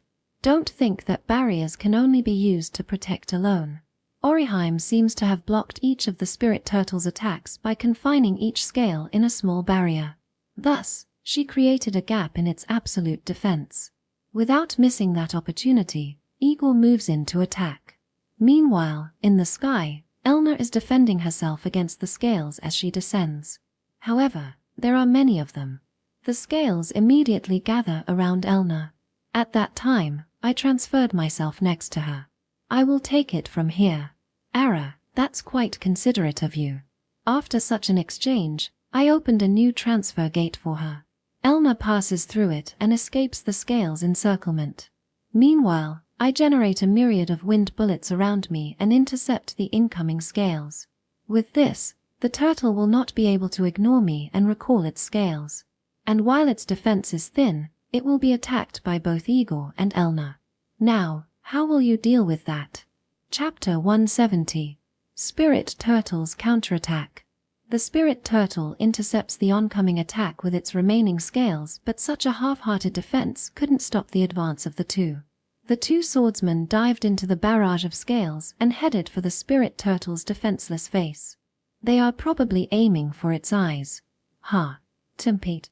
The two all-out attack approaches the eyes of the Spirit Turtle. They pulled it off. The moment I thought so, the movements of the two stopped in mid-air. Goo. TSK. The two grumble as they struggle to move, but they couldn't even twitch. Then, they were dived down to the ground. Although they managed to land, they were unable to move. It was as if they were being weighed down and couldn't move. Gravity. While intercepting the scales, I realized the true nature of the Spirit Turtle's ability. So moving these scales is one of the applications of its ability. If that's the case, then those two are in a bad position. If it has the power to control gravity, a downward attack would be much stronger than normal. The scales that were circling around me gathered near the face of the Spirit Turtle all at once. The scales kept gathering together and formed two giant spears.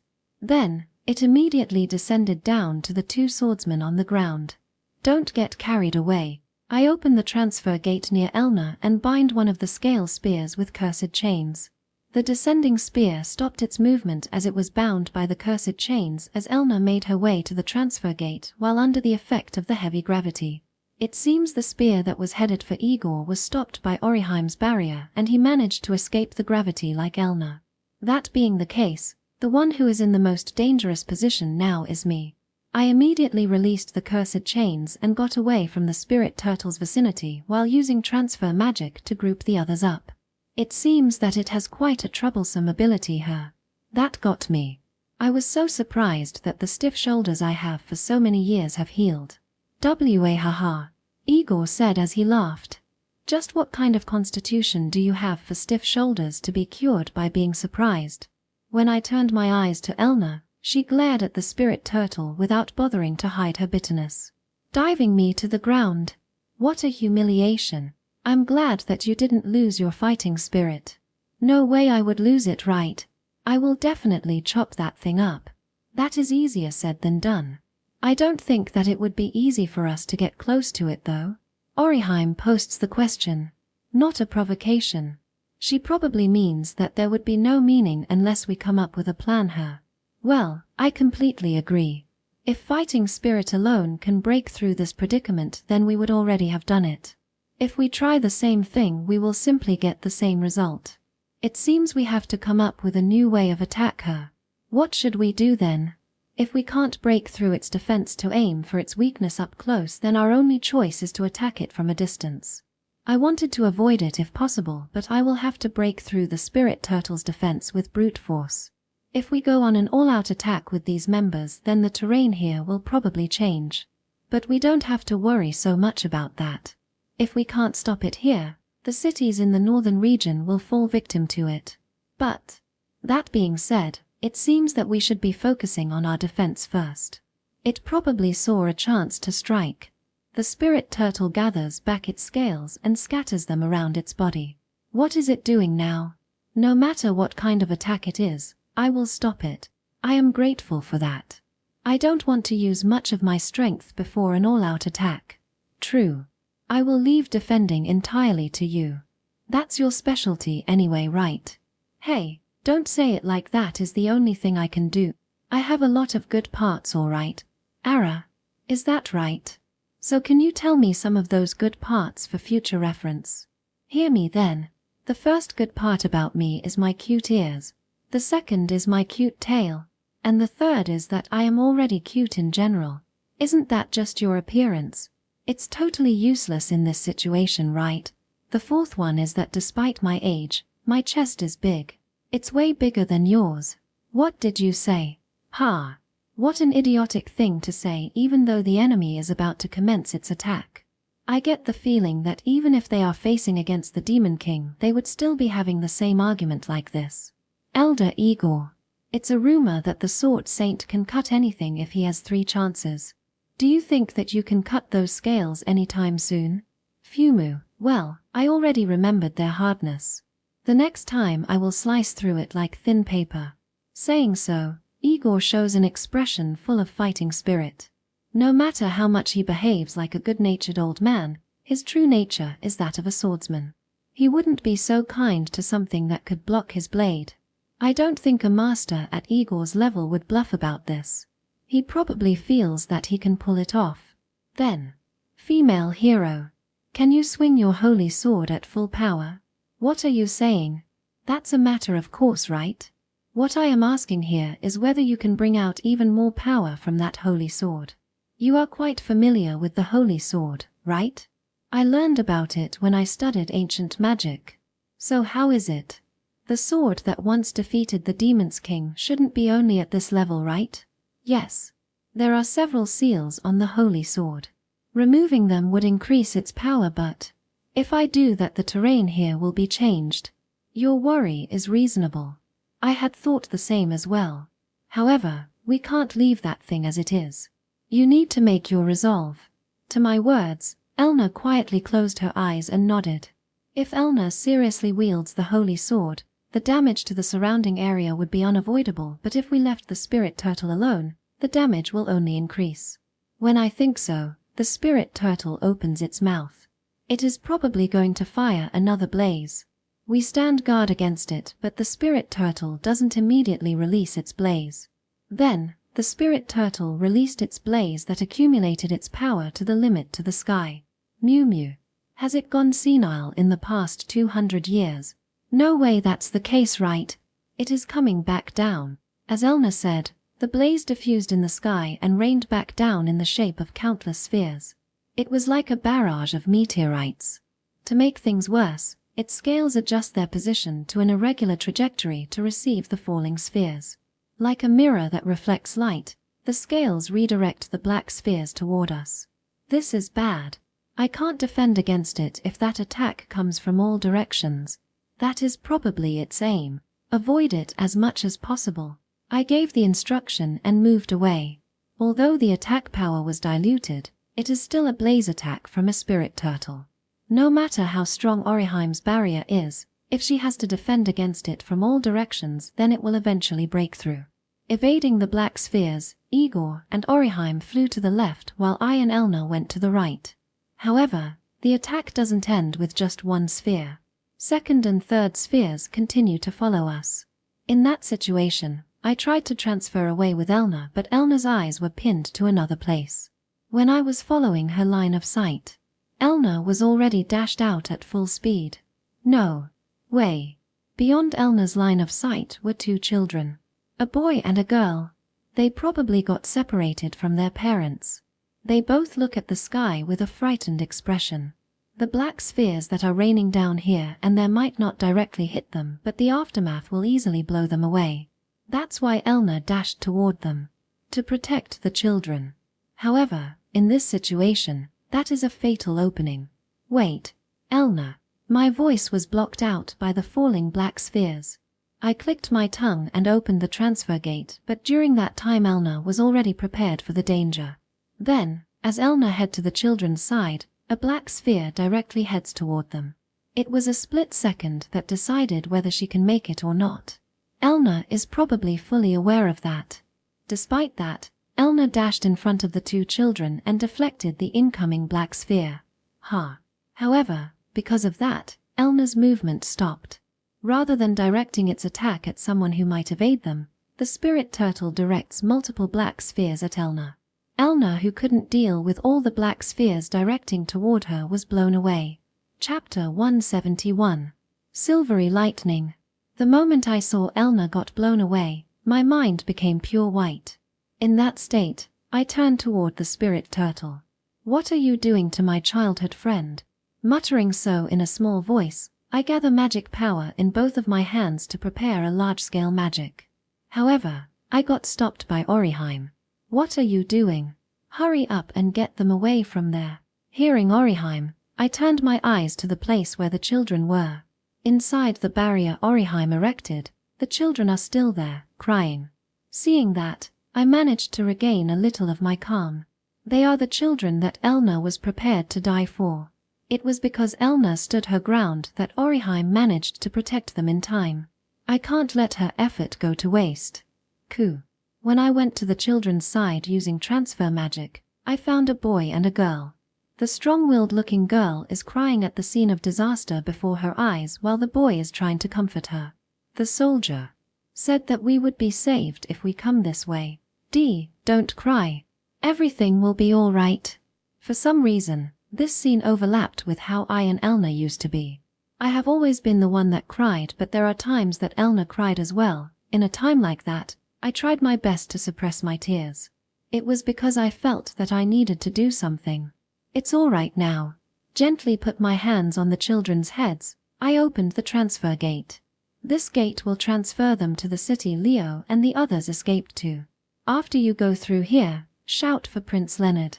If you do that, you will surely be saved.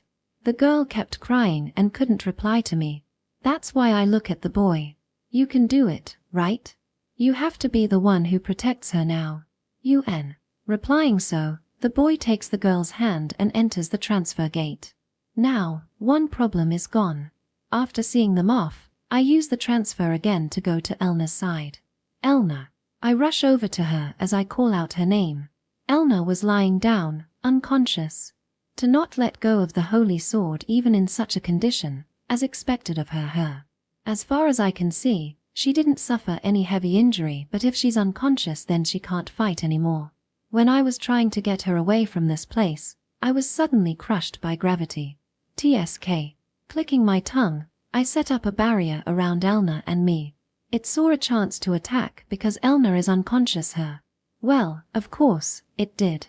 I would never let an opportunity like this go too. After I set up a barrier to lessen the effect of the crushing gravity, I turned toward the spirit turtle. The spirit turtle also turned toward me while opening its mouth, trying to finish us off with a full power blaze her. As expected of an SS rank monster. Seems like it knows when it should attack. But since it is a monster, there is something that it doesn't know as well. That's how I want it. I will take you head on. Sometimes human beings also do unreasonable things. Facing it directly would be disadvantageous for me. In a time like this, avoiding it would be better. I know that well. However, I pay you back in full here, Spirit Turtle. When it's time for payback, I always return it twofold. Elna is my important childhood friend. When we were children, she was the one who always protected me when I couldn't use ancient magic. I couldn't count how many times I got saved by Elna. It was because she was there that I am here. It hurt her, not to mention that it took the chance when she tried to protect the children. It may be strange to get angry at a monster, but even if she wasn't at her full readiness, it did hurt her. Even if she wasn't fully prepared, Elna's pride would be hurt by that. Elna is always strong and confident. Someone that taints that figure of her is unforgivable. I am one who know the principle of silver. I am one who has been chosen as the true silver. Whispering the common chant of silver destruction magic, I stretch my hands out and release my magic power. Something like a blaze, I will just annihilate it. Silver thunder appears from the sky, descend down and raises the earth. Perhaps it understands what I am intending to do. The spirit turtle also gathers more power into its blaze to match my magic. Its eyes are saying that a mere human shouldn't get in its way, but what I want to say in return is don't get cocky, you damn turtle. The heat of this silver thunder is the symbol of heaven's might. The sound of this silver thunder is the word of God. A huge magic circle emerges from my hand and silver thunder begins to make a crackling noise. On the other hand, the spirit turtle is beginning to release its black blaze that is far stronger than what it shot out before. It would be completely different from the one it just released. That is probably how dangerous it judges me and Elna to be. Fine by me. Bright heavenly lightning of destruction. Dark heavenly lightning blade. O silver thunder roaring within my hand. Show the will of the silver heaven. The magic circle grew even bigger and the silver lightning showed its form completely. Joining my hands together, I shout out the name of my magic. Silvery lightning. A huge silver thunder is shot at the spirit turtle. At the same time, the spirit turtle also released a black spherical blaze from its mouth. Both made contact at the space between me and the spirit turtle. The black and silver collide and emit enough energy to terraform the surrounding area. Cool. But I have a little disadvantage here. Silver destruction magic does not exert its full power unless you spend enough time to let it accumulate magic power. This silvery lightning is about 80% of its power. Its lack of power is undeniable. Even so, I will push that blaze back with what magic power I have. Perhaps it found me troublesome. The spirit turtle strengthens the gravity on me and Elna. Feeling the effect of the strong gravity, I dispel the barrier around myself and strengthen the barrier around Elna. With the sudden heaviness, my knee hit the ground. Despite that, my focus was never interrupted. If I lose my consciousness here, Elna would be swallowed by the blaze, and the undefeated legend of silver will end. If the two greatest powers of the Empire disappear at the same time, what waiting for the Empire would be hell? I am carrying the future of the Empire on my shoulders. I thought so for a moment and laughed. Ridiculous. Like hell I would care about the Empire's future. In the first place, that is not like me at all. It was because I hate things like that I became an adventurer to live freely. What I am always trying to protect is those that are important to me. The Empire is important, but it is not what I most care about. I raise from my knee. Remember who I truly am. I regained my energy. Come at me as hard as you want. I have already decided that I will not let any harm be done to those around me. The silver thunder that was gradually pushed back little by little pushed back against the black sphere all at once. It then penetrates through the black blaze and reaches the spirit turtle. However, the silver thunder weakened by the black blaze would not damage it. With no damage done to it, the spirit turtle looks my way. However, that is a mistake. It paid too much attention to us. To not notice even when I am this close. Silver must be that dangerous in your eyes, her. Igor takes a stance with his cane on top of the turtle's shell. His sword sheathed into a sword drawing stance. Then, why do you think people call me the Sword Saint? After that question, Igor draws his sword and slashes at the shell with the speed of God. It's because there is nothing I can't cut. Guga. A long and large wound runs on the shell of the spirit turtle and blood gushes from it. Igor retreats from the thrashing spirit turtle, but now there is a gap on its absolute defense. Just one more push. At that moment, I heard a voice from behind me. Chapter 172. Silver and gold. She found out. Those words repeatedly float inside my head. The voice she used to say my name was the one I am familiar with. A tone of voice that she would never use on Silver. How did she find out? How I called her earlier? Or was it a different reason? While I was thinking about all the possibilities, I decided to look back. Even if the secret is out, I have to keep lying. I have to deceive her somehow. However, my resolve quickly disappeared. Elna stood up. But her eyes are still unfocused. You don't have to sound so worried. I won't lose. She is probably still hazy.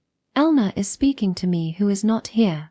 I will protect you, Elna holds up her holy sword as her voice is still shaking. I want to take my mask off this instant and tell her that I am right here and tell her that I am Silver so you don't have to fight anymore. I want to tell her that she has already done enough. But that would probably be unfair. My knight who showed me such determination wouldn't desire such a thing. Once you've decided on something, you must stick to it until the end. That was what Sebas said to me. I think I finally understood the meaning of those words. I have been lying to someone who thinks so much about me. It would be rude to her if I reveal my secret because of my emotions. Such selfishness is not allowed to me. That's surprising. So you were fighting for that dull prince? I asked Elna with Silver's voice. Elna looks at me with a flustered expression and slowly collects herself. Then when she recognized that I am Silver, she frowned at me. Such humiliation. You looked like a little just now. That's my line. I would like it if you don't compare me to the dull prince. I thought I told you that you shouldn't talk about him like that, right? Saying so, Elna holds her right flank with her left hand. The fact that she didn't immediately get angry at me is probably because she couldn't afford to do that. Your rib is broken, but it seems that your mouth is still working her. Can you drop that know-it-all look already? I might accidentally cut you down with the holy sword, you know. How scary. I guess even I can't stop a blow from that holy sword of yours. I shrug my shoulders and look at the spirit turtle. The turtle, whose body was deeply cut, concentrated its scales on its wound. That's why it couldn't afford to pay attention to us. This time, the role of the decoy and the attacker are reversed. Elna probably understood that too. However, she doesn't move out immediately. She might be fine with one rib broken, but if multiple of it got broken, then there might be damage to her internal organs. I was a little worried about her, but Elna opened her mouth first. Before I fainted, I heard Ul's voice. Wasn't that just a hallucination? You must be unpopular with girls, right? I'm sure that Ul is worried about me. No, I know that he is. Such a girly way of thinking is not like you. You are quite irritating, you know that? I know that he is worried about me. I am his childhood friend after all. Even now, I'm sure that he is still worrying. That's why I will put an end to this now. After all, it is my job to end this before Ul tries to push himself too hard again. Elna slowly raises the holy sword up with both of her hands. She frowned from the pain she felt there, but she took a deep breath several times and stabilized her stance and looked at the spirit turtle with a sharp gaze. So she switched her mind into battle mode and temporarily shut out the pain. That's how it is, Silver. Lend me a hand. What do you mean? I don't think that I have any obligation to help you on your personal agenda, though. You called him the dull prince, right?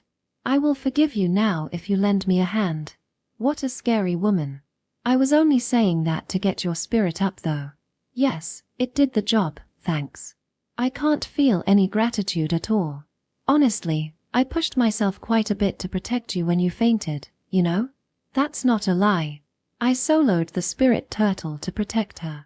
My magic power doesn't run out yet, but shooting any more great magic is hard for me now. At least it will take time for me to do it. However, ignoring my circumstances, Elna says this to me. Cut that out. You still have some kind of secret move hiding away, right? Use it now. Good grief. The job to finish that thing off supposed to be yours, but I have to help you do it. This debt will be big, you know? Don't spout nonsense. The debt you owe me is bigger than that. With such an exchange, I slowly raise one hand up above my head. As Elna said, I do have a secret move. I've already laid the groundwork in case Elna didn't regain her consciousness, but I never thought that I would be using it alongside her. She probably intends to erase that spirit turtle from existence here. I am one who know the principle of silver. I am one who has been chosen as the true silver. Silver destruction magic is a special type of magic among ancient magics. It shines silver light, and all the magic power used in it is converted to a special attribute of magic power called silver attribute. Azure sky filled with the divinity of silver. True silver scatters across the green earth. Silver attribute magic power will be scattered where you use silver destruction magic. Normally, when magic power gets converted into a special attribute, you will not be able to make use of it again. However, at times, that silver becomes lightning. At times, that silver becomes the light that illuminates the darkness of night. You can reuse that silver magic power if you use another silver destruction magic. However, not any magic can use the scattered silver magic power. You must use a magic that collects the scattered magic powers. That is my secret move. Sacred Divine Silver. Pure and white silver. It is a magic that gathers all the scattered silver magic powers and forms one single sword. O true silver, gather in my hand. Annihilate the enemy before me. The silver magic power gatherers around my hand and form a sword. It is a dazzling silver sword that is a concentration of an enormous amount of silver magic power. Its power will vary on the silver destruction magic that you use beforehand. It is using the magic power from when I used silvery lightning earlier, but it is far from its full power. Even so, it is powerful enough to cut that spirit turtle. After all, it is a spell that concentrates silver magic power at one point, which is rare among silver destruction magic's many areas of effect spells. That's why its power is guaranteed even among all the silver destruction magic. The name of that magic is Silvery End Saber, the silver sword of silver extinction. My own holy sword. At the same time, Elna's holy sword also let out the shine that doesn't lose to mine. If my holy sword was silver, then Elna's was golden. The holy sword that is shining so bright that you can't look at it with naked eyes is completely different from how it was before. Hear my voice and awaken, O shining sword of life of the star. The hero now needs a miracle. Responding to Elna's words, golden light spills from the holy sword at once. The brightness was so strong that the silver light in my hand looked dim. Holy sword. Aurora, second release. Elna probably removed one of the seals on the holy sword. Although it is not at full power, the appearance of the holy sword grew closer to when it was used to defeat the Demon King. Are you ready? Silver. Of course. It seems yours is ready as well, her. Saying so, I turn my eyes to the sides of the spirit turtle. A ginormous barrier is forming around it layer by layer. Seeing us preparing our attack, Orim probably tries to contain the aftermath by deploying multiple layers barrier around the turtle. Quite considerate on her part. Trying to contain my attack with barriers like that. It seems she is looking down on me quite a bit, her. Let me say this first. Your target is not the barrier, you know. I know. My aim is at that weak-looking turtle. Elna then looks at the spirit turtle. It probably felt the threat to its life as it is now transitioning to its super-hardened mode. But it's too late. Our preparation is already completed. Elna, remember well.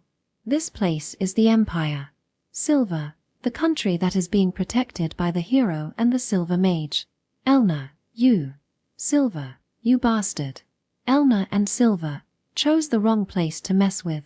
I and Elna swing our swords down at the same time. The silver and golden swords of lights race to assault the spirit turtle. Chapter 173. A place to rest. The torrent of gold and silver rush toward the spirit turtle. Perhaps it judges that it couldn't go into its hardened state in time. The spirit turtle opens its mouth to fire its blaze to intercept our attack. However, its blaze couldn't stop the torrent of gold and silver light. The light swallowed both the spirit turtle's blaze and crashes into its body. The spirit turtle tries to endure the attack with its prided hardened body, but with the wound on its shell, it couldn't handle the attack. Then, its entire body got swallowed whole by the light. Gugaga. With its final death throes, the spirit turtle gradually disappears within the golden and silver light. However, that is not the end. The torrents of silver and gold combined and kept going. This time, it was Orim's barrier that took the hit. When it crashes into the barrier, a dull sound resonates from it, and with each of its layer broken, a high-pitched sound echoes. However, the torrents of light's momentum gradually weaken. Then, it stopped her. I muttered and sigh in relief. I got carried away and made an all-out attack together with Elna. It was an attack that would cause damage greater than the spirit turtle, so I will have to thank Orim for her barrier. Of the 12 layers, it only destroyed 10. Stop being so shocked that you couldn't break through her barrier. I looked around after I voiced some warning to Elna, who was having a surprised expression. The spirit turtle completely disappeared and there is no trace of other monsters around. This is probably the end. Thinking so, Elna sat down on the spot. What's wrong? I'm tired. So you can get tired too? What are you saying? I'm a fragile girl, you know. In what world would you be considered fragile, I wonder? Of course, it's this world, right? Just open the transfer gate already. It would be a pain to walk back like this. So there's a selfish hero like you to her. After I tiredly muttered so, I opened a transfer gate to head to where Orim is. Igor is probably with her there. Let's group up and head to Leo's place. While I was thinking so, Elna entered the transfer gate. Stepping out of the gate, we found Orim with a smug expression on her face. Haha. With this, it is proven that my barrier is superior. Whatever. I am not so energetic to be arguing with you right now. Elna sat down again. She seemed really tired. Seeing that the reaction she received was lighter than she expected, Oriheim's eyes opened wide. While she was making such an expression, Igor appeared from behind her. I'm sorry for using you as a decoy, Silver. The same goes for me too. But, as expected of the Sword Saint, I didn't expect that you would be able to actually cut the shell. I never thought that you would use 2 great magics in succession too. As expected of you, Silver. We professionally admire each other's works. While showing Oriheim such an adult attitude, Igor slowly approached Elna. Then after asking for her permission, he touches her right flank. Yumu. This is quite serious. 5 of your ribs are broken. It will hurt a little, all right? Yes. Igor instantly moves his hand on Elna's right flank. It was only a moment, but he probably returned Elna's ribs to their original position. It should heal up in no time once you apply healing magic on it. Silver, why don't you try using it on her? Unfortunately, I only know a large barrier type of healing magic. It would be a waste to use it on a single person. You are the worst. I might use it if there was another injured person, but it would be too wasteful to use it on you alone. While saying such a thing, I opened the transfer gate to the city I sent Leo and the others to earlier. Among the knights that Leo brought along, there should be some Imperial knights who can use healing magic. I should leave Elna's treatment to them. Thinking so, I sent the 3 through the transfer gate. Section. I get busy after returning back to the city. When I reported that the spirit turtle had been subjugated, the whole town got into a festive mood, and Leo and the knights were busy taking the evacuated people from Rostock back to their places. Prince Leonard. Sorry for bothering you while you are busy, but I have something to ask. What is it? Silver. Elna was treated with healing magic, but because of her fatigue, I was asked to send her back to the Imperial capital. However, I have something to ask Leo before that. There were 2 small children that should have come here through a transfer gate. Did you meet them? I took them in under my protection. They are sleeping in a separate room right now. The one who answered so wasn't Leo. When I turned my eyes to the voice, Sonia was standing there. You are the strategist under Prince Gordon her. The one who attacked Shaz. I don't know why you remember me like that, but I am no longer a strategist for that person. My apologies then. So, what did the children say? They were told by a group of soldiers to head to the forest. I'm sure that it was the surveillance unit under Prince Gordon. Hearing that, Leo got angry for a moment. The fatigued Elna also frowned at that news. The soldiers that were supposed to protect the country and its people refused to protect them her. I'm sure that Prince Gordon will give an excuse that since the unit I led was in the forest, he told them to come to me. Still, they should have given the children some escorts, and if they were prioritizing reporting to the main unit, then they should have just dispatched a messenger. In the end, all he wanted was to get away from the battlefield. That prince. A surveillance unit wouldn't be able to do anything about the spirit turtle after all. That may be why he made that decision, but it is impossible for me to understand how he chose to do it. This cannot be simply water under the bridge. I can't forgive a member of the Imperial family who abandoned our people. Leo said so as he couldn't stand such an action. Certainly, this matter shouldn't end without consequence. However, it is a fact that no matter how much we try to accuse him, it would be judged as a mistake in the soldiers' decision. It all depends on whether they know that the spirit turtle started to move or not. If they know, then it was intentional, and if they don't, then it was simply a mistake. There is no way to prove that it was the former. Their withdrawal was not a mistake in itself. It can be said that it was a decision to avoid the unnecessary loss of their unit. It would be difficult to persecute Gordon with this case. Although it is entirely possible to worsen his image in father's eyes, the demerit for escalating the matter to such extent is too big. Prince Leonard, can you let me handle this? What are you planning to do? What? It is just some harassment. Do you mind if I use your elder brother a little bit? If Ni-san approves of it, then I don't mind. Then I will handle this matter myself. Rest assured. It will be just a normal protest from an adventurer. Saying so, I took Elna with me through the transfer gate back to the capital. Section. Welcome back, sir. I'm back. Sebas welcomes me, who has transferred back to my room. I took off Silver's costume and sat on a chair. We transferred back to the Adventurer Guild and Elna already took a carriage back to the Brave House's manor. She looked tired, but if it is just fatigue then there's no need to worry. It was quite bad this time. Then it is something to celebrate that you are back here safely, sir. Saying so, Sebas brews me black tea. After that, I chatted with Sebas for a while, but then he noticed something and gave me a wide smile. It seems that my presence here will be in the way, so allow me to excuse myself. Ha! Sebas suddenly disappeared. In the way of what? I thought about such a thing when the door suddenly swung open without any knock. It was Elna. Elna, what's wrong? I'm tired, so I came to see you. If you are tired then just go home. Since you are here, it means that everything ended safely, right? Yeah. The turtle was already subjugated. I'm tired, so I had Silver bring me back here with him. Saying so, Elna sits on the sofa. What are you doing? Come here. As I was told in a silent tone, I gave up asking and obediently sit down next to her. Then, Elna suddenly lies down and uses my knees as her pillow. Oi. I told you right. I'm tired. The turtle bullied me. Bullied? You sure about that? Don't be rude. I did my best, so don't be mean to me, alright? Said Elna as she pouted a little. Seeing that, I sigh and place my hand on Elna's head. Resting in your manor would be better, you know.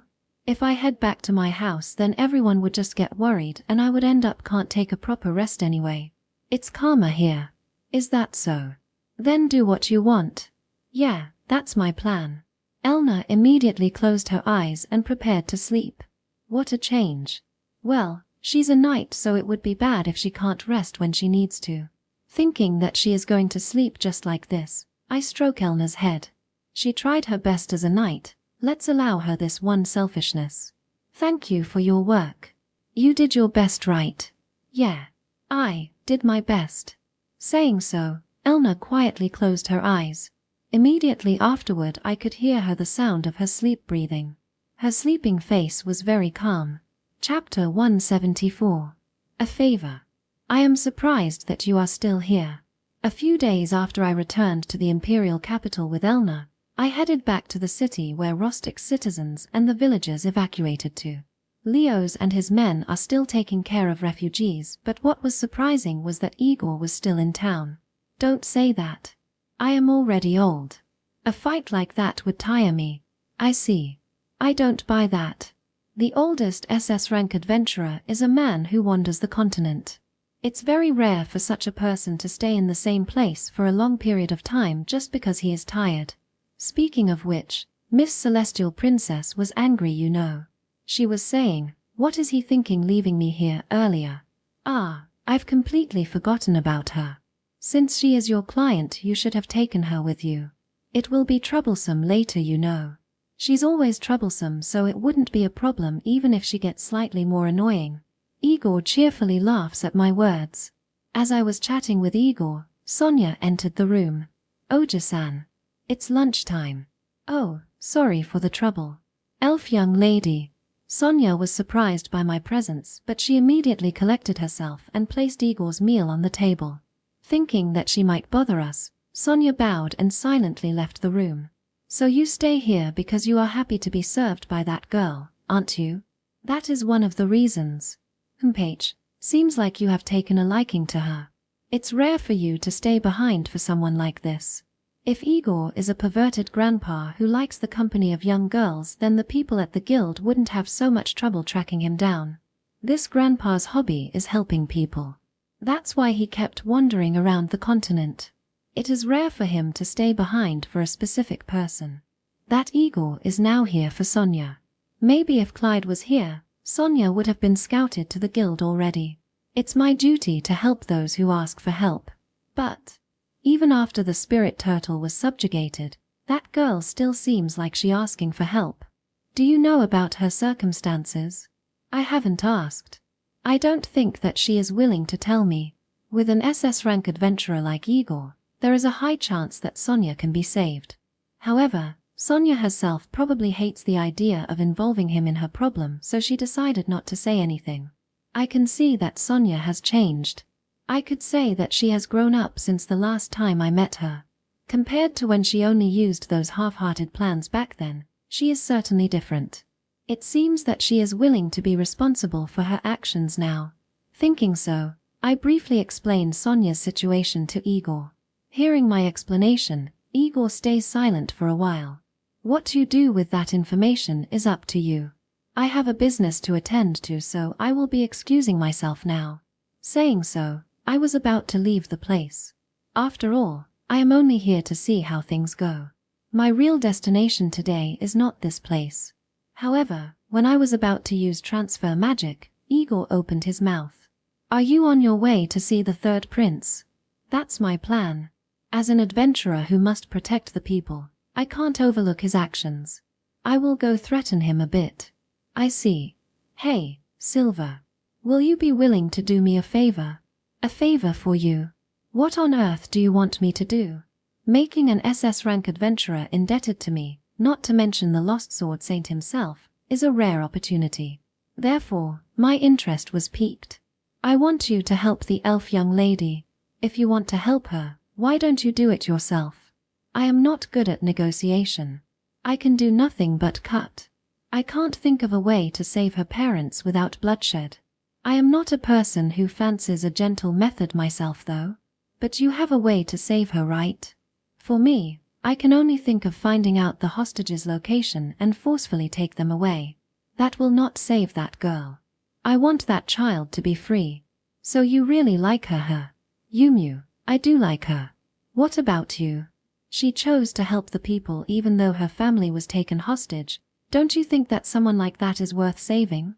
Igor looks straight at me. He is probably trying to assess what kind of person I am. Igor is an SS rank adventurer. If he decides to help her, he will definitely do it. If I refuse him, he will surely resort to a forceful means. It will surely cause confusion in the succession war, and what more is that Igor will not be able to enter the Empire anymore. That is not a favorable development. In the first place, what Gordon did can be judged to be a mistake as a soldier. A simple mistake. Looking at it with the big picture, it was simply that 2 children were late to the evacuation, and that's the end of it. What made me couldn't let such a thing pass is that I am an adventurer.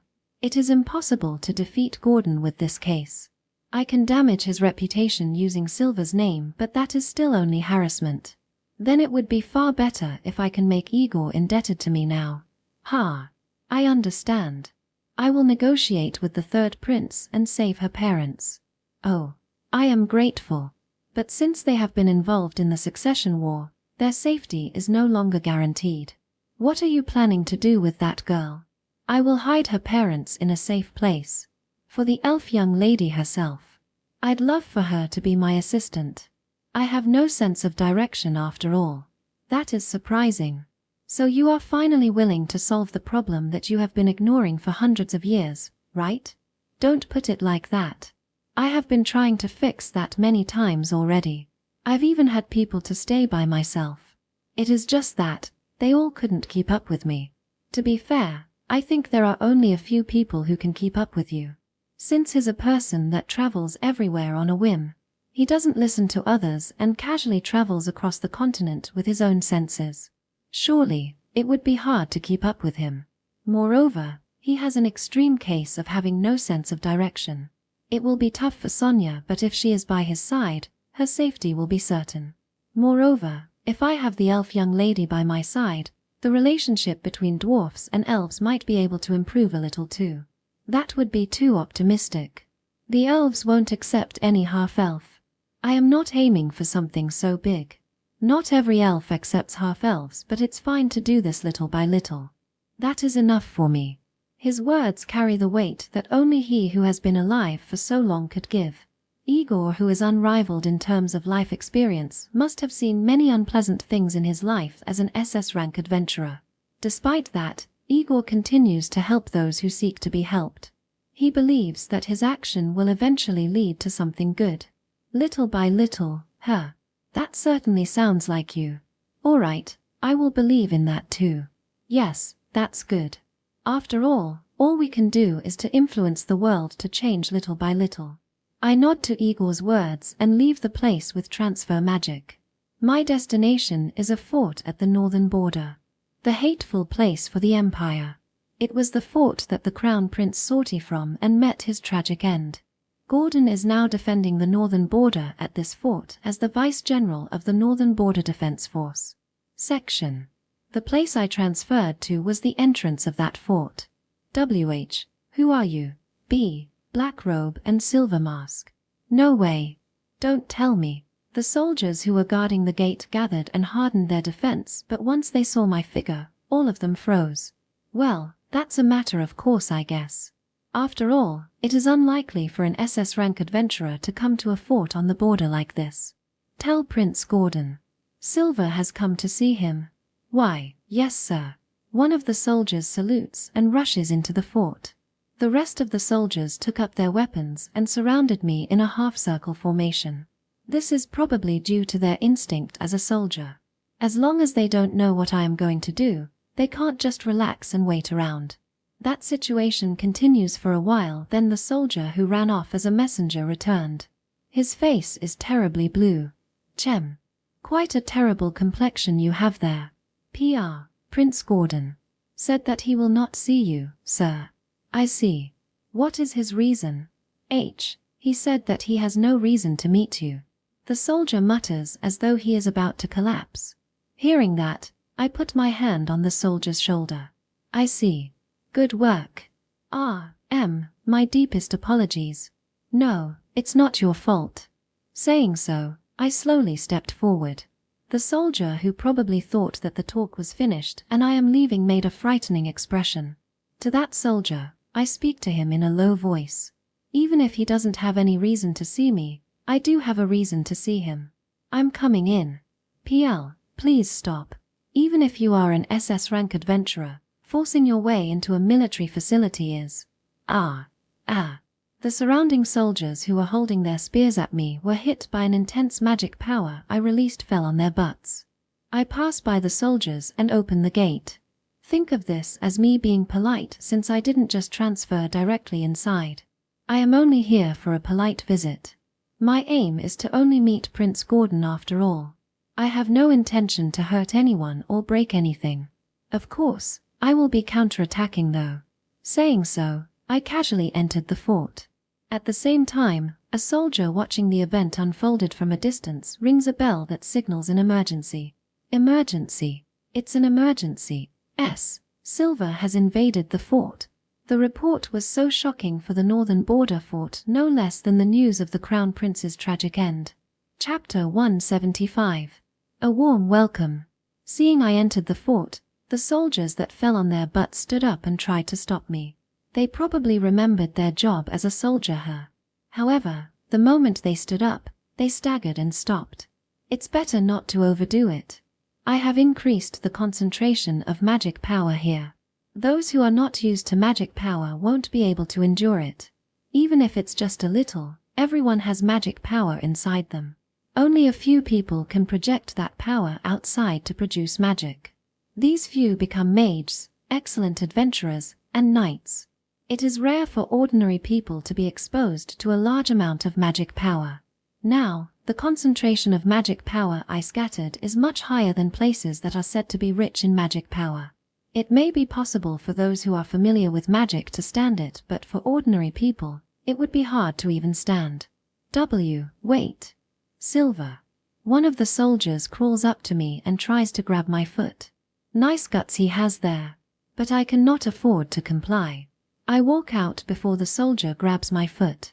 Passing through the gate, I walked into an open area. In front of me is a group of bows carrying soldiers. Stop. Silver. You are quite well trained, her. Dozens of soldiers managed to gather with bows and arrows within only a few minutes, her. The man who seems to be their captain is raising his arm. If he swings that hand down, the soldiers will probably shoot their arrows at me. However, I do not stop walking. Stop. Silver. This is a fort under command of the Imperial Army. Even if you are an SS rank adventurer, you cannot have your way here. If you can't let me have my way, then try to stop me. Rest assured, I will not fight back. You bastard. Don't look down on us. Fire. He's an SS rank adventurer, he won't die from it. Saying so, the captain gave his order to shoot. Dozens of arrows enter my vision. However, I kept on walking without worrying about it. The arrows approach me, but when it enters within a certain distance from my body, it loses all momentum and falls down. The rain of arrows fell in front of me. As I looked at the scene before me, I spoke to them. You underestimated me quite a bit, her. Do you think that something like this can stop an SS rank adventurer? TSK. Magic, her. Surround him. He shouldn't be able to defend against it from all directions. Saying so, the captain gave his order and reinforcements began to appear. When the reinforcements took their position around me, the captain gave an order to fire arrows at me from all directions. However, the result doesn't change. At a certain distance, the arrows simply lose their momentum and fall to the ground. As they were shooting their arrows at me, the soldiers experienced the concentrated magic power and kneeled down one after another. I don't want you to call a child play like this a magic though. Walking past the commander, I tap his shoulder. It's not particularly a strong tap, but the captain collapses on the spot. I was invading deeper inside, but then a large soldier appeared in front of me. Behind him was a platoon of about 10 soldiers. They have an unfamiliar weapon in their hands. It looks like a crossbow, but it isn't a simple crossbow. A circular tube was attached at the bottom of the crossbow, and there is a small jewel embedded in the center of it. The prototype weapon of the Imperial Army, her. Don't move. Silver. Even if you can defend against ordinary bows, you will not leave unscathed with this. I can't say that I can block it since it is a weapon I don't know, but I think that it would be impossible to stop me with that, you know? Thumpy. Know this. These are the prototype magic rotating crossbows that were used to battle against the demons in the south. In response to the command of the large soldier who should be their platoon leader, the soldiers behind him pulled and held down the triggers. Doing so, the magic power contained inside the jewel released and constantly fired arrows at me. The rotation of the cylinder attached at the bottom of the crossbow repeatedly reloaded the crossbow and allowed these crossbows a rapid-fire function. The arrows that were fired at an unprecedented rate rapidly approaching me, but the result is still the same. The arrows lose their momentum and fall. The only difference is the amount of dust that rises up as the arrows hit the ground. Even seeing the risen dust, they didn't stop firing. So wasteful. That weapon turned a jewel into a disposable item. They might think that I am a good guinea pig for their prototype weapon, but this is just too reckless. Did we do it? Since it seems that your research was not enough, let me tell you this. No matter how prideful you are about that crossbow, the one who defeated the demons in the south was not the army using that weapon. It was me. UN, unscathed. Monsters, demons, even a child knows which one is stronger. And I am stronger than a demon. Did you really think that such a weapon would even leave a scratch on me? Hi. As I walked toward them, they all threw down their crossbows and fell back. That must have been their trump card, her.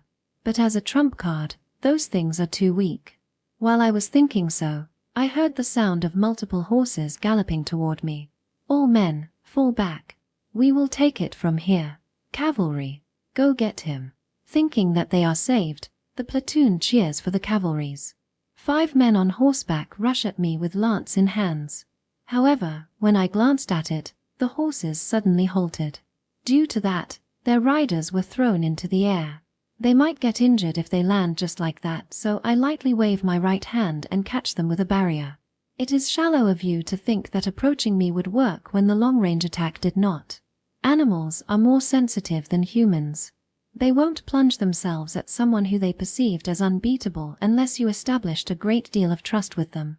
I lower the riders that were caught inside a barrier to the ground. While doing so, over 100 soldiers gathered around me. They have swords with them, so they are probably trying to resort to close-quarter combat here. Just stop him.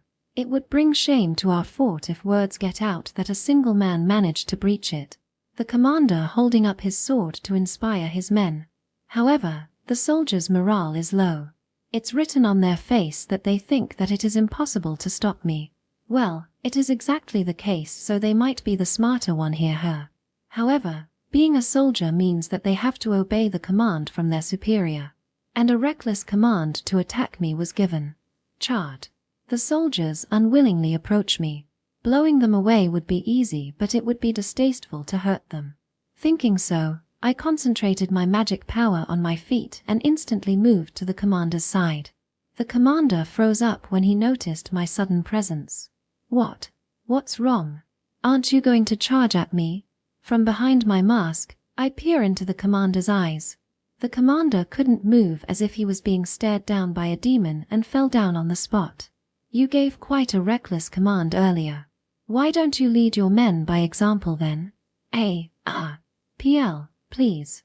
I am not planning to eat you or anything. I just advise you to think about your order. If you order them to recklessly come to attack me, I will kill you. Keep that in mind. Saying so, I pass by the commander and head inside. There is no longer any soldier who tries to stop me. They all are staring at me from a distance away. They should understand it. The fact that I can erase this fort from existence if I feel like it. Since I am not doing that means that I am not hostile toward them. I simply want to see Gordon. After a while, I reach the castle located at the center of the fort. This is probably the residence of the fort commander. Gordon probably lives here as well. When thinking about such a thing, a big man jumped down from the castle's window. Woah! The man loudly roars as he wields a large sword. The sword that was swung down from above, combined with the descending momentum, approached me at tremendous speed. However, just like what happened to the arrows, he simply slowed down and stopped before me. Lightly pushing the large sword to the side, I speak to the attacker. Quite a warm welcome you have here, Prince Gordon. You lowly adventurer. I'd like to thank you for coming out to meet me, even though I am only a lowly adventurer. Even if you didn't come out here yourself, I would have come in to greet you though. I rudely speak to Gordon. Perhaps he hates my attitude. Gordon frowns. Greeting. You bastard just broke in here. You could say that. But it was your fault to turn me away at the gate. I did declare my visit here. You should be able to predict that I would do this, right? I'm the man who can casually enter the Imperial Sword Castle, you know. While mocking him for his inability to predict this development, I took my eyes off Gordon and bowed to the man who appeared behind him. Excuse me for the commotion. General. No, that truly served as a good training for my men. My soldiers should be more alert from now on. This person is the commander of this fort and the leader of the Northern Border Defense Force. His name is Rohos. He is known to be a cool-headed general and was assigned to the northern border exactly because of his reputation. It could be said that Father was able to send Gordon here because he has that much trust in him. You have business with General Gordon, correct? I will prepare a room for you. You have my thanks. Fortress Commander, it's a seed you sowed yourself. You must clean this up on your own. General Gordon, I haven't done anything wrong. That will be for Silver to decide. Saying so, Rohos invites me in. Gordon still looks bitter, but he went inside the castle because he has no other choice. Inside a room inside the castle, I and Gordon face each other. Gordon is shutting his mouth with no intention to say anything. Do you know the reason I came here? No idea. I see. Then let me tell you. 2 children wandered into the battlefield while we were fighting the spirit turtle. Elna von Umsberg had to protect them, and that put us at a disadvantage in the battle. And how is that my fault? It was the children's testimony, but they said they met a unit of the Imperial Army and were told to head to the forest. That's just a child's story. Then I can just tell that to the Emperor, right? With the atmosphere that says, if that is your attitude then the talk is over, I open a transfer gate. The spirit turtle subjugation was an important matter for the Empire. Any action that gets in the way of that is unforgivable. Gordon will lose the trust of the Emperor and won't be allowed to attend the upcoming anniversary ceremony. He will be left to dry in the north. Even so, that doesn't mean that he is out of the succession war. However, he will be left in the dust. Thus, Gordon stood up and held me back. Wait. I thought that the talk was over though. I also have something that I want to talk to you about. Hear me out. I see. My business is already over. Gordon pulls me back to my seat with a bitter expression. It was a humiliation for Gordon when he was assigned to the north. He probably doesn't want his stay to be prolonged. What is your aim? Nothing. I will just report that children wandered into a battlefield because they were told so by the army. It was a reconnaissance unit I was leading. I did certainly say that they can rely on the unit in the forest for evacuation. Who? Without giving them any escort? I just prioritized reporting to the main unit as a soldier. You can just send out a messenger. If it's the emperor, then he would insist on helping them, you know. I want you to not mention this matter to father. Gordon quietly bowed his head. I can't see it, but I can imagine what kind of expression he has right now. His voice is shaking. This is probably a humiliation for him, her. However, the crime of neglecting the lives of the people cannot be forgiven with just that. I can't simply do that. I am already bowing my head, you know. Do you think that your head has that much worth? When I threw ridicule at Gordon, he stood up and reached for his sword as though he couldn't stand it anymore. But I am not moving. There is an absolute power gap between me and Gordon. If he wants to resort to violence, then he is welcome to try. Solving your problem with violence. If that is how you live, then you will be left behind in the succession war. Have you forgot that the person in front of you is an SS rank adventurer? Coup. If you draw your sword, then I will take it as a breakdown in the negotiation. What do you want to do? Gordon's hand that is grabbing his sword handle shakes violently. He tried to pull out his sword many times, but he clenched his teeth and sat down in the end. Seeing that, I finally decided to start the real negotiation. Then let me state my demand. Release the family of your former strategist and swear that you will never get involved with her again. What kind of relationship do you have with Sonia? It's not me. Igor took a liking to her, so he asked me a favor for her freedom. Hearing my demand, Gordon thinks a little and grins. He then takes a piece of paper and writes something down. This is the place where Sonia's parents are being held. I'm already done with her as a strategist anyway. I see. I receive the paper and stand up. Detailed directions were written on the paper. They are probably held at the destination. Judging so, I created a transfer gate again, but before I passed through it, I paused. Then, oh, let me tell you beforehand. Don't forget that you are dealing with 2 SS rank adventurers here. Do consider what will happen if you lie to me here. WH, what are you talking about? It would be better if you give up on the idea of stalling me using fake information while using Sonia as a hostage to control Elder Igor. He is even more unreasonable than me, you know. Gordon begins to sweat profusely and doesn't say anything. As I thought, he did think about such a shallow plan. Well, it's a Gordon-like plan. With him as her master, Sonia's tactic would certainly be a waste. Gordon clenches his teeth and writes down another location on a new piece of paper. The first one was where the family of the parents who raised her is being held. This one is the place where her parents are. So you can find them separately, her. Well, it's natural to spread the risk. But I'm glad that you changed your mind. You just narrowly escaped death, literally. No matter how much you love war, a war with 2 SS rank adventurers would be too much for you after all. Gordon simply stares at the desk without saying anything.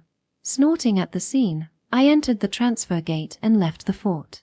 End of Volume 5.